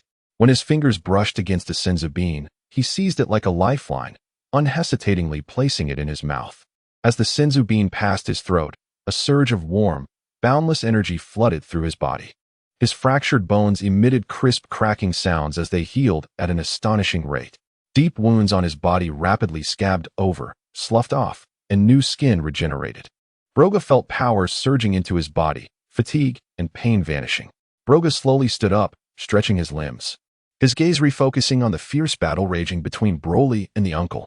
At that moment, Broly's and the uncle's fists collided, the deafening explosion sending shockwaves that stirred up dust and sand. Broga took a deep breath, watching the battle between Broly and the uncle, and murmured, "Fighting him greatly enhances both Broly's and my strength, but it's also easy to get killed." Broga continued, "But it doesn't matter. It's time to leave this place. Once Broly is done fighting, we should leave." During the battle, Broly's and the uncle's auras intertwined, like two enraged dragons tearing and colliding with each other. Each clash was accompanied by earth-shattering tremors, the surrounding space seemingly unable to withstand the pressure, rippling with distortion. Broly's eyes burned with fierce battle intent, a manic grin playing on his lips. As the battle wore on, his aura grew increasingly violent, each punch causing the air to vibrate violently. In the heat of battle, Broly suddenly retreated several steps, his feet firmly planted on the ground, like an unshakable mountain. He slowly raised his arms, the crimson lightning around him growing denser, swirling and intertwining wildly, forming a massive energy vortex. The surrounding sand and dust were drawn into the vortex by the powerful suction, creating a piercing howl. "Ha-ah-ya!" Broly roared, his voice like rolling thunder, shaking the earth. In an instant, his body erupted with unprecedented light, the original Super Saiyan 4 form undergoing an astonishing transformation. The crimson hair growing more dazzling, each strand like burning flame. His pupils glowed with deep crimson light, and the energy surrounding him surged wildly, like a tidal wave, spreading in all directions. Chapter 58. Arrival at the GT Dimension. Broga gazed at the terrifying energy waves unleashed by Broly as he transformed. The radiance enveloping Broly reached its zenith, signifying the complete metamorphosis into Super Saiyan 4 at full power, and Broga felt a surge of joy for him. "Broly!" Broga shouted, his voice barely audible amidst the roaring clash of energies, yet unwavering. "It is time to cease this. We must venture to the next dimension. In our current state, even if we were to break through, engaging him would only lead to our defeat. We shall return when we are stronger to settle the score." At that moment, the crimson lightning swirling around Broly continued to wreak havoc, scorching the earth beneath him into a vast charred pit. Upon hearing Broga's call, he slowly turned his head. The fervor in his blood-red eyes gradually subsided, replaced by a glimmer of rational thought. After a brief contemplation, Broly exhaled heavily, and his aura began to retract gradually. The Elder, in a mindless frenzy, attacked Broly, who, with piercing determination, stepped forward and unleashed a powerful wave of energy that forced the Elder to retreat several steps. Seizing the opportunity, Broly vanished in a flash and reappeared beside Broga. "All right, to the next dimension, where I shall grow even stronger." Broly clenched his fists, his voice brimming with resentment and fighting spirit. Broga then extended his hand forward, and with a surge of intense temporal energy, a rift opened before them, through which they plunged, leaving the Elder standing alone on the desolate battlefield. Within the passage, multicolored lights swirled chaotically like dreamlike ribbons, as Broga and Broly's figures flickered in and out of view. Accompanied by a wave of intense dizziness, they felt a familiar aura wash over them. "This is Earth?" Broga furrowed his brow, surveying the familiar landscape, a wave of inexplicable resignation swelling within him. He had anticipated arriving in a new dimension to escape the previous predicaments. Yet, unexpectedly, they had returned to Earth after all. Broly's sharp gaze swept the surroundings rapidly. Once a bustling city, it now lay in ruins. Skyscrapers resembling toppled blocks scattered haphazardly across the ground. The streets were shrouded in thick smoke. Flickering flames danced amidst the rubble, punctuated by the occasional roar of collapsing structures. "It seems this place has endured a fierce battle," Broly remarked somberly. Exchanging glances, they unleashed a powerful wave of energy from beneath their feet, soaring into the sky like two meteors. As they ascended, the devastation below became increasingly harrowing. The city had been virtually razed to the ground, littered with remnants of walls and raging flames. Broga's heart sank, pondering, could this be the dimension of despair? Just then, a formidable and malevolent presence surged like a torrent from afar. Simultaneously, Broga keenly detected the familiar auras of Son Goku and Vegeta, clashing fiercely against this dark force. "It is Son Goku and Vegeta. They are engaged in battle. Let us go and see." Broga's eyes sharpened as he turned to Broly. Broly nodded slightly, and without hesitation, they altered their course, racing towards the source of the energy. Broga and Broly, enveloped in a tremendous wave of energy, descended upon the edge of the battlefield like two comets. The searing air greeted them, imbued with the acrid scent of charred earth and pungent smoke. Before them, Son Goku and Vegeta were surrounded by crimson lightning, their Super Saiyan 4 forms causing their hair to dance wildly in the tempest. Opposing them stood Super Xinglong, emanating an eerie blue glow, with 7 Dragon Balls embedded in its massive form. Super Xinglong, it appears we have entered the GT dimension, Broga exclaimed to Broly. Having read the original story and understanding the perils of the GT dimension, he was well aware of Super Xinglong's formidable nature. A being infused with the accumulated evil power of the Dragon Balls, possessing astonishing regenerative abilities and terrifying combat prowess. Broly's focus sharpened on the battlefield, igniting the fiery bloodlust within him, his aura beginning to surge uncontrollably. This adversary seems far more interesting, he said, rubbing his hands together in eager anticipation. At that moment, Super Xinglong opened its gaping maw, unleashing a thick beam of dark energy that surged towards Son Goku and Vegeta like a black torrent. They exchanged a glance, then simultaneously shouted, rapidly forming golden energy spheres with their hands. The two energies clashed violently in midair, erupting in a deafening roar, the blinding light forcing Broga and Broly to squint. Amidst the brilliance, Super Xinglong's figure darted through the chaos like a specter, swinging its massive tail like a colossal steel whip towards Son Goku. Reacting swiftly, Son Goku sidestepped, narrowly avoiding the strike. However, Super Xinglong's claws then lunged towards Vegeta's chest. With no time to evade, Vegeta braced himself, using his arm to shield against the impact, which sent him hurtling away, carving a deep trench in the ground. Broga believed that transforming into Super Saiyan 1 would suffice, and he proceeded to do so, his aura flaring up with a light hue, undeterred by Super Xinglong's frightening might. Sensing Broga's approach, the colossal head of Super Xinglong turned slightly, its crimson-slit pupils flashing with disdain. Without hesitation, it extended its hand, conjuring a dark energy wave that surged towards Broga with the ferocity of a black lightning bolt, exuding a palpable sense of destruction. As the wave tore through the air, it emitted a shrill whistle. Broga stood firm, refusing to evade the impending onslaught. The impact felt no more than a mere tickle against his form. Upon reaching Super Xinglong, he raised his right fist high, his golden aura swirling violently, and struck downwards towards the dragon's head with fierce determination. Super Xinglong reacted with impressive speed, tilting its massive head slightly, allowing Broga's fist to graze its scales. Immediately after, Super Xinglong's claws lunged towards Broga's chest. With a glint of resolve, Broga crossed his arms defensively, absorbing the blow, though a slight numbness coursed through his arms from the residual force. In the next instant, Broga's figure materialized behind Super Xinglong like a specter. Channeling a powerful surge of energy into his right fist, he struck fiercely at the dragon's back, sending it hurtling away. Just as Broga regained his footing, he noticed Broly flash beside him. Broly, displaying his discontent, remarked, "You are too cunning, striking so swiftly without allowing me to go first." Chapter 59. Confronting the Super One-Star Dragon. Observing Broly's discontented expression, Broga rose to his feet, brushing off the dust from his attire. A bright smile graced his face as he offered words of reassurance. "All right, the situation was urgent earlier, and there was no time to call upon you. Leave the Super One-Star Dragon to me. I shall resolve this swiftly. Once I have dealt with it, you and Goku, who is fused with Vegeta to become Vegeta, can engage in a thrilling battle. With your strength, facing Vegeta in his Super Saiyan 4 form will surely be exhilarating for you." Broly's furrowed brow unfurled instantly, a flicker of uncontainable anticipation and uncertainty gleaming in his emerald eyes. With a hint of skepticism in his tone, he inquired, "How do you know their fusion is called Vegeta? But remember, once you handle the Super One-Star Dragon, you are not to interfere in my duel with Vegeta. We agreed on this beforehand, and you cannot claim my fight." Broga's smile remained radiant as he nodded emphatically, his laughter resonating across the desolate battlefield. "I assure you, I will not intrude. As for how I know, why don't you take a guess?" Upon uttering these words, his gaze sharpened, fixating on Goku and Vegeta, who were conversing in hushed tones in their Super Saiyan 4 forms. He contemplated their condition and whether they had confidence in their fusion.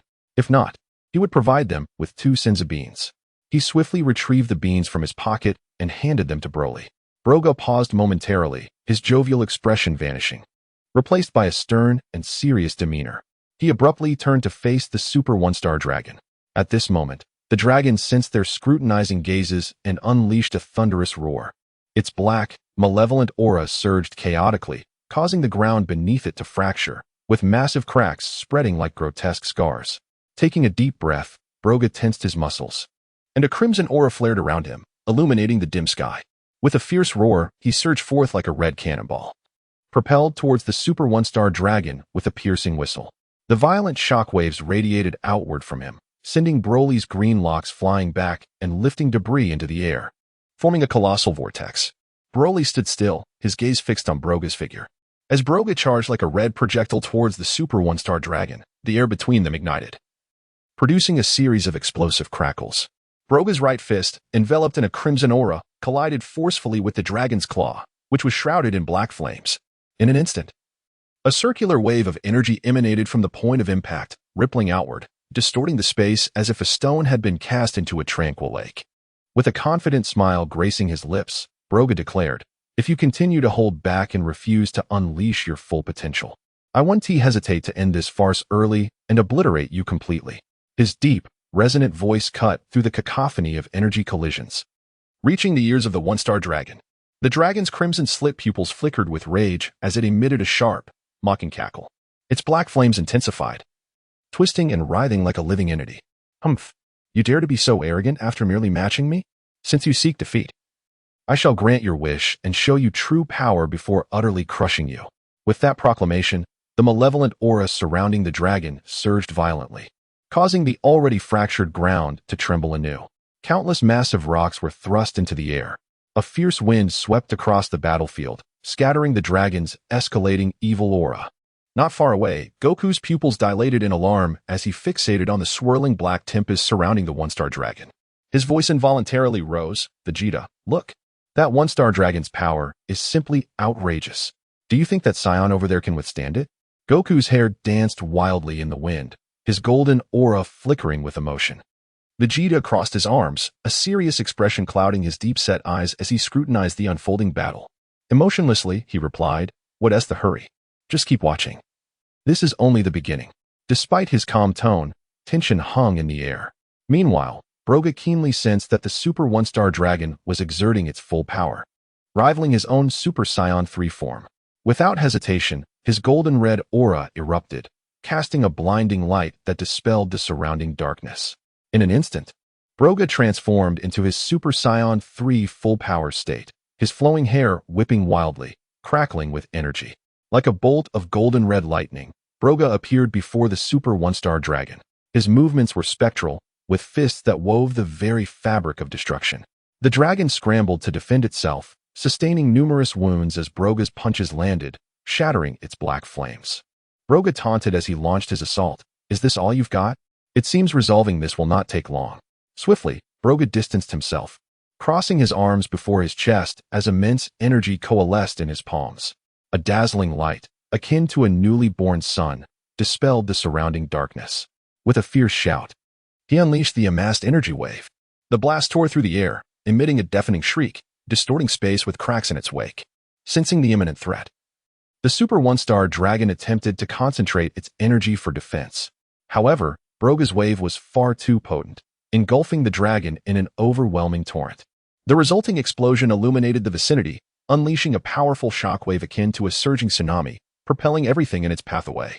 As the brilliance faded, the Super One-Star Dragon had vanished without a trace, as if it had never existed in this world. Broga descended slowly, his aura receding. In the distance, Goku and Vegeta beheld the scene, their faces etched with astonishment. Goku scratched his head, muttering, "Wow, this Saiyan is incredibly strong." Vegeta furrowed his brow, remaining silent, grappling with the reality of Broga's might and his own feelings of inadequacy as the prince of the Saiyans.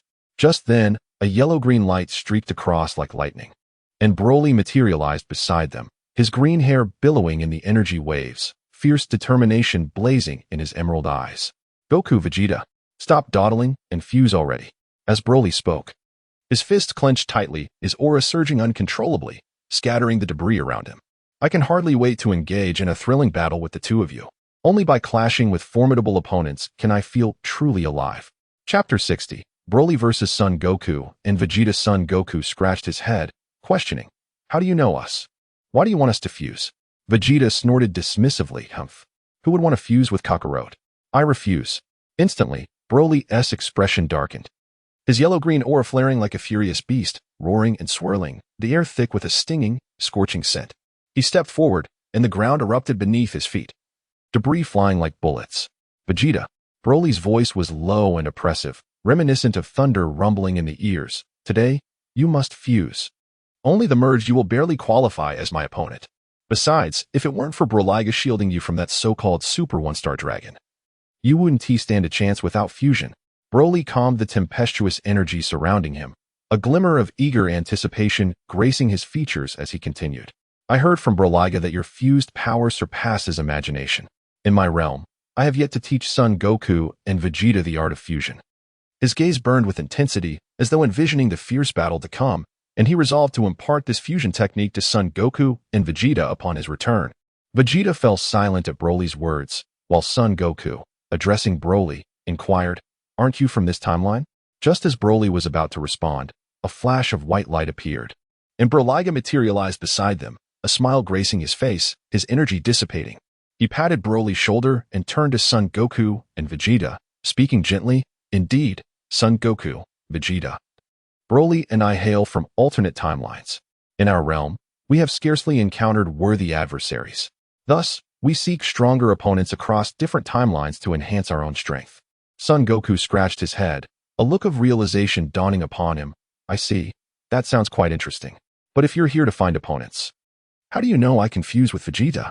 Vegeta crossed his arms, snorting again, his eyes betraying a flicker of curiosity despite his silence. Brolyga chuckled. "You need not concern yourselves with that. For now, you may spar with Broly.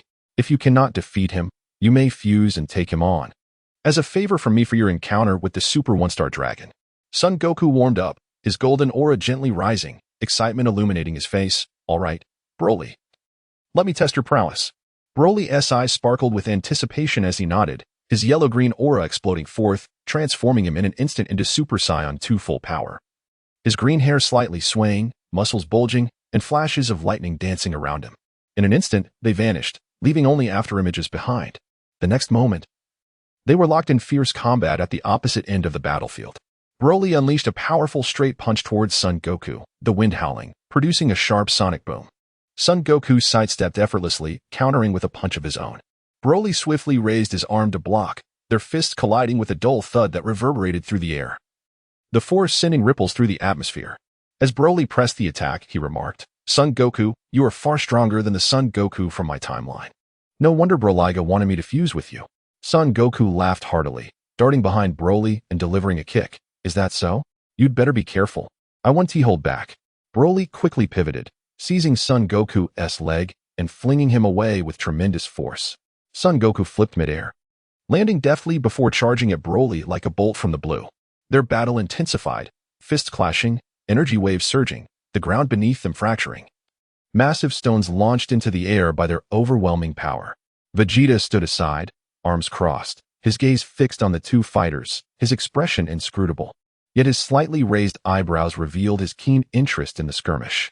Brolyga observed the fierce contest with a smile, arms folded across his chest, intrigued. As Son Goku and Broly exchanged blows, Broly clearly held the upper hand. Each collision erupted with immense energy, causing the battlefield to tremble. This confrontation was not merely a test of strength, but a duel of skill and will. Gradually, Broly's relentless assault gained dominance. Seizing an opening while Son Goku was on the defensive, Broly delivered a crushing elbow strike to Son Goku's chest.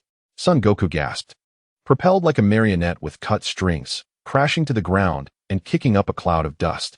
Broly hovered above, his yellow-green aura still blazing. He cast a sideways glance at Vegeta, his eyes brimming with challenge, his voice low and icy. "You're next, Vegeta. However, I must say I was displeased by your earlier words, so you'd best be cautious. Otherwise, your fate will be worse than Son Goku's." With that, Broly gestured towards the fallen Son Goku. Vegeta's eyes sharpened, his golden aura flaring dramatically as he retorted coldly, "Humph. Do not revel in your triumph, Broly. I witnessed every moment of your battle with Kakarot. You are not as formidable as you think. Today, I shall demonstrate my true power." Before his words had fully settled, Vegeta launched himself off the ground, racing towards Broly like a streak of golden lightning. A smirk of disdain crept across Broly's lips as he charged directly at Vegeta. The two clashing mid-air, fists colliding with ferocity, the surrounding space contorting under the weight of their immense power. Broly continued to observe the fierce battle from a distance. Meanwhile, Son Goku struggled to lift himself, wiping the blood from his lips, a defiant smile gracing his face as he murmured, "Broly is indeed formidable." However, Vegeta probably won't last much longer. The intensity of Vegeta and Broly's clash escalated, golden and yellow-green auras intertwining wildly in the air. Vegeta gritted his teeth, his eyes blazing with defiance, relentlessly swinging his fists, striving to exploit any weaknesses in Broly's defenses. Yet, Broly's strength surpassed his expectations, effortlessly nullifying each attack while countering with speed that left Vegeta reeling. A mocking smile remained on Broly's face as he darted in like a ferocious beast, exploiting a lapse in Vegeta's defense to deliver a devastating blow to his abdomen. Vegeta gasped, propelled backwards, crashing into the ground and creating a massive crater. Struggling to rise, Vegeta felt as if his strength had been siphoned away, leaving him unable to continue the fight. He knelt, hands on the ground, gasping for breath, blood trickling from the corner of his mouth. Broly strode to Vegeta, looking down upon him with disdain, his voice dripping with contempt. "Vegeta, is this your so-called true strength? You are even weaker than Son Goku was earlier, truly disappointing." Vegeta lifted his head, glaring at Broly, his eyes aflame with fury. "Damn it. Do not presume victory is yours. I, Vegeta, will not concede easily." Broly stood nearby, shaking his head slightly, a hint of exasperation etched across his features. He understood that Vegeta had exerted every ounce of his strength, yet in the face of overwhelming power, all struggles were futile. Goku struggled to his feet, gazing at the fallen Vegeta, a torrent of complex emotions surging within him. He recognized that Vegeta had fought valiantly, yet it was still insufficient to overcome Broly. Drawing a deep breath, he turned his gaze toward Broly and resolutely declared, "Broly, you are indeed formidable, but we shall not surrender so easily. Since Vegeta is no match for you, I will merge with him, and together we shall defeat you." Upon hearing this, Broly erupted into a boisterous laugh, his voice laced with provocation and confidence. "Very well. I look forward to witnessing just how powerful you become after your fusion. I shall await your arrival." Chapter 61. Broly vs. Gogeta. Broly's maniacal laughter reverberated across the desolate battlefield as he stood with arms crossed, looking down from a lofty vantage at the battered figures of Vegeta and Goku. Suddenly, with a flick of his wrist, two magical beams radiating a gentle glow sprang forth from his palm, tracing graceful arcs through the air before landing squarely before Goku and Vegeta. "Partake of these. Let me witness the true extent of your combined power." Broly's voice carried a note of eager anticipation. Goku deftly caught the beams, his gaze instinctively meeting Vegeta's. In Vegeta's eyes, a mixture of defiance and burning fighting spirit flickered. Without a moment's hesitation, they both consumed the beans. In an instant, a torrential wave of warmth surged through them, rapidly spreading throughout their bodies. The grievous wounds beneath their tattered garments began to heal at an astonishing rate, while their dulled eyes rekindled with vibrant light, and their energy levels soared dramatically. Goku stretched his limbs, reveling in the newfound strength coursing through him, and exchanged a subtle nod with Vegeta. Vegeta reciprocated, and they swiftly distanced themselves from one another, initiating the dance of fusion. Their movements flowed like water, each turn and gesture perfectly synchronized. As the fusion ritual progressed, a powerful and enigmatic aura radiated from the two, expanding wildly in all directions. The ground trembled violently, and the clouds above were twisted and torn apart, forming a colossal vortex. As the final step of their dance was completed, a blinding light enveloped the battlefield, forcing Broly to squint against its brilliance. When the light receded, a new figure stood majestically at the center of the battlefield, tall and exuding an otherworldly presence. He embodied Goku's agility and Vegeta's stoicism. He slowly lifted his head, his gaze piercing as it met Broly's, his voice deep and resonant. "I am neither Goku nor Vegeta. From this moment on, I am Gogeta." Broly's eyes locked onto the surging energy surrounding Gogeta, his pupils ablaze with fervent combat desire. The expectant smile on his face transformed into a serious expression as his yellow-green aura erupted like a raging tsunami, the air around him shrieking under the pressure of his overwhelming power. He bent his legs slightly, resembling a poised cheetah ready to pounce, muscles taut with an intimidating force. In response, Gogeta's lips curled into a confident smirk, his hands casually resting at his sides, his aura dancing around him like a lively sprite. Faced with Broly's formidable presence, he showed no sign of retreat. Instead, his gaze intensified with fiery determination. "I'm coming," Broly roared, and the ground beneath him shattered instantly, sending countless stones flying. His form became a flash of yellow-green lightning, appearing before Gogeta in the blink of an eye, his right fist imbued with cataclysmic power, aimed directly at Gogeta's face. Gogeta reacted with lightning speed, sidestepping the lethal blow with ease. Simultaneously, he swept his left leg like a whip toward Broly's midsection. Broly scoffed, tightening his left arm to withstand the attack. In an instant, the two engaged in a breathtaking close-quarters battle. The air crackled with the force of their strikes, each collision sending shockwaves that distorted the very fabric of space around them. As the fight progressed, Broly began to unveil the terrifying might of his full Super Saiyan form. His attacks grew increasingly ferocious, his speed accelerating, each strike carrying an overwhelming momentum. Although Gogeta skillfully evaded Broly's onslaught with his agility and keen reflexes, he gradually found himself at a disadvantage. Seizing an opportunity, Broly gathered immense energy in his palms, forming a colossal yellow-green energy sphere, which he hurled at Gogeta. "Try this," he bellowed. Gogeta had no time to evade, crossing his arms to absorb the blow. The sheer force of the energy engulfed him, sending waves of pressure surging through the battlefield, cloaking it in a shroud of dust and debris. From within the haze, Gogeta emerged, transformed into a Super Saiyan at full power, mirroring Broly's might. Broly, intrigued, growled, "Come on, Gogeta." His voice dripped with excitement and anticipation. Yet, the primal instinct to fight surged within him, igniting his inherent battle frenzy. His aura swelled dramatically, the air thick with a burnt scent as the ground cracked beneath his immense weight. Gogeta's grin widened, confidence radiating from him as the strength within him erupted like a volcanic explosion.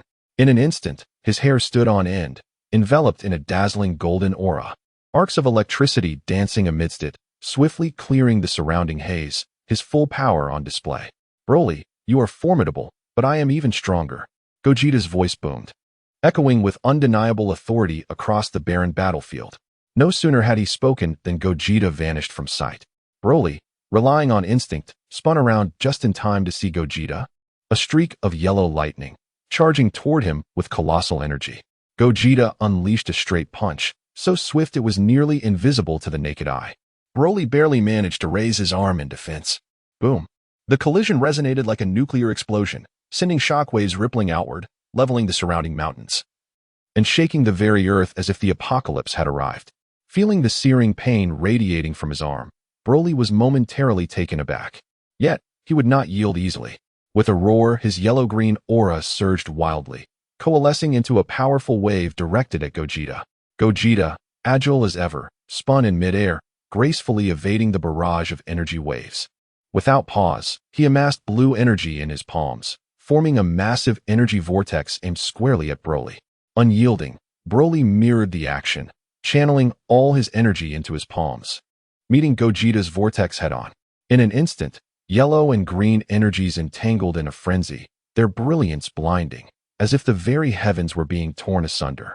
The collision unleashed a shockwave that triggered violent earthquakes, sending towering tsunamis crashing through the oceans and scattering the clouds across the sky. As the earth-shattering energy waves finally began to dissipate, an eerie silence enveloped the battlefield. The winds howled through the ravaged landscape, once majestic mountains reduced to dust, the vast plains marred by deep chasms, and the air thick with a lingering haze akin to dark ink, refusing to clear. Amidst the devastation, Broly and Gogeta stood resolutely, both remarkably unscathed, their auras still surging with vigor. Chapter 62. Departing from the GT dimension, Broly's piercing gaze was fixed on Gogeta. The clash of Super Saiyan 2 at full power merely granting him a slight edge, igniting his competitive spirit. With a thunderous roar, he trembled violently, the yellow-green aura around him swirling chaotically, expanding as if to engulf the very heavens. In an instant, his hair lengthened, enveloped in a thick crimson mane, successfully transforming into Super Saiyan 4 at full power. A terrifying wave of energy surged forth, cracking the space around him.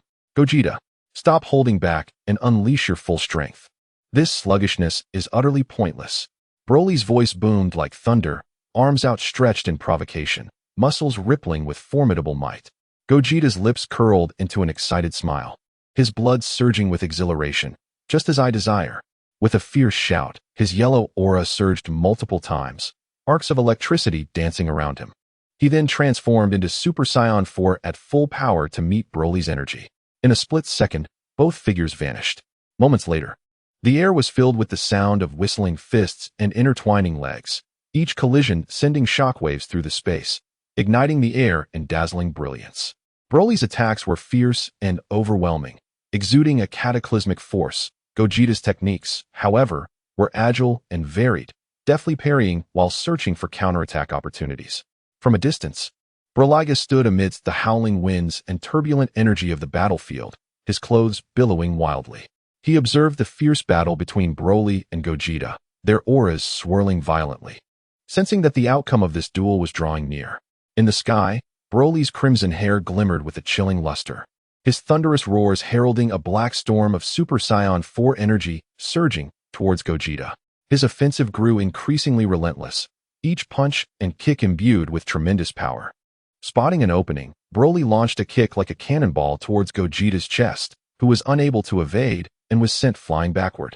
Seizing the moment, Broly appeared before Gogeta in an instant, both hands converging into a terrifying yellow-green energy sphere, warping the surrounding space. Gogeta, not daring to underestimate the threat, extended his hands to block. The impact was explosive, sending ripples of energy coursing through the area. Even as Gogeta momentarily halted the assault, the persistent pressure from Broly began to overwhelm him. Broga recognized that the end was near. Broly's onslaught intensified like a tempest, transforming him into a frenzied beast, cornering Gogeta into a dire situation. Gogeta endured relentless blows, his body heavy and reaction sluggish. Noticing Gogeta's evident fatigue, a flash of disappointment crossed Broly's eyes. Muscles bulging, he gathered Super Saiyan 4 energy into his right fist, bellowing for Gogeta to fall. With no strength to defend, Gogeta was struck and plunged toward the ground. The impact was cataclysmic, causing a violent tremor, fissures spreading outward, dust obscuring the sky. As the dust settled, Gogeta lay defeated, Goku and Vegeta battered and bruised, weakly sprawled on the ground. Broga shook his head from a distance, acknowledging Broly's victory in this confrontation. Broly hovered in the air, the fierce winds tousling his crimson mane. As he watched Gogeta fall like a shooting star, the fervor in his eyes cooling into disappointment. I expected a worthy challenge post-fusion, but alas, they still fell short. The surging aura of Super Saiyan 4 around Broly rapidly receded as he descended gracefully to the ground, returning to a calm state, striding purposefully towards Broga. Broga, this Gogeta is somewhat competent, Broly remarked, crossing his arms and briefly eyeing the unconscious Goku and Vegeta, his tone tinged with regret. Yet, this battle was still lacking in satisfaction. I thought they could pressure me to unleash my full potential, but it seems I was mistaken. Broga chuckled heartily, his laughter echoing across the scarred battlefield. Broly, your expectations are rather high. If you truly wish for an exhilarating fight, perhaps Goku and Vegeta could retreat to the hyperbolic time chamber for a few years. Inside, time flows much faster than in the outside world. After a few years, their strength might astonish you, and who knows, they may provide you with the thrill you seek. Broly raised an eyebrow, interest flickering in his gaze, a smile curling at the corners of his mouth. Oh, the hyperbolic time chamber? That certainly merits a try. Once they awaken, let us send them in. I want to see how strong they can become. With that, he turned to awaken Goku and Vegeta. Broga's smile remained undiminished as he glanced past Broly towards Goku and Vegeta, still unconscious on the ground. Shaking his head slightly, he spoke in a tone of gentle persuasion. Broly, while this battle may not have fulfilled your desires, it's wise to know when to withdraw. This encounter has revealed their potential. When they awaken, we should also prepare to leave this dimension. Broly frowned slightly, though a sense of reluctance lingered within him, scanning the ravaged landscape and the two fallen warriors. He ultimately nodded subtly. Very well. As Broly waited patiently for Goku and Vegeta to awaken, two figures suddenly appeared in the distant sky, soaring rapidly towards them. In the blink of an eye, Trunks landed securely beside Goku and Vegeta, his companion Mai radiating worry and urgency. Trunks protectively positioned Mai behind him, his gaze sharp as an eagle's, fixed intently on Broly and Broly. Who are you? Why have my grandfather and Uncle Vegeta ended up like this? Mai seized the opportunity to slip around Trunks, rushing to Goku's side, gently shaking his shoulder with tear-filled eyes, pleading, Grandpa, please wake up. Broly stepped forward slightly, a warm smile gracing his face as he sought to ease the tension. Do not be alarmed. We merely engaged in a friendly spar with them, harboring no ill intentions. Broly crossed his arms, snorting dismissively, a hint of disdain in his eyes. Humph, had I not held back, they would not merely be unconscious. Trunks stood tall, his aura erupting in a brilliant white flame, filled with anger and caution. A spar? Reducing them to this state is what you call friendly? He demanded. You must provide a reasonable explanation for this. Mai also stood firm, tears glistening in her eyes, but her voice unwavering. Indeed, if you do not offer a satisfactory account, you won't be leaving so easily. Broly's smile remained unshaken, seemingly unfazed by Trunks and Mai's inquiries. He slightly tilted his head towards Broly, stating, Broly, it seems our matters here have reached a conclusion. Let us depart and explore the next dimension. Perhaps we may encounter more intriguing opponents. Broly nodded slightly, a flicker of disinterest in his gaze as he glanced at the still furious Trunks and tearful Mai, then at the unconscious Goku and Vegeta. With a dismissive snort, he remarked, Boring, then let us leave. Broly maintained his cheerful demeanor, ignoring the hostility from Trunks and Mai as he raised his hand, channeling energy to open a shimmering rift in space-time. Broly stepped through first, and before departing, Broly instructed the two to inform Goku and Vegeta to train in the hyperbolic time chamber to enhance their strength, looking forward to their next encounter. Trunks trembled with rage, his aura swirling violently as he shouted for retribution against the two, while Mai clenched her fists, tears streaming as she supported him. Broly smiled, offering no response, and vanished into the rift, which subsequently shrank and disappeared. Chapter 63. Seeking Beerus, Broga and Broly entered the rift, successfully departing from the GT timeline, and in the blink of an eye, they found themselves upon an unfamiliar planet. Upon steadying himself, Broga gently closed his eyes, allowing his spiritual energy to surge like a tide, striving to sense the presence of Ki nearby. Initially, everything felt so foreign and chaotic, with various faint and unfamiliar energies flickering through his perception. However, in the next moment, a familiar and powerful presence suddenly crashed into his awareness. This formidable Ki, imbued with an innate authority, unmistakably belonged to the god of destruction, Beerus. Broga's eyes shot open, a glimmer of surprise and uncertainty flashing within them as he concentrated once more. Indeed, it was unequivocally Beerus's Ki. But how could Beerus be here? After a brief moment of bewilderment, a confident smile slowly crept upon Broga's lips.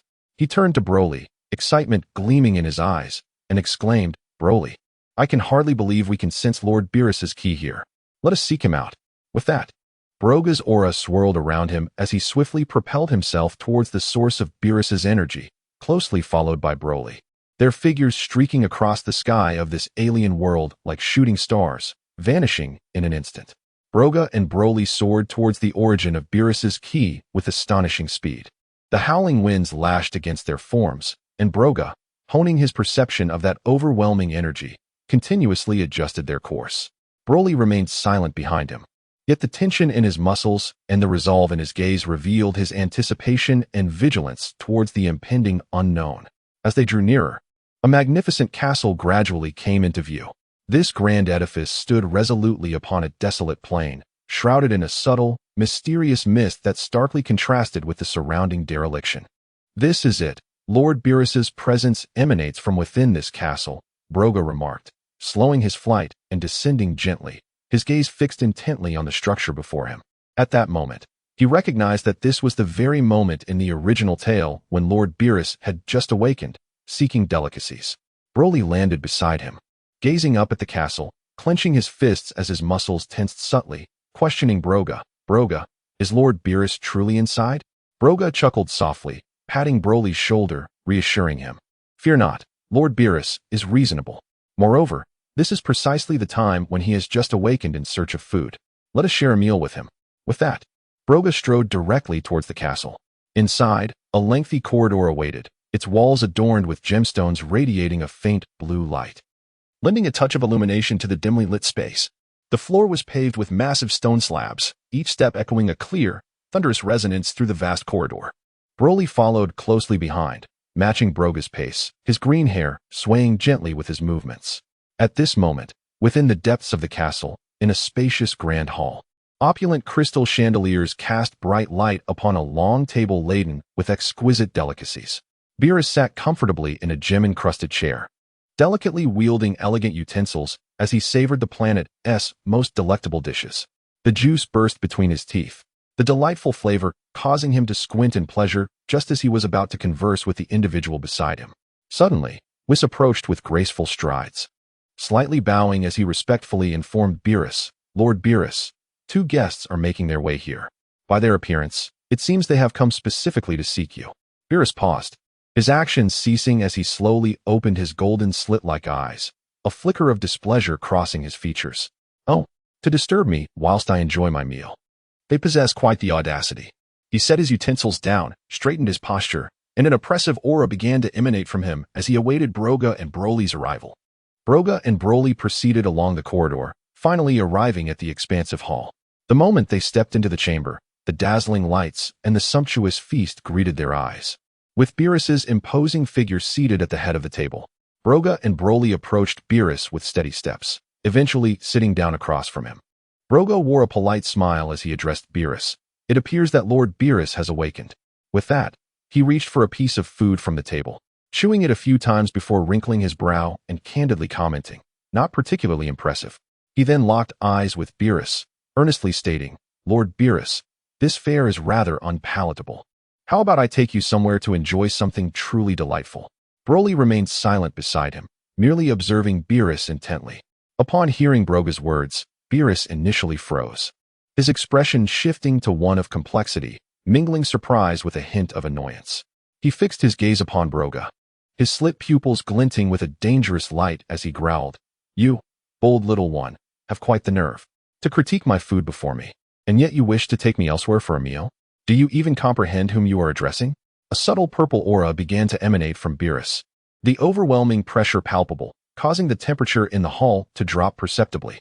Broga felt the powerful wave of pressure crashing over him, emanating from Beerus like a surging tide. Yet there was no trace of fear in his eyes. He sat firmly in his chair, posture erect, unwavering as he met Beerus's gaze. At this tense moment, Whis, who had been standing silently beside Beerus, stepped forward gracefully, his signature gentle smile adorning his face as he softly remarked to Beerus, "Lord Beerus, these 2 appear to be Saiyans." Beerus narrowed his sharp slit-like eyes, a dangerous glimmer flashing within them, as the once-contained purple aura around him began to swell ominously. "It seems Frieza did not obliterate planet Vegeta after all," he spoke, his voice low and chilling, as if carrying the frigid winds from the depths of the universe. "How dare these Saiyans act so brazenly before me?" In response to Beerus's words, Broga smiled and replied, "Indeed, that fellow Frieza did destroy planet Vegeta. But why should that prevent me from appearing before Lord Beerus?" With a confident smile gracing his lips, Broga met Beerus's gaze, unflinching as he boldly stated, "Lord Beerus, have you not been searching for the Super Saiyan God?" At this declaration, the grand hall fell into an immediate silence, the only sound being the faint whistling of Beerus's roiling purple aura. Upon hearing this, Beerus's previously stern expression faltered, a hint of astonishment flickering in his eyes as he scrutinized Broga, seemingly assessing the veracity of his words. Whis raised an eyebrow slightly, his eyes revealing a glimmer of keen interest. Chapter 64. Arrival at North Kai's planet. Beerus fixed his gaze upon Broga, a hint of curiosity flickering in his eyes as he inquired, "It seems you possess some knowledge, young one. Pray tell, where might the Super Saiyan God be?" His voice resonated in the vast hall, imbued with an undeniable authority. Maintaining his smile, Broga replied leisurely, "That is quite simple. I can guide Lord Beerus to him." His tone was resolute, as if the whereabouts of the Super Saiyan God lay entirely within his grasp. Upon hearing this, a flicker of skepticism crossed Beerus's eyes, and the corners of his mouth curled into a faint, enigmatic smirk. "Oh, just you?" Do not attempt to deceive this god of destruction. Should you dare mislead me, the consequences are well within your understanding. An aura of purple energy surged around him, creating a palpable pressure that rendered the surrounding air stifling. Sitting nearby, Broly observed the exchange between Broga and Lord Beerus. Whis watched the scene with keen interest, gently twirling his staff, his face adorned with his signature mysterious smile, as though eagerly anticipating Broga's next move and curious about how this audacious Saiyan intended to fulfill his promise. Beerus, Whis, Broga, and Broly departed from the planet. Outside the cosmos, Beerus gazed at the planet with an indifferent expression, remarking, "The cuisine here is tolerable, albeit overly rich. Let us destroy half of it." With that, he slowly raised his hand, gathering a sphere of energy that emanated a peculiar glow, radiant yet steeped in an aura of destruction. Broga and Broly stood silently aside. Witnessing the spectacle, they understood that the god of destruction acted according to his whims. Such scenes were to be expected. With a subtle wave, the energy sphere shot forth like a meteor, hurtling toward the planet. In an instant, the surface of the planet transformed, half of it vanishing entirely. Once the destruction was complete, Beerus appeared to have accomplished a trivial task. Turning his gaze toward Broga, his expression turned austere. "Very well, prepare to lead the way. Do not waste my time. If the Super Saiyan God cannot be found." His words trailed off, yet the implied threat was unmistakable. Listening to Beerus's warning, Broga glanced at Whis, slightly bowing with a polite smile as he requested, "Mr. Whis, please guide us to North Kai's planet." He discreetly observed Beerus and Whis's reactions. Beerus furrowed his brow, a flicker of doubt and displeasure crossing his features. "North Kai's planet? The Super Saiyan God is there?" His voice was low, tinged with a hint of inquiry, seemingly dissatisfied with Broga's suggested location. Whis twirled his staff with a calm demeanor, his smile unwavering. "How intriguing. Seeking the Super Saiyan God on North Kai's planet. This indeed surprises me. However," he paused slightly, his gaze shifting between Broga and Broly. "Given your confidence, I shall escort you." With a flourish of his staff, the gem atop it burst forth with dazzling light, forming a radiant bridge across the cosmos. "Come closer," Whis gently urged. Broga and Broly moved closer to Whis, and Beerus strode forward. The four of them stepped into the brilliance, vanishing from this expanse of the universe as they sped toward North Kai's planet. As the brilliant light faded, Whis, Beerus, Broga, and Broly landed gracefully on North Kai's planet. Broga lifted his gaze to assess the small celestial body before him. At that moment, the voice of North Kai reached them. A radiant smile graced North Kai's face as he swiftly appeared before them, bowing slightly to Beerus, who stood behind Whis. "Lord Beerus, what an honor to have you visit my humble abode." His gaze briefly lingered on Broga and Broly, revealing a hint of confusion, before swiftly returning to Beerus. With arms crossed and a slight lift of his chin, Beerus exuded an air of arrogance. "I have come for a purpose. I have heard that you might possess information regarding the Super Saiyan God, so I have come to inquire." Upon hearing this, North Kai's smile faltered, a flicker of panic flashing in his eyes, though he quickly regained his composure. "Lord Beerus, I am not aware of any Super Saiyan God. Perhaps there is a misunderstanding?" Seeing North Kai's reaction, Broga stepped forward, confidence radiating from him as he said, "There is no need for alarm, North Kai. We have indeed come in search of the Super Saiyan God. Please summon Son Goku from within your abode." Broly stood silently by, observing North Kai, while Whis maintained his serene smile, patiently awaiting the unfolding events. Upon hearing Broga mention Son Goku, Beerus's eyes narrowed, and he shot a fierce glare at North Kai, an overwhelming sense of pressure enveloping the entire planet. He pointed a finger at North Kai, coldly threatening, "Bring him forth. Otherwise, do not expect this planet to remain as it is. Believe me when I say I can reduce it further, or even erase it from existence." North Kai trembled uncontrollably, beads of sweat forming on his brow. Internally lamenting, he realized that Broga sought Son Goku and had brought the formidable Beerus along. A furtive glance at Beerus's icy gaze and then at Broga made it clear that if this matter was not resolved today, both he and North Kai's planet would be in grave danger. "Lord Beerus, please, do not be angry. I will summon him at once." North Kai stammered, taking a deep breath before calling out, "Son Goku, Lord Beerus has arrived. Please come out." As North Kai's voice echoed, Son Goku emerged from the house, his eyes sparkling with curiosity and energy radiating from him. The moment he appeared, he turned eagerly towards Beerus, his face lit up with a childlike wonder. "Is this Lord Beerus? It is an honor to meet you. I heard North Kai mention you. They say you are incredibly strong, and I wish to challenge you to a duel." He scratched his head, wearing his signature innocent grin. Beerus scrutinized Son Goku from head to toe, addressing him directly. "So you are Son Goku? Are you aware of the Super Saiyan God?" Upon hearing Beerus mention the Super Saiyan God, Goku scratched his head in confusion and replied, "Lord Beerus, I do not know anything about the Super Saiyan God, but I certainly know about Super Saiyans." Chapter 65. The Battle with Beerus. Upon hearing Goku mention Beerus, Broga turned towards him, an oppressive aura emanating from his being, his eyes glinting with menace as he spoke in a low tone. "It seems you have deceived me." As a god of destruction, Beerus relished his freedom but was deeply displeased by being misled. However, Broga remained unflustered, a confident smile gracing his face as he replied, "Lord Beerus, I have not entirely misled you. Have you not been searching for the god of Super Saiyans? While I may not embody the true essence of the god of Super Saiyans, my power undoubtedly surpasses your expectations of such a being."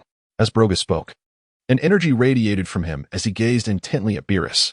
Upon hearing Broga's words, Beerus paused momentarily before erupting into hearty laughter, the sound echoing across the vast expanse of North Kai's planet, causing the air to resonate with the vibrations. Regaining his composure, a dangerous glint flickered in his eyes as he fixed his gaze on Broga and declared, "Very well, this is intriguing. Let us commence the battle. Should your strength fall short of your claims, do not blame me for eradicating you completely." No sooner had Beerus spoken than a cataclysmic wave of energy burst forth from him, radiating outward and distorting the very fabric of space around him, causing North Kai's planet to tremble. With a slight roll of his neck, Beerus enveloped himself in a purple aura, a manifestation of his destructive prowess, brimming with annihilative energy. He was poised for combat, his eyes locked onto Broga. Broga's energy surged tumultuously, and in an instant he transformed. His hair, now a vibrant shade of crimson, danced wildly around him, enveloped in a faint red aura that signified a terrifying increase in his power. With a slight bend of his knees, he assumed a combat stance, his gaze unwaveringly fixed on Beerus, boldly proclaiming, "I am coming, Lord Beerus." As his words reverberated in the atmosphere above North Kai's planet, Broga launched himself forward like a cannonball, his speed so blindingly swift that it left only a blurred afterimage in his wake. In the blink of an eye, he was upon Beerus, his right fist charged with surging energy, aimed directly at Beerus's face.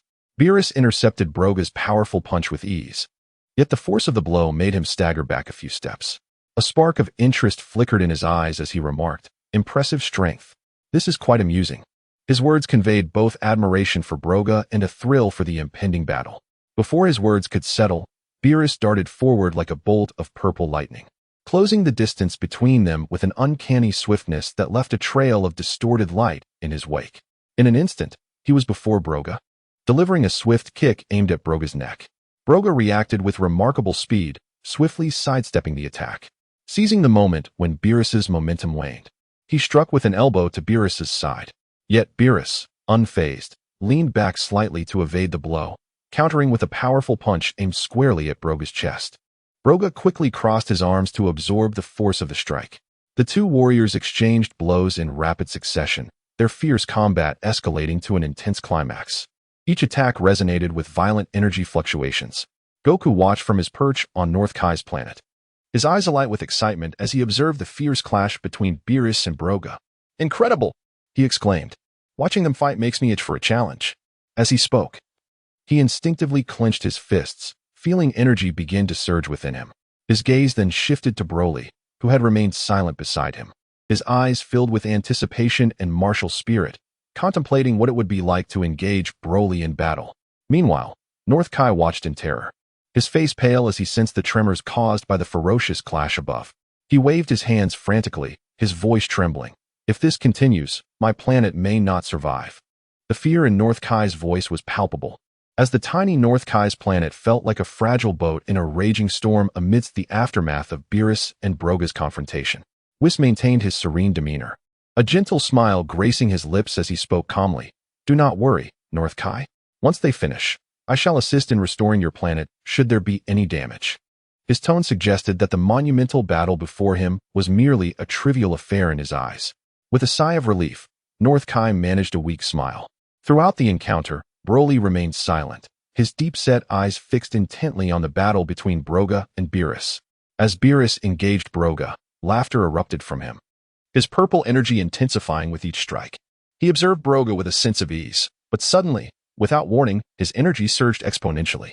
With a forceful stomp, Beerus caused North Kai's planet to tremble violently, boulders shattering and scattering. Taking advantage of Broga's momentary distraction, Beerus closed in like a specter, unleashing a flurry of lightning-fast punches upon Broga. Broga hastily defended himself, his arms numbed by the impact, as he was forced to retreat. Do not hold back. Show me your full potential, and let us raise the stakes. Beerus bellowed, his voice filled with a fervent desire for battle. In that moment, he resembled a beast awakened from slumber. Broga threw back his head in laughter, an expression of fearless audacity illuminating his features, as his energy surged like a tumultuous tsunami.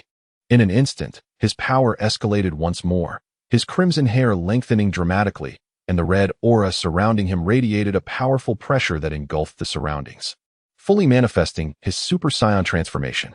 Lord Beerus, here I come. Brace yourself. Before his words faded, Broga's figure shot forth like a red comet, vanishing from sight. As Beerus processed the sudden movement, a fierce wind swept in from behind, and Broga's fist crashed heavily into Beerus's back, sending him hurtling away like a kite severed from its string. However, Broga's onslaught did not relent. He teleported once more, appearing behind Beerus, and unleashed a relentless series of kicks, each one striking with the ferocity of a storm. Under the tempest of Broga's assault, Beerus found himself momentarily dazed, unable to mount an effective defense as he instinctively raised his hands to shield himself. Chapter 66. The Opportunist Battle. As Beerus was relentlessly assaulted by Broga, his already volatile temper ignited entirely. A purple aura erupted around him, dramatically elevating his presence. Though staggered by the blows, he managed to stabilize himself mid-air. With a slow gaze, his eyes blazed with fierce determination as he excitedly addressed Broga. Humph, you pesky little brat. You possess some skill. I shall now unleash 90% of my power. Let us see if you can withstand it. No sooner had he spoken than the purple flames enveloping him intensified. No longer content to be on the defensive, Beerus vanished, his speed multiplying several times over, and in the blink of an eye, he materialized before Broga. Raising his right fist high, he struck down with an overwhelming sense of pressure aimed at Broga. Unfazed, Broga met Beerus's fist head-on, lifting his own right fist in defiance. A surging aura enveloped him, clashing against Beerus's destructive purple energy. The moment their fists collided, an immense energy storm erupted at their core, engulfing the entirety of North Kaishin's planet, cracking the ground as though it might explode. Meanwhile, Whis activated a protective barrier with his staff, shielding North Kaishin's planet and restoring the fractured ground. The North Kaishin let out a sigh of relief upon witnessing Whis' intervention. Broga fixated on Beerus, bellowing, "Well, Beerus, how does it feel? Is it enough to excite you?" His voice, clear and resolute amidst the howling energy storm, brimmed with provocation and fighting spirit. Sensing the formidable power emanating from Broga's punch, Beerus felt an involuntary surge of admiration.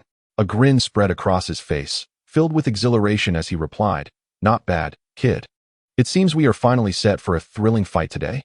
With that, Beerus suddenly augmented his strength, the purple flames surging like a tidal wave towards Broga, eager to engulf him entirely. Refusing to yield, Broga's energy surged once more, intertwining his crimson flames with Beerus's purple inferno, creating a dazzling display of light as they clashed. The two exchanged blows, each landing strikes upon the other's visage, the force of their impacts resonating through the air, sending shockwaves that ignited sparks of energy. Both warriors bore rapidly swelling bruises, yet their fighting spirit burned ever brighter. In a fleeting moment of separation, Broga vanished like a flash of red lightning, reappearing behind Beerus. Just as Beerus sensed impending danger and began to turn, Broga thrust his hands together, targeting Beerus's rear. "Ah!" Beerus let out a bellowing cry akin to a wounded beast. Hurtling forward several meters before regaining his composure, his face flushed with embarrassment and rage. He pivoted to glare fiercely at Broga, howling, "You insolent brat! How dare you sneak attack me?" With that, the purple flames surrounding Beerus roared to life, crackling with ominous lightning. He quickly coalesced a sphere of purple energy in his hands, imbued with the power of annihilation, warping the surrounding space into bizarre shapes, clearly incensed. Observing Beerus's flustered fury, Broga could not suppress his boisterous laughter, the sound echoing joyfully across the skies of North Kaishin's planet. After his mirth, Broga's energy underwent a remarkable transformation. The pale red flames intensifying as a mysterious crimson aura enveloped him, his hair becoming denser. The full power of Super Saiyan 4 radiated outward, causing the temperature to soar and the very fabric of space to ripple.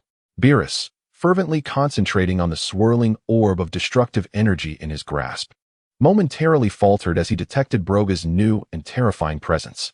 His flushed face regained a semblance of calm, his expression shifting to one of complex emotions, shock mingled with an imperceptible wariness.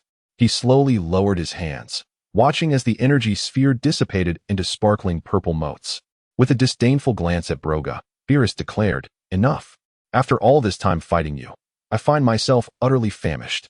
He exaggeratedly patted his stomach, his appetite overtaking his fury. As he retracted the menacing purple flames, Beerus swaggered toward North Kaishin's planet, eager for a sumptuous meal. Broga, too, withdrew his immense energy, returning to his usual form, and swiftly followed suit. "Lord Beerus, allow me to lead you to a delightful feast," Broga said, his face radiant with confidence and enthusiasm. Beerus nodded slightly, granting his tacit approval, then turned to Broga, his eyes brimming with astonishment and curiosity. "How is it that you possess such formidable power?" He then cast his gaze toward the reticent Broly below and added, "He wouldn't happen to share your extraordinary strength, would he?" With a mysterious smile, Broga regarded Beerus's inquisitive expression and cautiously advised, "Lord Beerus, you mustn't take offense." Raising an eyebrow with an impatient air, Beerus retorted, "Enough with the frivolities, just speak." Clearing his throat, Broga continued, "You see, Broly and I hail from alternate timelines. We traversed to this realm. In our timeline, Lord Beerus was still slumbering." Beerus's eyes widened in shock, his slitted pupils reflecting a flicker of surprise before his brow furrowed, a fresh wave of purple flames beginning to swirl around him. "What? You crossed over from alternate timelines? Do you understand that such an act is a grave offense?" His voice tinged with ire. Broga hastily waved his hands, explaining, "Lord Beerus, please, do not be angry. My ability to traverse timelines was granted through a wish made to the Super Dragon Balls with your consent in that timeline."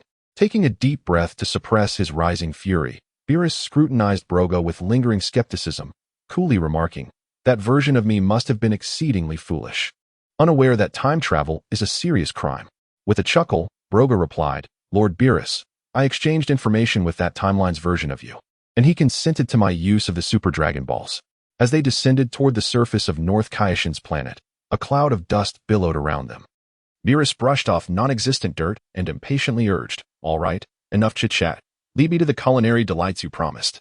Broga's face broke into a wide smile as he respectfully replied, "It would be my utmost pleasure, Lord Beerus." He then turned to son Goku, a mischievous grin breaking across his face, teasing, "Goku, weren't you always eager to grow stronger? Why not bribe Lord Beerus with some delicious food?" Son Goku scratched his head, his eyes lighting up as he rushed to Beerus's side, beaming, "Lord Beerus, if I manage to find you something delectable, would you be willing to impart some wisdom upon me?"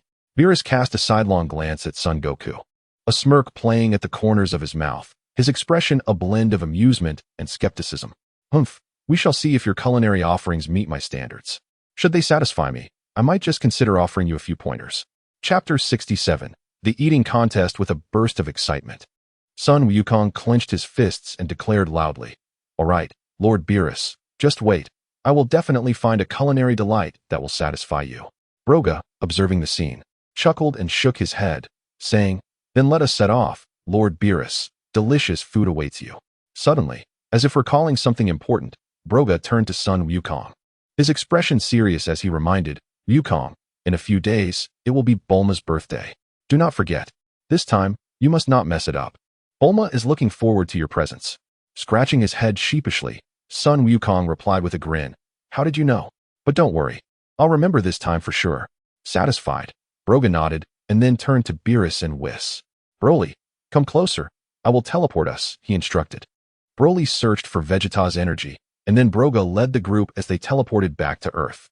They arrived at Bulma's courtyard in West City, with Sun Wukong following closely behind, landing with enthusiasm as he scanned his surroundings and called out, "Vegeta, come out quickly."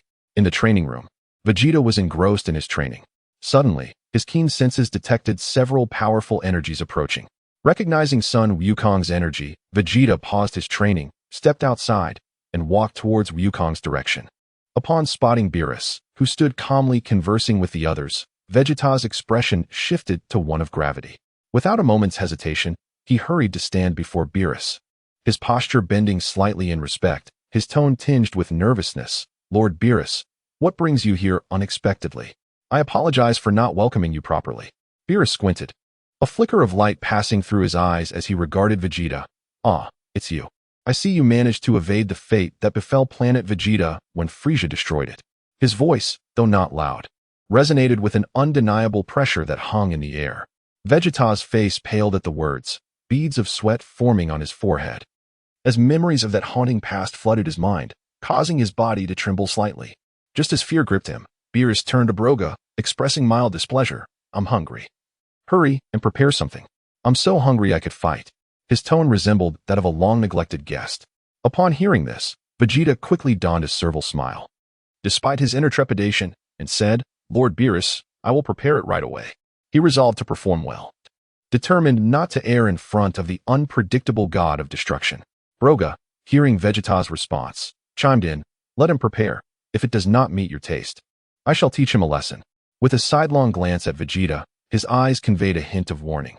Vegeta nodded fervently and rushed to the kitchen, inwardly lamenting yet unwilling to show any sign of weakness, for he feared inciting the wrath of this capricious deity. Watching Vegeta hastily depart, Broga turned back with a mysterious smile, addressing Beerus and Whis. "Lord Beerus, how about we hold an entertaining contest later?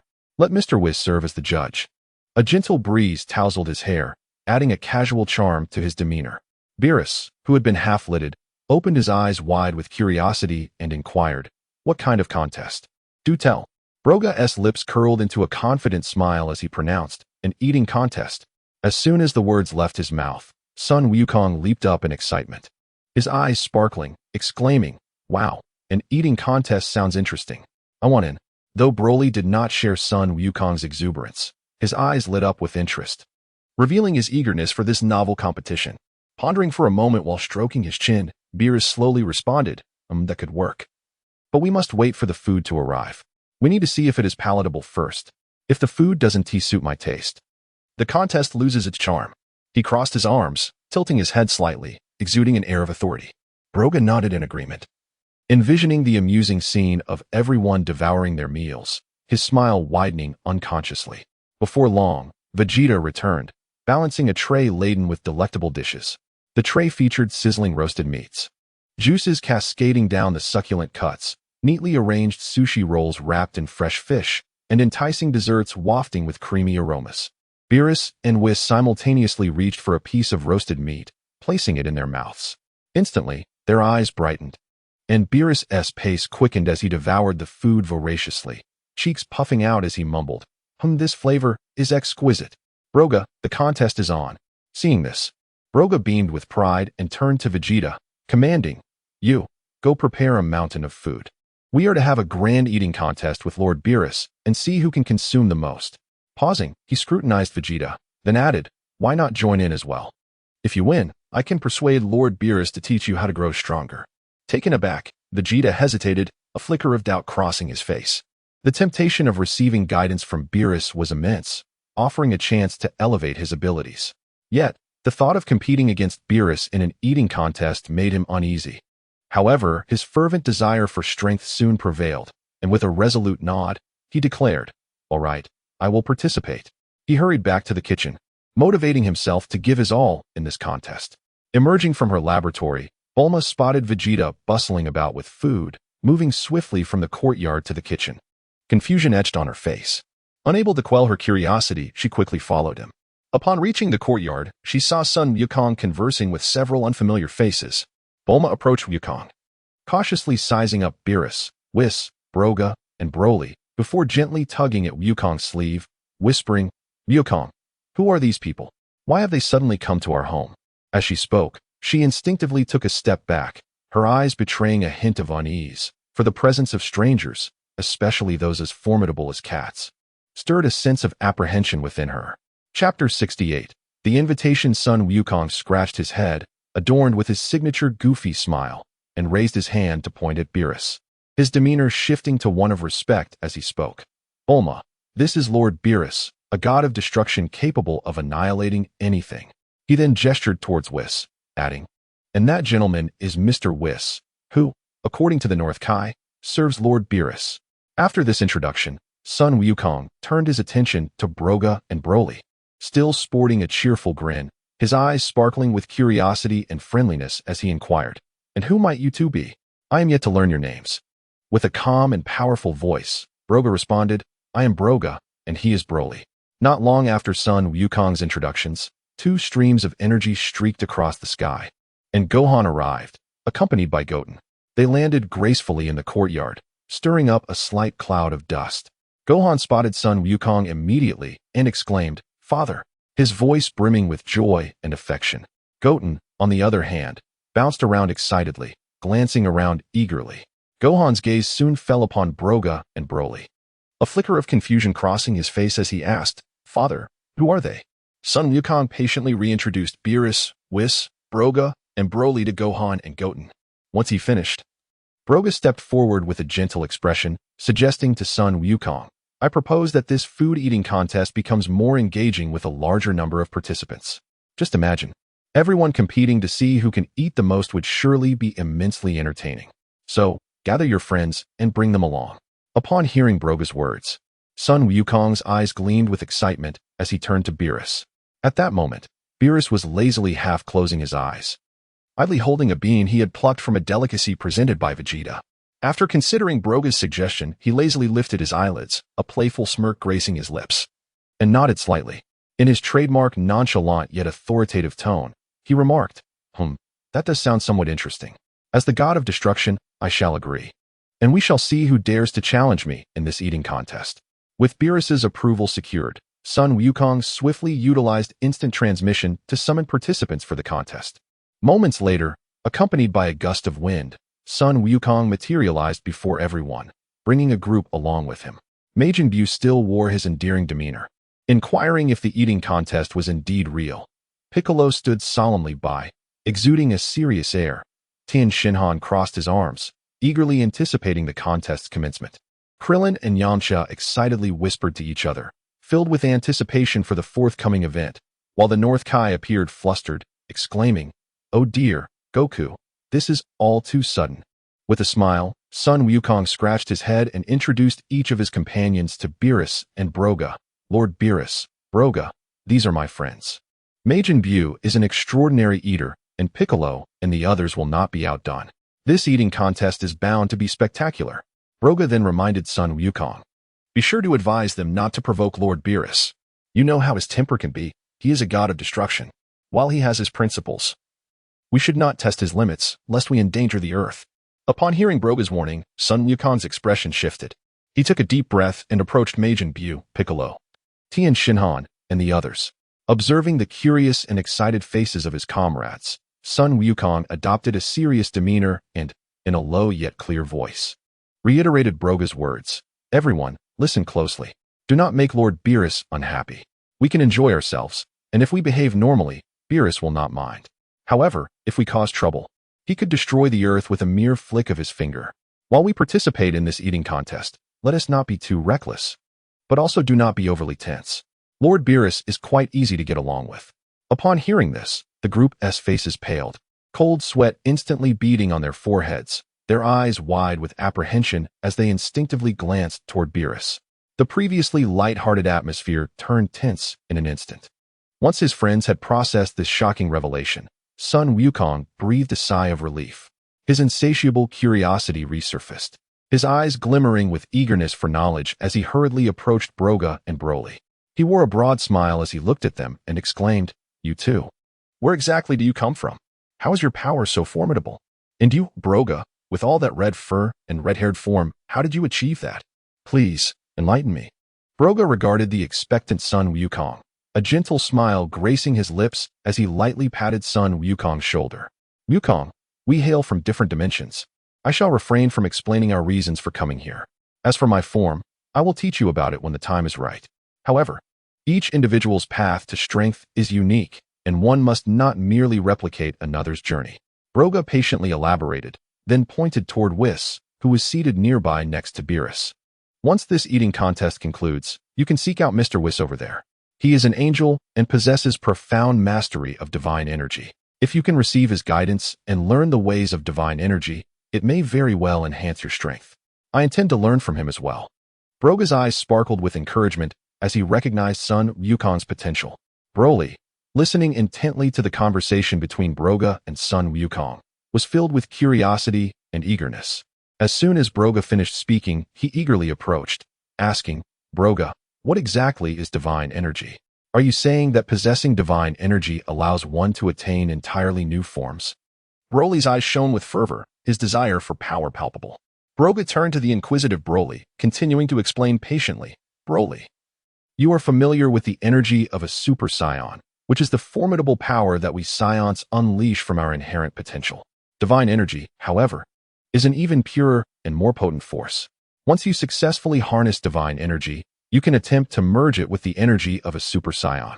Achieving a perfect fusion will lead to a transformation into a new form known as Super Saiyan God."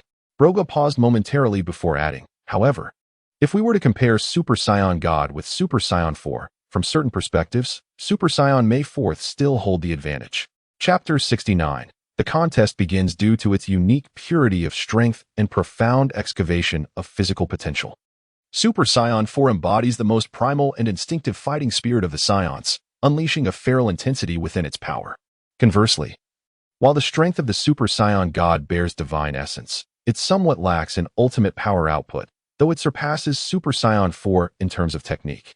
Listening to Broga's analysis, Broly pondered deeply, increasingly convinced that Super Saiyan 4, which maximizes the Saiyans' raw power, undoubtedly possesses unparalleled advantages.